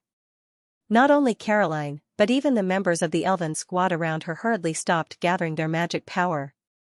That's Marika? Marika's back? Could it be that these people are guests invited by Marika? The members of the Elven Squad seemed to know Marika. Their awe-inspiring and heroic attitude suddenly disappeared without a trace, and they turned into a group of ordinary girls, shouting in surprise and surprise. It was hard to believe that they were the elites of the elven race, the top mages in the human world. Everyone looked at each other in dismay. They seemed to be dumbfounded by the contrast between before and after. Only Rosie murmured. It seems that the relationship between the elves is indeed very good. If not, the top mages in the human world wouldn't be able to call out the name of an ordinary girl from the elven race, let alone act so familiar. Of course, the elven population was small to begin with, so the members of the elven race could naturally recognize each and every one of them and remember their names. Because of Marika's appearance, the atmosphere at the scene eased up slightly. It was only now that the leader, Caroline, began to seriously observe everyone apart from Yulin. It couldn't be helped. Yulin's presence was too strong, and her draconic aura was like a prison. One look and anyone could tell that she was an extremely powerful dragon. Seeing the existence known as the King of Magical Beasts, the elven squad naturally focused all their attention on Yulin. Most of their vigilance was focused on her, and they thus reduced their observation of the others. At this moment, Caroline and the rest of the elven squad cast their gazes on Shuren's group. With Caroline in the lead, the elven squad's expressions changed drastically. This was because they discovered that the people who were suppressed by Yulin's presence were actually not simple at all. Quick! Look at that human girl. Oh my god, she's so pretty. This is the first time I've seen a human who can compare to the elf queen in looks. So pretty, the elven girls of the elven squad exclaimed in admiration. The person they were referring to was none other than Rosie. Of course, there were also people looking at Aie and Lilith. So cute. How can they be so cute? I want to hug them so much. Yeah. Hearts appeared in the eyes of the elven girls as they shrieked. Lilith tilted her head in confusion, and Aie furrowed her brows as if she was displeased by the cute comment. If anyone who knew her saw this scene, they would definitely be worried that these elven girls would be vaporized by the dragon's breath in the next second. On the contrary, Xianxia stayed quietly at the side as if she had completely erased her presence. She didn't move at all and didn't react at all as she watched everything with abnormal indifference. As for Shuren, someone was also watching him. In other words, the first person that the elven squad looked at was none other than Shuren. They stared at Sean, but did not say a word or react. It was as if they were feeling bewildered. In the end, they chose to look away from him one by one. It was as if they didn't want to take another look at Shuren. Shuren was speechless. Only Caroline, who was the leader, looked at Shuren's group with a solemn expression. Instead of loosening her grip on her magic staff, she tightened her grip. This reaction told the others that Caroline's heart wasn't calm at all. This was because she had sensed that apart from the maid, these people who came with Marika all possessed extremely powerful magic power. At that moment, Marika, are they all guests that you invited to participate in the peace sacrifice? As if confirming something, Caroline's tone was solemn. Why yes. Big sister Caroline.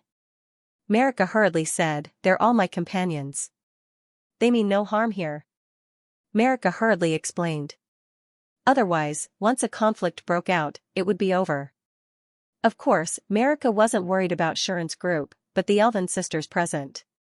All of them had once taken care of Marika, especially Caroline. As one of the 4 vice division commanders of the Elven Corps, not only was her strength among the top 5 of the Elven race, but she had also taught Marika the basics of magic. To Marika, this vice division commander was both a teacher and a sister. Of course, Marika wasn't the only one who had received Caroline's guidance. Basically, all the elves were like family. Not only had Caroline taught magic to Marika, but she had also taught magic to many elven children, allowing them to learn magic and take the first step towards becoming elven mages. Given this, Marika didn't want to see Caroline get hurt. It wasn't that she was too worried, but she knew very well that the people around her were all big shots that she couldn't afford to offend. However, as the saying went, what you worried about came true. All right. Caroline was silent for a moment before speaking. Since they're guests that you invited, they're friends of the elven race. I can allow them to enter the elven homeland with you. As soon as these words were spoken, Caroline's tone suddenly changed before Marika could relax. But, Caroline raised the staff in her hand and pointed in a certain direction. The others can go in, but you can't. The air instantly froze. Hee hee. Shuren smiled. But this time, his smile wasn't very bright. The person that Caroline raised the staff was pointing at was none other than himself. It was him. Big Sister Caroline. Seeing Caroline raise her staff and point it at Sharon, Marika couldn't help but panic. On the other hand, the expressions of Rosie, Aie, Lilith, and Xianxia all darkened, and the surrounding air became incomparably heavy. In the heavy air, a deadly pressure began to spread out. Feeling that terrifying pressure, the expressions of the elven girls all changed, and the playful atmosphere disappeared without a trace. Caroline's eyes couldn't help but flicker. That was because this scene told Caroline that the human youth she had stopped seemed to be the central figure of this group. Otherwise, they wouldn't have all darkened their expressions and emitted an astonishing pressure when she tried to trip them up. This was especially so for the little girl who had been looking at them curiously from the beginning. At this moment, there was no trace of her previous innocence and cuteness. Instead, she exuded a suffocating evil aura. It was as if the person she cared about the most had been bullied, and she was planning to start a massacre. Even the bad-tempered black dragon stopped roaring. It stared coldly at them with its eyes wide open, but the pressure it gave off was even more terrifying than when it was roaring just now. Thus, this area was enveloped by an astonishing pressure. Everyone in the elven corps couldn't help but realize that they had poked a hornet's nest. Marika wanted to say something hurriedly, but Sharon stopped her. Sharon finally stepped forward and looked at Caroline. "Why can't I go in?" Sharon asked innocently as if he hadn't realized anything. Caroline looked at Sharon coldly. In fact, the reason why she had stopped Sharon was very simple. "There's something strange about you," Caroline said straightforwardly. "You're clearly a man of another race, but for some reason, your aura and magic are even closer to nature than us elves. I wonder what kind of effect you'll have on us elves if you enter the elven homeland." With that, Caroline pointed at the surroundings. "Look, those children are reacting very fiercely." Caroline was referring to the sprites who had been scared away by Yulin just now. Those sprites poked their heads out from behind the trees of light and gazed at Sharon. They actually seemed a little excited.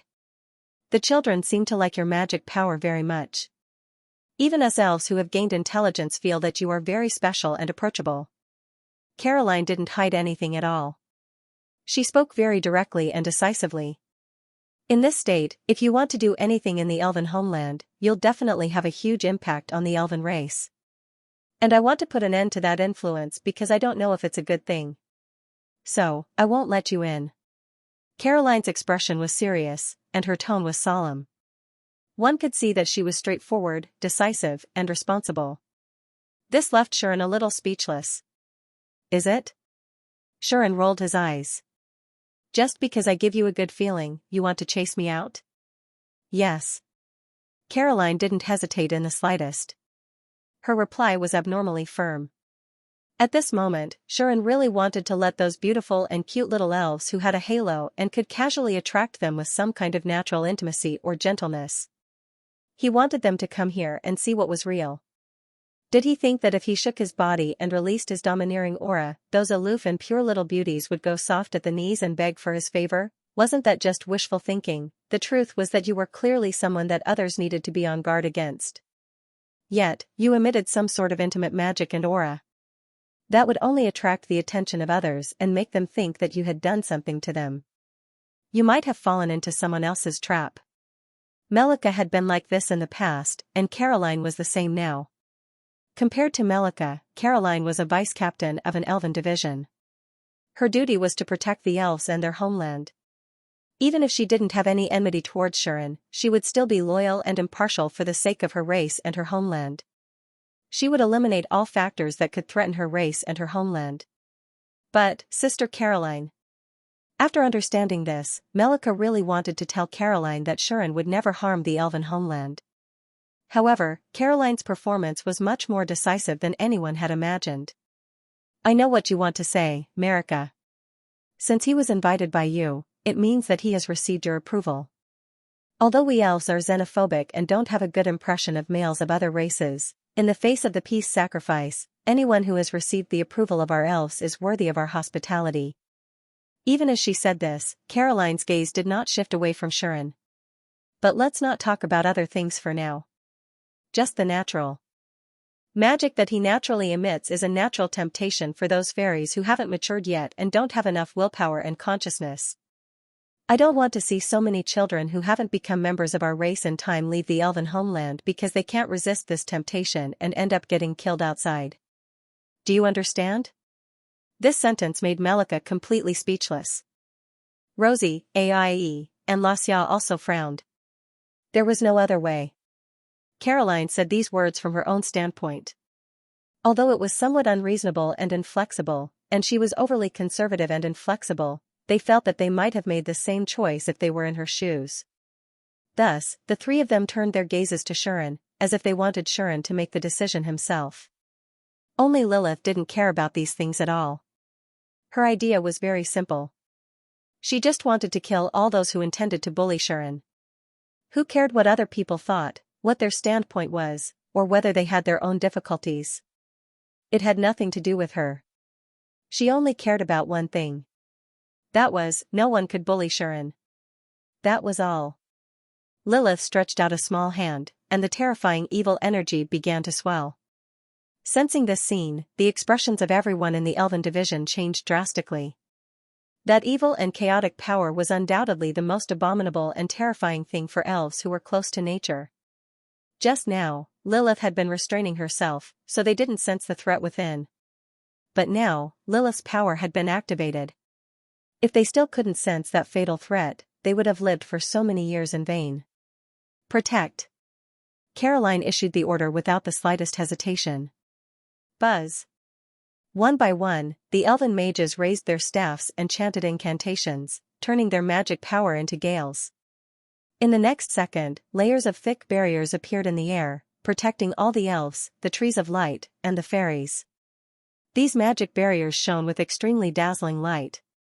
They looked like huge flower petals, and the magic power flowing within them was astonishingly dense. One could imagine just how high the defensive power of a defensive spell cast by the world's most powerful group of mages was. But, boom! When the frightening demonic aura swept out like a storm and smashed against the barrier of light, the barrier merely flickered a few times before emitting a cracking sound. What? Impossible. It's a lie, right? The Elven division mages widened their eyes. Caroline was astonished as well. The strongest defensive spell unique to the elves, Cleansing Flower Screen, can only be cast by 99 elven mages who are above level 80. Caroline couldn't believe what she was seeing. Caroline didn't know that Xianxia and the others were also astonished. She actually blocked it? Xianxia raised an eyebrow. Interesting. Aie's interest was piqued. Is this the legendary, Cleansing Flower Curtain? Rosie's eyes flickered as she gazed at the flower screen that blocked Lilith's evil energy. On the other hand, Lilith was stunned to see that her attack had been blocked. She twitched her little nose and stretched out her hand, as if she was giving an order to something, causing the evil aura that swept out to become even more terrifying. Rumble. The storm of demonic aura transformed into a pitch-black torrent, and continuously battered against the flower screen of light. Crack! Crack! Crack! A series of teeth-numbing cracking sounds rang out from the flower of light, and cracks finally appeared on the flower of light. Vice Commander. We can't hold it anymore. Oh no. Ah. The elven mages cried out in alarm one after another. At the same time, sweat appeared on their faces, and the mana fluctuations on their bodies suddenly dimmed. As the sky darkened, waves of demonic energy leaked out from the cracks on the cracked flower curtain like pitch-black smoke. Bang! Finally, with a loud shattering sound, the flower screen of light disappeared. Boom! The evil aura that had broken through the magic barrier was like a pitch-black avalanche. Like a horrifying mudslide, it was about to engulf the delicate and adorable elven spellcasters one after another with their pale and frightened faces. At this moment, all right, stop, Lilith. Xianxia's voice finally sounded. Almost at the same time, the horrifying evil energy that had surged out stagnated in the air. And didn't move anymore. Soon after, the evil aura melted like snow under the sun, slowly disappearing without a trace. The elven mages still had expressions of horror on their faces as they subconsciously looked forward. There, Xianxia patted Lilith's head, causing her to beam with joy, while he looked at Caroline. As you can see, if I really wanted to do something in the elven homeland, I wouldn't have to beat around the bush. I could just come at you directly. You can't do anything about it, right? Sharon declared. Is this enough to make you let me in? Still not enough? Then I can only use my own method to prove myself. At this moment, Caroline finally came back to her senses, and the way she looked at Sean changed. Only at this point did Caroline come up with a question that was only natural. Who are you? Caroline had asked the same question at the beginning. However, at that time, Caroline wasn't asking about Sharon's identity. Instead, she was asking about the reason for Sharon's group to appear here. Now, after seeing the terrifying power that Lilith had displayed, and knowing that Sean was the central figure among these people, Caroline finally faced this question seriously. She had no choice but to ask this question. Me? Sharon didn't answer the question. Instead, he winked at Rosie. Rosie immediately rolled her eyes. She knew that Sharon definitely wanted her to stand up for him. After all, Aie and Lilith's backgrounds were too frightening, and Xianxia was just a maid. Only her identity was suitable to be used in this situation. Although it was not frighteningly high, it was definitely not low either. She could solve the problem at the right time. Thus, Rosie stepped forward. I'm the second princess of the Mitra kingdom, Rosie Lusty Mitra. When Rosie spoke to the elven army in such a manner, all of them, led by Caroline, were astonished. Rosie Lusty Mitra? The second princess of the Mitra kingdom? She's the kingdom's treasure. The one who inherited the holy sword and received the goddess of destiny's blessing. The elf division broke into an uproar. You're Her Highness Rosie Lusty? Caroline was also surprised. Then, as if she recalled something, she turned her head and looked at Sharon. She couldn't help but ask, then, could he be? It seemed that Caroline, the vice leader of the elf division, had heard about Sharon. Rosie also glanced at Sean with a smile on her face. He's Sharon Boztut, my fiancé. Rosie generously made such an introduction. Compared to when she had just introduced herself, she seemed to be in a much better mood. Obviously, she had wanted to do this for a long time. However, upon hearing her words, Aie and Marika's expressions turned ugly. Aie was rather unhappy. She snorted coldly and turned her head away. Marika was a little envious, but she also felt a little sour. Caroline and the elf division turned their gazes back to Sharon, and their expressions changed. Sharon Boztut, recently, this name could be said to be resounding to the point where it could not be any more resounding. He was the person that the dragon demons, one of the 6 demons, had declared to protect. Furthermore, he was the companion of the most powerful evil goddess, Lilith, who had recently been unsealed and entered the eyes of the world. In addition, he had become the fiancé of Rosie, who was known as the modern hero. He had trampled over all the heroes of the human race and successfully plucked the flower of the highest mountain in the human world. In less than a month, his name had spread through the streets and alleys of the human world. Although the elves were relatively xenophobic and isolated themselves from the world, they did not isolate themselves from the rest of the world. They still paid attention to all the news and intelligence of the human race. Under such circumstances, Sharon's name naturally entered the elf sights. Ordinary elves might not know about this, but as the protectors of the elves and the personal guards of the Elven Queen, it was impossible for the elf division to not know about this sensational news in the human world. Since that was the case, then, these two are. Caroline looked at Aie and Lilith, and her expression became extremely stiff. Not only Caroline, but the rest of the elf division also trembled all over. Since Sharon's identity had been revealed, and the elf division also knew about his rumors, it was not difficult to guess Aie and Lilith's identities. Moreover, the terrifying power that Lilith had displayed just now was also explained after knowing her identity. Now, Caroline finally understood why the elf's strongest defensive magic, Cleansing Flower Veil, had been so barbarically broken. It was not that the Cleansing Flower Veil was not strong enough. This magic, passed down from generation to generation in the elf division, could block an ultimate powerhouse's attack without a scratch. However, in the face of the power of an existence that had broken through the ultimate level, wasn't it normal that this magic could not block it? In fact, after Lilith had displayed her power, the Cleansing Flower Veil of the elf division had been able to block it for a while. This already proved that its defensive power was powerful and definitely the best in the human world. Unfortunately, this time, the opponent was too terrifying. In any case, Caroline felt that the situation had already exceeded the scope of what she could handle. Facing these people, as a level 89 deputy division commander, she clearly could not handle the situation. Fortunately, stand down, Caroline.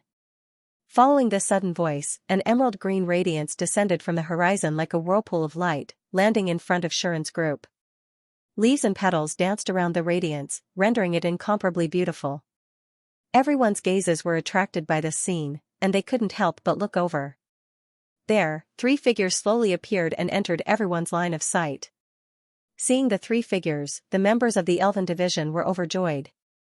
There was no other reason than that the 3 figures that had appeared from the whirlpool of light were all breathtakingly beautiful. The person in the lead had thick, emerald green hair that reached her heels. She only wore a Greek-style white dress, which vividly displayed her full and impressive figure. The person in the lead had long, thick, emerald green hair that reached his heels. He was only wearing a Greek-style white robe, which vividly displayed his full and impressive figure. Her feet were bare, and her skin was exquisite. She wore a crown made of flowers and vines, and she held a wooden scepter in her hand. At a glance, one could tell that she had the elegance and temperament of a person of high status. As for her appearance, it was even more breathtaking. White skin, red lips, blue eyes, and an upturned nose. It was as if the most exquisite features in the world had been pieced together, presenting a sense of beauty that was like a work of art. This was another peerless beauty that was not inferior to Rosie and Nian, and even superior to the immature Terre. She was extremely close to a full score of 100. Behind this peerless beauty was a pair of female elf magi respectfully following her. They wore robes and held scepters. One was covered in leaves, while the other was covered in fluttering petals. Their appearances were not inferior to Marika's. If not for the fact that they were in front of them, they would definitely be the most dazzling existences here. The 3 elven women arrived quietly and instantly stunned everyone present. Queen. Caroline immediately knelt on one knee. Queen. Everyone in the city division knelt down and surrounded the city queen. She's the elf queen? Shuren raised an eyebrow. The amazement in his eyes had not completely faded. Rosie stared at the elf queen intently as if she felt threatened by her. Lilith and Xianxia were still the same. One watched curiously, and the other stood expressionlessly. It was the only one who glanced at the city queen after she appeared, before looking away. Similarly, the elf queen's gaze swept across the crowd, and her eyes gradually revealed a stunned expression. While others were impressed by the elf queen's beauty and nobility, the elf queen was also impressed by the extraordinariness of Shuren and his companions. Not to mention others, Rosie's beauty and magic power were not inferior to hers, so the elf queen couldn't help but pay attention to them, let alone Aie and Lilith. The elf queen's gaze paused on Aie and Lilith for a few seconds. Then, ugh. When the elf queen's gaze turned to Xianxia, this noble elf royal froze at first, and then her expression changed abruptly for some reason. You. What? Not only the elf queen, but even Rhea and Naya's expressions changed when they saw Xianxia. Shuren could not help but be stunned by her reaction. What's going on? Shuren, who was in a daze, did not notice that after seeing the elf queen's reaction, Aie and Rosie's expressions also changed slightly. Aie even stepped forward and stared coldly at the city queen. You've become more capable, Sophie. You actually dare to shut me out. It seems like 1,000 years is indeed a long time. You've already forgotten the fear you had in the past. Aie displayed a completely different aggressiveness compared to her previous disinterest. Her aggressiveness caused some of the ferocious dragon's might to leak out from Aie's body, causing everyone present to shiver and reveal a frightened expression. This included Shuren, who did not expect Aie to suddenly become so domineering.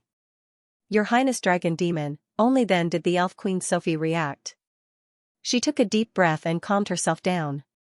However, her gaze would still turn to Xianxia from time to time. Because of that, she did not even focus all her attention on Aie. It was really puzzling. Rhea and Naya's faces were a little pale, and they behaved very strangely. In the face of this inexplicable scene, Xianxia remained expressionless and completely unmoved. It was as if all of this had nothing to do with him, and he seemed to be so unconventional. The atmosphere of the scene suddenly became a little strange. In the end, even Sharon frowned as he vaguely sensed that something was wrong. However, just as Sean was about to do something, he realized that his hand was being held by Lin Sanjiu. Sharon turned around and immediately saw Rosie's face. Rosie did not say anything. She merely shook her head at Sharon, as though telling Sharon not to pursue the matter. Sharon's frown deepened. His gaze swept across the city queen, Aie, and Xianxia, and he fell silent. The strange atmosphere continued to spread, causing the members of the city division to look at each other in dismay. The atmosphere instantly became heavy. Greetings, Elf Queen. Suddenly, Xianxia bowed to Elf Queen Sophie as if she wanted to break the heavy atmosphere. Sophie had a huge reaction when she bowed. You're welcome. Sophie quickly shook her head and waved her hands. Rather than saying that he was modest, it would be more accurate to say that he was frightened. Sharon had seen the same scene before. Previously, when Xianxia had bowed to Aie and Sai La, the two demon cultivators had reacted similarly, as if they were overwhelmed by the favor, or perhaps they could not bear it. Sharon sensed that something was wrong, but both Aie and Scylla were evasive and did not explain to Sharon at all. Now, even the Elf Queen, who had lived for thousands of years, behaved in such a manner, which really puzzled Sharon. However, looking at Rosie's unprecedentedly serious expression, the inside story of this matter did not seem that simple. Otherwise, this girl would not have stopped him from pursuing the matter. At that moment, Sharon could only turn to look at Xianxia. However, Xianxia was still expressionless. It did not seem like it was caused by being too calm. Instead, it seemed like she was resisting something, which was why she was so indifferent. This seemed to make Aie very unhappy, and the way she looked at the Elf Queen also became unfriendly. Seeing this, Sophie could not help but feel bitter.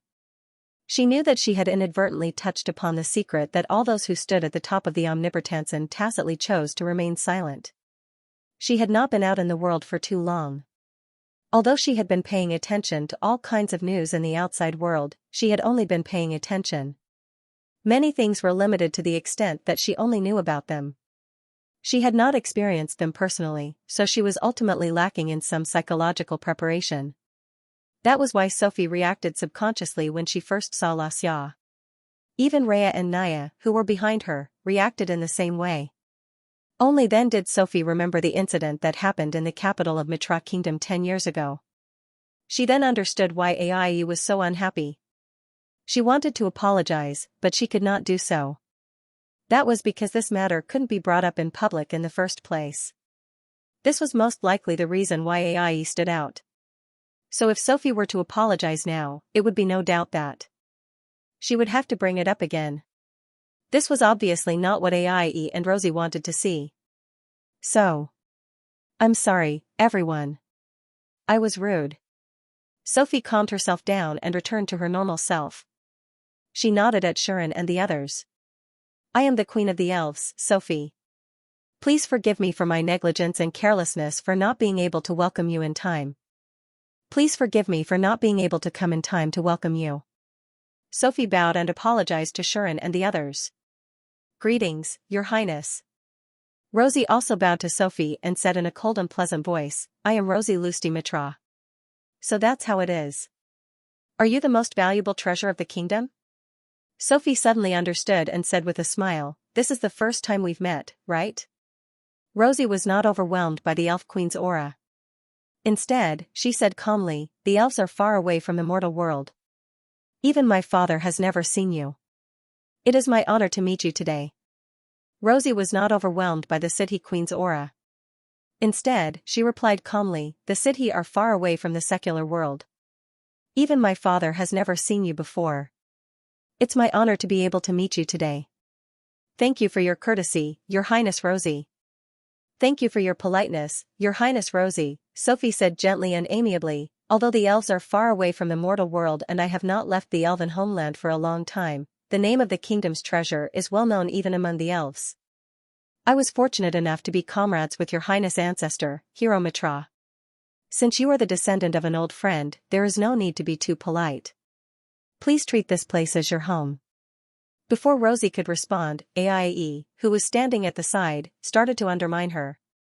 Old friend? Aie seemed to have finally found an opportunity. She snorted and said, hasn't that idiot Mitra been pursuing you? You still treat him as an old friend? Shocking secrets were exposed from Aie's mouth. Cough. Rosie choked in shock. Pursue? Sean was also startled. He had completely forgotten what had happened just now, and his face was full of astonishment. Even Marika and the elven mages of the elven division widened their eyes in shock. Clearly, they didn't expect to hear such an explosive topic. What? Don't you know? Aie did not seem to have any intention of letting Sophie off. She seemed to still be brooding over what just happened. She said calmly, what's so surprising? Throughout history, heroes have always been passionate. None of them were faithful to one person. Isn't it normal for Mitra, that hypocritical brat, to want to pursue the elven queen who is famous for her beauty? When she said this, Aie glanced at Sean for some reason. Shuren felt offended. Was she scolding him indirectly? Could she be any more obvious? What was even more outrageous was that, apart from Aie, the rest of them also subtly glanced at him when they heard the phrase, the heroes of the past are all sentimental. Shuren almost flipped the table. Why are you suddenly targeting me, digging up your ancestral graves, F***ck? On the other hand, Sophie's expression did not change at all. Your Highness Aie really likes to joke, Sophie said casually. The pursuit of beauty is a human instinct. Mithril may be a hero, but he's still a human. It's inevitable that he would do some impulsive things when he was young. In the end, didn't he meet the right person, settle down, and leave behind such an outstanding descendant? Sophie said nonchalantly. In other words, he had reduced the hero who had once pursued him to a young man who was still wet behind the ears. It sounded like she was protecting the hero's reputation, but if Hero Mitra was still alive and heard that the goddess he once pursued treated him as an impulsive young man, he would definitely be devastated, right? Speaking of which, you seemed to be the same back then, mercilessly rejecting his pursuit. Aie said with a faint smile, I heard that because he suffered a setback and was seriously injured by the power of the Demon King, his injuries could not be healed, and his body was left with hidden injuries. That was why he became disheartened and ran off to build a country. In the end, he even married the maid beside him and stopped indulging in debauchery. As she said that, Aie glanced at Shuren again, causing Shuren's mouth to twitch. Sophie still had the same expression. Personally, I think this is a good thing. Since Sophie said that, it seemed that she really did not have any feelings for Hero Mitra. Shuren could only silently mourn for this senior in his heart. Humph. Aie stopped looking for trouble with Sophie, snorted coldly again, and turned her head away. Rosie also did not say anything. It was not that she did not have anything to say, but to suddenly have such a big melon, and the other party was the ancestor that her family was proud of. Her feelings were so complicated that it was hard for outsiders to imagine. Especially when she heard that Ancestor Mitra ran off to build a country after being rejected by the Elf Queen, and that he married the maid beside him and stopped indulging in debauchery, Rosie felt even worse. I can't help but feel that the great image of my ancestor is crumbling. On the other side, Sophie began to turn her gaze to Shuren. You are Count Shuren Porstuart, right? Sophie stared at Shuren, her eyes seemingly flashing with some kind of emotion. Hello, Your Highness. When Sean saw that the other party's attention was on him, he could not help but touch his nose with a lukewarm look. It was not that he was putting on airs, but the situation just now told Shuren that at this time, it was best to pay attention to his image, or else he might be buried for 1,000 years like that senior. That would be too tragic. Welcome to the Elven homeland. Sophie did not feel that there was anything wrong with Shuren's attitude, and only said, You are the second male of a different race to visit the Elven homeland after Hero Mitra, so I am very sorry that we seem to have offended you. Please do not take it to heart.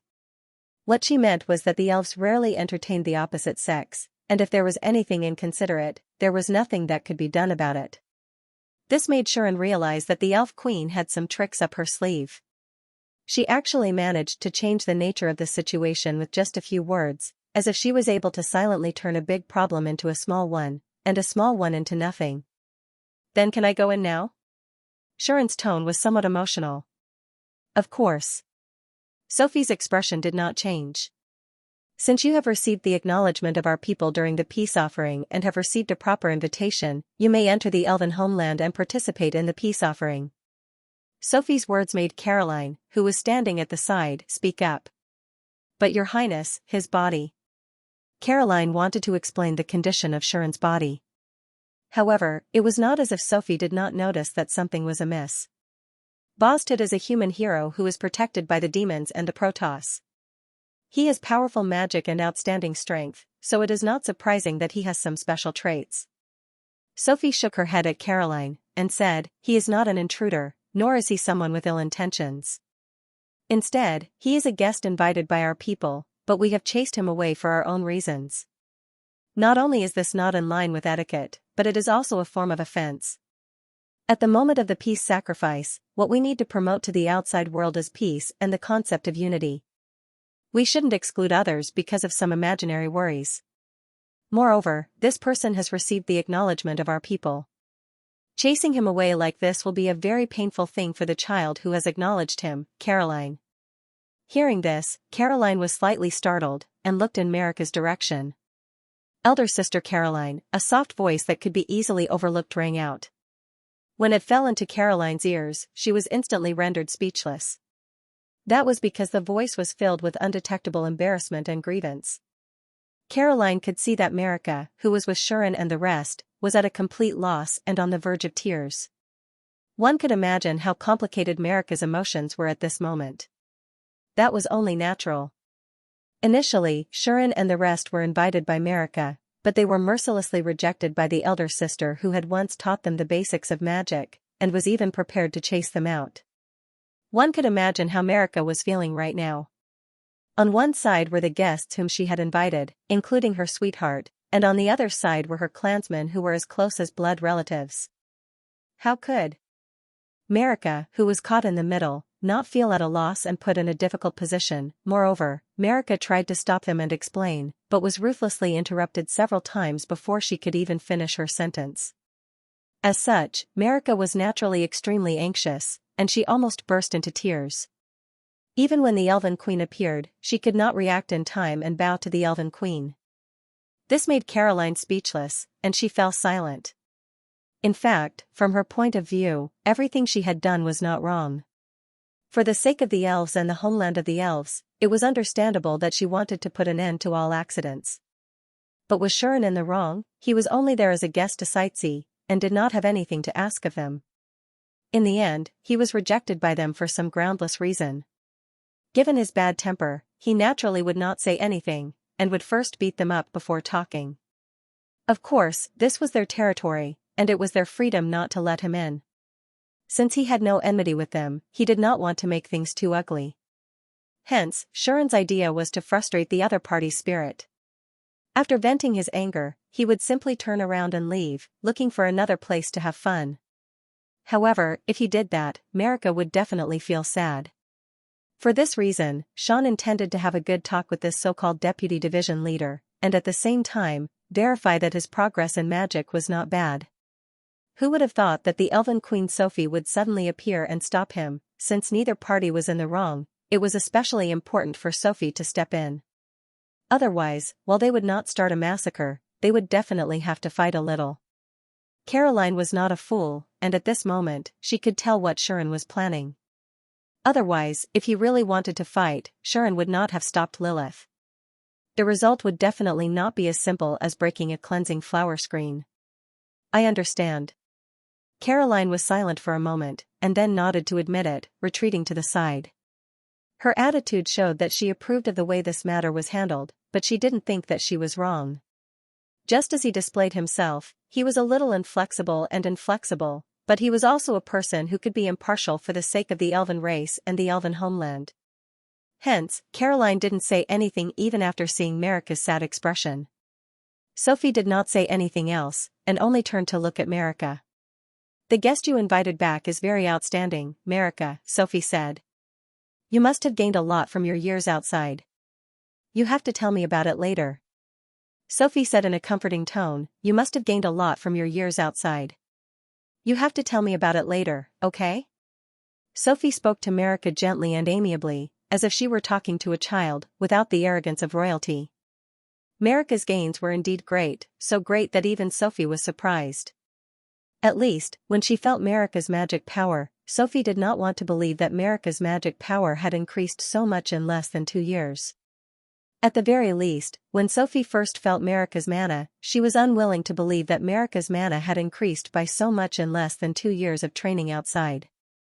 Moreover, why could she feel a trace of someone else's aura in this magic power? Sophie looked at Marika thoughtfully, and then at Xianxia, not knowing what she was thinking.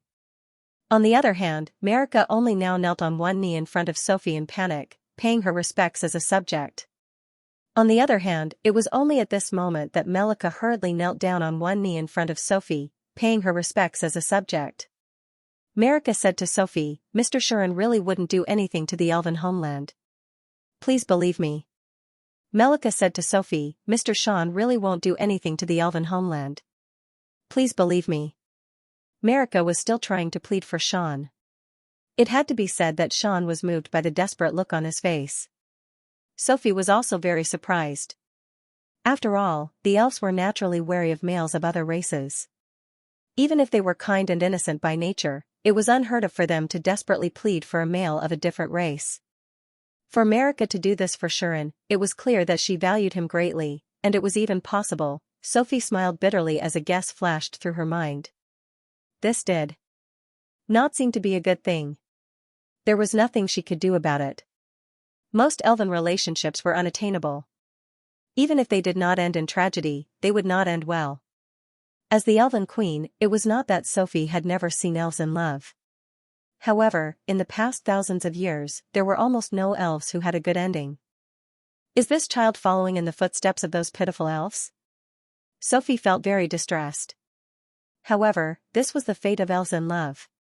Sophie could not say anything about it, so she could only remain silent. However, Melika's desperate appearance still stirred up some of Sophie's memories. Memories of the brave man who had once pursued him.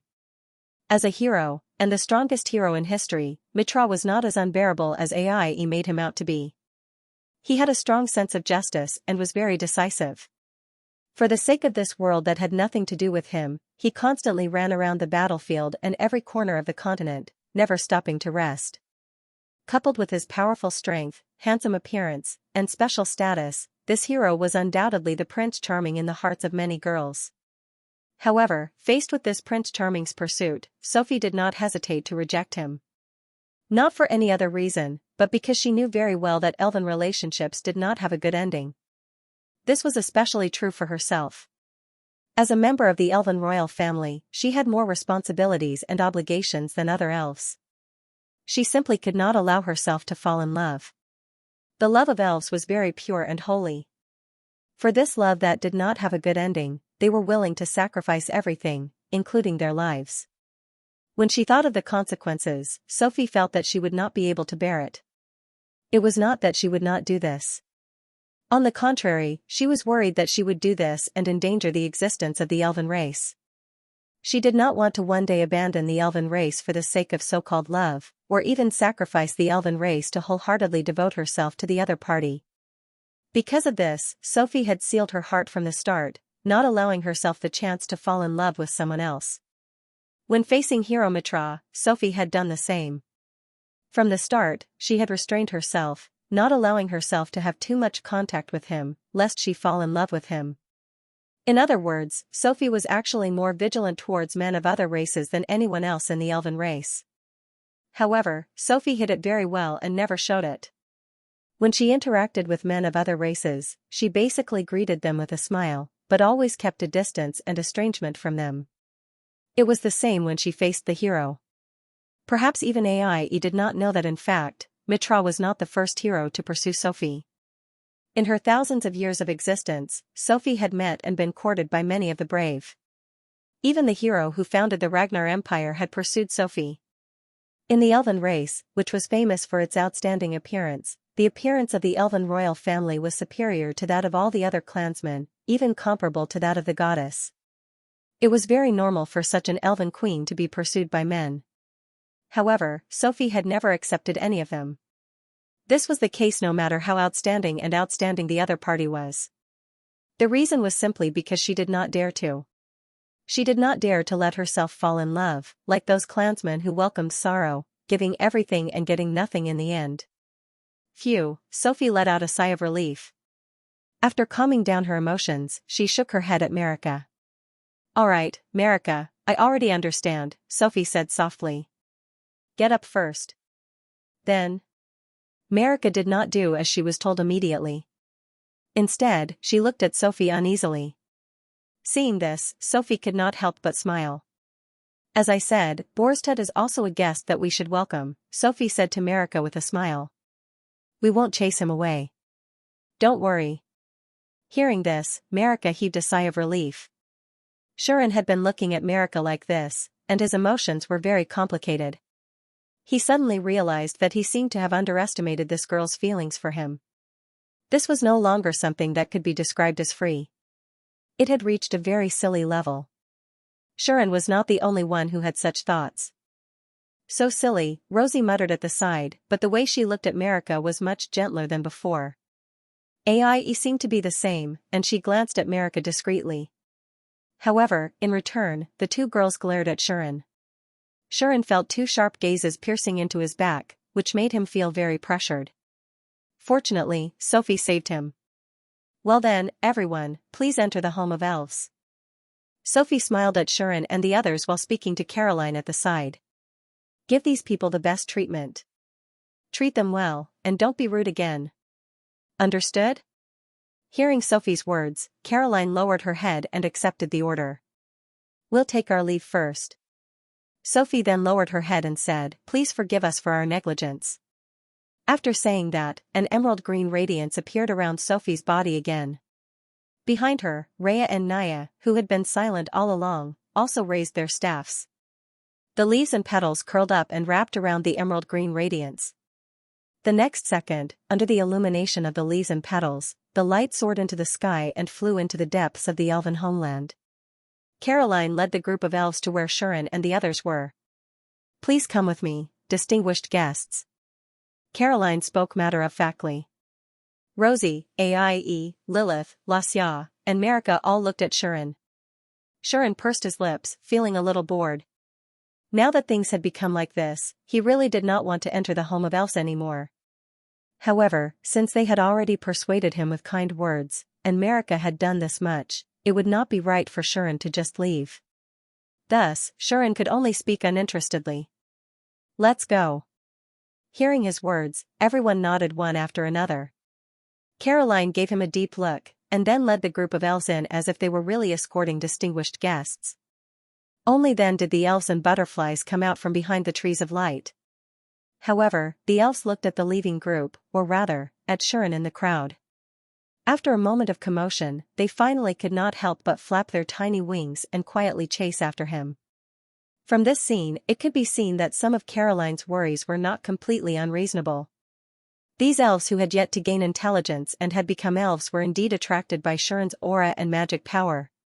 Like moths to a flame, they were already gathering in Xianxia's direction. Under such circumstances, no one noticed that a faint voice rang out in the depths of nature that no one could see. What will happen next? The goddess who had been watching everything from the sidelines seemed to have already expected it. She had expected what would happen next. Thump, thump, thump, thump, in the magical forest, a series of heavy footsteps reverberated, lingering in one's ears. That was Urine's footsteps. Yulin was taking heavy steps, following behind Shan and the rest of the elven division, scaring away countless fairies and fantasy creatures along the way. She looked out of place here, like an evil dragon that had mistakenly entered heaven. She was very unpopular. Caroline frowned and couldn't help but say, "Are you going to bring this dragon in as well?" It seemed that Caroline didn't want to see a vicious monster like Urine enter the elven homeland. It seemed that Caroline didn't want to see such a ferocious monster like Yulin enter the elven homeland. Yulin was very unhappy about this, but she did not dare to yell again. Xianxia, on the other hand, shot Caroline a glance. Shan gave Caroline a sidelong glance. "Can't monsters enter the elven homeland?" Sharon said leisurely. Don't tell me you're going to chase us away again? Can't monsters enter the elven homeland? Sean said casually. You're not thinking of chasing us away again, are you? After all, Sharon's attitude was very clear. He had no intention of doing as she wished. After all, Sean's attitude was already very clear. He did not intend to do as she wished. At this moment, a rather sinister atmosphere pervaded the air between Sharon and Caroline. Needless to say, after the confrontation just now, the two of them had clearly grown to dislike each other. Seeing this scene, Marika looked somewhat worried, while the others looked at each other in silence. As for the elves, they would turn their gazes to Sharon from time to time, as if they were observing something or confirming something, whispering to each other. Such a group of people walked in the magical forest, with a huge black dragon following behind them. Together with the fairies hanging in the distance, it formed a very wondrous scene. But gradually, the attention of Sean and the others was attracted by the surrounding environment, not to mention the elven division. This was because, as they went deeper and deeper into the forest, the homeland of the elves finally came into view. It was a very beautiful village. There were no undulating buildings in the village, nor were there luxurious mansions. There were only tree houses. Towering trees that had experienced the vicissitudes of life had been built into tree houses. They were situated in all directions, and the treetops were transparent like the tree of light. They emitted a gentle light, looking exceptionally pleasing to the eye. Elves with sharp ears and robes draped over their heads walked on the mountain-like paths.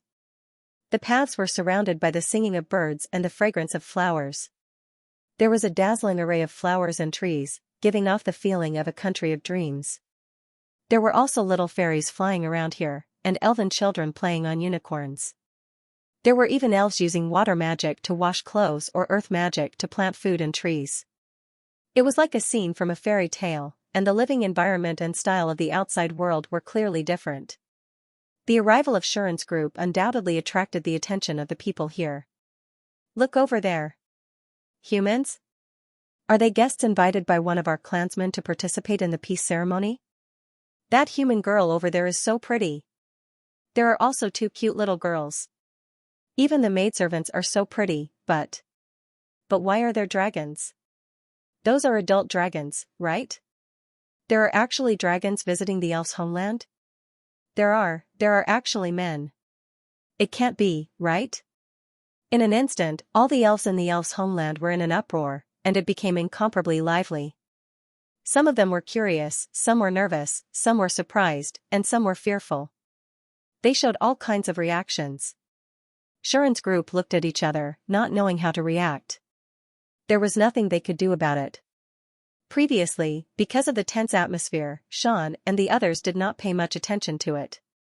But now, after entering the elven hometown, they realized that not only was the environment beautiful, but the elves who lived here were also beautiful and had their own characteristics, just like the Kingdom of Dreams and the magical forest. How is this the elves' homeland? It's clearly a country of women. Sharon couldn't help but grumble.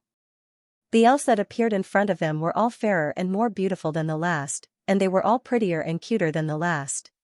At a glance, none of them were below 90 points in terms of appearance. Originally, Sean thought that the maids and servants in his house were beautiful enough. After all, those maids and servants were all talents that Xianxia had carefully selected and hired. Each of them had outstanding looks, with the lowest score being 85 points.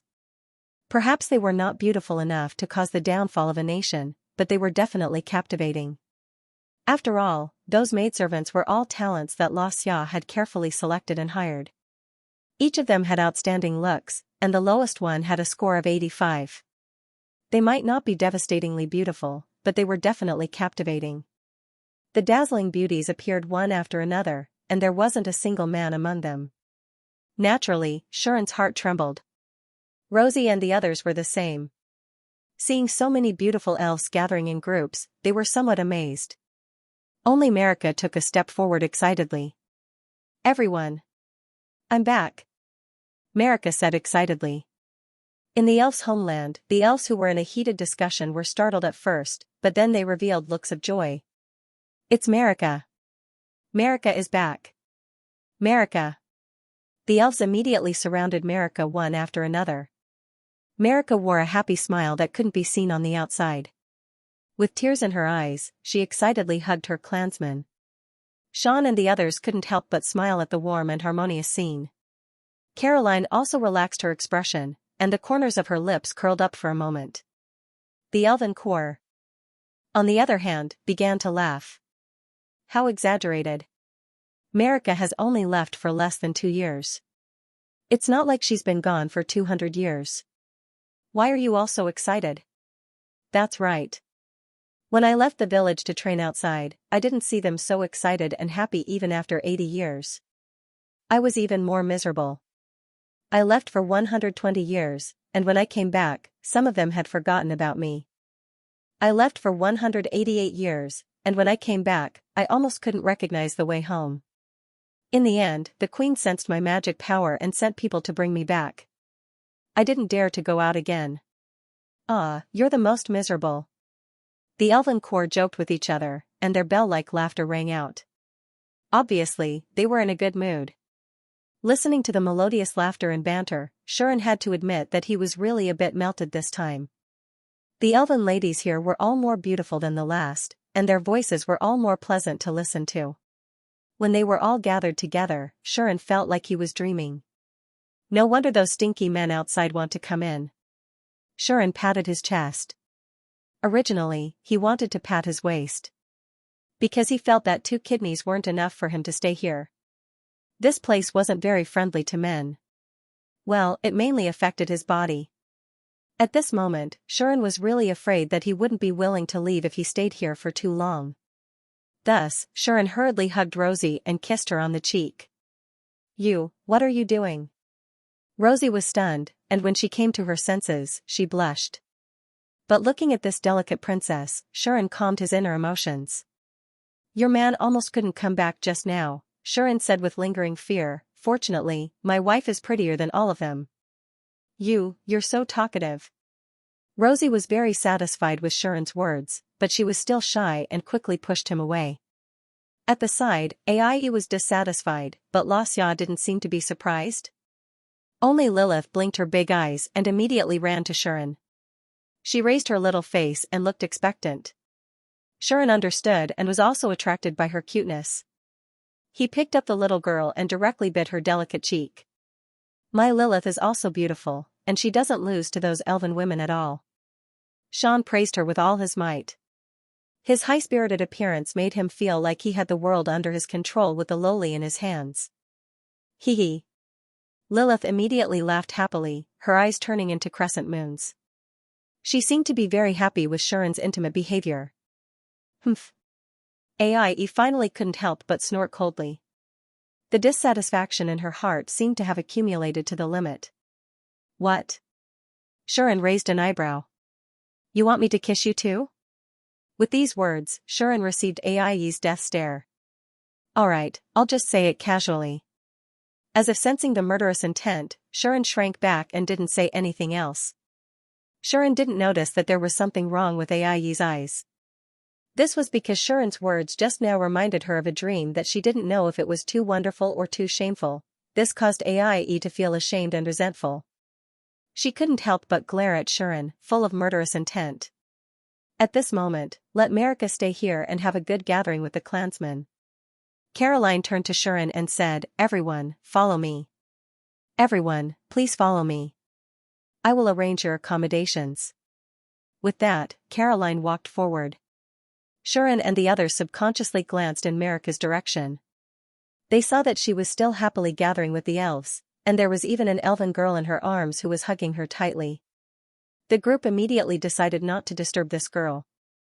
Thus, they quietly followed Caroline and left, leaving Marika behind.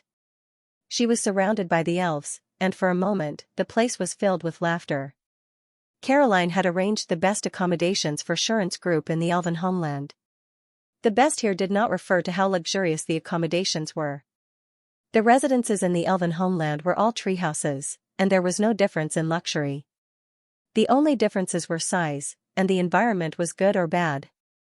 The only luxurious place in the elven homeland was the palace at the center. It was a palace on a towering tree that looked like a heavenly palace.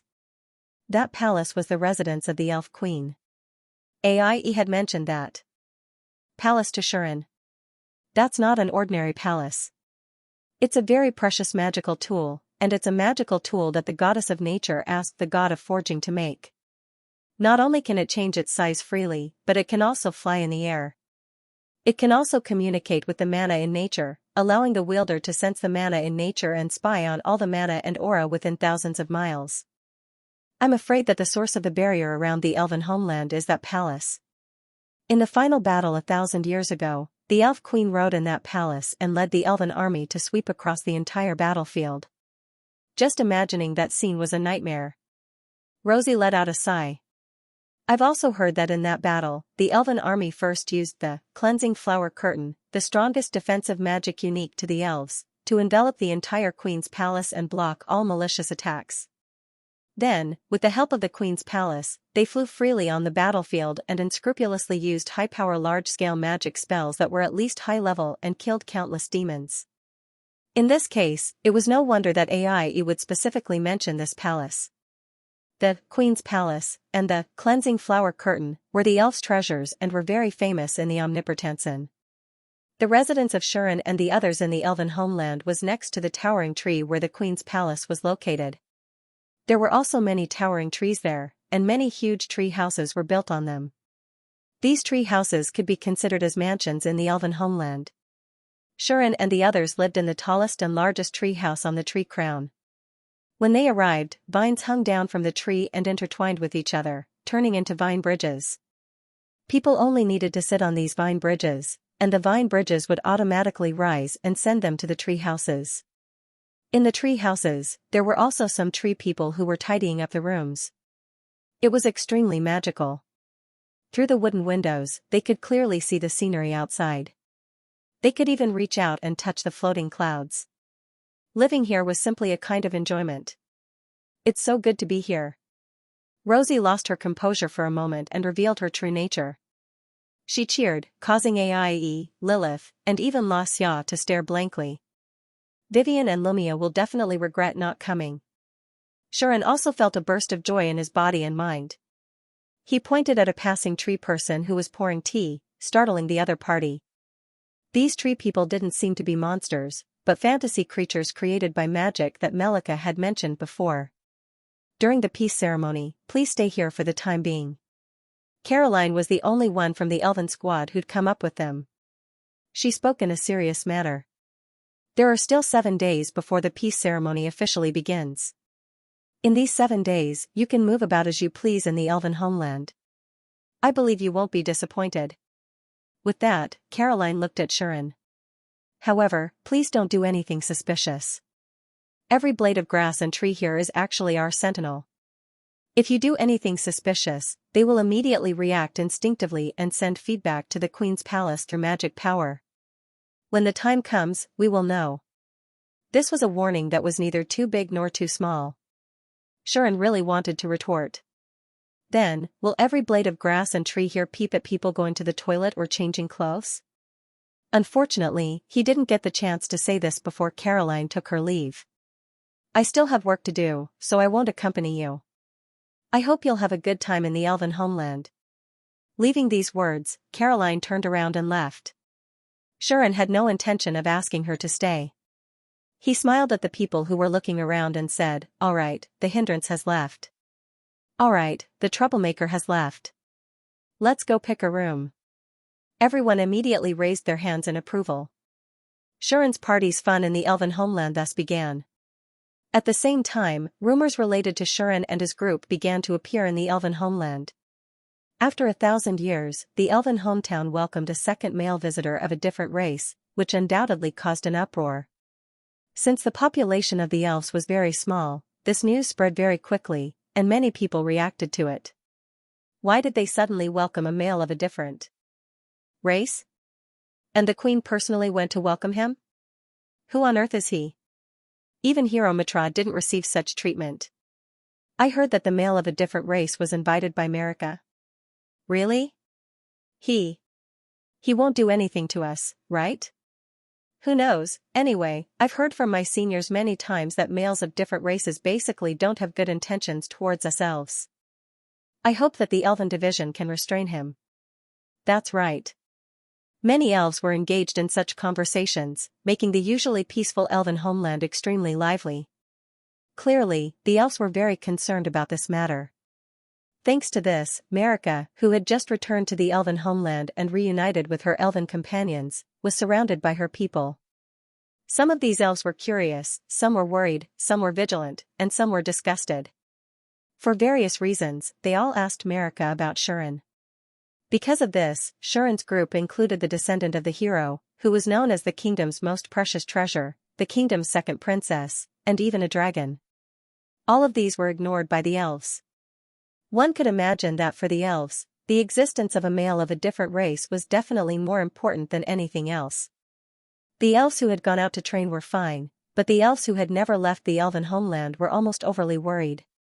Why did they invite a man in? It's like inviting a dangerous person to their home as a guest. Really, the queen, why did they allow a man in? I think it's better to ask the elven division to drive him out. That's right. These elves, who had never left the land of the elves, gathered around Marika and chattered like this. Marika was also extremely distressed. She could understand what these elves were thinking. This was because in the past, before she left the elven homeland, she had always been afraid of the existence of males of different races. There was nothing she could do about it. Regardless of whether it was the elves who had left the hometown of the elves or those who had never left the hometown of the elves, the most common thing they had heard since they were young was how the males of other races treated their own kind. Due to their outstanding looks and the fact that they were born as a magical race, there were too many people who coveted the beauty and talent of the elf race. There were so many that it was uncountable. The clansmen who had returned from training in the outside world had said more than once that the most common thing they encountered in the outside world was harassment from men of different races. Furthermore, there were some clansmen who were careless and fell into the traps and deceptions of foreign males. Their fates were often very tragic. They were either sold illegally as high-grade goods, or they chose to commit suicide in order to protect their purity before they were about to be defiled. Furthermore, some elves were careless and fell into the traps of males of different races. Their fates were often very tragic. They were either sold illegally as high-grade goods, or they chose to commit suicide to protect their purity before being defiled. In this case, how could the elves have a good impression of males of different races? Even Marika, in the short 2 years since she left the elven homeland, had been harassed by descendants of nobles like Margrave and Adele. One could imagine what else would encounter in the outside world. If not for Vivian's protection, Marika would definitely have encountered even more harassment, and she might not have been able to stand here and reunite with her elves. It could be seen that in the hearts of the elves, the existence of males of different races was really not a good thing. This might be prejudice, but it was very realistic. With the appearance and talent of the elves, it was inevitable that they would encounter such things in this world. Thus, Marika could understand the thoughts of her elves. But even so, Marika still wanted to say something. Everyone, please listen to me. Mr. Shuren is not a bad person. Indeed, most of the males of the alien races are unfriendly towards us, but not everyone is like that. There are good people and bad people in this world, and it is the same for males of different races. Some are good, some are bad. Mr. Shuren is very good to me. You'll know when you see it. That person won't have any ill intentions towards us because of our looks and magical talents. That's because he has a fiancée who is even more beautiful and talented than us. She's even more outstanding. Please believe me. Melika's exhortations had some effect. Indeed, that man has a very beautiful person by his side. Yes, yes, yes, I saw him too.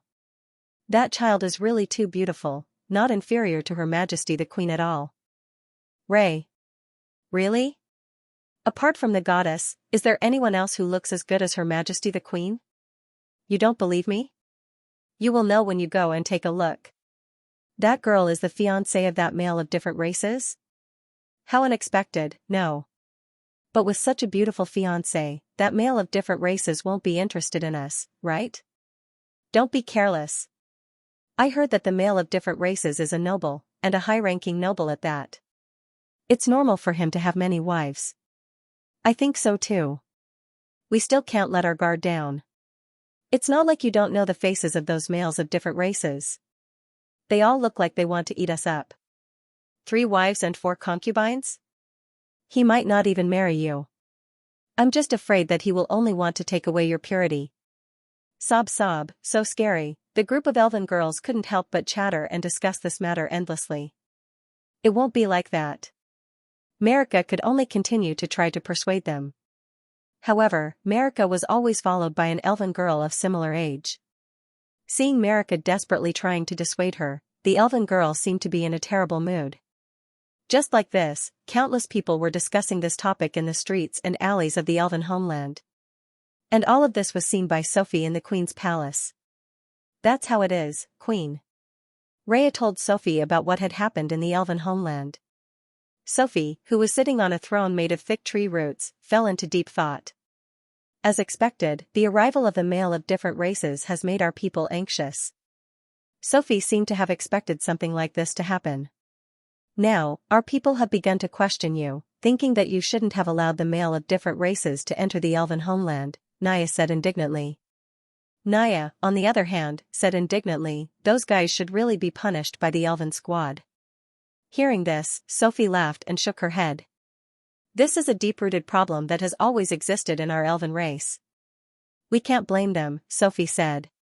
Sophie said, the elven homeland is too remote and far away from the outside world. Our race is also so special, so it's normal to have such prejudice and rejection.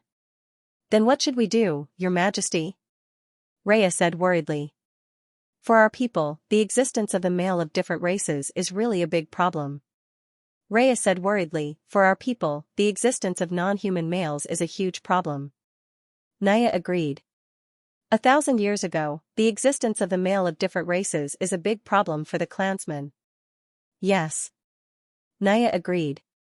1,000 years ago, it was because of Goddess Naduna's recommendation and the threat of the Demon King that the clansmen realized that this was something they had to do, so they reluctantly accepted the arrival of the hero. This time, there's no such reason. Should we just tell the truth to the clansmen? Rhea suggested, spread the news of the arrival of His Highness Dragon Demons and Goddess Lilith. Tell the clansmen that the male of different races is protected by those two, then the clansmen won't react too much. There's also the matter of Her Highness Rosie. Naya also said, spread the news that the male of different races is the fiancé of the kingdom's treasure. For the sake of the Goddess of Destiny and the Protoss, the clansmen should be able to tolerate it for a few days. Rhea and Naya's constant suggestions clearly showed that they attached great importance to this matter. This made Sophie sigh silently in her heart. It's just a man's visit, yet even Rhea and Naya are treating him so seriously. The elf's wariness towards males of different races is too deep-rooted. Even so, Sophie was not about to correct it. There was no need to correct it. That was because this was a good thing for the city. The special nature of the elves meant that they had to be on guard against men at all times. They couldn't easily trust them. Otherwise, they might not even know when they had been sold. Therefore, this deep-rooted thought could be considered a way for the elves to establish themselves. However, the reaction of the clansmen towards the male of different races was indeed not suitable to be too extreme. Otherwise, if he accidentally did something extreme and caused a conflict with the other party, then it would be troublesome. At the very least, Sophie definitely didn't want to see the elves offend the dragon demon, offend the legendary strongest evil god. What should I do? Sophie pondered. At this moment, tomorrow, bring that one to the temple, Roland said. An incomparably clear and exceptionally gentle voice entered Sophie's ears, causing her entire body to tremble, and she abruptly stood up. Queen? Queen? Both Rhea and Naya were shocked by Sophie's actions. However, Sophie ignored the two of them and looked at the sky excitedly. That was a revelation from Goddess Najula. Sophie was excited. Could it be that Goddess Najula is going to appear again? After the hero Mitra from 1,000 years ago, this time, the main god was going to introduce a male of a different race. While Sophie was thinking about this, she didn't realize that Najula was the closest to her, watching. I'll give it a push. Najula chuckled. I hope you can build a good relationship with that hero, children.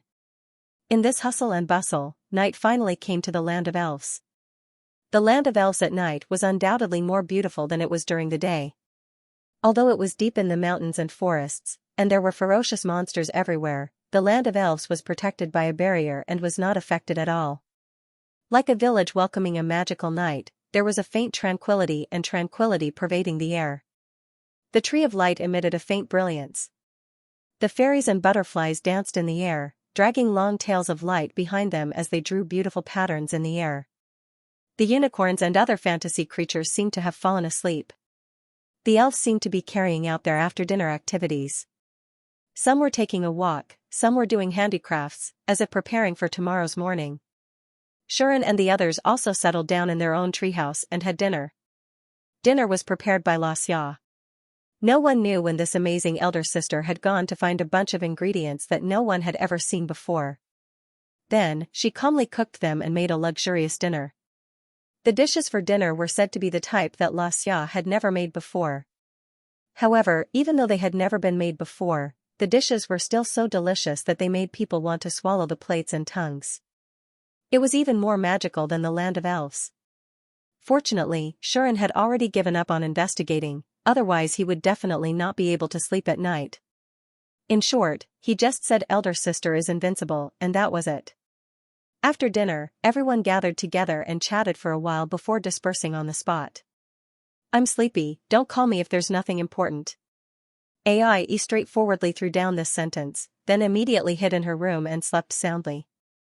I'll go look for Marika. Rosie did not know why she had such an idea, but it seemed that she was very concerned about what Marika was doing now, so she quickly left. Sean originally wanted to follow her, but he found that the girl had already run out of sight. Why did you run so fast? Xianxia was very dissatisfied. He seriously suspected that this princess could no longer bear it and wanted to go out and have fun. Ever since this girl came to the land of elves, she had been eager to go out and play. Now she must be extremely curious about the scenery of the land of elves at night, right? There was nothing wrong with that. However, abandoning one's husband and going out to play alone was not a good style to advocate. I'll deal with you at night. Xianxia remembered this grudge, then turned around and prepared to hug the little girl Lilith to kill time. Who would have thought that Lilith would also fall asleep? Let me take care of Miss Lilith. Xia carried Lilith, who was fast asleep, back to the room. Sean looked at all of this in a daze, and suddenly reacted. Have I been abandoned? Yes. Yes. In this village that was not very friendly to men, he was abandoned by the girls around him and became a loner. Sean wanted to curse, but he sighed and said, forget it, I'll go to bed early too. So, Sean went back to his room and lay on the bed. It was worth mentioning that the bed here was not a soft quilt, but a tree bed similar to a hammock. Tree vines would extend out from the walls of the room and interweave into a net.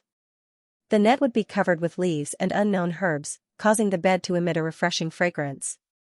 It was very pleasant. Xianxia tried it and found that this bed was not as wobbly as a hammock. It was very stable. Not only did it not make people feel uncomfortable, but it was also so comfortable that people did not want to get up. Coupled with the fragrance that lingered at the tip of his nose, Xianxia, who was lying on it, almost fell asleep in seconds. No wonder those two little girls go to bed so early. Xianxia understood. When choosing the room during the day, Ai was very satisfied with this bed. Lilith also jumped on it for a long time. At night, affected by the quiet and peaceful atmosphere outside, it was understandable that she would want to go to bed early. Xianxia glanced out of the window, only to find that Yulin had flown to the queen's palace and was directly lying on the canopy of the tree, sleeping comfortably.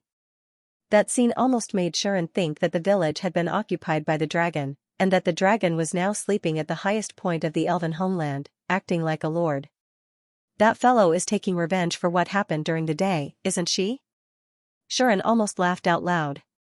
He knew that because of what happened during the day, Yulin's impression of the elves had dropped to the lowest.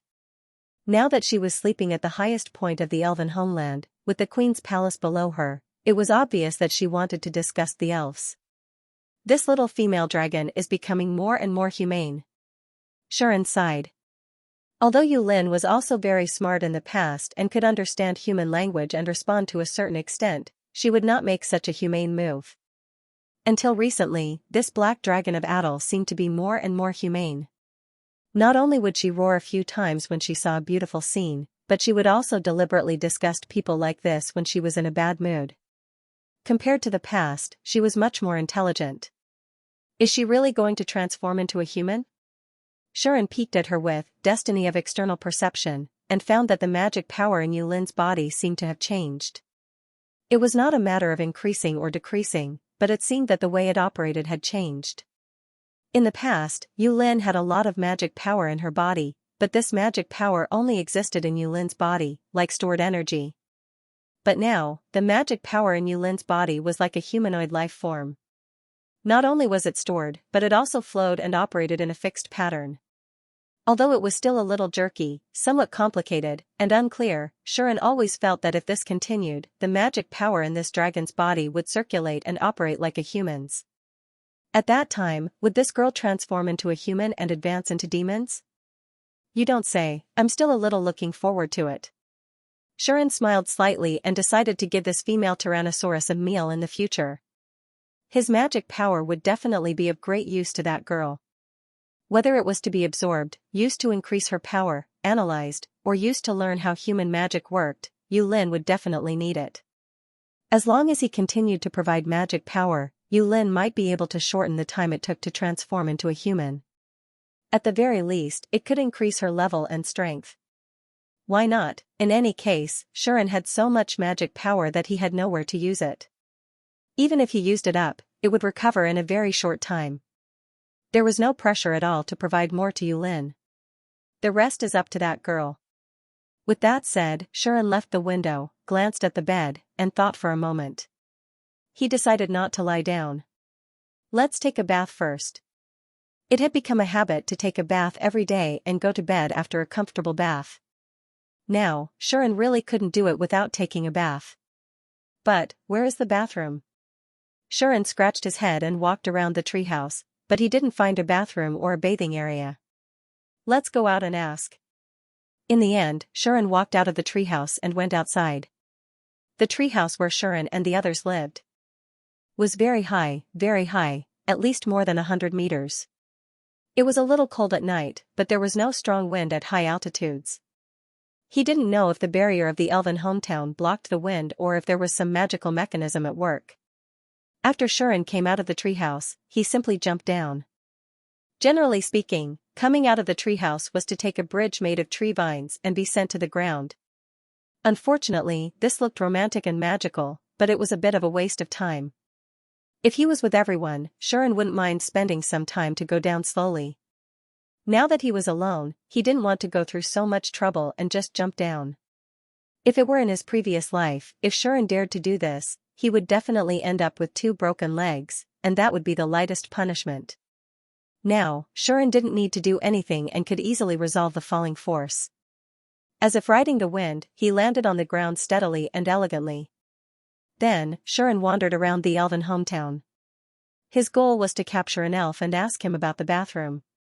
However, when Shuren met a young elf girl and wanted to talk to her, she ran away before he could finish his sentence. Shuren was silent for a moment, then turned in another direction and found another passerby. Beauty, Shuren's voice scared the other party.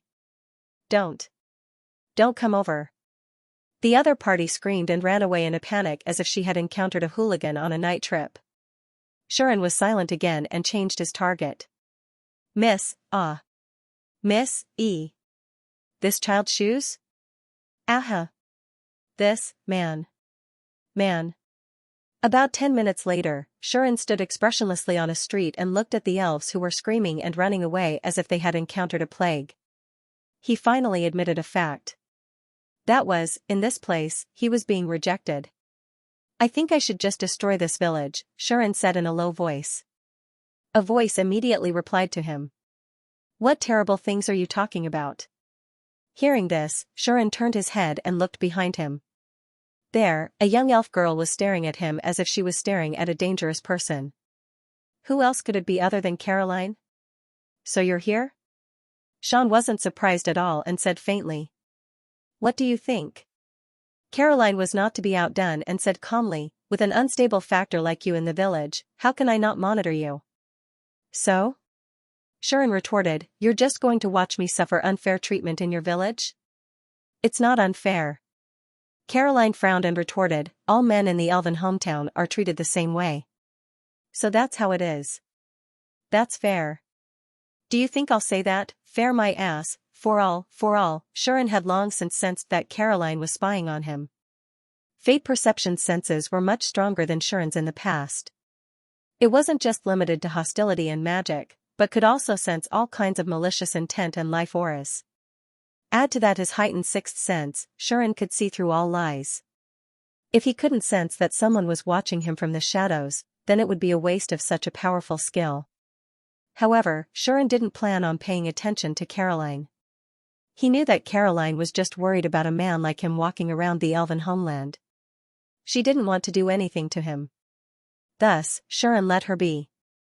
Now, the other party actually walked out so openly and told him about this matter. Was he really that fearless? Or was this person so rigid that she didn't even know how to hide it? Sharon didn't know, and he wasn't interested. All he knew was that he couldn't get along with this inflexible girl at all. Thus, Sharon's tone towards Caroline wasn't the slightest bit pretentious.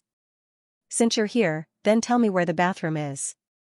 Sharon asked Caroline directly. He couldn't be bothered to disturb, alarm the elven girls around him. However, Caroline's reply was unusually straightforward. No. Caroline took 1/10 of a second to reply. What did you say? Sharon was stunned. I said no. Caroline said expressionlessly, there's no such thing as a bathroom in the elven homeland. Otherwise, do you think we wouldn't have one in the treehouse? So it wasn't that he couldn't find a bathroom, but that there was no such thing as a bathroom? Who was she kidding? Then how do you bathe? Sharon ridiculed. Don't tell me that elves don't bathe or go to the toilet. Even Caroline couldn't help but glare angrily at Sharon when she heard the words, go to the toilet. Didn't this man know what he should say and what he shouldn't say? We bathe and never use a bathroom, Caroline said stiffly. Caroline's tone was stiff. As a part of nature, we elves always clean ourselves in rivers or lakes. Sharon understood. That's what she said, right? Do the elves bathe in rivers or lakes in the open air? Sharon's imagination ran wild. Could it be that there was a river or lake in the elven homeland that was filled with naked elven maidens? Sean could almost see the beautiful elves laughing and playing in the rivers and lakes as if they were just born. Should I use inner perception of destiny to sneak over and take a look? No, I'm not going over. How can I be that kind of person? I just want to test the effects of perception of destiny. I don't have any dirty thoughts at all. As a heavens will skill that he had fused with countless other skills, he had to confirm the power and effect of these heavens will skills. That's what I'm thinking. It's very pure, that's right. Unfortunately, you'd better not do anything you shouldn't. As if she could guess what Sean was thinking, Caroline said coldly, it's precisely to prevent a man like you from doing dirty things that I'm monitoring you. Even if I don't monitor you, with the Queen's palace around, no movement in the elven homeland can escape the Queen's notice. I advise you to dispel any thoughts that have arisen in your heart. Ahem, don't slander me so casually. Sharon coughed dryly and said seriously, do you think you're some peeping goddess who can read minds? What right do you have to say that I have dirty thoughts? Doubts immediately appeared after these words were said. Peeping goddess? Caroline was startled. I've been discovered? A certain goddess of nature who had been following Sharon closely was also shocked. This goddess didn't know that Sharon wasn't referring to her, but someone else called Nian. Caroline, on the other hand, didn't pay much attention to Sharon's words after the initial shock. Perhaps she thought that Sharon was talking about Lilith, Caroline said faintly. I can't read minds, but I know that when this matter is mentioned, you men will have the same reaction. Hero Mitra was like this back then. Caroline's words made Sharon sigh with emotion. That was, whether or not one was a hero, they were all pitiful men. He was like that, and so was Hero Mitra from 1,000 years ago. But Sharon still wanted to say it. Senior, you've tarnished the reputation of the hero. He felt that after coming to the elven homeland, the great image of the hero who defeated the Demon King seemed to be gradually collapsing. Of course, on the surface, Shuren still had to say something. Since you don't know how to read minds, then don't spout nonsense. Does our reaction mean that we have dirty thoughts in our hearts? Isn't it because he's worried that you little elf girls might freeze in the river or lake? Hearing this, Caroline was speechless. Elves are the favorites of nature and won't be affected by natural temperatures. As long as it's not man-made or magical power, elves won't feel hot or cold. Caroline's gaze toward Shuren became somewhat disdainful. It was clearly the gaze of a man who wanted to do something bad but was caught clumsily trying to defend himself. But the heavens had pity on him. Shuren really didn't know this kind of knowledge. Elves won't be affected by natural temperatures, alright, as expected of a naturally born magical race, nature's favored children. This was practically the living proof of the unscientific saying. So, there really aren't any bathrooms in the elven homeland? Shuren was still a little unwilling to give up. No. Caroline was still as straightforward as ever. We love nature and are close to it. For us, entering rivers and lakes to clean and bathe is a habit and instinct. Let's not talk about going out to train, but in the village, we all do the same. Even the queen does the same. There are no so-called bathrooms in the elven homeland. Now, Shuren understood a little. He understood why Rosie had run off to find Marika alone. Could it be that she already knew about this and was unwilling to bring me along, and was afraid that I would run off to peep at the elven girls bathing? That's why she was acting so sneakily, right? The corner of Shuren's mouth twitched. This was entirely possible. Otherwise, why didn't that fish-catching princess bring him along? If he had only gone to find Marika or played in the elven homeland, that girl definitely wouldn't have let him off and would have dragged him everywhere. That unlucky child, Shuren made up his mind to teach that princess a good lesson tonight. As for how that princess knew about this, Shuren suspected that it was Xia's doing. That maid appeared and disappeared mysteriously. She would always inexplicably gather all kinds of tourist information about the places she went to, such as the location of the hotel, the location of the restaurant, the ingredients for cooking, and so on. She would find out more than anyone else. This way, it was very likely that the maid had already arranged for the girls to bathe in advance. Otherwise, forget about AIE, it was impossible for Lilith to be coaxed to sleep without bathing. That expressionless maid, Shuren gnashed his teeth. At this moment, Shuren felt as if he was being targeted by the whole world. In this elven homeland, he really had no status. No, he had to find a way to get back at them. As Shuren began to consider this matter, he asked Caroline. Then what should I do? Shuren said. You can't ask me not to bathe, can you? If this elf dared to say, aren't all men smelly? If that was the case, Sean wouldn't mind punching her in the chest and saying, aren't women all soft, to retort back. Fortunately, Caroline wouldn't go that far. The queen said that you'll be treated the best. Since that's the case, we'll naturally prepare it for you. Caroline turned around. Follow me. After tossing these words down, Caroline walked forward. Prepare? Shuren muttered a few words, then followed her unwillingly. Along the way, Shuren met many elven girls. These elven girls all had the same reaction. First, they jumped in fright and hurriedly retreated to the side. Then, they sneaked glances at Shuren, both fearful and curious. Shuren felt as if he had come to the wrong place. He didn't want to complain anymore. Hurry up and wash up. This was Shuren's only thought. With Caroline leading the way, Shuren arrived at an unknown place. This was deep in the forest, some distance away from the elven homeland. Not far ahead was the boundary of the elven homeland. It was said that there was an endless mountain range outside. You can bathe here. The bathing area Caroline had prepared for Shuren appeared under such circumstances. Sean's eyes widened when he saw the scene in front of him. He was stunned. A hot spring? Yes. What appeared before Shuren was a hot spring. And a very large one at that. It was about 20 or 30 meters in diameter and a dozen or so meters wide. It was like a small lake, big enough to bathe 100 people, let alone one. Looking at the hot spring that was constantly emitting hot air, Sean was very surprised and astonished. Is this what you meant by prepared? Sharon blinked. Was it dug out on the spot? Of course not, Caroline said indifferently. This hot spring has existed for a long time, so long that it was already here when Her Majesty the Queen was born. She often used it when she was young, and occasionally later on. Few people know of its existence, so it's just right for you to use. She retracted her words. His treatment was actually quite good, wasn't it?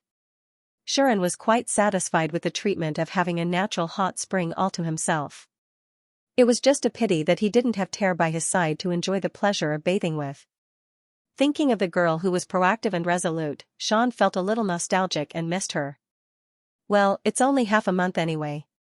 At the thought of this, Sharon set aside his longing and turned to look at Caroline beside him. What? Is there a problem? Sensing Sharon's gaze, Caroline immediately inquired. To this, Sharon only replied with one sentence. It's not me who has a problem, it's you. Sharon was all smiles. Caroline was immediately at a loss. She asked with a frown, what problem could I have? You're fine? Sharon nodded in understanding, then changed the topic. Since you're fine, why are you still here? Do you want to see me undress? You. Caroline blushed. She was so angry that she could no longer maintain her stern and old-fashioned demeanor. She glared fiercely at Sharon, but she didn't say anything. But she didn't say anything. She just turned around and left. Seeing this, Sharon looked as if he'd won something, but he seemed to have thought of something and hurriedly spoke up. Wait, no one will come here, will they? Sharon had to figure this out first. You're worried? Caroline mocked. Don't worry, no one will come to peek. Did this man really think that the elves would care about these things? Who were they? Elves who valued purity. Elves would never want to peek at a man bathing. But, am I worried that someone will peek? Sean replied sarcastically, I'm worried that you unreasonable women will break into this place later and take advantage of me. You'll even pretend to scream and attract everyone here. Then, you'll smear my name and say that I'm acting like a hooligan. Who am I going to reason with then? These words really infuriated Caroline. But Sharon wasn't joking. Similar plots had appeared countless times in all kinds of novels. Whether it was accidentally seeing some beautiful scenery or letting others see some beautiful scenery, the one who suffered in the end was always the male protagonist. Sharon didn't want to fall into such a vulgar plot and be slandered instead. Otherwise, with the special status of foreign males among the elves, he wouldn't be able to clear his name even if he jumped into the Yellow River. With his violent temper, if he really became like that, he would not be like those cowardly male protagonists who did not dare to fight back even after being targeted. He would act like he did not want to bully or hit a woman, but in reality, not only was he not the slightest bit righteous, he was also extremely stupid. If he were to encounter such a thing, he would have to apologize. He would have to capture them and beat them up first. Only by beating them into submission would they have the right to speak. Otherwise, how could they expect a group of angry women to reason with them? Otherwise, would he be able to reason with a bunch of angry women? Anyway, I'll say this. If someone barges in later and causes trouble, I won't be polite, Sharon said with a smile. We haven't even finished our fight yet. Caroline glared at Sharon. That look in her eyes made it seem like she was about to pounce on him and bite him. After a while, Caroline gritted her teeth and said, Only Her Majesty the Queen comes here. Only Her Majesty will come here. Lady Rhea and Lady Naya will come with Her Majesty sometimes, but they won't come during the peace ceremony. After all, it was Sophie who'd brought Sharon here and let him use the hot spring. Under such circumstances, Sophie naturally wouldn't come here, and neither would the two legendary corps commanders. I'll wait for you outside. You can rest assured now, right? After saying this, Caroline turned around and left as if she didn't want to talk to Sharon anymore. You can wait outside, but don't steal what you're guarding, okay? These light words caused Caroline to stumble and almost fall. Finally, Caroline stormed out of the place in a huff. Caroline didn't even notice that Sharon only had a triumphant smile on his face. That's what you get for putting on airs in front of me. See if I don't piss you off. Obviously, Sean was deliberately making it sound like he deserved a beating. Ah, so comfortable, a figure soaked in the natural hot spring, accompanied by an incomparably satisfied yet refreshing sound. This hot spring has some tricks up its sleeve. It's not simple. Sean took a comfortable bath, but he looked at the hot spring with a meaningful look. If someone who had learned the skill, mana perception, were here, they would discover that this natural hot spring was not only emitting heat and steam, but it was also emitting rich mana. Sharon discovered this as soon as he arrived and immediately understood. How is this a hot spring? It's clearly a source of mana. That's right, this was not a hot spring at all, but a natural source of mana. The hot water in this source of mana was all condensed from natural mana, and it was not ordinary hot spring water. With the perception of destiny, Sharon saw through many things. This source of mana should have absorbed the special mana in the deepest part of the Tagore forest during the process of expansion, which caused some changes and turned it into a form similar to a hot spring. Sources of mana were divided into sizes and levels. Some were only small sources of mana, some were medium-sized sources of mana, and some were large sources of mana. According to the size and level, the quality of the spring water in the source of mana was also different. This hot spring source of mana should have been a small source of mana, and after countless years, it expanded into a medium-sized source of mana. However, because of the special mana here, it did not grow into a medium-sized source of mana in the end. Instead, it mutated and transformed into such a hot spring source of mana. That special magic power should be the reason why the elves were born in nature here, right? Sharon used destiny to feel the surroundings. Generally speaking, magic power was transformed from life force, and so was natural magic power. It was naturally transformed from the life force that flowed out of the largest existence in the world. Therefore, mana was closely related to vitality. Once there was a problem with vitality, there would be a problem with mana, and once there was a problem with mana, there would also be a problem with vitality. This caused all the mana to actually contain a strong aura of life, but it was not as pure as vitality. However, Sharon discovered that the natural mana in the home of elves was not only as pure as vitality, but it even had a special pulse. If one were to say that ordinary mana flowed like air currents and rivers, then the mana here would be like a heart, beating rhythmically in the process of flowing. That feeling was no longer like the air currents and rivers of ordinary mana, but more like blood vessels flowing in it. It was very special. It was because of this special mana that the elves were born from nature and became a kind of natural life. It was the same for this hot spring source of mana. Under the condition of absorbing the mana here all year round, it had undergone a strange change. If one often soaks in such a hot spring, it will definitely be able to make the mana in the body active, accelerate the growth of mana, and even feed back to vitality, allowing people to live longer, and even heal some serious injuries. Sharon sighed emotionally. This is much more precious than ordinary sources of mana. Sharon was certain that if the source of mana here appeared in the outside world, it would definitely be fought over by countless forces and even countries. In order to occupy such a unique source of magic power, many countries wouldn't mind going to war and snatch the land with such a source of magic power. Its value was limitless. It was truly a priceless treasure. No wonder even the elven royalty would come here. Sharon turned his head and looked to the side. There were actually a few unicorns with their horses' heads lowered, drinking from the spring water in the hot spring. The levels of those unicorns were not low at all. The lowest one was at level 84, while another was at level 88 and 89. They were only a step away from the legendary grade. Being able to drink from the spring water here should be a great help to these unicorns, right? The world only knows that the elves have a group of mages that is known as the strongest, but they don't know that the monsters and fantasy creatures under their management drink the spring water here all year round, and their levels are also not low. Sharon pursed his lips. He could totally imagine that in the elven homeland, apart from the elven group, there was also a high-level army of monsters that was definitely not inferior to the former. The elves might have a small population, but not only were they long-lived, but they also coexisted peacefully with so many high-level monsters, and even managed them. Sharon had reason to believe that when necessary, the elves would definitely be able to command this high-level monster army. At that time, the powerful monsters would charge at the front, and the elves would provide support from the back with powerful magic that surpassed the human race. The combat power displayed would not be inferior to any other race in the human race. Note, it was race, not country. If it was just the power of a country, even if the Mitra kingdom and the Ragnar Empire were to go against the elves, Shuren felt that they would not be able to gain an advantage.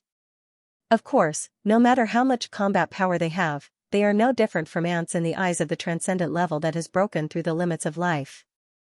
Now, Shuren was very clear about the gap between the existence that had transcended and the existence that had not. Without the existence of transcendence, even a powerful race like the elves would still have to fear Aie and Lilith. Shuren saw this clearly. At this time, Aie. A very soft voice suddenly came into Shuren's ears. Shuren suddenly stood up from the hot spring, turned around, and looked in one direction. At some unknown point in time, a little girl had appeared there. You. Shuren was stunned on the spot.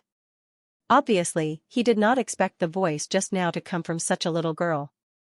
It was a little girl who looked like an orc, wore a leather dress, and looked like she was about 13 or 14 years old. The little girl was holding a mysterious furry beast, blinking her big eyes as she stood by the hot spring and stared at Shuren.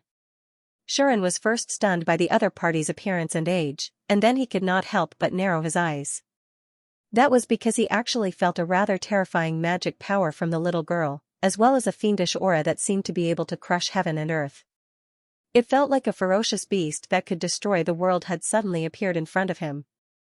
However, the little girl with such a terrifying aura not only stood there with a confused expression, but also seemed to be very curious about Shuren's existence, and stared at Shuren just like that. Frankly speaking, Shuren did not dare to shift his gaze away from the other party. After all, before the other party spoke, Shuren actually did not notice her existence at all, which was enough to show that she was extraordinary. One had to know that Shan was no longer the same as he was in the past. His external destiny could even peek at the laws of nature. In the end, he could not react in time before the other party made a sound. This alone was enough to make him vigilant. Of course, if he was fully focused, Shuren would not be completely unaware of it. It was mainly because he was too comfortable in the hot spring just now, and he was too relaxed. In addition, he was thinking about other things, which caused him to be a little slow. But even so, to be able to get close to him through the loophole of the external destiny was not something that just anyone could do. However, the little girl in front of him had done it. "Who are you?" Shuren asked in a deep voice. However, the little girl did not respond to this question. Aie? The little girl tilted her head as if she was thinking about something, and kept muttering, Aie? Aie? Aie? The other party had been muttering this name, as if she was very concerned about this name. Shuren frowned. "What's wrong?" Shuren asked, "Do you know Aie?" Shuren decided to test the other party first. Aie? The little girl was still tilting her head, but she seemed to understand Shuren's words. She nodded in confusion and said happily, Aie. Aie. Aie. The little girl seemed to be dancing and cheering, and she let go of the mysterious little beast in her hand. That mysterious little beast fell to the ground, but it didn't even make a sound. Instead, it rolled its eyes in a very human-like manner and flipped its body over to maintain its lying position. Yet, such a mysterious little beast was also staring at Shan with a probing look in its eyes.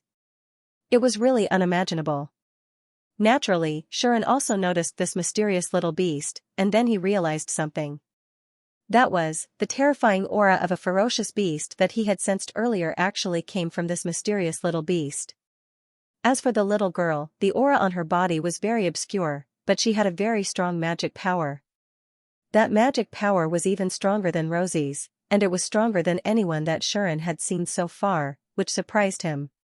Just what was the background of this human and beast combination, Shuren unconsciously used the power of the external destiny, intending to see through the other party's level. In the end, he could not see anything. Shuren was silent. Then, a voice that seemed to laugh yet not laugh sounded. "Alright, stop looking, human brat. With your strength, you won't be able to peer into our realm. Don't waste your energy," said Xianxia. It was a voice that did not sound like it had changed, but for some reason, it was full of mature charm. Hearing this voice, Shuren's heart tightened, and he looked at the little girl again. Aie. Aie. However, the little girl was still jumping up and down, calling Ai's name. The voice just now did not come from this little girl. Hey, hey, where are you looking? The voice sounded again, here, look here, I'm talking to you. As it spoke, the mysterious little beast on the ground raised one of its forelimbs and waved it in a very human-like manner. This time, Shuren understood. Was it you who spoke just now? Shuren was surprised. It was me. The little beast admitted it calmly. However, the little beast did not open its mouth to speak. Rather than saying that the voice just now came from its mouth, it was more like a telepathic response, directly transmitted into Shuren's mind and heard by Shuren. This situation made Shuren dumbfounded. Sigh, it's the same reaction again. The mysterious little beast seemed to be very bored, and said faintly, every time I meet someone I've never seen before and talk to them, it always reacts like this. I'm sick of it after looking at it for a long time. Then I'm really sorry. Shuren resisted the urge to complain. He glanced at the little girl who was still jumping up and down, then looked at the mysterious little beast on the ground. After hesitating for a while, he could not help but speak in the end. What are you? A demonic creature? Shuren's eyes were filled with doubt. Heh. The mysterious little beast seemed to be too lazy to explain, and said leisurely, just think of me as a demonic creature. In any case, to you humans, I'm no different from a demonic creature. After saying this, the mysterious little beast turned around and looked at the little girl who was cheering excitedly at the side. Its tone suddenly became stern. Alright, stop jumping around. Milu, hurry up and pick me up. The little girl called Milu stopped when she heard this, and she obediently hugged the mysterious little beast back into her bosom. Lied. Milu said to the little beast in her arms, Aie, Aie. The two words lied that she mentioned seemed to be the little beast's name. I know. Lied said impatiently, really, how much do you want to see Aie? She's obviously a violent girl who is not obedient at all, but you two are spoiling her and letting her do whatever she wants. I think, sooner or later, she will be spoiled by you too. Hee hee. Milu did not take Lied's complaints seriously, and instead laughed happily, as if it was in a very good mood. Shuren's brows furrowed even deeper. This strange combination of one human and one beast, it seems like it is not simple at all. Who are you guys? Shuren also gradually lost his patience. This made Milu and Lied turn their gazes, and once again cast their gaze on Shuren. Young man, be patient, don't be so hot-tempered. Don't worry, we're not suspicious, at least not to you. Lied grinned, his voice still directly transmitted into Sean's mind. Don't worry, we're not suspicious, at least not to you. Not a suspicious person, not a suspicious person. Milu happily mimicked, acting like an innocent child. Of course, Shuren would not simply believe the words of this human and beast. Not only because they were suspicious, but also because the human and beast's behavior was a little strange. So, Shuren did not dare to let his guard down. However, considering that his external destiny could not see through the other party's level, and the way they spoke and acted revealed a sense of familiarity with Aie, Shuren had some guesses about the other party's identity. If the other party was really the person he imagined, then he could try to communicate with them. Just when Shuren had this thought, the other party's voice sounded again. Not bad, this is the right way to do it. The mysterious little beast, Liz, seemed to be praising him, and said cunningly. Anyway, put on your clothes first, lest Milu grow something that shouldn't grow after looking at that thing of yours for too long. The corner of Sean's mouth twitched when he heard that. What do you mean by growing something that shouldn't grow? If you want to say that you have a needle's eye, just say it. Don't make it sound so ambiguous, okay? Those who didn't know better would think that it looked like something else. At the same time, in a few other places, many people noticed the situation on Shuren sighed. At the same time, many people in other positions noticed the situation on Sean's side. At the same time, in a few other places, many people noticed the situation on Shuren's side. Naduna was waiting outside for Sean to finish bathing. She was stunned when she sensed the magic power and aura. Inside the queen's palace, Sophie, who had her eyes closed, suddenly opened them and stood up from the throne. Her eyes were filled with shock and even panic. This magic. In the queen's palace, Sophie, who had her eyes closed, suddenly opened them and stood up from the throne. Her eyes were filled with shock and even panic. In the 2 rooms of the treehouse where Shuren and the others were resting, 2 little girls opened their eyes at the same time. Miss Lilith? Xianxia, who was taking care of Lilith by the bed, saw this scene and called out. However, Lilith did not pay any attention to Xianxia. Instead, she turned her head and looked in a certain direction. Then, with a whoosh, she turned into a stream of evil aura and charged out. Seeing this, Xiao's eyes flickered slightly, but she did not say anything or do anything. She just waited quietly, as if waiting for everything to settle. Of course, in another room, Aie also got up. Those 2 guys. Aie sighed and murmured. Aie sighed and murmured. She didn't know if she felt annoyed or had a headache. They actually appeared here. It seems that my bad habit has come back. While saying this, Aie also got off the bed. In the next second, a pair of dragon wings unfolded on Aie's back, turning her into a gust of wind and flying out of the window like Lilith. An evil aura and the shadow of a dragon flew in the same direction. In a clear lake, Rosie, who was soaking in the clear water, raised her head and saw this scene. All around him were young elf girls who were laughing merrily. Rosie, however, did not move. She just looked at them, not knowing what she was thinking. By the time Shuren finished putting on his clothes, Milu had already arrived in front of him. Aie, the little girl with a huge amount of magic power stretched out her hand and grabbed Sean's clothes. She kept tugging at it as if she was urging him to do something, and also as if she was anxious about something. Her face was full of anxiety. Shuren didn't know what the girl was trying to do and was at a loss. Alright, don't worry, Aie won't run away. On the other hand, Lyde comforted Milu with a lazy tone. Although Milu was still anxious, she didn't say anything else. Seeing this, Shuren had an idea. Don't tell me she wants to see Aie? Shuren looked at the little beast on Milu's head and asked with a strange expression. What? Haven't you already guessed it? Lyde yawned and looked at Shuren with a strange expression. Her pair of beastly eyes glinted with intelligence. She smiled and said, this girl likes Aie the most.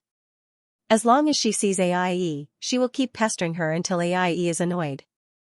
If it wasn't for you mentioning Aie's name when we passed by, we might not have noticed your existence. In other words, if it wasn't for the mention of Aie, Shuren might have been ignored by them. To this man and beast, Shuren's value seemed to be the fact that he knew Aie. Other than that, there was nothing else that caught their attention. I feel like I want to eat roasted beast legs. You want to see Aie, right? Shuren put on a fake smile and said, alright, I'll bring you to see her. When the time comes, I'll teach you a lesson. However, just as Shuren was thinking about this, Lyde said something. Before that, help us do something. Lyde actually said such a thing. Do something? Shuren frowned. That's right. Lyde pointed outside the boundary and said, it's in that direction. Let's go. After saying that, without waiting for Shuren to respond, Lyde stroked Milu's hair. Let's go, Milu. We need to finish this quickly so that we can see Aie. Lyde's words made the aggrieved Milu's pretty face change. See Aie. See Aie. The little girl's face broke into a wide grin, and she immediately moved her little legs, heading outside. Surprisingly, the Elven Homeland's barrier didn't seem to have any effect on this little girl. The little girl with the mysterious little beast on her head seemed to have passed through a ripple of water. She silently passed through to the outside and was not affected by the barrier at all. What the hell, Sean was dumbfounded by what he saw. The barrier that the elves were so proud of, and it was likely that the goddess of nature herself had personally set it up, was completely ignored by the other party. This was truly astonishing. Shuren would not be surprised if the boundary that the elven hometown took pride in and was set up by the goddess of nature. But she did not break the boundary. Instead, she ignored it. It was as if nothing in the world could stop her and she was not affected by the boundary at all. She did not break the boundary. Instead, she ignored it. It was as if nothing in the world could stop her and she was not affected by the boundary at all. She had some tricks up her sleeve. Originally, Shuren did not plan to follow her. After all, if she told him to do something, then what would he be? But now, Shuren began to have some interest in the girl and the beast. What did such an incredible combination want to do here? Let's go take a look. Shuren could not suppress his curiosity. So, Shuren followed. Light seemed to know that Shan would follow them and said to Milu leisurely. Bring him out of the boundary, Milu. Hearing this, Milu did not resist at all. She passed through the boundary and grabbed Shuren's hand, pulling him out. She did it so easily that it seemed like she was taking a stroll. Aie. Aie. Holding Shuren's hand, Milu kept calling out this name. In the end, she simply dragged Shuren and impatiently walked forward. Where are we going? Shuren could not help but ask. But, you'll know when we get there. Shan narrowed his eyes at Light's leisurely demeanor. This little thing really needs to be taught a lesson. I've decided to find a chance to screw it over. It's been a long time since I've had fun. I wonder if my skills have regressed. On the other side, Caroline was still waiting a distance away from the hot spring, bored out of her mind. Why isn't he done yet? Caroline complained. He's a man, but he takes longer than a woman. Caroline was starting to get impatient from waiting. If it weren't for the fact that she was afraid of being caught red-handed and accused of embezzlement, she would have gone in while he was bathing. She had clearly said that no one would go in, but now she was barging in while he was bathing. She had completely disobeyed their previous agreement. I'm the vice captain of the Elven Corps, a great mage of rank 89. Why am I acting as a lookout for a male of another race? I'm crazy. Caroline began to mutter to herself, either in self-deprecation or helplessness. It was at this moment that Caroline noticed the abnormality and looked up in astonishment. In front of her, beneath the beautiful night sky, an evil aura and the shadow of a dragon were rushing over at astonishing speed. That's... Caroline's entire body tensed up. She could sense a suffocating threat from the evil aura and the shadow of the dragon. In the next second, the evil aura and the dragon's shadow arrived. They lingered in the air for a while, but they didn't leave. It was as if they were looking for something and kept circling around. Before long, the evil aura and the dragon descended. Their target was her. What? Caroline's expression changed. But before she could react, the demonic aura and the shadow of the dragon landed in front of her, revealing its figure. It was Lilith and Aie. Your Majesty the demonic dragon.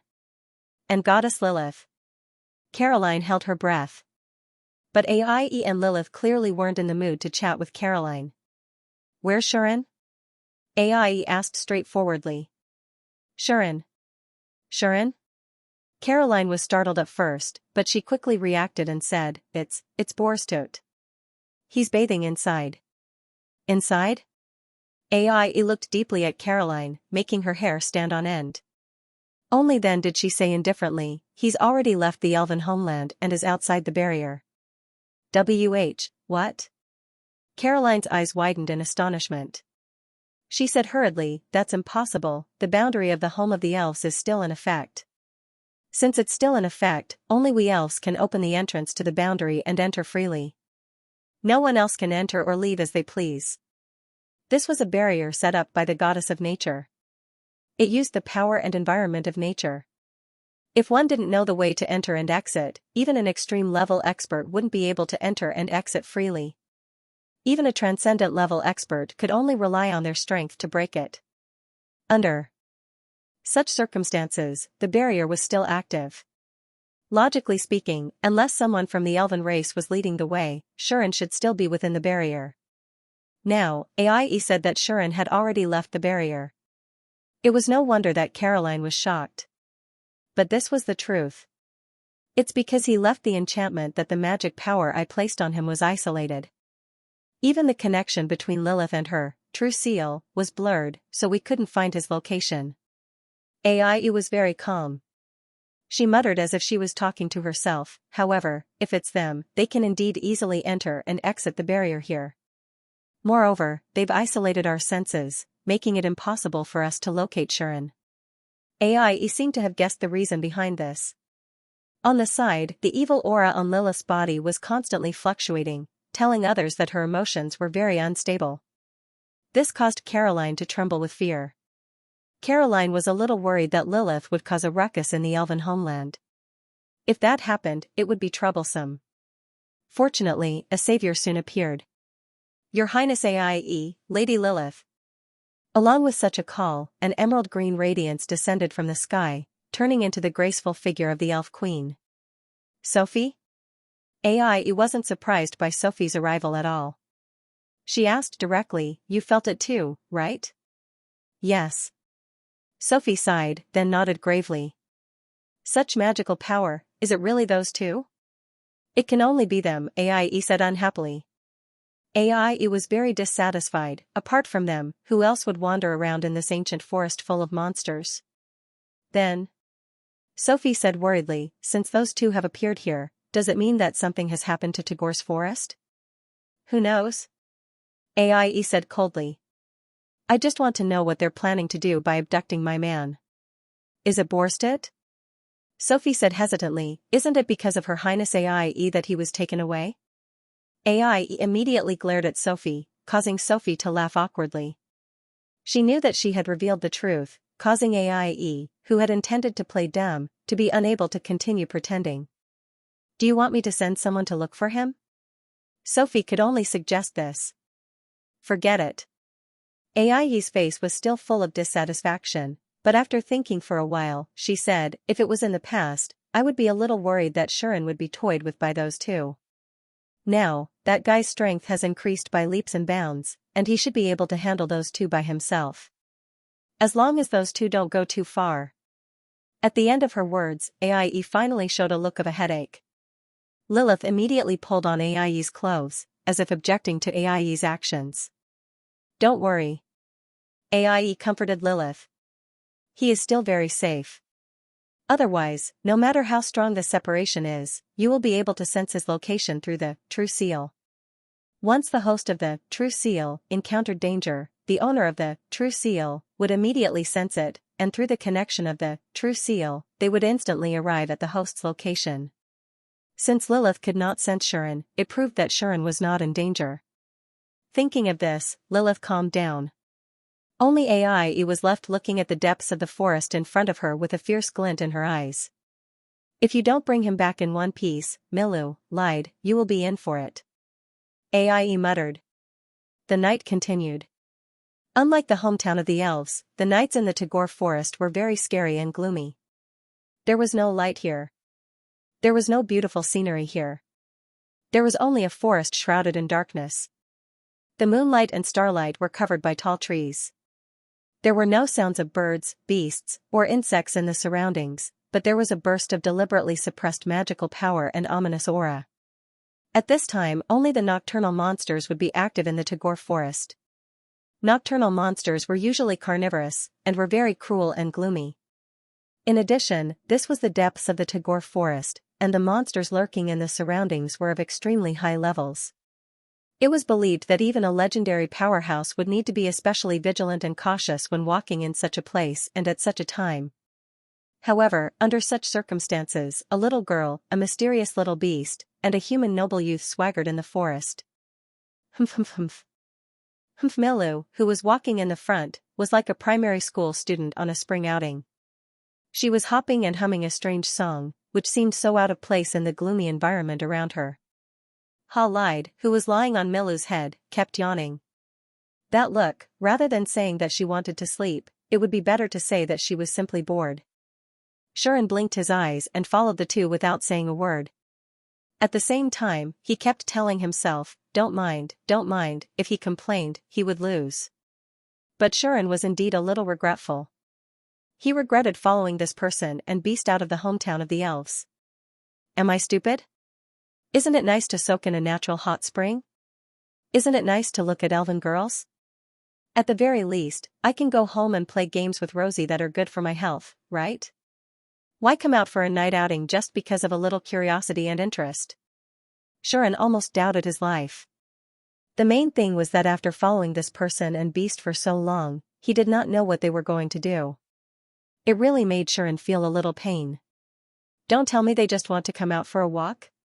Sharon seriously doubted this. Although, in the middle of the night, even a fool would not want to take a walk in such a place, but this person and beast in front of him, even if they were not fools, they were a little crazy. Should I find a chance to escape? Sharon was very serious about such things. However, his thoughts seemed to have been completely seen through. Reed glanced at Sean, and said calmly, since you have nothing to do in the elven homeland, why don't you come out with us and have some fun? Hee.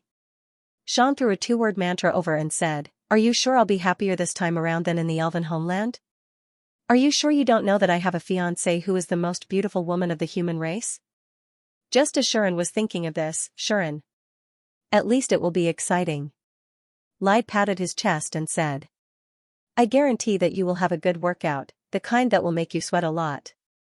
Can I doubt that you are driving? You are not even a human, how can you drive, damn it. Forget it. Sharon sighed and changed the topic. What should I call you? Before Lyde could respond, the bouncing Milou turned around and raised her hand. I am Milou.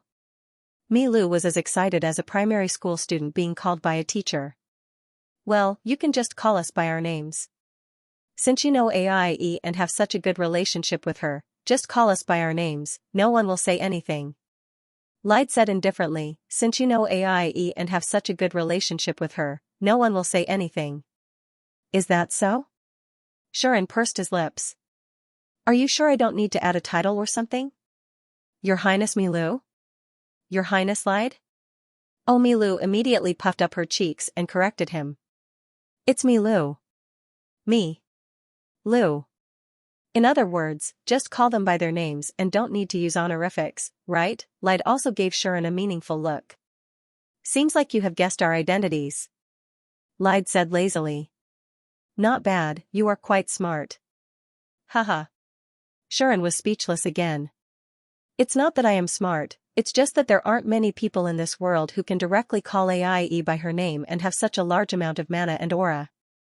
So, it wasn't hard for Sharon to guess their identities. It was just that he didn't know who these two people were. Of the three goddesses, Sharon had already seen two of them. Although he hadn't seen the last one, it was clear that she didn't match the image of the two in front of him. Of the 6 demons, excluding Scylla and AIE, there were only 4 people left. Who are they? Sharon could roughly guess Lyde's identity, but he was still trying to figure out Milou's identity.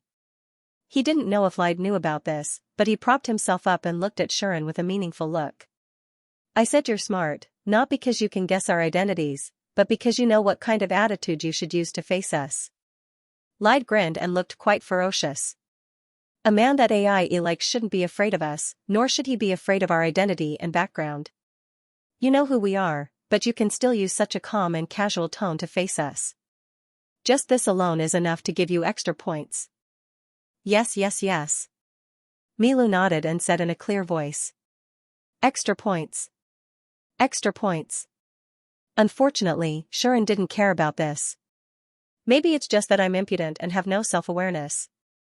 Maybe I'm just being arrogant? Sharon just shrugged. That's a bit arrogant. Lyde didn't refute Sharon's words and said in a threatening tone. You know who we are, yet you still dare to follow us. Aren't you afraid that we will attack you? Oh? Sharon was a little interested. Then will you attack me? Hearing this, Lyde didn't answer, but turned to Milou. Do you want to attack him? Milou? Lyde asked casually. In the end, Milou actually began to think seriously. Looking at Milou like this, Sharon couldn't help but feel a chill in his heart. He always felt that this innocent, romantic, and innocent little girl had something that made people shudder in the depths of her existence. That thing seemed to be very dangerous. And it wasn't referring to power, but something of a certain nature. This made Sharon feel that once they came to the conclusion that they wanted to attack, they would immediately attack and kill him on the spot. Fortunately, Milou, I don't want to attack. Milou seemed to have reached a conclusion. While shaking her head, she showed an innocent smile and said, Big brother, I think it's fun. This sentence wiped away the chill in Sharon's heart. Is that so? Lied still looked indifferent, but said to Shuren, "Me too, I don't want to attack you, unless you are really a coward who can't even face us." It seemed that Shuren's score in their hearts was at least passable. But Shuren was sure that if he didn't meet their expectations, then they definitely wouldn't mind killing him. "Don't think that we are cruel." Lied sneered and said, "Since you want to have a relationship with AIE, then you have to bear this little risk." "Yes." Milu nodded again and said in a serious tone, "AIE is very important."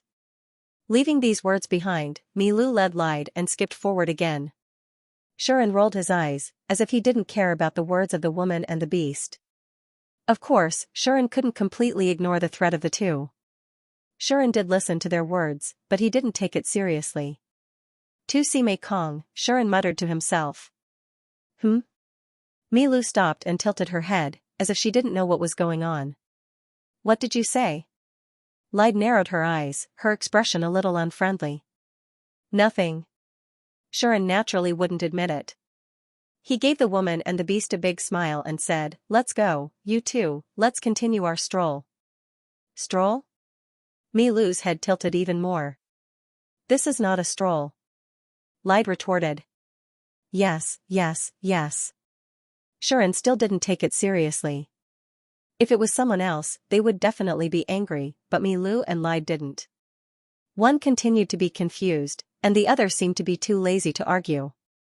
It was really a strange and inconceivable combination. The group continued to walk forward. Until one moment, Shuren's eyes narrowed and he suddenly stopped. At this moment, he sensed a familiar magic power. That magic power was a little evil, a little dark, a little chaotic, and a little fierce, making people feel very uncomfortable. Shuren's expression darkened, and even became a little ugly. Not only Shuren, even Milu had a kind of fierce feeling in her eyes, like a little lioness, baring her teeth there. "Did you feel it?" Only Lied still had that lazy look, looking at Shuren, the corner of her mouth curved.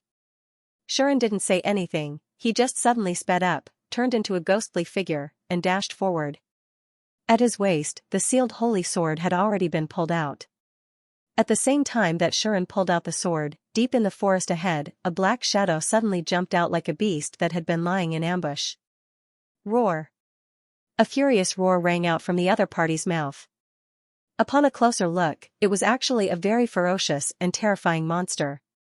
It had a wolf's head, but a snake's head grew out of its chest. 6 arms, some on its back, some on its legs, and there was even a tail on its face. It didn't have any natural characteristics at all, like a living thing that was forcibly pieced together. It was ugly and terrifying, and it made people feel a little uncomfortable when they saw it. Such a species was no longer a monster, nor was it any other known life form in this world. And yet, Shuren knew this monster's name. Demon Refinement. This monster was used as a sacrifice to nourish the young demon dwellers. In a magic ritual called Demon Refinement Ritual, monsters and demons who were fighting each other devoured each other, absorbing each other's flesh and magic power to give birth to this creature. Roar! The ferocious-looking Demon Refinement pounced at Shuren as if it was hunting. Its speed was so fast that people could only see a blurry afterimage, which proved that the Demon Refinement was of a high level and was very powerful. However, Sean's eyes were filled with a cold glint, and he went straight to meet it without dodging at all. The Demon Refinement suddenly opened its ferocious wolf mouth and bit at Shuren's head. Clang! At this moment, a sword light flashed past like a crescent moon in the darkness. Poochie! The ferocious-looking Demon Refinement didn't even have time to react before its head was cut off, and the wolf's entire head flew into the sky. Give and burn. Shuren spat out the incantation in a cold tone. Astonishing magic power was released from his body. Bang! In the dark forest, a burst of fire suddenly shot into the sky, illuminating the surroundings. The sudden appearance of the flames ignited the forest in that area, causing the flames to burn to the extreme. Sean stood in the middle of the sea of fire and watched helplessly as the alchemist demon was burned to ashes before he was willing to give up. But his face still didn't look too good. At this time, Milu and Lied approached him. It seems that you really hate this monster. Lied smiled as if he was very satisfied. It's all burned. It's all burned. Milu also cheered happily. She ran around in the sea of fire, turning a blind eye to the flames around her. She shuttled back and forth freely without a single spark on her body. Only then did Xian turn to Lide. "What's going on?" Xian's tone was a little stiff. Why would there be a demon refinement here? Not only did he not get an answer to this question, but he also received a question from Lide. "I'd like to ask you, why do you think there won't be a demon refinement here?" Xian was taken aback by Lide's rhetorical question, and he immediately fell silent. Seeing this, Lide nodded. "You know about it, right? The so-called demon refinement is a product of a ritual performed by the old demons faction. In essence, it's a kind of sacrifice and nourishment. Demons and monsters were affected by the ritual and lost their sanity, killing and devouring each other to become monsters," Lide said expressionlessly. "For this reason, the ritual needs to be performed in a place with many demons or monsters, and the higher the number, the better. Because of this, the Galuoli family who colluded with the old demons faction had their eyes on the Adel Canyon because there were many high-level monsters there. Then, the Tagore Forest is the largest magical creature forest in the world. There are even many legendary-level magical creatures that have existed since the ancient times." Lide sneered. "Do you think that the scumbags from the old demon clan, the original demons, won't have their eyes on this place? This was the reason why there were demon refinement here. As the first and oldest faction of the old demons, in order to complete the seventh demon and evolve the demon into a brand new demon king, the original demon had spent a lot of effort on the alchemy ritual. Only by continuously using the alchemy ritual to produce countless alchemy demons as sacrificial offerings and nutrients would the young demons grow. These young demons would then become the material for the seventh demon, and only then would the seventh demon be born successfully. To achieve this goal, the quantity and quality of the demons and monsters used to produce the alchemy demons had to be guaranteed. Under such circumstances, it was only natural that the primordial devil would target the Tagore Forest, which was the largest magic creature forest. Therefore, 1,000 years ago, after the war ended and the old demon's original demon was born, the Tagore Forest had been used as a venue for the alchemy ritual and was frequently used by them. Lide explained the secret to Xian. In the beginning, no one noticed this because the Tagore Forest was huge and well hidden. As long as one went in, no one would notice anything unusual. There were many successful cases of the alchemy ritual. Here. Those successful cases eventually turned into powerful young demon dwellers and became a part of the seventh demon dweller that, Primal Fiend, was creating. It could be said that the seventh demon in the primordial fiend was born from this place, and it also started from this place. After that, due to the power of the goddess of nature and the insight of the elves who lived here, the alchemy ritual was finally discovered. Lide said calmly. At that time, we discovered the existence of the primordial devil, the existence of the old demon sect, and the foolish plan they were carrying out. With that, the Protoss, demons, and humans couldn't just sit back and watch. The three clans have sent out many people to destroy the primordial devil's forces in Tagore Forest and destroy their plans. Unfortunately, the old demon clan had already made ample preparations for this. They had already predicted that the ritual would be discovered, so they had come up with a plan to escape unscathed. In the end, we only stopped the alchemy ritual, but we couldn't deal an effective blow to the original demon. Lide snorted coldly and said, the worst part was that those rats became very cautious after that.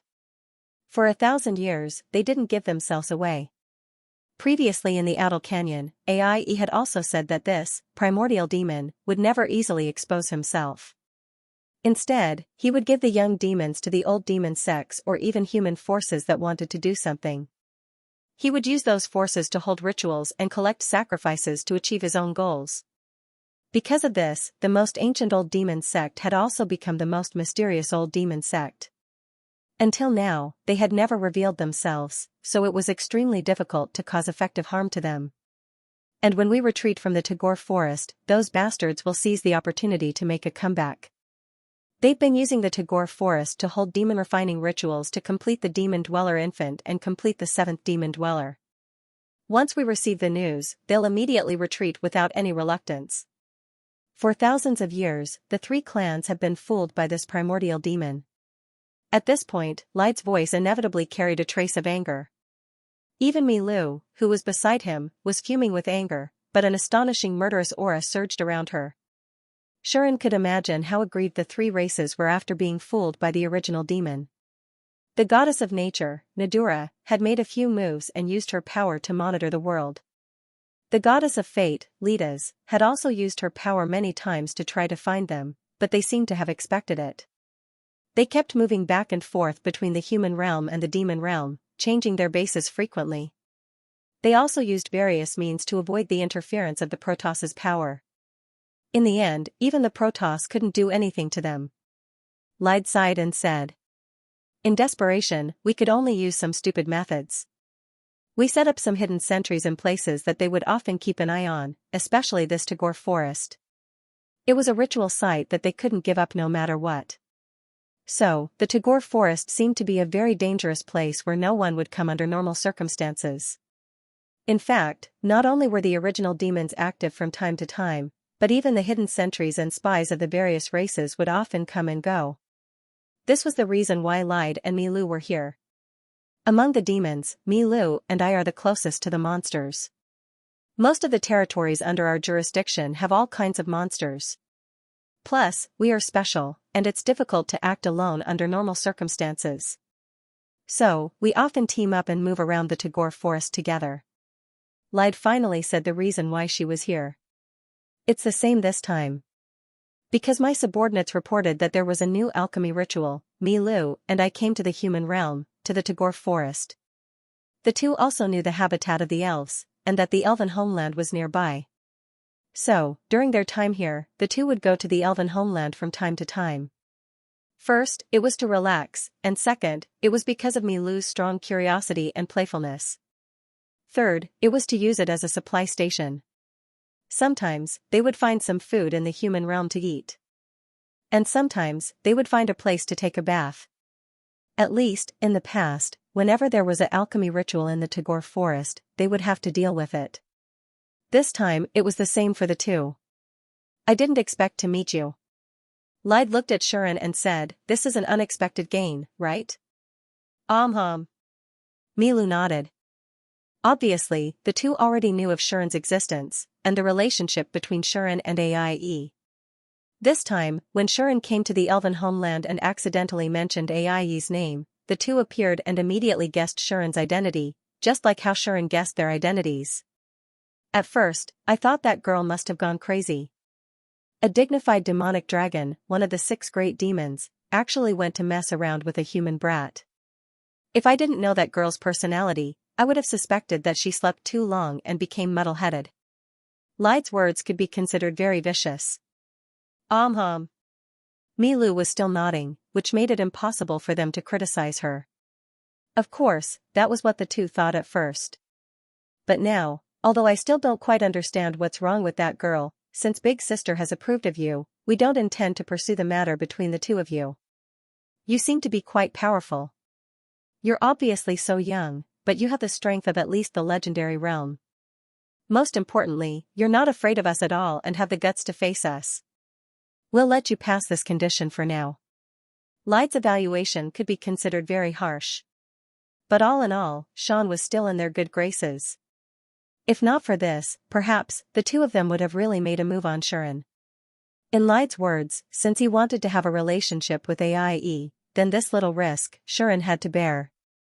Otherwise, did he really think that he could easily cross the gap in status and strength and get the attention and protection of the peak of the demons? Perhaps AIE herself did not care, but after all, she was one of the peak of the demons, standing above all the demons, and her every move was enough to affect all the demons, and even the whole world. Even if she was not willing, others would still act for her. This was the influence of a superior and noble. Shuren naturally knew this. But he had never taken it to heart. In any case, with his special identity, he would sooner or later enter the vision of the peak of the world, and he had already mentally prepared himself.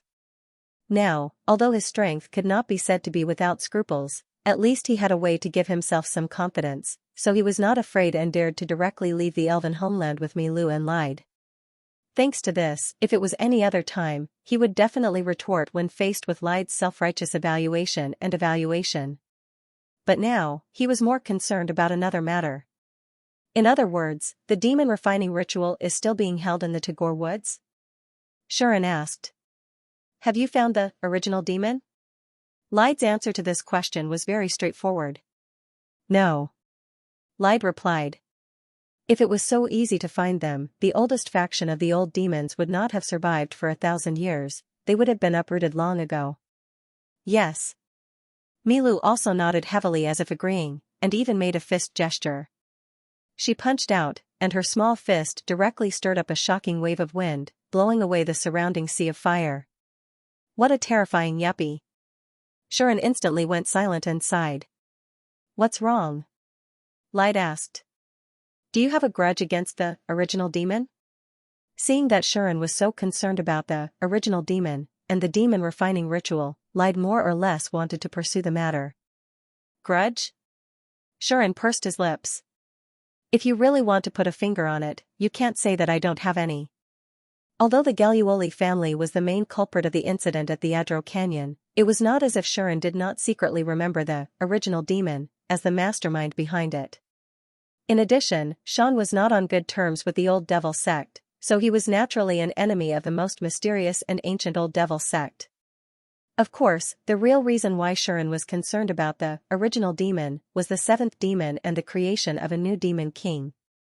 According to Nian, the reason why he was summoned into this world as a hero was because she wanted Sharon to resolve a hidden danger. And this hidden danger was very likely the original demon's creation of a new demon and the creation of a new demon king. If that was the case, how could Sharon not go against the original demon? In short, I don't have a good relationship with the old demons, you just need to know this. Sharon said to Lyde. If I can, I will definitely wipe them off this world. It was just that violent. However, Milu and Lyde's eyes lit up because of Sharon's words. Agreed. Milu raised her hand in an imposing manner. That's right, those bastards should be completely wiped off this world. Lyde also nodded repeatedly. It was obvious that both of them had the same attitude towards the old demons as AIE, they hated them to the core. It should be said that both the demon and demons hated the old demons to the core. Especially the original demon, who wanted to create a new demon and a new demon king. It was basically trampling on the existence of the demon and trampling on the dignity of the demon king. In addition, for their own goals, not only did they use demonic beasts as sacrifices, but they also attacked the demon race and harmed their own kind. There was no one in the demon race who didn't want to exterminate them. Sharon's words were exactly what Milu and Lyde wanted. As a result, the two of them felt that Sharon had become a lot more pleasing to the eye. Looks like that AIE girl still has a good eye. Lyde even said such words, which showed how much she hated the old demons. Sean would never have thought that he would be scrutinized by these two damned sisters. Correction, the two big bosses. Now, he would actually change their opinion of him just because of a common enemy. There was only one thing Sharon wanted to know. Since the culprit wasn't caught, can the demon refining ritual be solved? Sharon frowned. I don't feel the evil and dark magical power of the demon refining ritual. Is it because the ritual venue isn't here? No, the ritual venue is here. Lyde shook her head. But the ritual has been destroyed by me and Milu. The ritual has been destroyed? Sharon was surprised. That's right. Lyde waved her claws. Milu and I have already taken action. Do you think the ritual could still continue? Indeed, the two of them were not simple at all. Since they had already come here and started their operation, why would they go to the elf's homeland for a stroll if they didn't get anything? Although we have destroyed the ritual, the culprit behind it has yet to be found, and some of the demon-refining demons that were formed during the ritual have slipped through the net and are wandering around the forest. Lyde explained. These demon-refining demons might be recycled by the original demons and used to feed the other demon children, so we need to eliminate as many of them as possible. Eliminate. Annihilate. Milu cheered. It seemed like she was full of energy. And Sharon also understood. Don't tell me you're trying to capture me as a laborer? Sharon was surprised. Lyde immediately showed a kind smile. We just wanted to see what you're capable of. Lyde teased. How is it? Isn't it exciting? Isn't it an intense exercise? Doesn't it make you sweat a lot? Thank you so much. While Xian was rolling his eyes, Nadia's eyes twinkled as she watched all of this. The original demons, again? Naduna's eyes flashed with a cold glint. Looks like I have to keep an eye on this forest. After that, Shuren went along with Lide and Milu. It couldn't be helped. Although Shuren was a little displeased that he was caught, he agreed to deal with the old demons faction and the alchemists. Even if the alchemy ritual was broken and the remaining alchemists continued to attack others, they wouldn't be able to devour their flesh and mana to increase their strength. However, they were still valuable enough for the primordial demon to retrieve. That way, Shuren and the others would have a reason to eliminate these monsters. Of course, trying to find a group of escaped alchemists in such a huge forest was undoubtedly like looking for a needle in a haystack. In such a situation, apart from Nadwa who could monitor the entire Tagore woods, perhaps no one else could accurately locate all the alchemists that were hiding in the woods. Fortunately, there was a way. Alchemists are the product of magic rituals and have long lost their sanity, leaving only madness, Lide said. They only have one instinct. And that is to constantly attack others and devour their flesh and mana to obtain greater strength. Even if the ritual itself was gone, this instinct would still exist in the alchemists' bodies. That's why they will subconsciously attack individuals with massive magical power and flesh. As long as you release your magical power, the alchemists in the surrounding area will definitely be attracted to you, regardless of the others. Light had been using this method to clean up the alchemists in Tagore Forest, which was also why Milu's body was constantly releasing a massive amount of mana. Knowing this, Shuren didn't hesitate to release his mana. Boom, along with a volcanic eruption, terrifying mana gushed out of Shuren's body and turned into a terrifying pillar of air that shot into the sky. Roar, roar, arg, at this moment, countless monsters in the Tagore forest were alarmed. Some of them fled in terror, while others stared at the pillar of air that shot into the sky with fear. In the end, they chose to retreat, causing countless birds and beasts to become restless in the night, leaving the area amidst the commotion. Roar, roar, only some of the ferocious monsters scattered in the forest seemed to be stimulated when they sensed the amazing mana. Not only did they not escape, but they also rushed towards Xian at the same time. Lide and Milu watched this scene from the closest distance. They watched as Shuren's body burned with terrifying mana and shot into the sky like a pillar of mana. For a moment, they were also stunned. He actually has such amazing mana? Lide was very surprised. Amazing. Milu's eyes began to shine. Both of them were shocked by the terrifying mana that Shuren released without restraint. Originally, the fact that Xian had the strength comparable to a legendary powerhouse at such a young age was enough to surprise them. Now that he had released such terrifying magic power, it was impossible for Ride and Milu not to be surprised. Amazing. Big brother is so amazing. Lide. Milu kept rubbing Lide's head, making a big fuss. Milu frankly admitted. She looked at Shuren's slightly flickering eyes and murmured, "It seems that he is hiding a lot of things." She looked at Xian's flickering eyes and murmured, "It seems that he's hiding a lot of things." A man that Ai had taken a liking to was indeed not ordinary. Lide realized that Shuren might still be hiding something. Coming. At this moment, Xian, who was not stingy with his mana, said such words as if the mana in his body was not worth cherishing at all. Only then did Milu and Lide realize that figures had silently emerged from the darkness around them. Roar. Roar. The alchemists that had lost their rationality entered the sight of Shuren and the others. They let out ferocious roars while staring at Shuren as if he was a piece of juicy meat. Little did they know that Shuren was also looking at them as if they were piles of minced meat. Come. Shuren provocatively hooked his finger at the surrounding alchemists. His condescending attitude infuriated the alchemist fiend. Roar. Roar. Countless alchemists pounced out from the shadows like a pack of wolves on the hunt. At first glance, it looked as if there were phantom-like shadows darting towards Shuren at an astonishing speed. To that, flying star. With a short incantation, Shuren awakened a spell that he had not used for a long time. Suddenly, countless tiny meteors appeared around Xian's body and turned into a shower of meteors.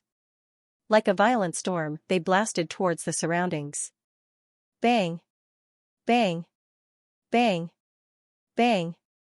Bang! As the meteors bombarded the phantom-like shadows, the attacking alchemists did not even have time to cry out before they were all sent flying as if they were struck by lightning. Some of them crashed into the trunks of trees and shattered them, some rolled into the bushes, and some even smashed into the ground, causing dust to fly everywhere. The surroundings were instantly thrown into chaos. With such power, it was believed that no one would admit that the magic used by Xian was actually a magic used to suppress the enemy, and its lethality was almost non-existent. However, this spell was already very powerful in Shuren's hands. Now that it had been enhanced by Hidden Destiny, even though Shuren had deliberately reduced the output of his mana, it was still far more powerful than before. Milu and Lide were shocked once again. Stars? Milu blinked. It's celestial magic? Lide was even more surprised. Shuren ignored the two of them and watched as the alchemists were blown away by the meteors and smashed into the surroundings. They were on their last breaths. He had his own speculations. The mana output has been reduced to less than half of what it used to be, but the power of the spell has increased instead. If the mana consumption is the same as before, the power of the spell should be at least 3 times stronger than before, right? Xian made such a judgment based on the magic power he had consumed and the power of the magic he had cast. Then, it seems that my improvement in magic is not inferior to my close combat skills. Shuren was very satisfied with this result. Roar! Roar! Perhaps enraged by the smile on Shuren's face, the dying alchemists suddenly roared and struggled to get up. Clearly, even though the power of his magic had increased, it was still not enough to kill these alchemists with basic magic that didn't have much lethality. If that was the case, I'll give you a bloody feast of magic. Xian suddenly disappeared on the spot and appeared in front of an alchemy demon. Teleportation? Lide was shocked again. Oh. Milu's eyes also widened. However, Xian did not care. He stretched out a finger and pressed it against the chest of the alchemy demon who had not reacted at all. Give and split. Mana flowed out from the tip of his finger, penetrating the alchemist's skin and entering its body. Poochie! In the next second, the refinement demon's entire body cracked open with a cracking sound, turning into pieces of wreckage that sprayed all over the ground along with the blood that gushed out. On the other hand, Xian had disappeared again and appeared in front of another alchemy demon, pressing his finger against it. Give and crush. Mana flowed out from his finger and penetrated the alchemist's skin and entered its body. Crack, crack, crack, the cries of the refiner stopped abruptly while its entire body trembled. In the end, numerous cracks appeared on its body, causing it to transform into a pile of minced meat that dispersed with the wind. Roar! The alchemist that was closer to the alchemist did not feel afraid. Instead, it roared and pounced at Shuren, who had his back to it. It swung its sharp claws. However, Xian seemed to have eyes on the back of his head. His body turned into a phantom, and with a flash, he scuttled below the arm that the alchemist had swung out. Give and explode. Shuren stretched out his hand and grabbed the alchemist's arm. Demonic energy surged in his hand and wrapped around the refinement fiend like maggots in the bones. Bang! The alchemist could not resist at all. In an instant, its body exploded into countless pieces of flesh that flew in all directions. Blood fell like rain, but it was evaporated by Shuren's mana. Not a single drop touched his body. However, Shuren was still holding the alchemist's arm. The terrifying scene finally shocked the surrounding alchemists, causing them to freeze on the spot and not dare to move. Wah! Wah! Wah! Milu kept shouting, her eyes twinkling with stars. So bloody. Light clicked his tongue, but his little beast face unconsciously revealed a smile, causing him to mutter, "But, I like it." Shuren seemed to be experimenting with his magical abilities. He used all kinds of lethal give and effect to kill the alchemists one by one. And the magic power he used was only a wisp that lingered at the tip of his finger, but its power was frighteningly high. Thanks to that, even the alchemists that were in a frenzy felt instinctively afraid and ran away. Among them, one of them was heading in the direction of Milu and Lide. Roar! The alchemist roared and opened its fangs, which reeked of blood, and mercilessly pounced on Milu and Lide. Milu! Seeing that, light remained on Milu's head and did not move. He only calmly called out to her. Hey! Only then did Milu react. She looked at the alchemist that was pouncing toward her. Not only was she not afraid, but she was also excited. Pissed. The fangs of the alchemist fiend pierced through Milu's body and came out from her back. At that moment, Milu turned around and stretched out a finger. She pressed it against the alchemist's body just like Xianxia did. No, it was not pressing, but poking. Milu poked it with her finger. Bang! When the slender finger touched the alchemist's back, a terrifying force burst forth, and the alchemist's body exploded and turned into a pool of blood. F***CK. At the side, Xianxia, who was slaughtering the alchemy fiends with highly lethal spells, cursed when he saw Milu's situation.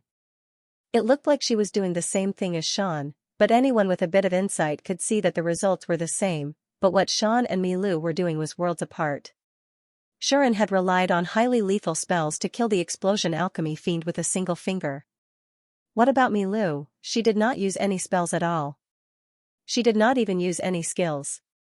She just concentrated a great amount of power on her finger and poked at the alchemy fiend, but the alchemy fiend actually exploded.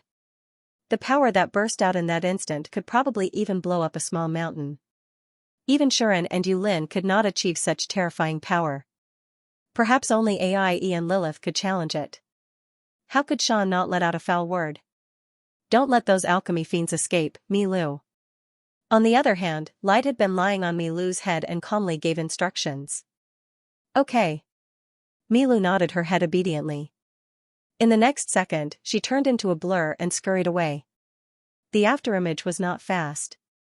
However, in the process, the afterimage suddenly split into 2, and then into 4. In an instant, there were several figures, and like ghosts, they dashed toward the escaping alchemy fiends. Clones? Xianxia was slightly stunned, but he quickly dismissed that thought. This was because he could sense that the figures were all real and not illusory clones. At this moment, Milu turned into several people. Each of them dashed toward an alchemy fiend. Just like before, she gathered astonishing power on her fingertips and poked at the backs of the escaping alchemy fiends. Bang! Bang! Bang! Bang! Bang! In an instant, as the ghostly figures floated across the entire forest, the alchemy fiends exploded one after another. They exploded into flesh and blood that filled the sky and dyed the ground red. The scene was unimaginably bloody. TSK, how cruel and heartless. Xianxia condemned with righteous indignation. His movements did not slow down at all. Like Milu, his fingertips pointed at the alchemy demons one by one. As the magic power fluctuated, the alchemy demons exploded one by one. The originally gloomy and terrifying Tagore forest had turned into a real hell under Xianxia and Milu's cruel and merciless slaughter. None of the alchemy demons that were attracted by Xianxia's mana had a good ending. In the end, all of them ended up with nothing left of their corpses. All that was left was a ground of minced flesh, blood, and broken limbs. The scene was extremely shocking. Under such a merciless slaughter, none of the alchemy fiends that were attracted survived. By the time the two of them stopped their slaughter, there were at least a few hundred alchemy fiends that had exploded, if not over 1,000. Is it over? Xianxia looked around and could not help but feel a little regretful when he saw that there were no more alchemy fiends. He stood calmly in the bloody battlefield that had turned into a hell. He was no longer the cowardly person who was drenched in blood and vomited for an entire day when he first came to this world. No? Milu also stopped.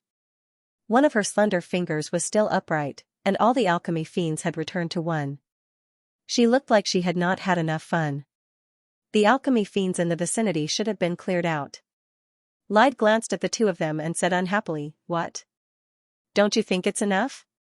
Xianxia and Milu replied in unison. Not enough. At this moment, a tacit understanding was born between the two. Light was speechless. You were the one who said that there would be a good workout. As if he finally had a chance to retaliate, Xianxia smiled proudly and said, in the end, I only used one finger, and it was all over. What a waste that they all grew up to be so fierce, no one can find out. Yes, yes. Milu nodded as if she was very serious. She echoed, killing with a finger is fun, but the opponent is not good. The two of them were suddenly on the same side. Milu, don't be a traitor. Lide knocked on Milu's head and looked at Shuren. I've underestimated you. I thought these alchemy fiends could cause you some trouble. Lide could not be blamed for thinking that way. Lide had heard of Shuren before, but she did not know much about him. She knew that Shuren had the ability to single-handedly defeat the Slaughterer clique, the old demon's faction.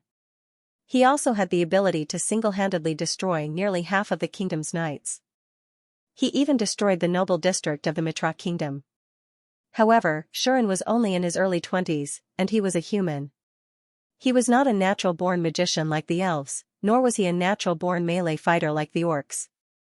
No matter how much Lide overestimated Shuren, she could not imagine how strong Shuren was.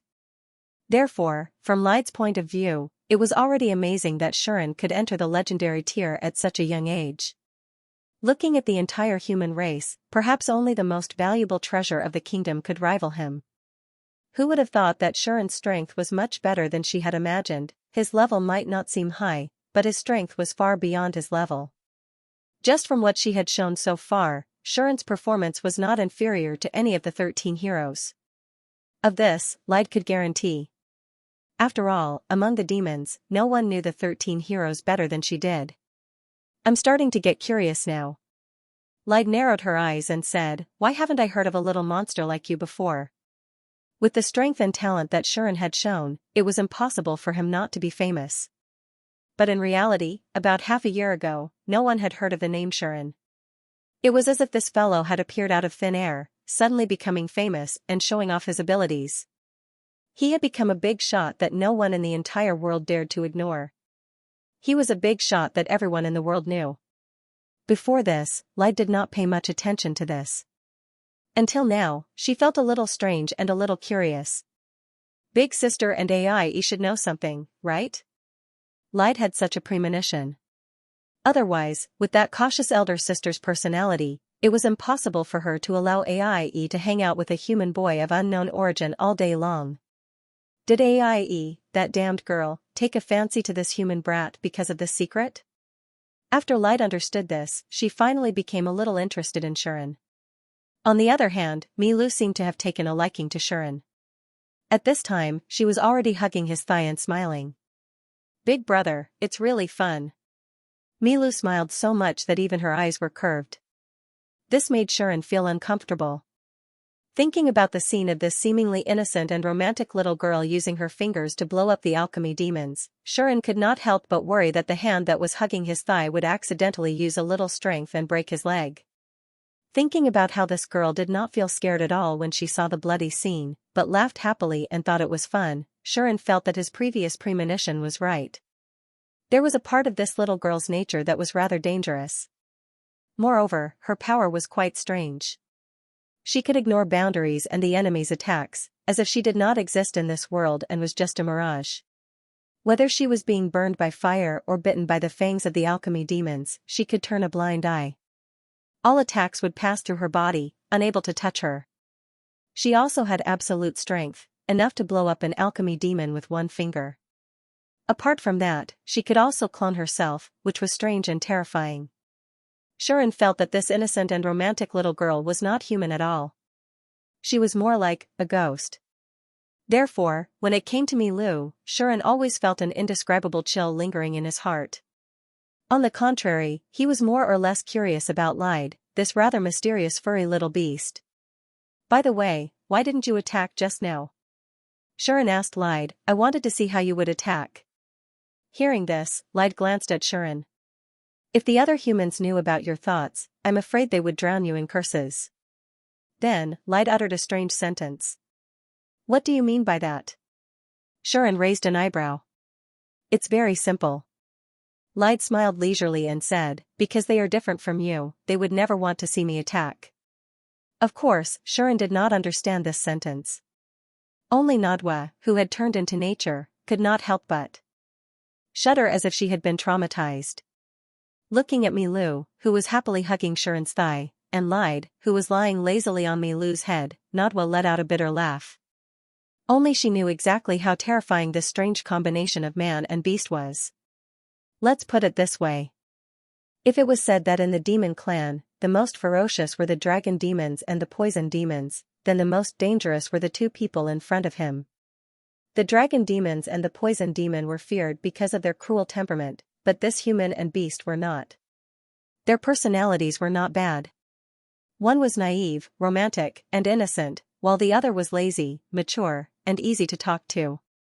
But when they showed their true strength, apart from the demon king, these two would bring the greatest harm to the world. Therefore, these two could not act alone. One had to be restrained, while the other had to restrain herself.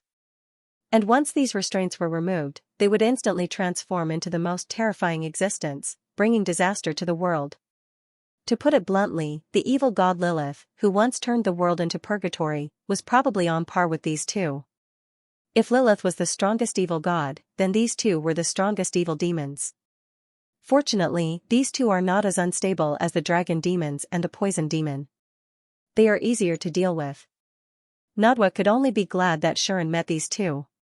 The forest of Tagore, the home of the elves. When Shuren came back from the outside and returned to the hot spring mana source, Milu and Lide were still beside him. Aie. Aie. Milu was still hugging Shuren's thigh and kept shaking it. It was obvious what she wanted to do. Yes, yes, yes. I'll bring you to see Aie now, okay? Shuren sighed and said, I wanted to take another bath and wash myself clean. Because he was disturbed by Milu and Lide, Shuren did not have much time to take a bath, so he was naturally a little dissatisfied. Bath? Milu tilted her head and glanced at Shuren, then at the hot spring. She seemed to be thinking about something. Seeing this scene, Shuren was startled at first, and then his heart moved. This situation, don't tell me that we're going to take a bath together? Shuren's dissatisfied expression suddenly changed, and he was full of anticipation. Under such circumstances, Milu let go of Shuren's thigh and ran towards the hot spring step by step. This made Shuren a little excited. However, the reality was cruel. Hey! Milu put her hands into the hot spring and splashed the water with all her might. She then let out an adorable cry. Boom! A huge stream of water was suddenly splashed from the hot spring by Milu, and like a downpour, it instantly poured towards Shuren. Eh? Shuren let out a silly sound, and then along with the excitement in his heart, he was drenched by the downpour of water.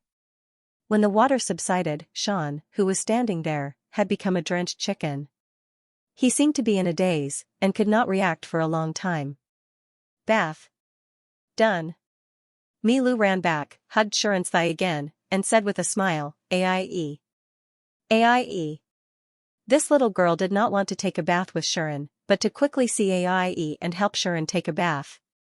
In the simplest and most violent way. Shuren was having a mental breakdown.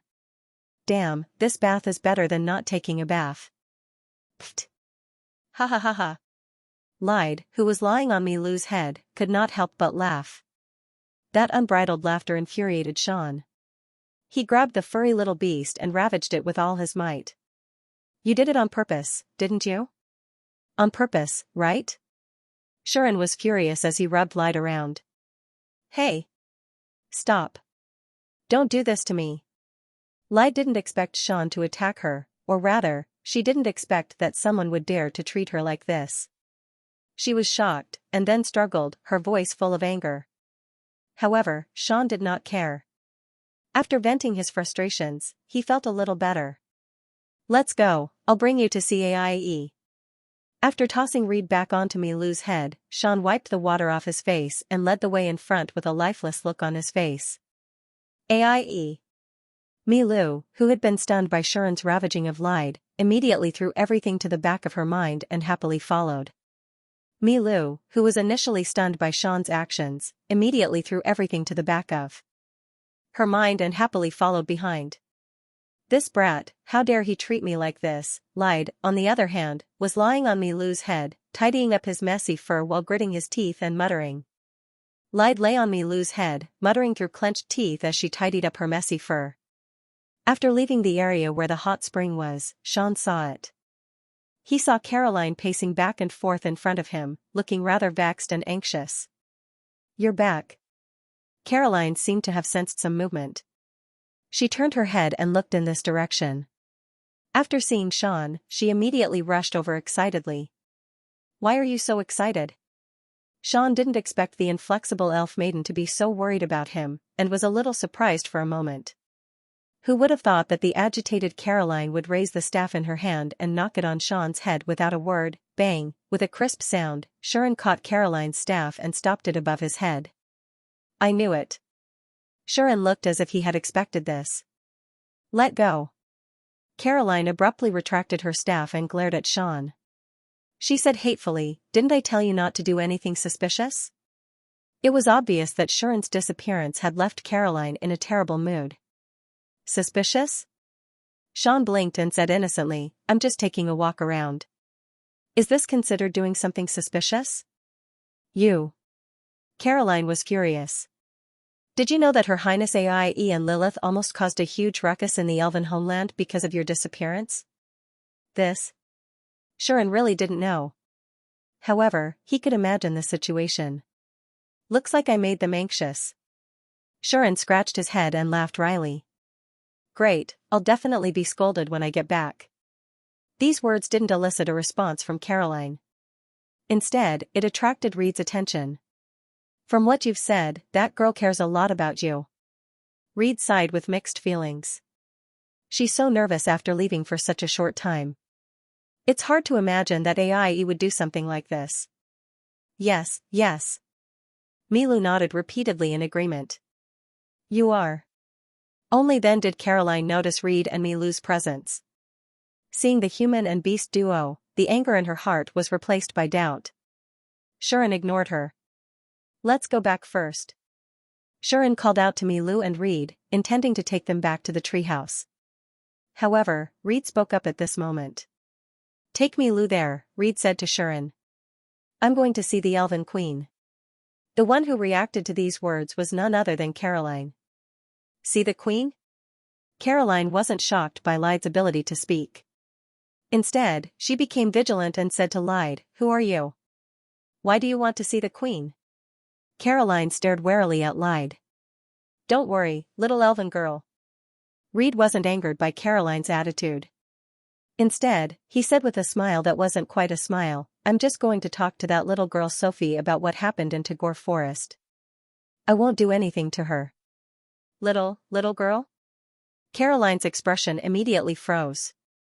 It wasn't because Reed called her a little girl, but because Sophie, the Elven Queen, had been called a little girl by Reed. One had to know that Sophie had lived for thousands of years as the queen of the elven race.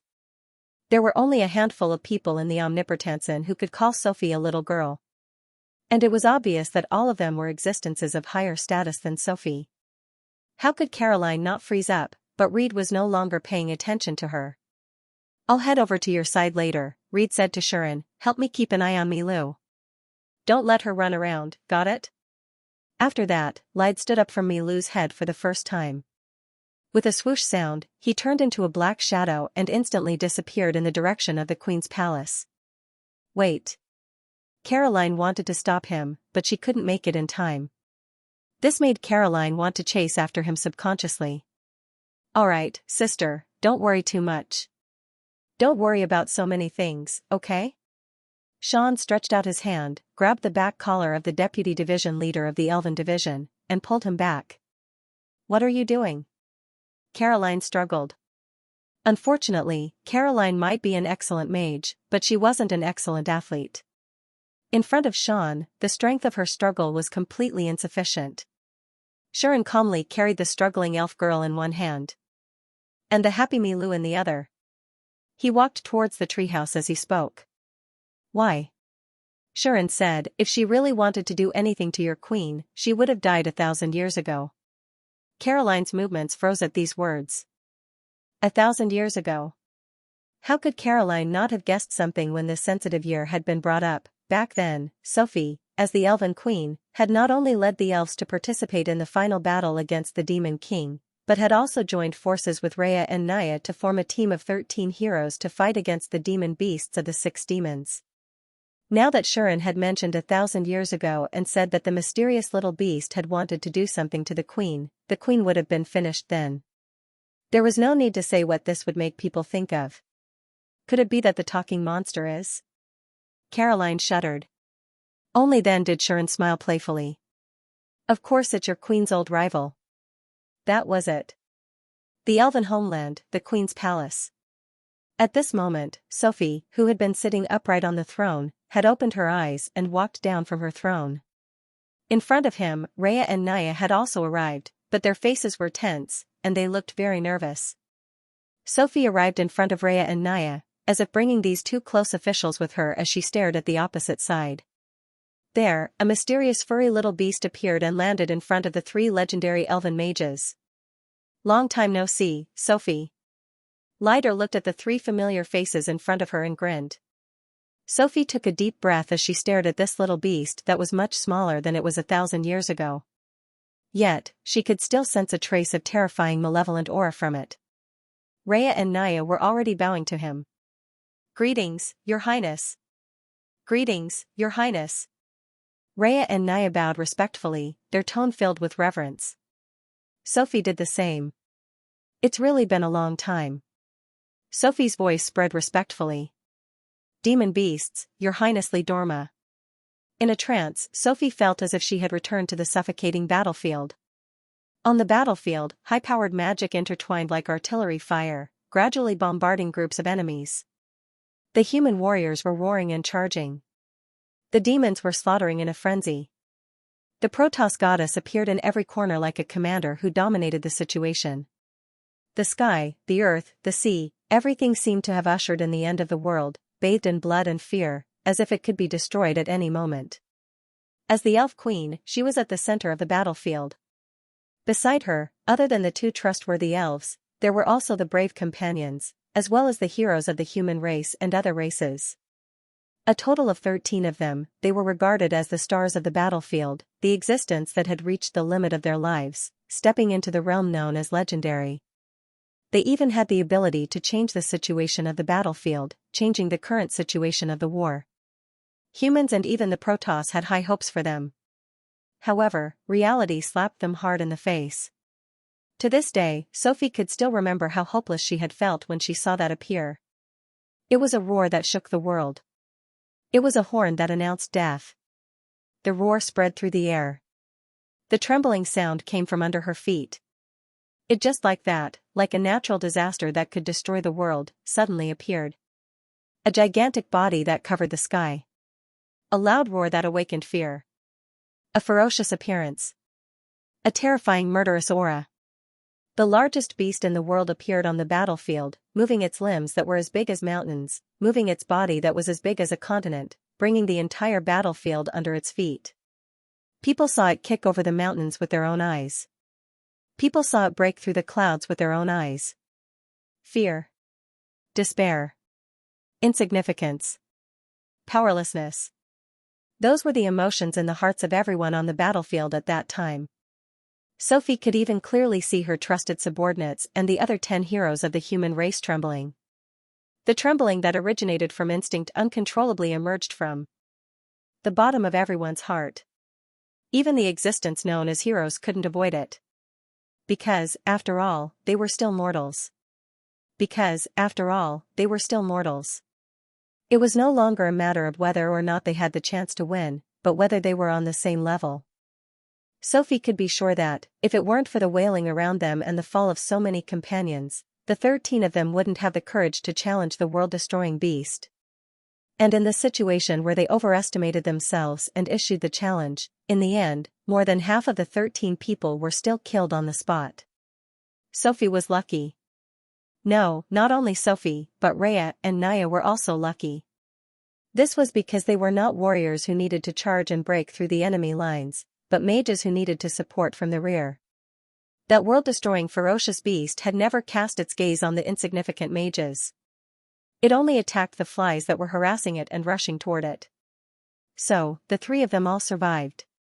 However, everything that happened in that battle was still firmly engraved in the depths of their hearts, and they would never be able to forget it. People called it psychological shadow. People called it For those who had personally experienced all of this, if they didn't have any psychological trauma, then they were all fools who forgot the pain after the scars healed. In that battle, they were hailed as the 13 heroes, but they had merely obstructed the footsteps of the world-destroying beast. The price they paid was the sacrifice of more than half of their people. Sophie couldn't imagine what would have happened to them if Hero Mitra hadn't defeated the Demon King with the help of the Supreme God Omnis, causing the demons to give up fighting. Was he burned to ashes by the raging flames of the fierce beasts that blotted out the sky, or would they have been turned into minced meat under its mountain-like limbs? Anyway, Sophie couldn't imagine any other outcome. Now, the world-destroying beast that brought despair and fear to everyone on the battlefield, the demonic beast of the 6 great demons, appeared in the elven homeland, in front of Sophie. It didn't have a body that could cover the sky, nor did it let out a roar of death. Instead, it was like a small pet, turning into a furry little beast and standing there. "You haven't changed at all." Lyde looked at Sophie and said casually, "You're still so beautiful, so aloof, just like you were in the past." "How nostalgic. Your Highness must be joking." Sophie smiled bitterly. "Her Highness Lyde is the one. She's as powerful as she was back then." "Is that so?" Lyde raised his eyebrows and smiled. "It seems that your words are still as pleasant as ever. I've come to see you in this form, yet you still say that I'm powerful. Isn't it bad to flatter me too much?" "I'm not flattering you." Sophie shook her head and said, "Sophie will never forget the true form of your Highness." That scene has been deeply engraved in Sophie's heart. Even though your Highness has changed your body for the sake of convenience, Sophie can still see the unparalleled power from your Highness' aura and magic power. This was the truth. Even though Lyde's current body and aura were worlds apart from the past, Sophie wasn't naive enough to think that this furry little beast was easy to bully. Sophie knew very well that as long as Lyde was willing, he could return to his previous form at any time. At that time, apart from the supreme expert of the god race, who would be able to truly threaten her in omnipotensin. "You're good at everything, but you're just too stubborn." Lyde laughed and shook his head. "Don't put too much pressure on yourself. Relax. It's been 1,000 years since I've returned to my previous form. I don't think I'll have the chance to do so again in the future, right?" "Is that so?" Sophie was a little surprised. "At least, that's what I hope." Lyde looked at Sophie and stopped smiling. He said in a serious tone, "As long as war doesn't happen again, I won't have to return to my previous form, just like I have for the past 1,000 years, right?" These words made Sophie silent for a moment. Then, as if she had relaxed, she smiled. "Your Highness is right." Sophie also said sincerely, "Now we all understand that whether it's the humans, the Protoss, or the demons, none of them want war to happen." This was also the reason why Lyde and Sophie could put aside their differences and coexist peacefully. The pursuit of peace was the most fundamental desire in everyone's heart. That was why the 3 races were able to exchange for 1,000 years of peace. The elves were also moved by this and set up a peace sacrifice to welcome this day. Unfortunately, there will always be some who can't stand the appearance of peace. They don't want to live a stable life, and for some groundless reasons, they will try to destroy the prosperity that we have spent 1,000 years to create. Lyde's voice became cold as he said this. Rhea and Naya's hearts skipped a beat. They didn't even dare to breathe loudly. Sophie's expression also darkened. "So the demonic alchemy ritual has appeared again in the Tagore forest?" Sophie asked in a low voice. "That's what happened." Lyde nodded and said, "Although the ritual has been disrupted by Milu and me, and most of the demonic alchemists born from the ritual have been destroyed by the interesting little guys that we recruited at the last minute, but the person behind the ritual may not have left yet. It's very likely that he's still in the Tagore forest." "The person behind the ritual?" Sophie frowned and quickly asked, "Could it be the primordial demon's people?" "Who knows?" Lyde said unhappily, "Maybe it's the same as the previous times, a third party that was used by the primordial demon." "Who knows?" "Is that so?" Sophie pondered for a moment and said, "I understand. Your Highness wants us elves to search the Tagore forest, right?" "Yes." Sophie said, "The previous times, we had sent the demons to search the Tagore forest, but they found nothing. So this time, I want to ask the elves for help." The elves were locals, after all. Although they didn't control the entire Tagore forest, their understanding and familiarity with the Tagore forest was definitely better than the demons. Plus, the elves were the favored children of nature, and they were very sensitive to abnormal mana. If they were the ones to search the forest, there might be a different result. The reason why Lyde wanted to drag Shuren along was because he wanted to see what the guy who kidnapped his sister was capable of, and also because the demons had never found anything when they tried to do it themselves. Therefore, this time, Lyde wanted to borrow the power of an outsider to see if he could cause any chemical reaction. This should be our own business. It's the demons who have these black sheep among us, so we should be the ones to solve it. Lyde said in a deep voice, but the original demon's activities are getting more and more unscrupulous and frequent. In the past, the demonic ritual that only appeared in the demon realm and the Tagore forest has appeared in other places in the human realm, such as the Adel Canyon in the Mitra kingdom. Even the Empire has been acting strangely recently. All of this makes me feel a little uneasy. This was also a problem that the higher-ups of the three races were worried about recently. Judging from the movements of the original demon, it was certain that the plan to create the seventh demon that had been going on for 1,000 years was nearing its end and was about to succeed. If the old demons had a demon, it would be a disaster for the three races, Lyde said to Sophie. So, I have no choice but to be thick-skinned and use all the power I have. Hearing this, Sophie's expression became serious. Rest assured, Your Highness. Sophie promised, this is related to world peace, and we, the elves, will not shirk our responsibilities. Otherwise, we will not have the face to see our goddess of nature in the future. Nadura, is it? Lyde curled his lips and said, it would be great if that goddess was here. With her power, she should be able to find something, right? Lyde acknowledged the power of the goddess of nature. Perhaps the goddess of nature's power was not as strong as a demon like him, but she had transcended the limits of life and could pose a threat to the demon, at least not without the ability to fight back.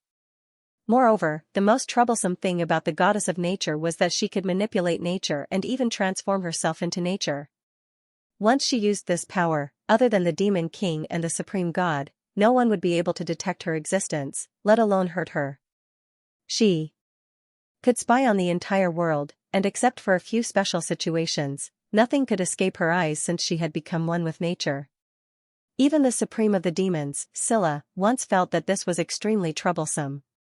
Back then, the one who discovered the existence of the old demons, the original demon, and the demonic ritual was also this goddess of nature. This goddess of nature would sometimes descend and transform herself into nature to spy on the entire human world, so it was not strange that she could discover the conspiracy of the original demon. If it were not for the fact that the original demon was too cunning and well hidden, active not only in the human world but also in the demon world, frequently changing their positions, and researching some methods to avoid the goddess of nature's prying eyes, they would have been discovered and uprooted by the goddess of nature. Lyde believed that in this era, the one who could pose the greatest threat to the original demon was this goddess of nature. Thinking of this, Lyde could not help but speak. If the heroes were still in this world, it would be much easier to deal with the old demons, right? Lyde said with such sentiments. The heroes. Sophie also murmured, and Rhea and Naya who were beside her also fell silent. No matter which race it was, the Braves were special existences. The Protoss saw the heroes as their trump card. The humans saw the heroes as their religion. Even the demons saw the heroes as a target of fear.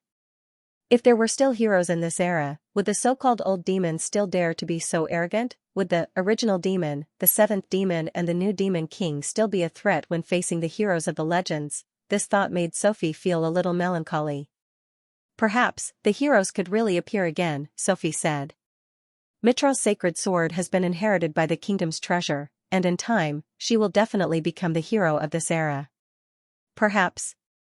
Lyde seemed to be a little disapproving, but then he seemed to have thought of something and smiled. Or, in this era, other than the heroes, there is another interesting little fellow who deserves our attention. Sophie did not understand the meaning of this sentence. Lyde also did not explain.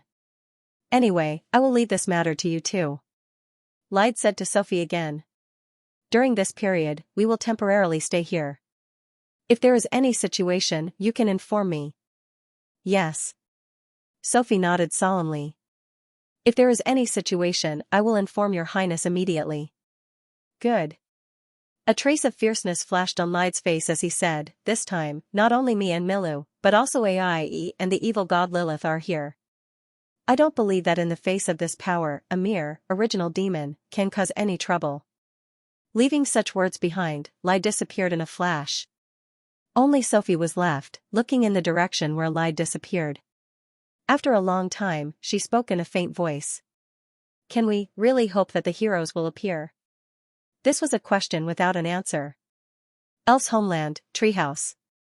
When Sean brought Milu back here, Caroline, who had been rather restless the whole way, left without saying a word before they even entered the door. Needless to say, this deputy division commander, who had guessed her identity, was definitely worried about the situation with the elf queen, so she couldn't help but go to check on her. Shuren ignored her and brought Milu into the treehouse, where he saw the crowd gathered in the living room, waiting for him. You're finally back? Rosie sat there and looked at Shuren, and for some reason, she sighed. Welcome back, Mr. Shuren. Seeing Xiaxia's indifferent look, Sean couldn't help but recall what happened when he didn't return at night. Immediately, he looked a little embarrassed. Bam! Without saying anything, Lilith immediately threw herself into Shuren's arms and hugged him tightly. Her face was both relieved and aggrieved. Sorry for making you worry. Seeing this, Shuren felt heartache and quickly patted her head to comfort her. Everyone was waiting for Shuren's return, and it was only at this moment that they felt relieved. Only Aie didn't have the energy to care about Shuren at all. Because, Aie. At this moment, Milu's eyes lit up when she saw Aie, and she let out the loudest cheer in her history. Then, like Lilith, she pounced in Aie's direction. It's you guys. Aie seemed to have guessed Milu's arrival.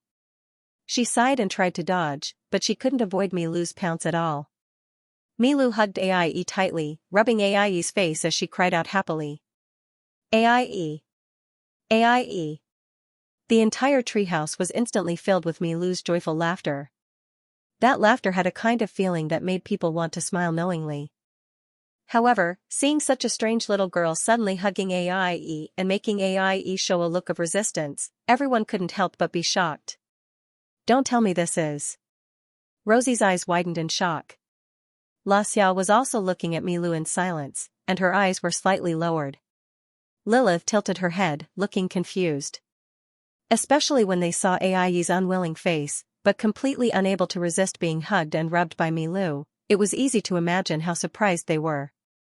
If there were anyone else here, they would definitely be shocked to see this scene, right? One of the 6 great demons, the demonic dragon that was known as the most ferocious existence, was actually being forcefully hugged by a little girl. It was clearly resisting, yet it was unable to resist. This scene was definitely enough to stun anyone for a long time. However, looking at this scene, Sean's expression was as if he had expected it. Sure enough, this girl is a demon. Yes. In other words, this innocent, romantic, and innocent little girl was the sister of Aie, Selah, and Lide. Demon, Your Highness Malupshi.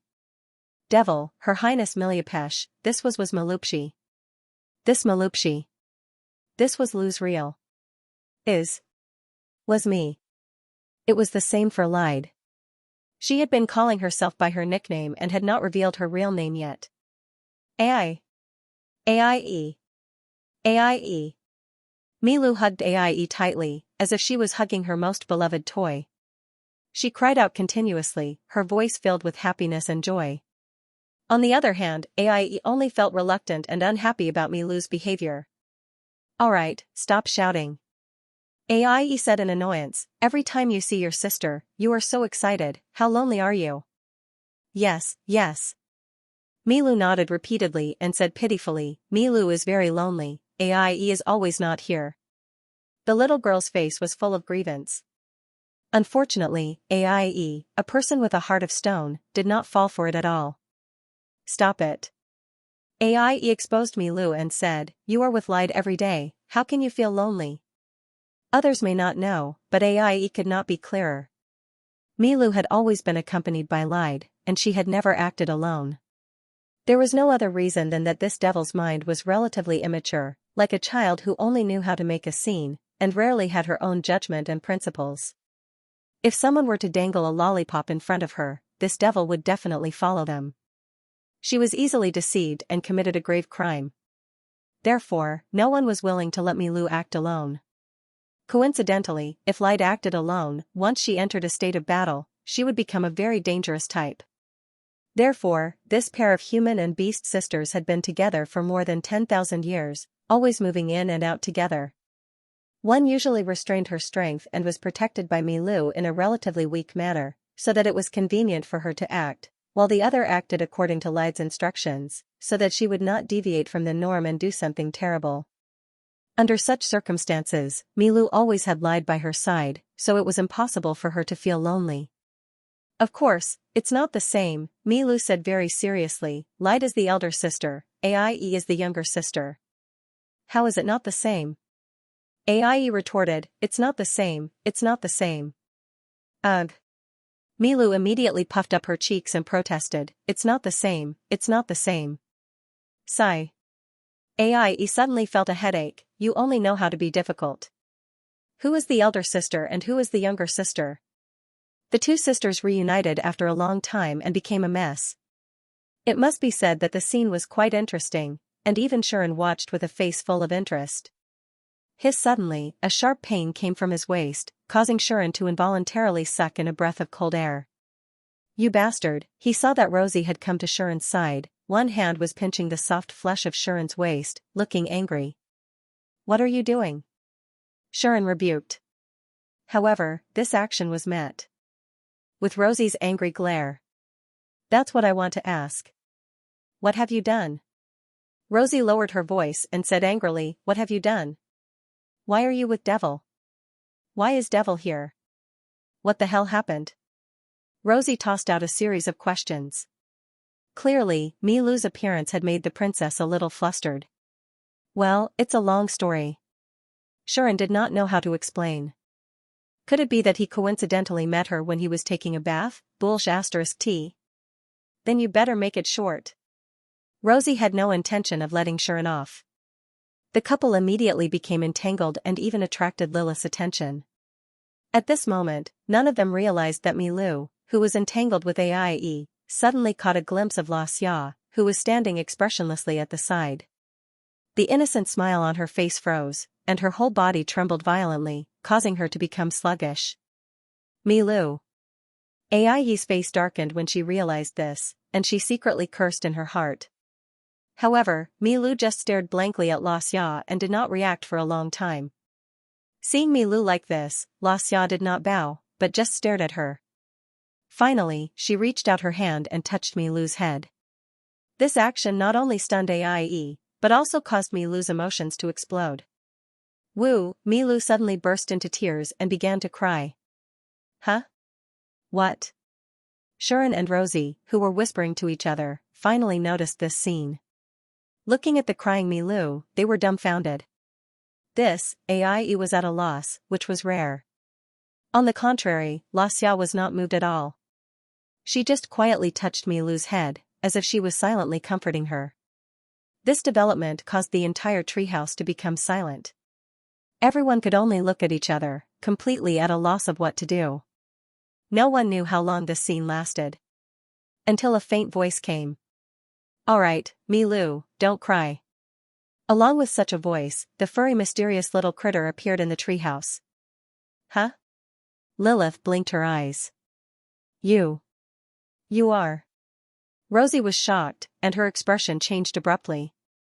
Sister lied. Aie turned around and looked at Lied. As for Xianxia, she stopped what she was doing, looked at Lied, and finally knelt down. Xianxia greets your highness Lied Dorma.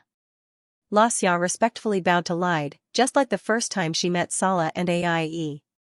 Get up, don't kneel in front of me. Lied looked at Xianxia with a complicated expression, and then said expressionlessly, with an imperceptible tremble in her voice. Yes. Xianxia did as she was told, like a humble maid, but the expression on her face was always so indifferent. Lied. Only then did Milou turn her tearful face to Lied, as if she had seen her savior. Seeing this, Lide sighed and looked at Shirin. Milu and I will stay here for the time being. Lide said to Shirin, is there a problem? Hearing this, Shirin frowned, glanced at Aie, Milu, Lide, and Xianxia, then relaxed his brows and shrugged. This is not my turf, why are you asking me? What he meant was, you guys can do whatever you want, and you don't need to tell me. Alright. Lide did not hesitate and said to Aie, let's share a room, tell me what's going on. What do you mean? Aie's tone was very polite. Of course, he was met with a glare from Reed. Of course, when did you wake up, when did you come to the human world, and how long have you been here? Lide snorted and said, after coming to the human world, you better give me a clear explanation. Why? Aie still protested, I'm not Milu, I don't need people to investigate every single thing I do, right? Do you really think so? Lide narrowed his eyes and said, then why don't we have a family meeting? Aie immediately shut her mouth. What a joke, that would definitely be a bad thing for her. The reason for that was because this so-called family meeting was a gathering of the 6 demon sisters to discuss matters. If that was the case, no matter what the outcome of the meeting was, she, the youngest sister, would be the one who would be controlled tightly during the process. After all, in so many family meetings in the past, Aie had never been at a disadvantage. These plastic sisters, always playing this trick, how hateful. This was especially true for Lide, who loved to use this method to pressure her younger sisters. Speaking of this, it was necessary to mention the seniority of the 6 demon sisters. First of all, Scylla was undoubtedly the eldest sister, the eldest daughter, this was needless to say. The second daughter was the demon succubus, second only to Scylla among the 6 demon sisters, and could be considered as the second in command. He was followed by Lide, who was ranked 3rd and had 3 younger sisters. Poison Demon was ranked 4th. Demon Milu was ranked 5th. The last one was Aie, the true youngest, the youngest sister of the 6 demon cultivator sisters. And as everyone knew, the youngest sister had no human rights. Aie had always felt that she was being persecuted by the 5 elder sisters. Which elder sister would take turns to use her younger sister as a pillow, and would not give up until she hugged them to sleep? Which elder sister would force her younger sister to bathe with her, and every time she did so, would she be careless? Which elder sister would treat her younger sister as a doll, and would fantasize about changing clothes every day? Which elder sister would even question others when they went out, and would lock them at home like pets all day long? Aie had one, moreover, there were 5 of them, including Milu, they were also persecuting her. Because of this, Aie became a little rebellious, and did not want to listen to her elder sisters at all. However, if this matter was known by Shirin, he would definitely not hesitate to say a word. This is persecution? This is clearly a group of dead sister cons spoiling, right? This was the truth of the matter. However, Aie would never think so. Therefore, Aie could only put up some resistance. I don't want to be in the same room with you. Lowly little sister, online rebellious. Oh? Lide seemed to be used to this, and said disapprovingly, give me a reason. Aie really wanted to say that there was no reason, she just did not want to. But she also knew that if she said that, the final result would be that she would be regarded as a troublemaker, and then be ruthlessly suppressed. Lide was very clear that Aie hated being treated as a child the most. In such a situation, as long as Aie did not give a reasonable reason, the final result would be that she would be provoked by Lide, and reluctantly accept the fact that they were in the same room. Knowing the trick, Aie immediately racked her brain and racked her brains. It was not until a while later that Aie thought of something, turned her gaze, and looked at Shirin. Sensing Aie's gaze, Shirin's mouth twitched. There was no other reason, but because there was a sudden ominous premonition in his heart, and it was even a sign of a bloody disaster. In the next second, Aie's words confirmed Shirin's premonition. I live with that man. Aie pointed at Shirin, and her voice was loud and clear. We have always been in the same room, and there is no room for a third person. The air instantly froze. Shirin only felt his vision go black, and a word was printed on his forehead. That word was called, danger.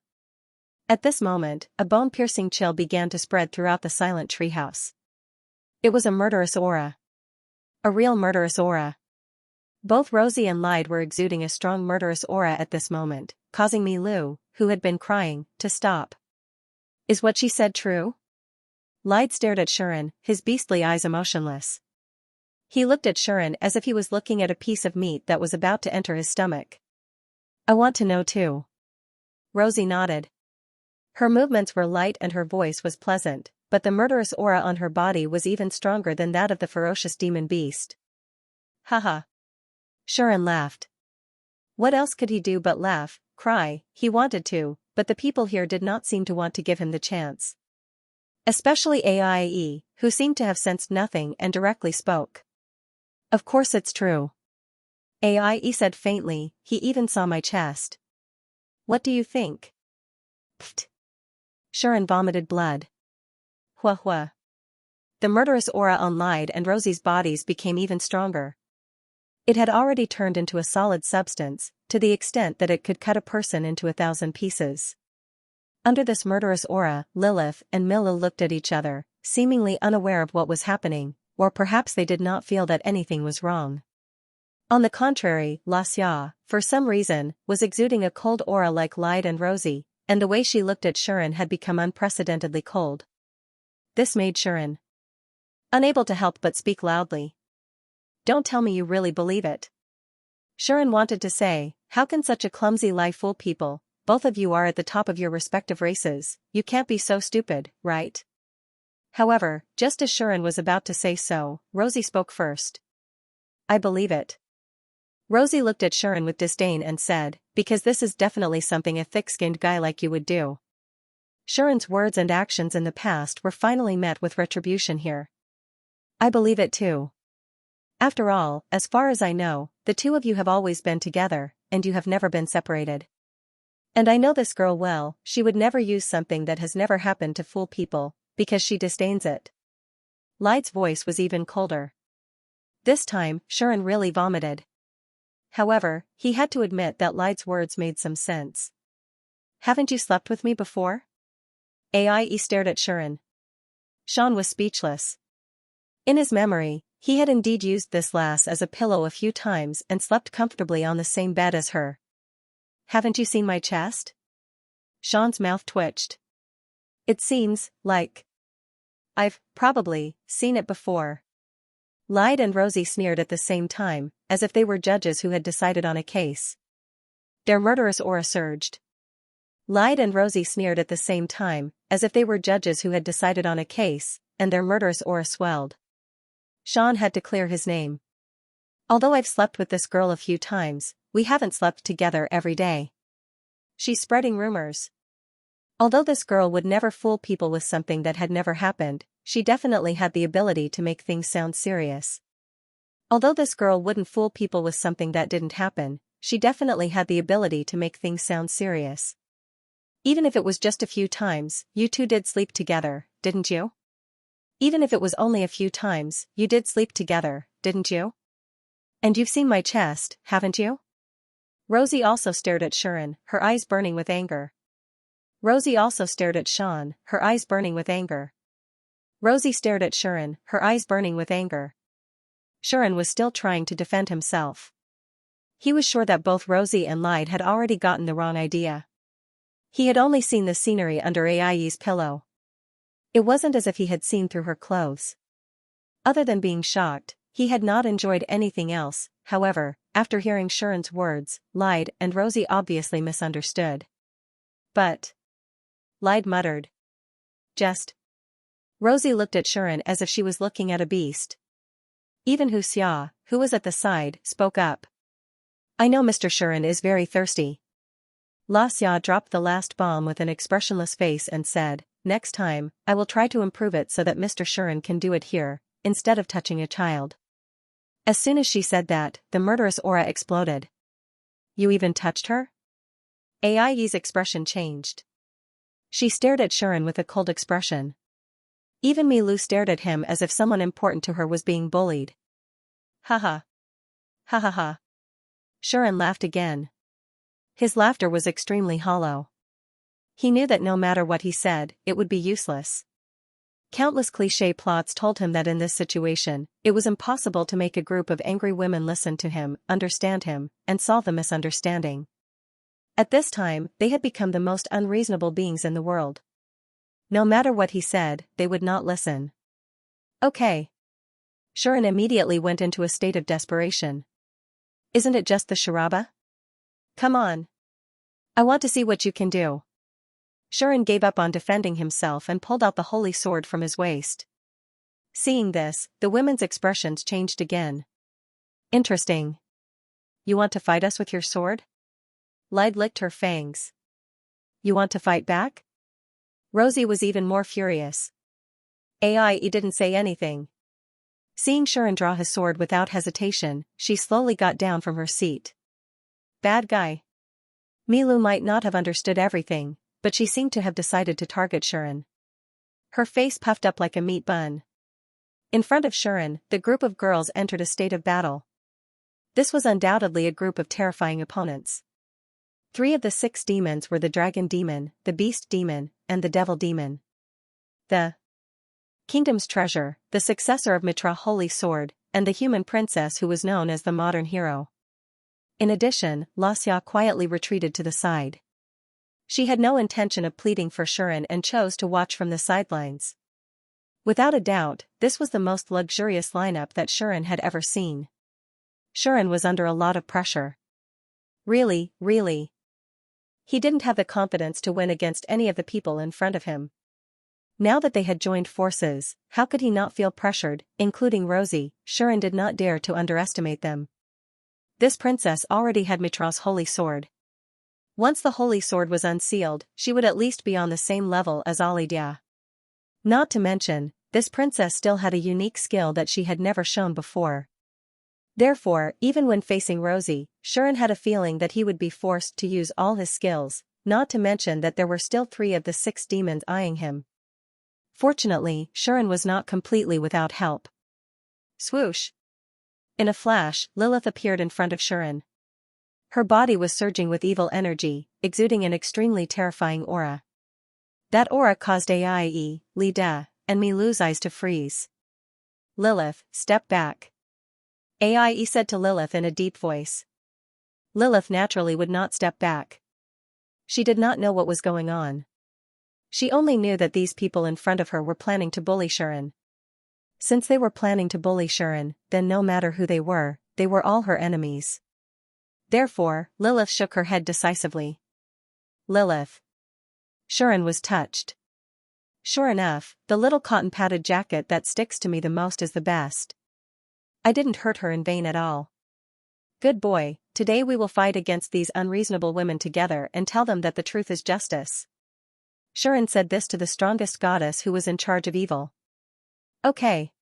Lilith nodded obediently. For the so-called justice, she exerted her power as an evil goddess to the limit. Aie, Lyde, Milu, and Rosie were all angry. It seems that you two lack some lessons. I don't know how many years it has been since someone dared to provoke me like this. All bad guys. Bad guys. I don't care about anything else. I've been bullied so much, so today, let me vent all my anger. An astonishing aura rose from the bodies of the 3 girls and the little beast. In a split second, the night sky of the entire elven homeland began to surge. Layers of dark clouds appeared, causing lightning and thunder to gradually appear. In the elf hometown, all the elves were frightened by this situation and fell into a panic. What? What's going on? What terrifying magic power? In the queen's palace, Rhea and Nia, who were discussing something, suddenly changed their expressions and exclaimed in horror. What are they doing? Sophie was dumbfounded. With the power of the queen's palace, the elf queen clearly sensed where the source of everything was, causing her to fall into a state of shock and astonishment. Roar! As a result, even Yulin was alarmed. She flew out of the huge tree crown and rushed in the direction of the treehouse. This. Even Marika, who was whispering to her elves and sharing a bed with them, got up in a panic, not knowing what to do. What the hell happened? Caroline had already appeared with the elven squad. She looked at the turbulent world with a shocked expression. In the end, even Nadia was anxious. I just diverted my attention a little, intending to find the person who initiated the ritual hidden into Gore Forest. How did I cause such a big commotion? The great nature goddess felt like her vision was about to turn black. Seeing that a horrifying disaster was about to befall the entire elf hometown and even the entire Tagore forest, Nadia felt helpless. There's no other way. In the elf hometown, a dense wave of nature magic power suddenly gathered. Sean and the others, who were about to fight, noticed the abnormality. They raised their heads and exclaimed in bewilderment. This is... In the elf territory, all the elves widened their eyes in excitement when they sensed this strange phenomenon. Including Caroline. Including Rhea and Mia. At the same time, Sophie, Aie and Lyde looked at each other. Both Sharon and Rosie were surprised. The sudden strange phenomenon attracted everyone's attention. Then, a clear and lively voice entered everyone's ears. Everyone, please, for my sake, show mercy. When this voice sounded, all the elves in the elf hometown knelt on the ground. Even Elf Queen Sophie and Marika, who was reunited with her childhood friend, did the same. They all looked excited. Their eyes were full of fanaticism and worship. Without any hesitation, all the elves yelled in unison. Welcome the nature goddess! Welcome the nature goddess! Welcome the nature goddess! The loud and respectful voice turned into an echo, constantly reverberating between heaven and earth. As for Sharon and the others, they naturally raised their heads and looked at the sky. Nature goddess? Sharon was still confused. What happened now? A case of domestic violence had attracted the arrival of a top goddess of the Protoss. Lady Nadia. Rosie seemed to have calmed down. Aie, Lyde, and Milu were the same. Nadia? Lyde said unhurriedly, so you came to the human world? This guy. Aie even muttered, he came to the human world to peep again? Obviously, the two were used to the sudden appearance of the nature goddess. Of course, Nadia would not admit this. No, I haven't come to the human world yet. It's only because of the abnormality in the elf hometown that I sent my voice and will hear through the connection between the elves and me. Nadia said this without blushing or gasping for breath. Anyway, no one could find her, and no one knew what her current situation was, so she could say whatever she wanted. Otherwise, if she was really regarded as a peeping goddess, wouldn't that damage this little fairy's perfect image? That's impossible. Nadia quickly changed the topic. Although I don't know what's going on, all of you possess astonishing power. If you fight here, it'll be catastrophic for the elven hometown. Please calm down, okay? Nadwa's sweet-sounding voice indeed had an inconceivable power that soothed the irritable emotions in everyone's hearts. Sharon also breathed a sigh of relief. Who asked the situation to be disadvantageous to him? One must know that this was not a group of ordinary women. Even if Rosie was not counted, the other three were all demons. Half of the 6 great demons had appeared here and intended to teach him a lesson. Wasn't this terrifying? Even if Sharon did not intend to be bullied by this group of unreasonable women, he still felt a little weak against them, even with Lilith's help. So, Sharon took the lead to speak. This has nothing to do with me. It's all because these women are unreasonable. They are dignified men, but they want to bully a weak man like me. Sharon activated his unique skill, shifting the blame. Aie, Lyde, and Rosie almost lost their minds again. This bastard was really thick-skinned. Who is a woman? Also, are you a weak man? You have the nerve to say that? Damn. End of chapter 512. Don't forget to subscribe, like, and share the video to support the channel.